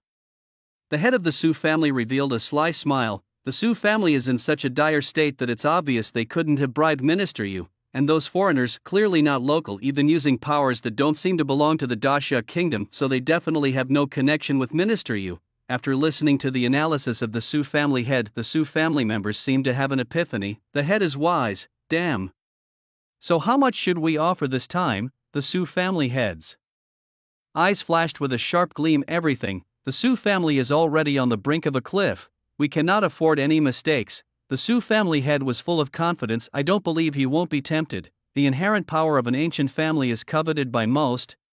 In the distant skies, I didn't expect young Su to have such a profound understanding of power. I have truly seen something today, said Minister Yu with a smile on his face. Above the A-Dragon, the two hadn't been idle, chatting casually. During their conversation about the sources of various powers, Su Chen mentioned the principle that perhaps all powers were originally one, casually discussing the common points between the domain and chain powers, which surprised Minister Yu. These are just some insights, Su Chen said indifferently. He was merely reasoning backwards from the answers. It's already very impressive, not to mention young Su's understanding of these two power systems is quite deep. Minister Yu stroked his beard in appreciation. Su Chen gave a few embarrassed smiles without further explanation. Swoosh, just then countless figures flew towards their A-Dragon from afar. Minister Yu's face darkened and he shouted, who dares to block the Alliance's dragon carriage? It's me. At this moment a hunched figure stopped in front of Minister Yu. It was none other than the Su family head, his face full of smiles, thinking that stopping Minister Yu's dragon carriage had already won him half the battle. Without hesitation he directly pulled out several rings sparkling with light. Minister Yu, nice to meet you for the first time. I am the head of the Su family, Su Ben. What's the situation? Oh. Minister Yu responded perfunctorily, but his eyebrows were deeply furrowed. He knew what this guy wanted to do at a glance. Having been in the Alliance for so many years, he had seen gift-giving countless times, not 1,000 times, then certainly hundreds. Direct gift-giving like this was innumerable, but Is this man a fool? Didn't he see the outsiders beside him? When the Sioux family saw the A-Dragon and the Sioux family people in the sky, some of the clan members and elders who had just escaped disaster panicked. Damn, this fool Sioux family, we didn't provoke them, and they actually started to cause trouble with us.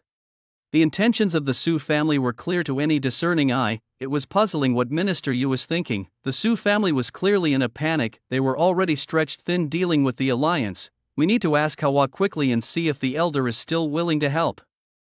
While they were still chatting, Minister Yu, with a dark line on his forehead, coughed and glanced at Su Chen, clearly signaling Su Ben to pay attention since someone was present. Misinterpreting the look, Su Ben thought Minister Yu was considering involving the person next to him. This kid too. Ha, rest assured, Minister Yu, I only need your protection for our Sioux family, nothing else matters. We can offer everything from our family. Minister Yu's eyebrows relaxed slightly. It seemed he might have offended someone, although the offer looked a bit desperate. It was just about protection. But what kind of trouble have you gotten into that you need my protection? Ha, I have other matters to attend to today. So, later at the Alliance, Minister Yu hinted that they should seek him out later for further discussion.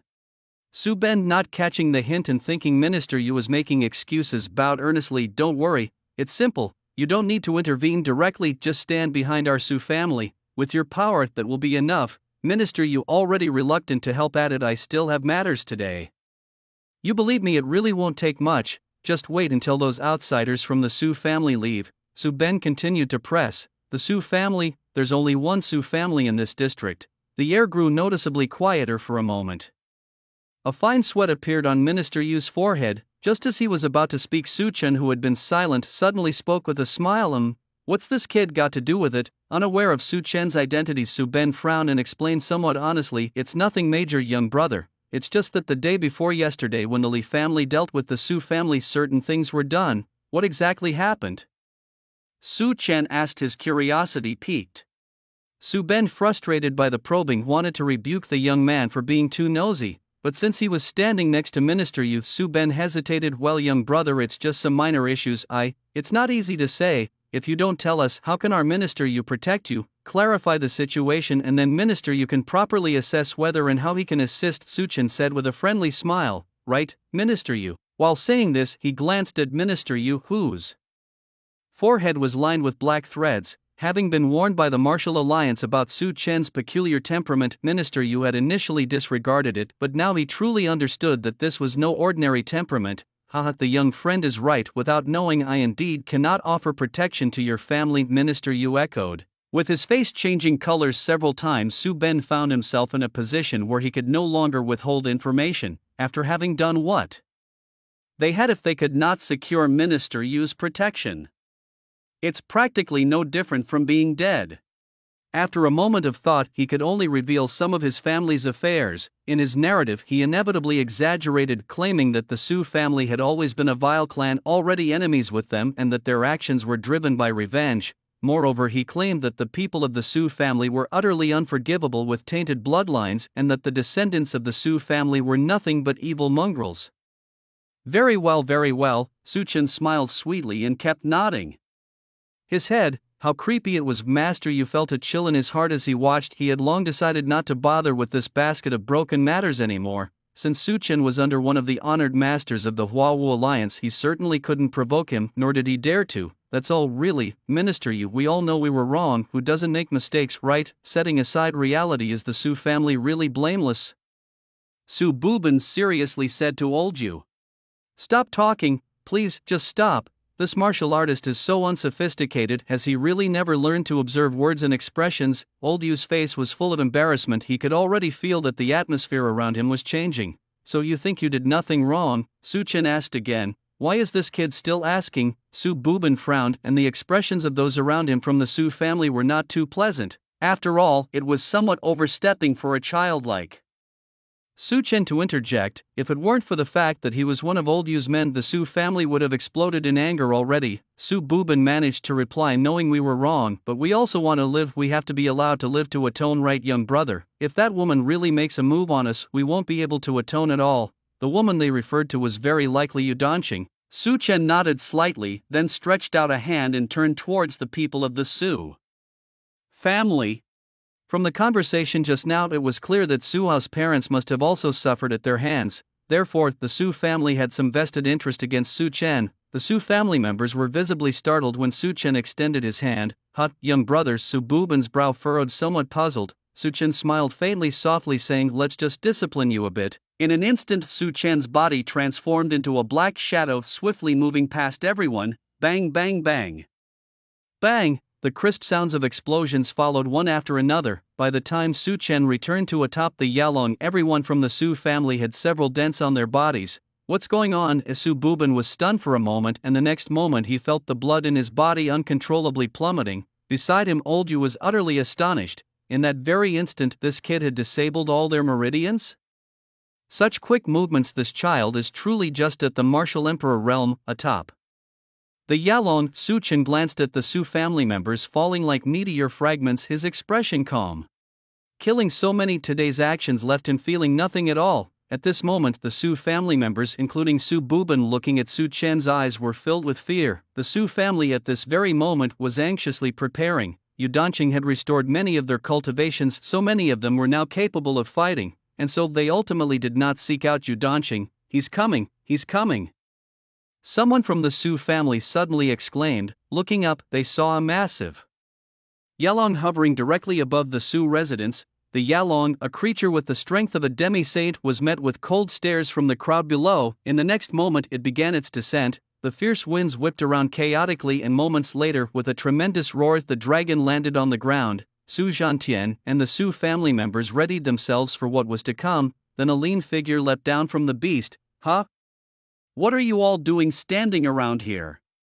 It was Su Chen, looking utterly perplexed. "Su Chen, little Chen." He came down from the Yalong. The guests at the Su household, who were initially expecting Minister Yu to come and deal with the Su family, were about to leave but paused, sensing a possible twist in the situation. Before Su Chen could even speak, he found himself stared at by dozens of pairs of affectionate eyes, which made him quite uneasy. Among them was his father Su Zhantian, who watched him intently, sinking into memories. It had been years since Su Zhantian last saw Su Chen. Back then, Su Chen had been a skinny otaku lacking in nutrition, seldom speaking, his mind always filled with thoughts of women. If not for his slightly better talent and the sacrifices his parents had made for the family, the Su family might have long since given up on him. In the past, the Su family members didn't have a high opinion of Su Chen, but now things were different.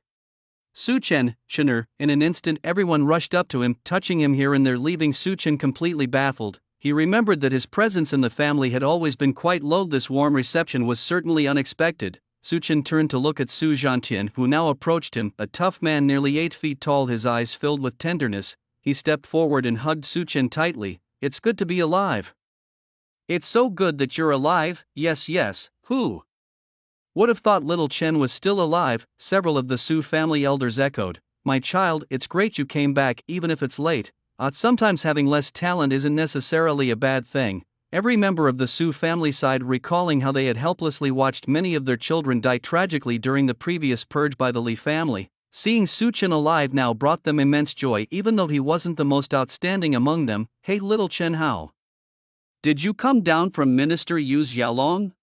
At this point, Su Zhantian finally asked the crucial question. The elder members of the Su family and the older generation all became serious. Mentioning this, Su Chen snapped out of his daze and glanced upward. "Minister Yu, they're looking for you over here." All right, I'm coming down now." An elderly voice responded from the sky, and soon a figure in white slowly descended. It was indeed Minister Yu, and behind him hundreds of members of the Su family whose cultivation had been disabled were being slowly lowered by his control of their blood and qi. The scene was terrifying. However, when the Su family realized that the Su family members in the sky had lost their cultivation, they were all stunned. "What happened? What's going on?" "Xiaochen, you've already reached the Emperor realm."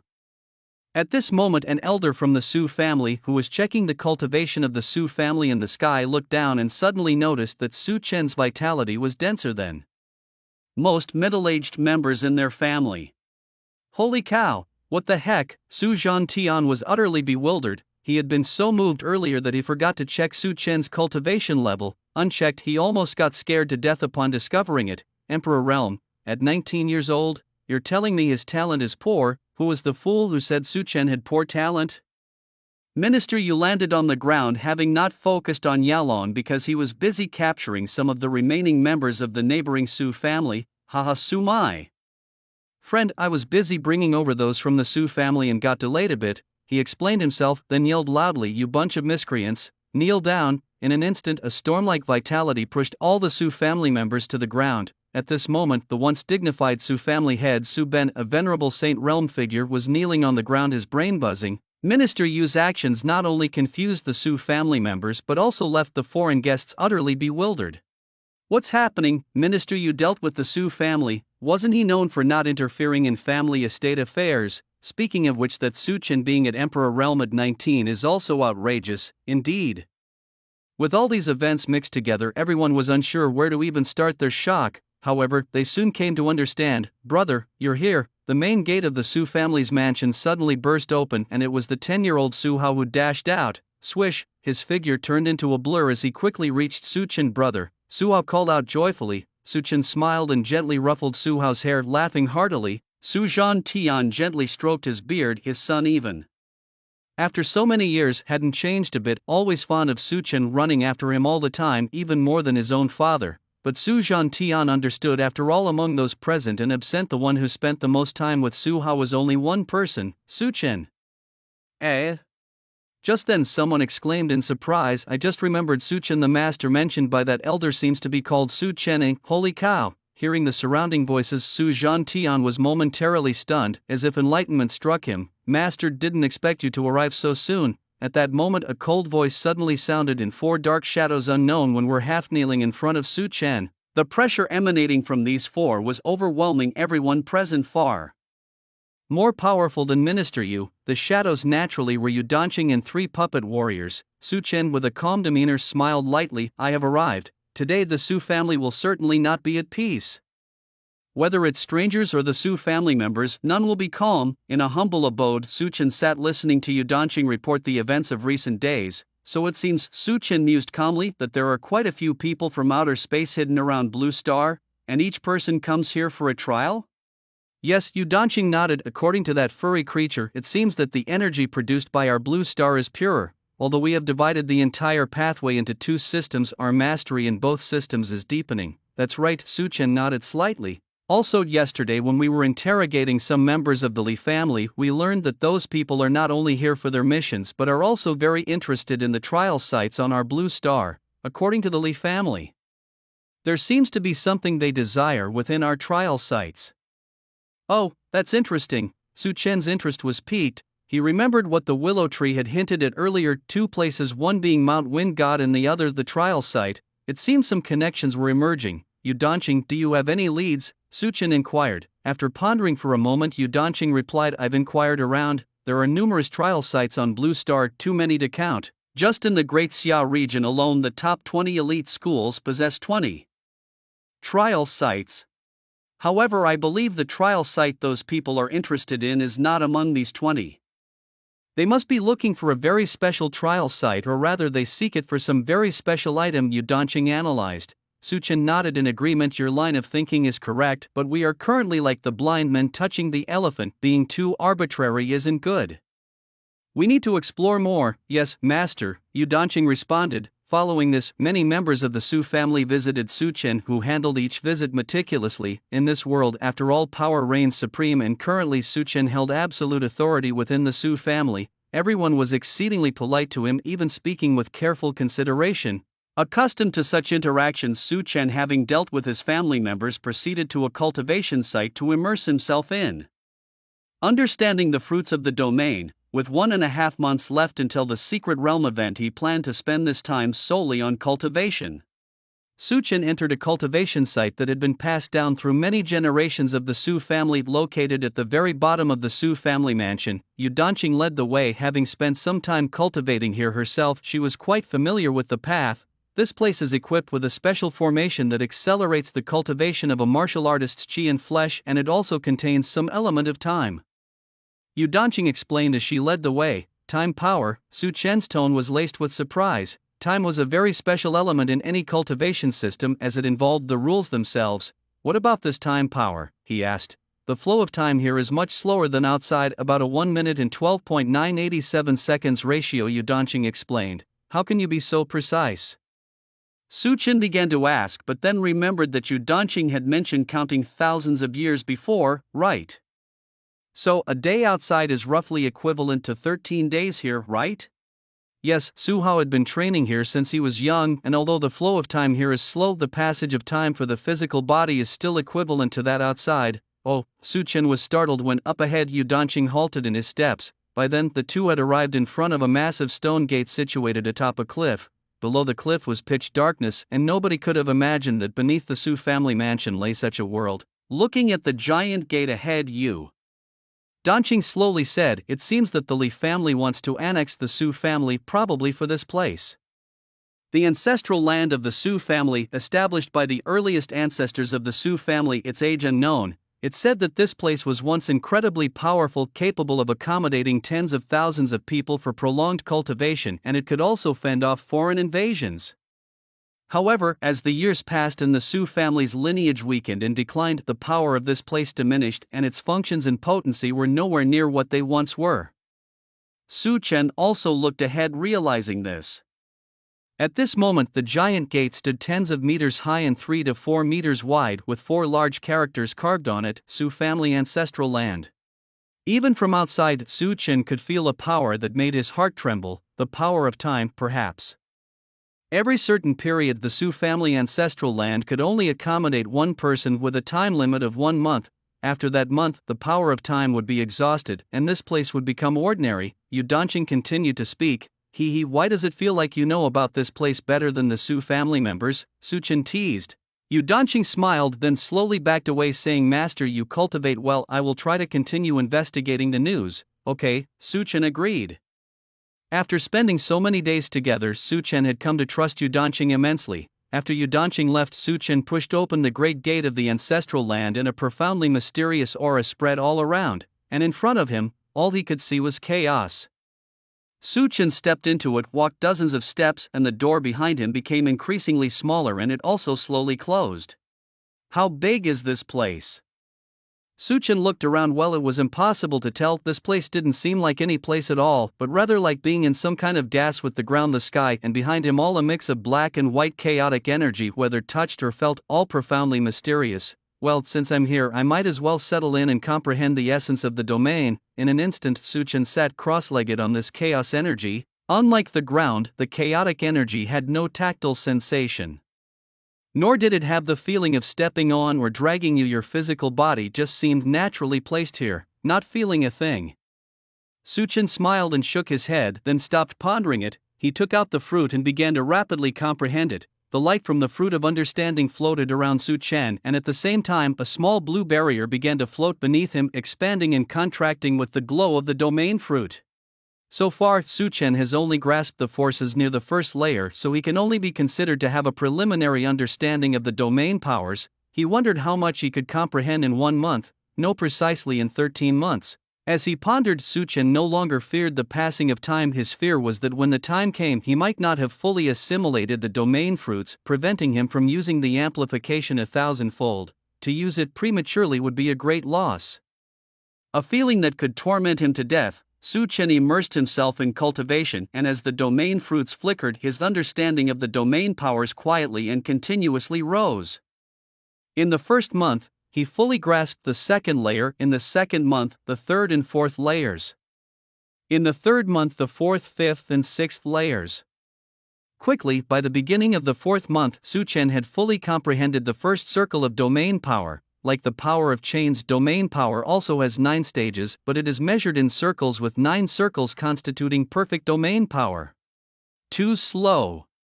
Su Chen opened his murky eyes, his expression darkening slightly, but after a moment he resumed his comprehension. In fact, Su Chen's speed of comprehension was already extremely fast, much faster than when he broke through the power of chains, which took him 2 months just to reach the third or fourth layer and then hit a bottleneck. With the help of the domain fruit, it only took 4 months to complete the first circle of domain power. This speed was certainly terrifying, yet, even so, Su Chen still felt it was slow. As Su Chen delved into his cultivation, oh, quite interesting, unknown to Su Chen at this moment. A gaze within this space was quietly observing him. While Su Chen was cultivating in the ancestral lands of the Su family, the news of the opening of the secret realm in Zhengzhou City drew countless attentions. This place was the heart of the great Daxia, and this secret realm was unprecedented in its enormity. The treasures and various resources within could even enrich a nation. In fact, by this time Daxia had already opened hundreds of secret realms, large and small, but it was said that none were as vast as this one in Zhengzhou. At this very moment, all the high schools in the entire Daxia, even the ancient families hidden deep, were all stirring restlessly. How about it, Elder Gu? Who from our clan will go to check out this Zhengzhou secret realm? In the residence of an ancient family, two old men dressed in bizarre attire casually chatted while sitting on chairs. The one being asked twisted his mouth and retorted, "Do I even need to say?" Both old men looked at each other and laughed heartily. Over the years, the Gu clan had seen several reincarnations of ancient powers emerge, from the likes of the ancient giant sun ancestor and the great love demon ancestor to even a demigod of ancient times. These reincarnations had reached terrifying levels of cultivation in recent years. Emperor Realm, a realm unreachable by ordinary people.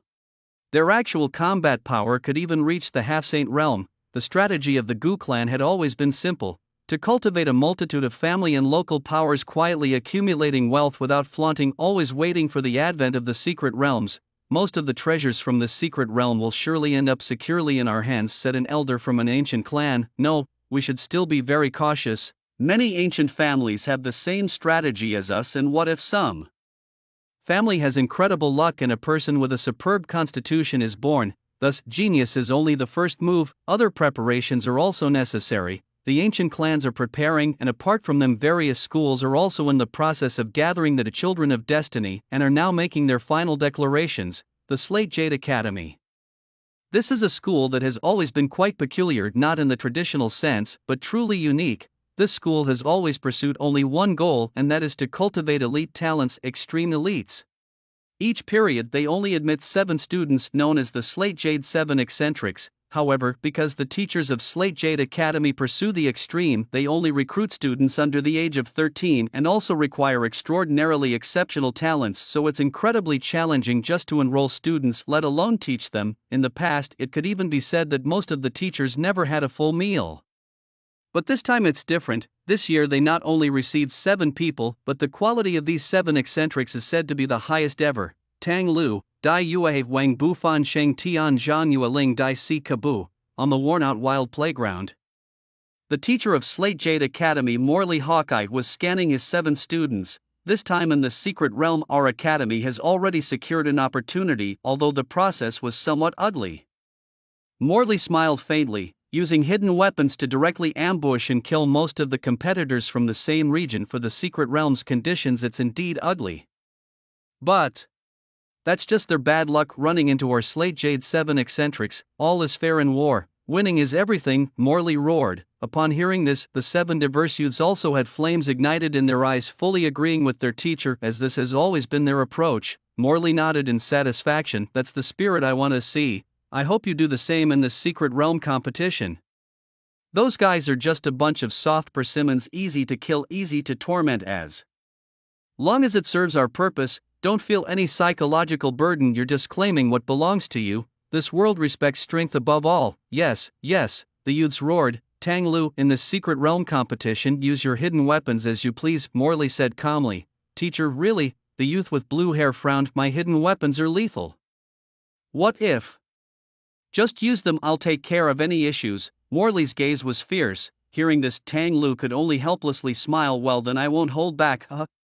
The other eccentrics were visibly excited. So far, in every battle across the southern province where Tang Lu used his hidden weapons, they had never lost. However, due to their excessive danger and ruthlessness, Tang Lu's hidden weapons had always been prohibited by his elders. Unexpectedly, this time they truly broke free from their shackles. Invincible, they tore through those fools. Kill.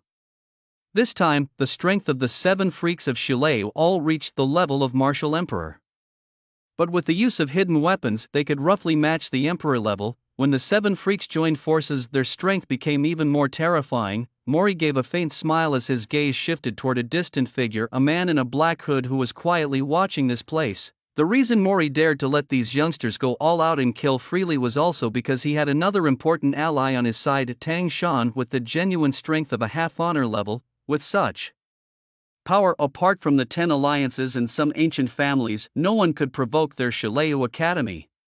As for why the Shileu Academy received help from a half-honor level, the reason is simple. This Tang Shan is the biological father of Tang Lu. In the Central State Secret Realm, there are ancient families. In every nook and cranny of the academy, there are also super academies intervening. At this moment in Qingbei University, in a small classroom, several young lads were smiling at the secret realm map on the blackboard, chatting and laughing. If Su Chen were here, he would recognize one of the faces. Lu Ru, I heard your nemesis is also participating this time. What's it called? Xinqi University. On the far left of the classroom, the newly rejuvenated Lu Ru's face darkened. At that moment beside her a blonde robust man continuously touching somewhere on Lu Ru roared, "That'll be interesting. Don't worry, Lu Ru, I'll definitely take good care of that fool for you." Blonde Tax smiled. Lu Ru snorted and then nestled into the blonde man's arms. Wow, truly a loving display.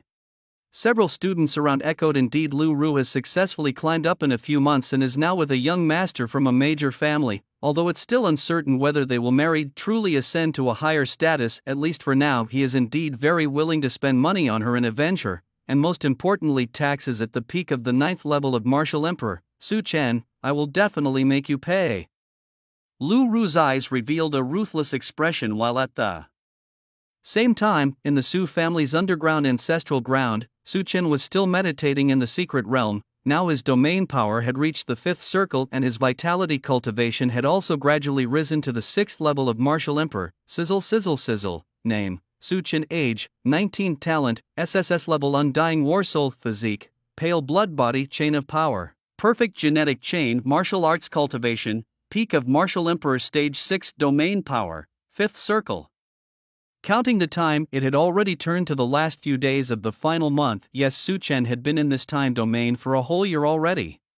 Compared to the outside, only a month had passed. Su Chen opened his eyes, exhaling a breath of stale air. It's worth noting that during this year, Su Chen had been ceaselessly cultivating. He looked at the fruit in front of him, which still emitted golden light. Although Su Chen had already reached the 5th circle, the fruit had not changed much. The fruit embodies the perfect power of the 9 realms, perfection being the realm of the Holy Emperor. And the 9th realm is that of the Holy King. The difference between these two realms alone is 100-fold, and now Su Chen has only grasped the 5th realm.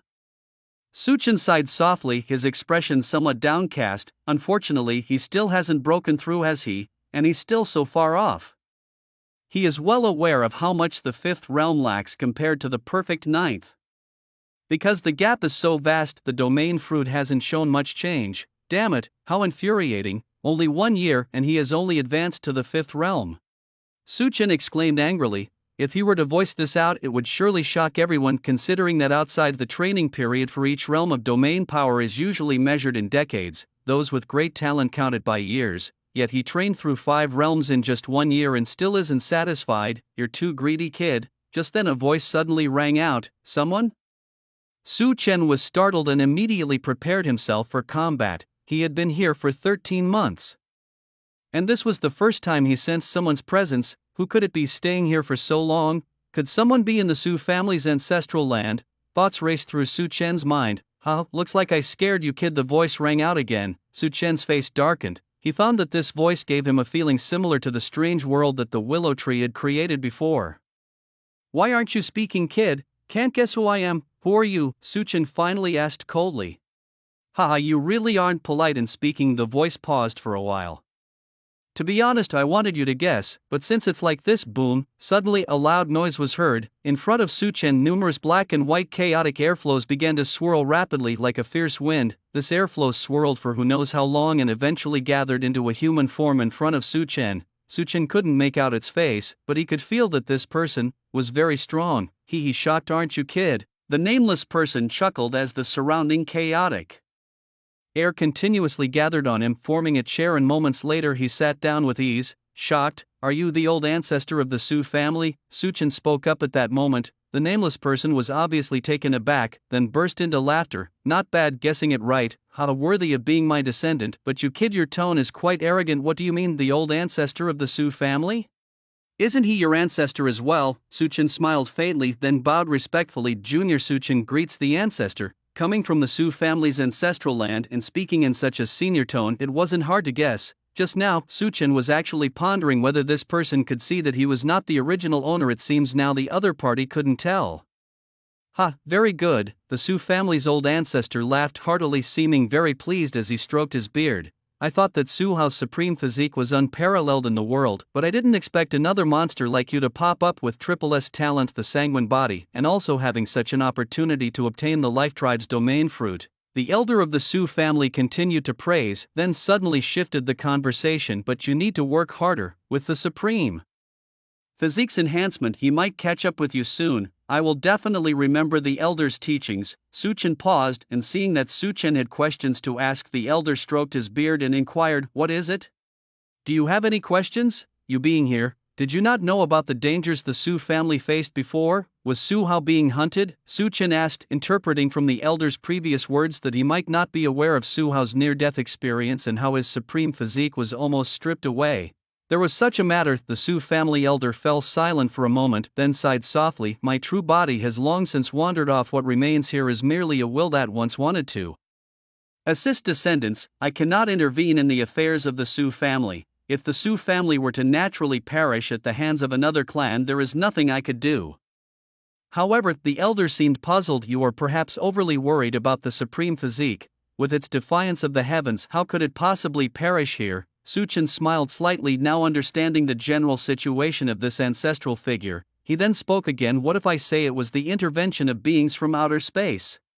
Intervention from outer space? Impossible. When my true body reached the divine realm, I established rules that if beings from outer space interfered with the Su family, I would definitely take action. Suchin's eyes widened as he realized that this was why those people hadn't targeted the Su family directly. But what if they used another clan's hand to target the Su family? Suchin continued. The figure fell silent again, but soon spoke sternly. Impossible. What about the other people on this land, the overseers? I don't believe they did nothing to prevent interference from outer space, but the fact is, people from outer space did indeed intervene, and it was just a few days ago that Su Hao was nearly killed by their schemes. The time, if not for Suchin's intervention, he really didn't know how Su Hao would have escaped that disaster.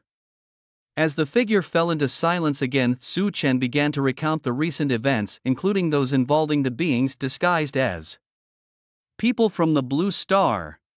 Suchin's words rendered the talkative elder completely speechless, stuck in place for a long time, unable to recover. At that moment he truly believed what Suchin had said, feeling that Suchin was not lying, but he simply did not want to accept it. Who would have thought that the Blue Star has now turned out this way within the ancestral grounds of the Su family? The elder remained dazed for a long time, his spirits seemingly affected by Suchin's words. Amidst the chaos, the elder's figure sat motionless on the chair like a lifeless statue. Elder, if there are no other instructions, I should leave this place now. Suchin bowed. There were still a few days left before the energy of the entire space would dissipate, but Suchin no longer wished to cultivate. After all, it seemed meaningless now, as it would take too long to completely assimilate the perfect domain fruit. Even if I spend all the time here, it might not improve much.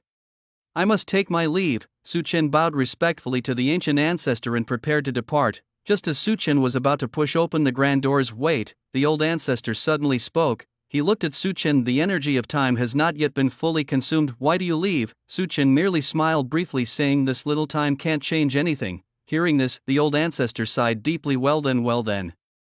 My remaining consciousness here is of no use either, the ancestor roared as if in determination. Then he looked sharply at Suchin. Young man, I see you've uncovered much on your own and you possess exceptional talents. Given that, I shall exert my remaining warmth and help you. Suchin looked bewildered. Help with what? My consciousness is that of a demigod capable of controlling the domain of time. Stay here and cultivate to your heart's content until you've completely absorbed this fruit, the Su family's old ancestor declared loudly. Consume this fruit completely. Are you serious, ancestor? This is a perfect domain fruit. Just cultivate, think of nothing else, focus solely on that. the figure of the Su family's old ancestor gradually faded and the surrounding energy of time became even denser, an ancient will which should have vanished long ago.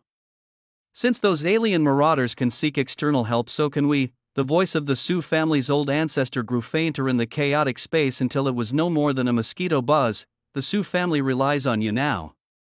With those words, the old ancestor's voice completely disappeared into the black and white chaotic energy, and simultaneously the surrounding temporal power surged wildly. If the space's power of time was once as feeble as a stream, at this moment it was like an ocean. How different must it be now from the outside world? Su Chen was astonished. Rather than overthink, better to dive into cultivation. If I truly consume this fruit and amplify it 1,000-fold. The enhancement to my power immeasurable. With no further thoughts, Su Chen immersed himself in cultivation, the light from the domain fruit once again enveloping him. Meanwhile, his understanding of the domain's power also gradually improved. Time flew by madly. In the depths of intense cultivation and sudden insight, Su Chen completely lost track of time. He didn't know how much time had passed and dared not count, fearing he might go mad from the endless whirlpool of time. Thus, time passed second by second, day by day. It was uncertain how much time had elapsed. When Su Chen opened his eyes again, an immensely powerful aura pervaded the surroundings. Looking ahead, the ripe domain fruit was still rotating in front of him. There's still so much, Su Chen wondered in surprise. How can this be? He closed and then opened his eyes again. Suddenly, the golden fruit began to deplete rapidly, bit by bit, gradually leaving only half, then a third, then a quarter, until at last it turned into nothingness. Su Chen shook his head. When he looked again, the domain fruit that had been floating in the air had completely vanished. Is it over? Was that an illusion? I made it! I made it! Su Chen roared in jubilation. He was incredibly delighted, even though he had no concept of how much time had passed. No matter what he had endured, and any experience, no matter how painful, was a victory once it was overcome. Su Chen wanted to report this to the old senior, the elder ancestor. I've succeeded. My domain power has reached the perfect level of elder. Su Chen shouted several times, but his voice merely echoed around him, failing to reach far, and the voice of the old man did not sound again. The fifth circle, far from the perfect domain power. It seemed that the Su family's elder ancestor had given not just his entire will but had also expended unimaginable energy. With a soft sigh, Su Chen deeply bowed towards where the old man had once been. Now, having obtained the perfect domain power, the next step was a 10,000-fold amplification. Su Chen glanced at his status panel. His cultivation and domain power had progressed in sync, albeit slightly. His vital force had only ascended to the half-saint first level. Vital force, after all, was a lower-order energy and had little to do with domain power by the ninth circle, nor would it increase much. However, during the 10,000-fold amplification he expected some increase in his vital force as well. Su Chen smiled. A substantial increase in higher-order power was definitely going to affect his physical body, no matter how distant the two powers were linked. After all, both resided within his body. Thinking this, he immediately searched for the new power within him. In the next moment, a visible pale green domain power began to float around Su Chen. From the deepest color at the beginning, it spread outward, becoming lighter, pale green domain power. Each domain power had its unique strength. Su Chen's domain power passively exuded elegance, enhancing his inherent charisma and emitting a noble aura that made others instinctively trust and follow him.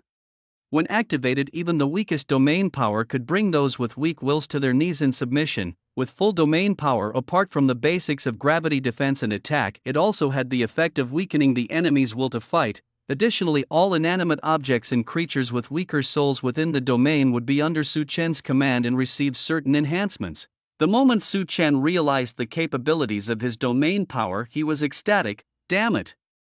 This is the real power of a strong person, way cooler than any genetic chain power. This is what true strength is. Su Chen was uncontrollably excited, having understood the benefits of his domain power. Next was amplification. System, ding, new energy detected, perfect pale green domain power capable of 10,000-fold amplification. Yes/no, yes. Without hesitation, Su Chen confirmed, and in the next moment his domain power began to surge wildly, transcending perfection to reach the ultimate, the 10th circle of domain power. Under the unreasonable power of the system, the ultimate power that normally would take hundreds or even thousands of years to accumulate and breakthrough was achieved in a mere instant. The power of the ultimate realm, that is the power of the extreme holy realm, achieved. And at that moment the amplification did not stop, from the extreme holy realm to the semi-honored realm and then to the honored realm. As soon as Su Chen reached the extreme holy realm, his field power continued to climb. Meanwhile, his cultivation level was also continuously improving. Half-holy realm second level peak. Half-holy realm third level peak, half-holy realm. Fourth level peak, half-holy realm ninth level peak. Only then did the amplification brought by the higher level power begin to weaken gradually, but even so the improvement in cultivation level continued. Holy realm first level. At this point the speed of cultivation growth gradually began to stall. Su Chen shifted his gaze to the power of the realm. Under the continuous amplification of the system at this moment, Su Chen's realm power also underwent a subtle change. This power began to interweave and compress gradually. The realm power became more substantial. Vaguely Su Chen felt a very mysterious power stirring within his realm, but even after the amplification was complete, this power had not fully emerged. How strange, Su Chen muttered to himself. He opened his own panel. Name: Su Chen. Age: 19. Talent: SSS level indestructible war spirit. Physique: Song blood. Body chain power: perfect genetic chains. Martial arts cultivation: Holy realm first level peak realm power, ultimate realm power, half-honored realm capacity, unmerged with chi blood. Power, techniques: prison skyfinger, heaven tier, greatly accomplished, great sun breathing method, spirit tier, complete, ghost shadow trace, earth tier, complete, heavenly origin breathing method, mystery tier, complete, martial skills, silent moonless blade technique, spirit tier, complete, thousand dragon demon blade technique, mystery tier, complete, status, perfect condition. Now, Su Chen's martial arts cultivation was still slowly improving, and as for the amplification of the realm power, it had reached its limit. Currently on Blue Star, there were two paths to advance to the honored realm. One is to merge chi blood power with realm power, and the other is to merge physical strength with chain power. Half merging equals the half honored realm, complete merging equals the honored realm, and then based on this power to continue increasing is the subsequent honored king, honored emperor, and supreme honored realms. Su Chen muttered. All this information he had obtained from Yu Danqing, who cultivated all pathways. To her, the so-called half-pathway realm was no different from child's play. Crossing the honored realm was the next step, then the two-step ancestor realm, half-ancestor and ancestor, and then, it's half-god and god realm. How fast, Su Chen murmured, but to become a true god realm merging only the chi blood power is not enough. The so-called full pathway naturally involves merging physical strength, chi blood power, chain power and realm power together. Only then can one truly be considered at the honored realm. At this point, not to mention merging four types of energy, Su Chen didn't have even a trace of the physical strength among the four powers in his body. Going round and round, was he only left with starting from his innate aptitude? Su Chen sighed lightly, but he hadn't given up completely. Previously he had managed to merge the power of vital energy and the power of chains to create the power of chaos. Now he naturally wanted to try combining the high-level powers of domain and chains. Additionally, the power formed by merging vital energy and domain power, which had reached the semi-honored state, was also under his experimentation. With that, Su Chen immersed himself back into cultivation, but this time his thoughts were much clearer. The process of merging one's own powers was vastly different from the process of comprehending new powers. If one were to describe it, comprehending new powers felt like dreaming in sleep, vague and indistinct, where one could hardly feel the passing of time. However, merging one's own powers was different, similar to the early stages of martial arts cultivation where one refines the body. It was an extremely painful process, and even more painful than body refining. You had to ponder how to combine powers while controlling the collision of energies within your body. At the same time, you had to endure the pain caused by the collision of internal forces, and during this type of cultivation your consciousness was incredibly clear. Thus, during this process of power merging, Su Chen also began to count the time. He tried for a full 2 to 3 years. The two high-level powers were almost insoluble, showing no tendency to merge successfully. However, fortunately the fusion of vital energy and domain power was somewhat better. Over the past 2 years, Su Chen had managed to fuse several strands of honored state power, which constituted about 1/10,000th of the energy in his body. Outrageous. It really was a complete fluke that I managed to merge into the power of chaos before, Su Chen said speechlessly, stopping his cultivation to check his own cultivation level. after so many days of merging plus the residual enhancement from the previous system, Su Chen's cultivation level finally reached the peak of the 7th layer of the Holy Realm. He hadn't expected the gains from this ancestral land of the Su family to be so significant. Su Chen murmured to himself, not to mention his martial cultivation had leapt directly from the previous martial emperor level across 2 major realms to the Holy Realm. In fact, just this alone was enough to leave many far behind, and afterward a perfect level domain power was almost impossible for others. Finally, those few strands of new honored state power, although Su Chen did not increase them 1,000-fold, merging these 2 powers, though difficult, was not yet impossible. Su Chen wanted to merge some more to further amplify them in order to maximize the benefits. In the chaos space, Su Chen stood up, not knowing how much time had passed outside, wondering if there was enough time left for more cultivation. Just as this thought crossed his mind, a voice rang out from outside. Master, Master, Su Xiaoyu. The voices outside were one after another. Su Chen smiled and slowly stood up. At this moment outside, everyone already appeared anxious. Su Chen had been in this ancestral land for exactly 1 month and 10 days, and by all accounts he should have come out by now, but until now there was still no sign of him. Many believed that something must have happened to Su Chen. At this moment everyone, whether it was Yu Danqing and the puppet or the members of the Su family, were waiting at the door. Su Hao stood at the entrance, his face etched with anxiety, even contemplating smashing the door open and rushing in. Ridiculous, Howard, if you smash the door and stir up some energy storm, what if it harms Chener? Su Zhantian roared. But Dad. Su Hao looked desperate, turning his gaze to Yu Danqing. Sister Yu, please think of something. He's been in there for 10 days already. There are those in the clan who have mentioned that if one doesn't come out within a month, they might turn into nutrients for the force of time and never come out. Yu Danqing had a stern face, also frantically pondering. This clan land was governed by the power of demigods. To interfere, one would need the power of a demigod. At present, for her to intervene like a demigod, she would need to sacrifice her entire soul.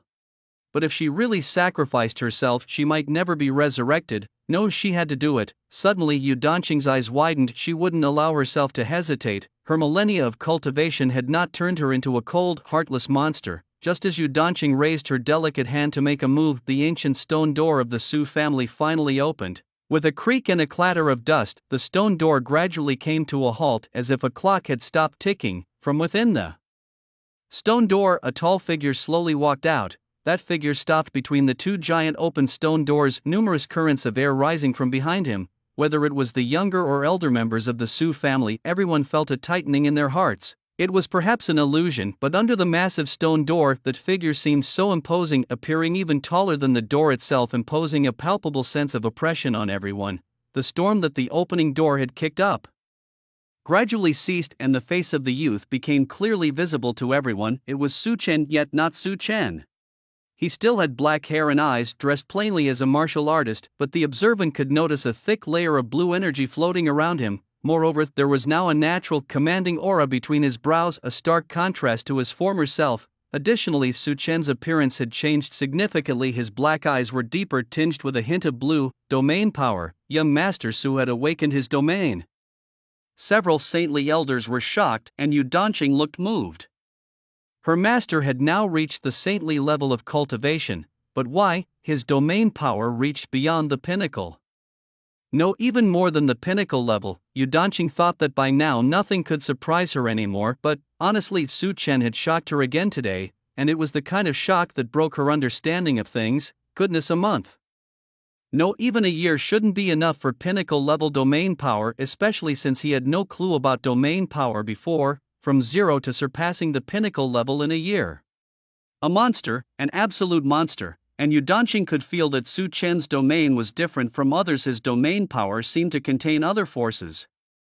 Brother, Su Hao didn't think too much. He just happily ran over and gave a big bear hug. A child who has lived in battle for 9 out of his 10 years, what more could he think about? All right, Su Chen laughed as he embraced Su Hao. You little rascal, why aren't you outside practicing properly and instead coming to find me? What's going on? Su Chen looked ahead and realized that a large crowd had gathered. What has happened to the Su family?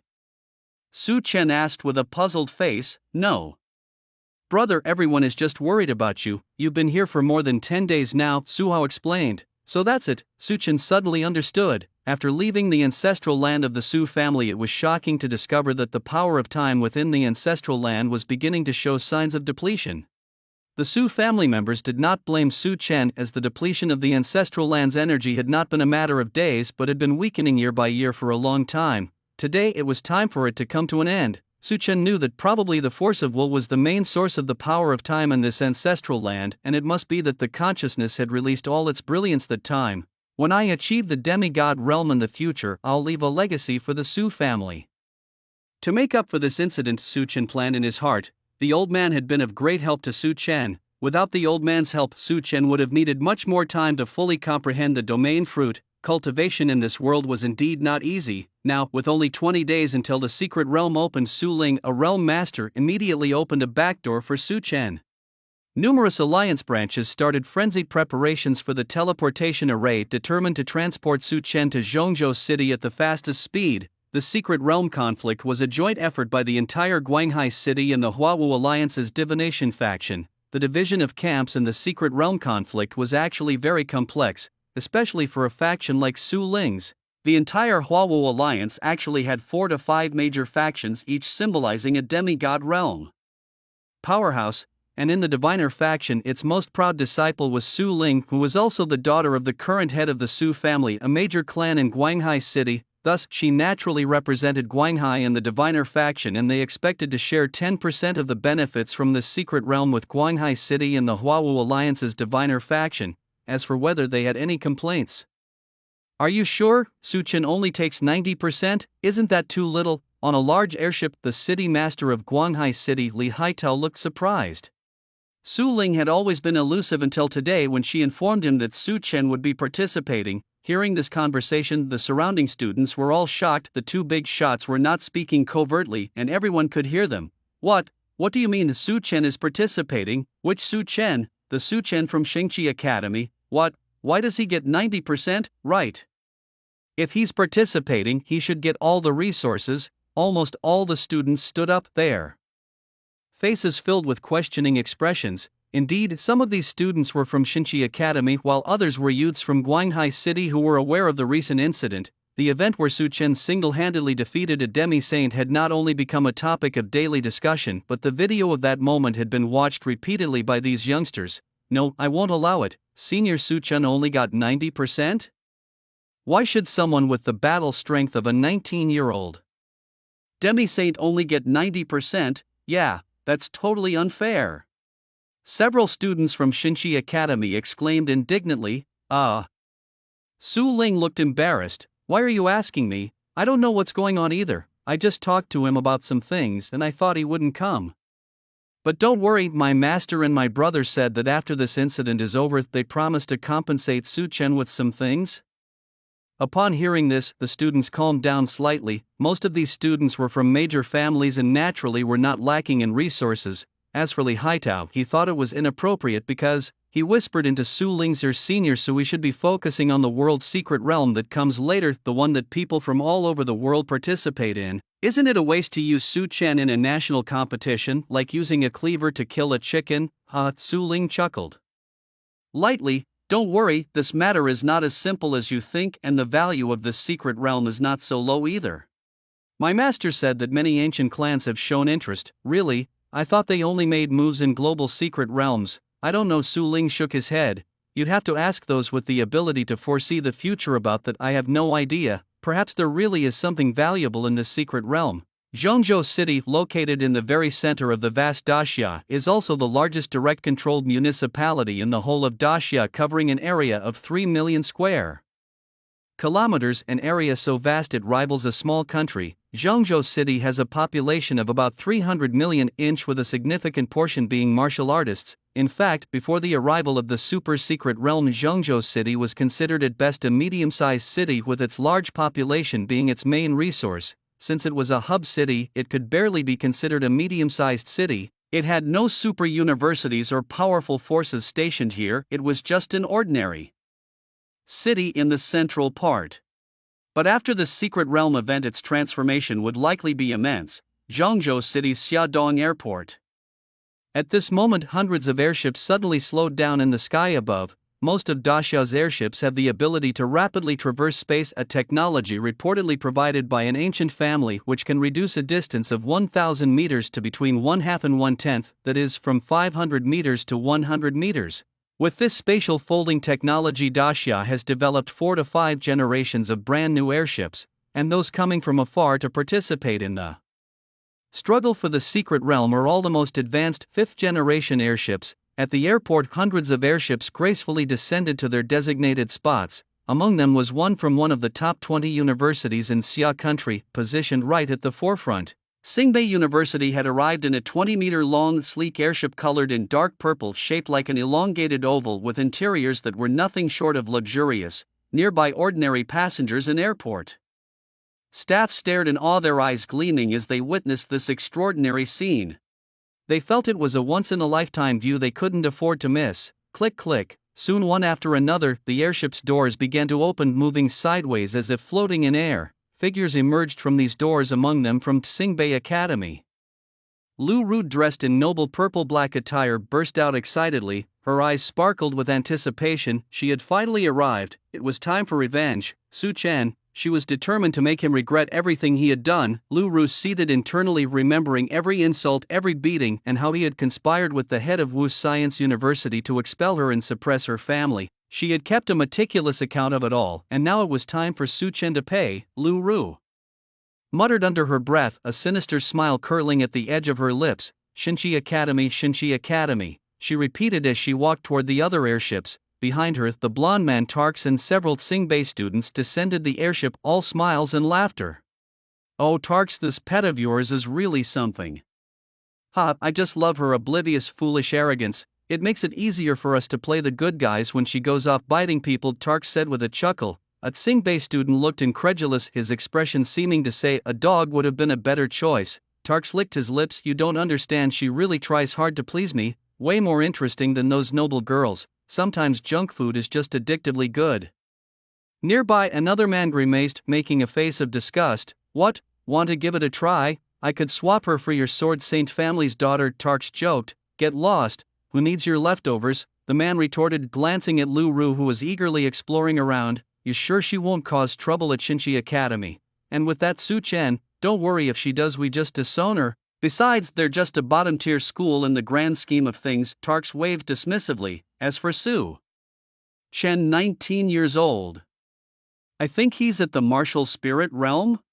Tarks scoffed. "Sure, he's got talent, but what of it? Born a few years too late to be a threat to us." "Indeed," the man smiled. They were all 24-year-old martial artists, and behind them, they carried the support of major families and top-tier academies. It could be said they had been bathed in medicinal pools since childhood, with blood-replenishing stones always in their mouths. Although their talents might not match that of Su Chen, in terms of time they were not falling behind at all. Geniuses like Su Chen, who reached high realms at the age of 19, were actually not rare, but most of them didn't survive long. Whether it was foreign forces or mysterious organizations, they would hunt them down, so these young men didn't take it seriously. What they didn't know was, at this moment their information was far outdated. "Found it!" Just then Lu Ru shouted from a distance, and Tax led the people from Qingbei with a laugh towards it, only to see that the airship of Xinchi Academy was already empty. "Ha, we arrived at the same time, how did they leave so fast?" one of them wondered. "Who knows?" Tax smiled lightly. He didn't care, as it was just a chance to stir up some trouble anyway. As for Lu Ru, her laughter grew even more maniacal. She thought Su Chen had seen her on the Qingbei side and got scared away, which was too coincidental. All the academy's airships parked together. How could they move so fast? It must be to avoid her. "Su Chen, keep hiding, don't let me catch you." Lu Ru imagined herself as a predator in a game of cat and mouse, her expression turning increasingly cruel. What they didn't know was, in fact, Xinchi Academy had switched to a different airship in the middle, and this airship's captain was merely completing a mission, so he had driven here. Meanwhile, in Zhongzhou City, the special express airship of the Huawu Alliance. Unlike the students, those who initiated and participated in the secret realms received different treatments, and at this moment Su Ling and others had already stopped at a temporary rest point specially set up in Zhongzhou City. Elder Su's senior brother, Su Ling, bowed respectfully to an elderly man with white hair and a gracefully dignified man in front of her, every move impeccably formal.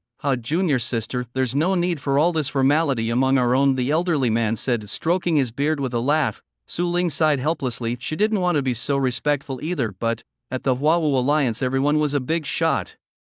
How could she possibly relax? The chief's senior brother of the battle, Emperor sect, the head of the Sword Saint family, and others from the Starpiercer sect, all were without exception at the honored king, honored emperor, supreme realm, even the demi-ancestor realm. She hadn't expected her teacher to suddenly arrange her here, saying that people from various factions of the alliance wanted to meet her and that semi-saint realm youth.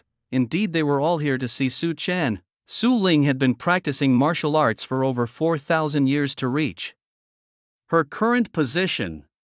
Calling her a millennium monster was no exaggeration, but even so she felt like a child in front of these people. After all, their cultivation had been longer, with realms above the honored ones, honored king, honored emperor, supreme realm, each grounding their age in hundreds or even thousands of years, indicating that the youngest among them was at least 100 years older than her. Su Ling found herself in an awkward position, managing only to respond with a forced smile to her fellow disciples and the elders in her clan. Just then a crowd began to gather around. "Oh, look, it's the young Miss Su from the divination sect. Haha, little Ling, how's your grandfather doing these days? I remember congratulating him when he first reached the Saint Realm 3,000 years ago." Elder Zhan, and there are also seniors from the Shuemu Martial Arts School. Su Ling bowed her head, greeting each person in turn. It was only then that she realized, in addition to several factions from the Huawu Alliance, numerous influential figures from closely allied factions and masters from various martial arts schools scattered around the region had all arrived at the venue. The crowd pressed in around Su Ling, looking around eagerly. Su Ling knew what they were looking for and quickly said, "Please wait a moment, everyone. Su Chen and the others will be here soon. We've asked him to take the teleportation formation to hurry over." Good. That's fine." The group of elders couldn't hide their excitement. Indeed, they gathered under the pretext of a secret realm dispute, but their true purpose was singular. They certainly weren't here just to watch some youngsters fight over trifles. They were here to meet the person who had become somewhat of a legend throughout the entire Huawu Alliance, the 19-year-old with the strength of a demi-saint. They were eager to see just how miraculous he was, perhaps even more so than those ancient powerhouses reincarnated. I remember the last one who attained high-level power. Seems like he was a god realm in his past life. Yes, that previous demi-saint I remember clearly was called Wang Dong, who was 21 at the time. Right, now he's reached the supreme realm, barely 1,000 years old, and already more formidable than us. They all chuckled, waiting eagerly. They had traveled thousands of miles just for a glimpse of this young man, carefully concealed by the divination lineage. How about a girl coming to admire the genius? A regally imposing old woman chuckled as she approached a corner where a young girl with silver white hair cradled a precious sword. "I've been nagged by many old colleagues this time, saying I have no shame bringing the younger generation to such a scene. They worry that the genius might disturb your cultivation." The so-called old woman was from one of the renowned noble families of Great Xia, a sword saint lineage. The young girl, Liu, was the current heir as genius of the sword saint family. With a sigh, the girl replied calmly, "No, it won't affect me. It's just meeting a peer after all." The silver-haired girl's tone was serene, almost saintly. Liu, at the age of 20, had already reached the pinnacle of the martial emperor realm, the 9th level.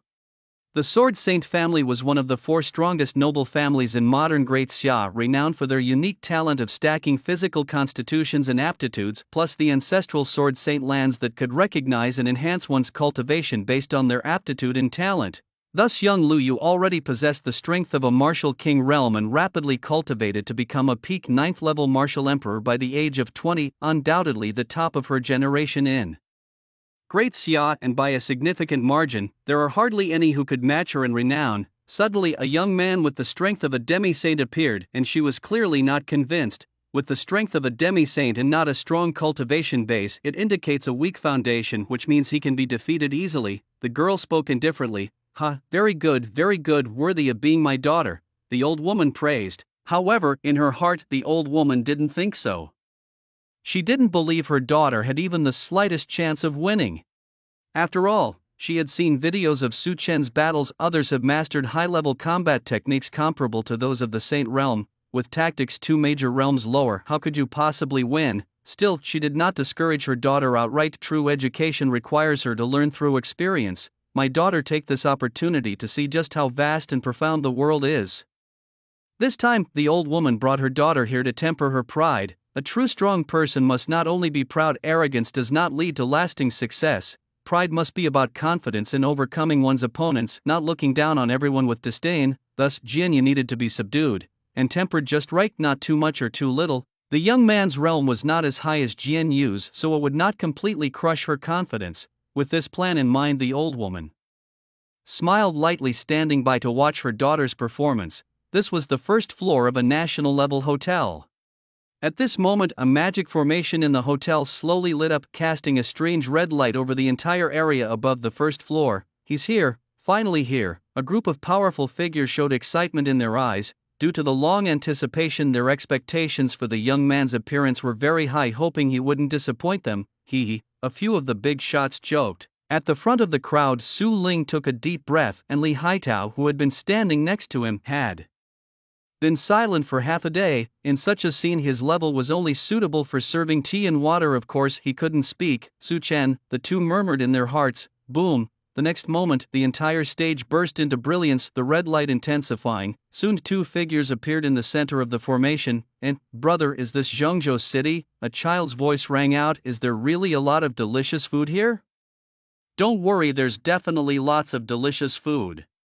A deep voice responded as the two figures gradually became clearer, one a tall, long-legged youth and the other a somewhat younger boy. The two were holding hands, appearing at the venue. The scene fell silent for a long time.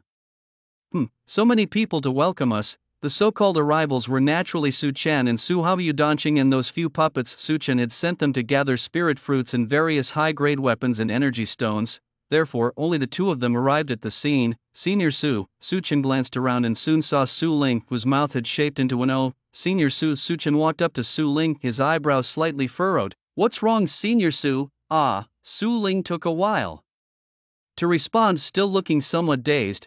At this moment, her mind was buzzing incessantly. As a revered realm powerhouse, she instinctively scrutinized the cultivation levels of others, a habit developed over 1,000 years. So from the first glance, she saw that Su Chen had reached the 7th peak of the sacred realm in his cultivation.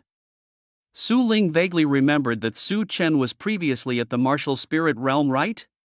It seemed that it had only been 2 or 3 months since he last tested his strength at the martial alliance. 2 or 3 months, from martial spirit realm, martial emperor realm, martial sovereign realm, demi-sacred realm to sacred realm. He actually advanced through 4 major realms? What? Su Ling was stunned. She remembered that it took her decades to struggle through these 4 major realms. And he did it in just a few months? Can the gap between people be so huge? Like Su Ling, many other big shots fell into self-doubt. Hey, am I seeing things? The 3-meter-tall burly man from the Battle Emperor Hall had already lost the light in his eyes. This kid, 19 years old, in the sacred realm, a monster. No, not just a monster anymore, a super monster. Among them, no one doubted Su Chen's strength. After all, he was the one recommended by the fortune-telling elder, and you should know that elder is a demigod realm-old monster. Doubting his choice would mean you really don't want your head anymore. Impossible. Just then, a lifeless voice of a young girl suddenly came from not far away. The hotel lobby was very quiet at the moment, so the girl's voice was particularly jarring. The silver-haired girl's eyes were filled with disbelief, and her fingers gripping the sword began to tremble uncontrollably. Sacred realm. The young man she had just looked down upon was in the sacred realm. 2 whole realms higher than her, a genius undefeated from birth until now. How could this be? Impossible. Impossible. Jianyu kept muttering under her breath. Her large green eyes, like a dried-up pond, had lost the vitality of the past days. Even the haughtiness she had just now had completely disappeared. Right, she didn't even have the courage to challenge now. Jianyu didn't feel like she could win at all, with him being 2 major realms higher in cultivation and his combat power. When he was at the martial spirit realm, he was already at the demi-sacred realm. How could she fight? How could she burst through and win? TSK Sword Saint family's old lady, if you don't take care of your daughter, she's going to go mad from obsession. Just then, a big shot suddenly spoke with a laugh. It's over. The old woman was stunned for a moment. She had actually been shocked too when Su Chen's realm was revealed. Who could be in the sacred realm at 19?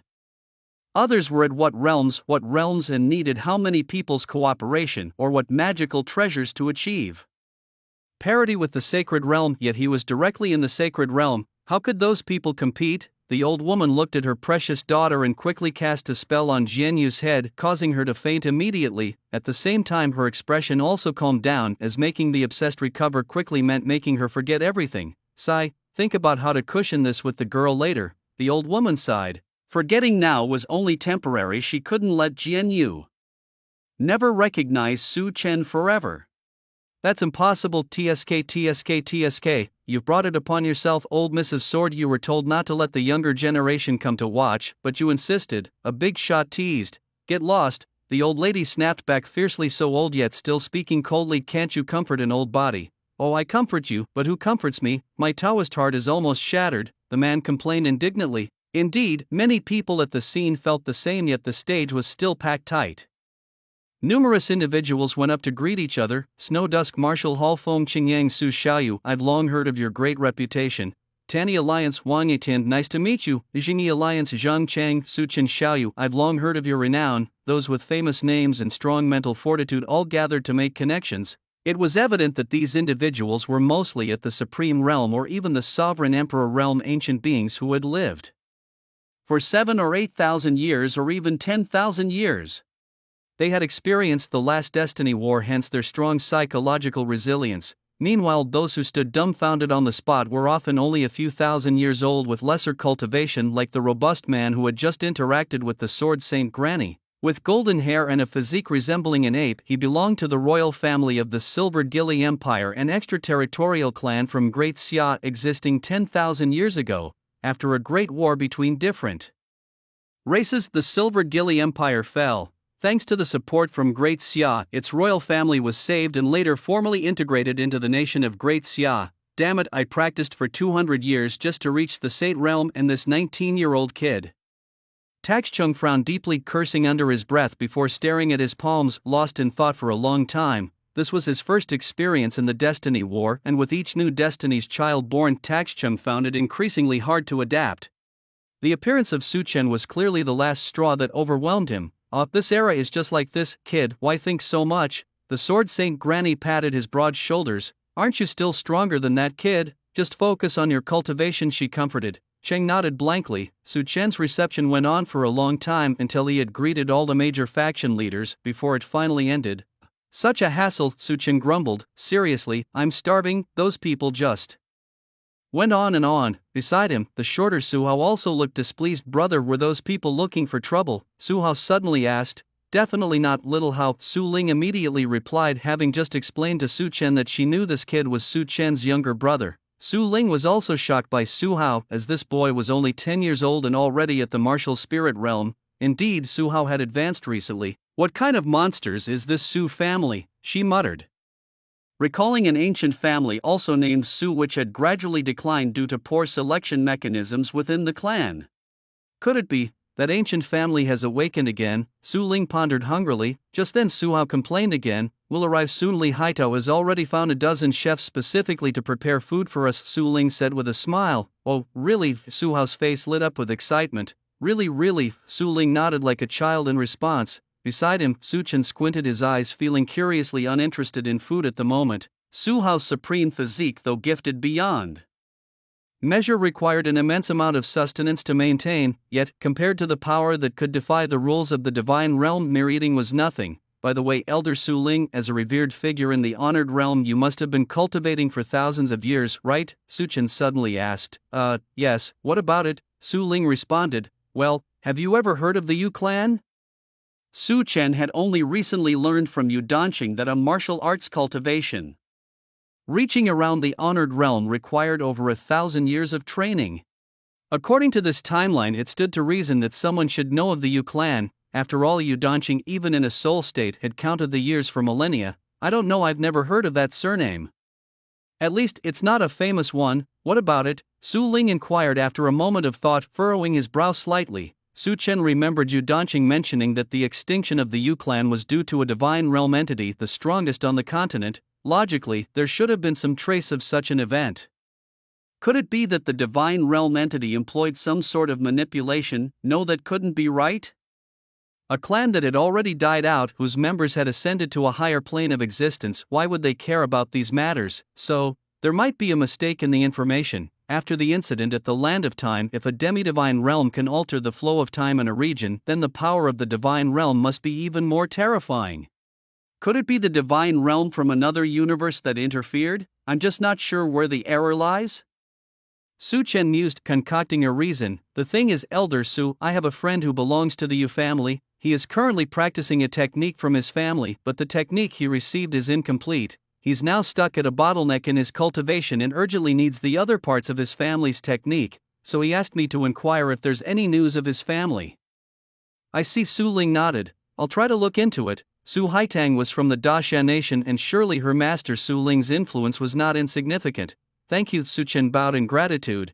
It's no trouble, merely a matter of finding a family, not a difficult task at all. Su Ling waved his hand dismissively. With Su Chen's current influence, it was not an exaggeration to say that even summoning the currently reputable families of the Xia nation was within his capabilities. All was well. Su Chen smiled, and then Su Ling led Su Chen and his brother Su Hao to the room Li Haitao had prepared for them, a vast 400 square meter room. The room was entirely cleared except for a large round table at the center. In front of the table 12 chefs stood neatly at their respective stations. Welcome, warriors, they chorused. These were renowned chefs from various nations, masters of dishes from every culinary tradition, be it desserts, pastries, central stir-fries, southern stews, western carbohydrates, and even foreign cuisines from abroad. Cook more, talk less, understand? Su Ling said lightly. Yes. The chefs nodded hastily, aware that it was the director of the National Security Bureau himself who had summoned them. What is so special about this young man and child? They wondered, though they knew these thoughts would have to remain unspoken today.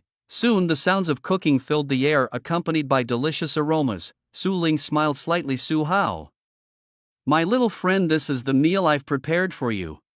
She glanced at Su Chen. This meal was something she had promised him earlier. Su Chen smiled and gave a slight bow to Su Ling. As for Su Hao, he was already too distracted by the food to hear what Su Ling was saying. Food, here I come. It took him half a day to eat his fill, and it was evident that he had been holding back these days. The supreme body needed energy, but that didn't mean he couldn't survive without it. When he was at the Su family's home and saw his family in that state, Su Hao hardly had the spirit to eat much, nor did he feel it was appropriate. Despite being only 10 years old and having a simple mind, he could still understand the atmosphere around him. Perhaps it was only in front of Su Chen that he truly behaved like a child. After a satisfying meal, Su Hao and Su Chen returned to the large room Su Ling had arranged for them, spending a silent night there.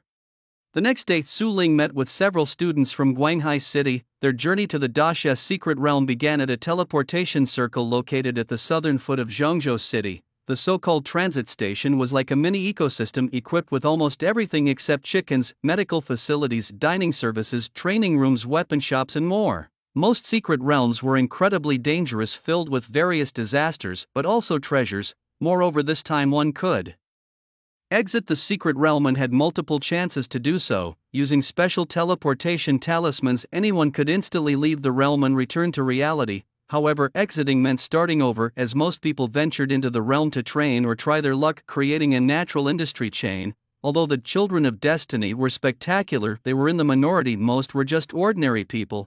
This time the instruction at the secret realm's transit station and beyond will be led by Su Chen, Su Ling explained. Really, Elder Su? Wow, impressive. The students were visibly excited. They were all staunch fans of Su Chen. Of course it's true, Su Ling replied with a smile, her demeanor relaxed. With Su Chen there, their chances of victory were almost certain, especially since he had reached the Saint realm, a feat unheard of before the age of 25, surpassing even those from the Sword Saint family who were considered cheaters in cultivation and were only at the Martial Emperor realm. Su Chen was 2 major realms above her. Never underestimate these 2 realms. As one advances, the difficulty increases, and these children of destiny, they have already fallen quite behind Su Chen. There's not much else to advise, just follow Su Chen's lead. Su Ling glanced around. Most teachers were giving lengthy instructions, but she truly had nothing much to say. With Su Chen around, it's no different from a vacation for them. Don't make trouble. That was all Su Ling could add in the end. Yes, the students all replied excitedly. Although these students were descendants of great clans, they really paled in comparison to Su Chen. Su Ling shook her head slightly and then stepped back. She was beginning to agree somewhat with Li Haitao's words. Using a sledgehammer to crack a nut might really be an overkill here. All she could hope for was that Su Chen would find something valuable in the secret realm. If he didn't, both the Su family and Guanghai City would surely have to compensate him. Su Chen's experience was more important than anything else. Su Ling left and the group waited at the spot. Su Ling had informed them before leaving that Su Chen and his brother would take some more time to arrive. The group of students waited excitedly. The activation of the magic array would take some more time and the group was not really in a hurry. It was hard to tell how much time had passed. Suddenly several figures halted in the distance. Found it Xingqi Academy.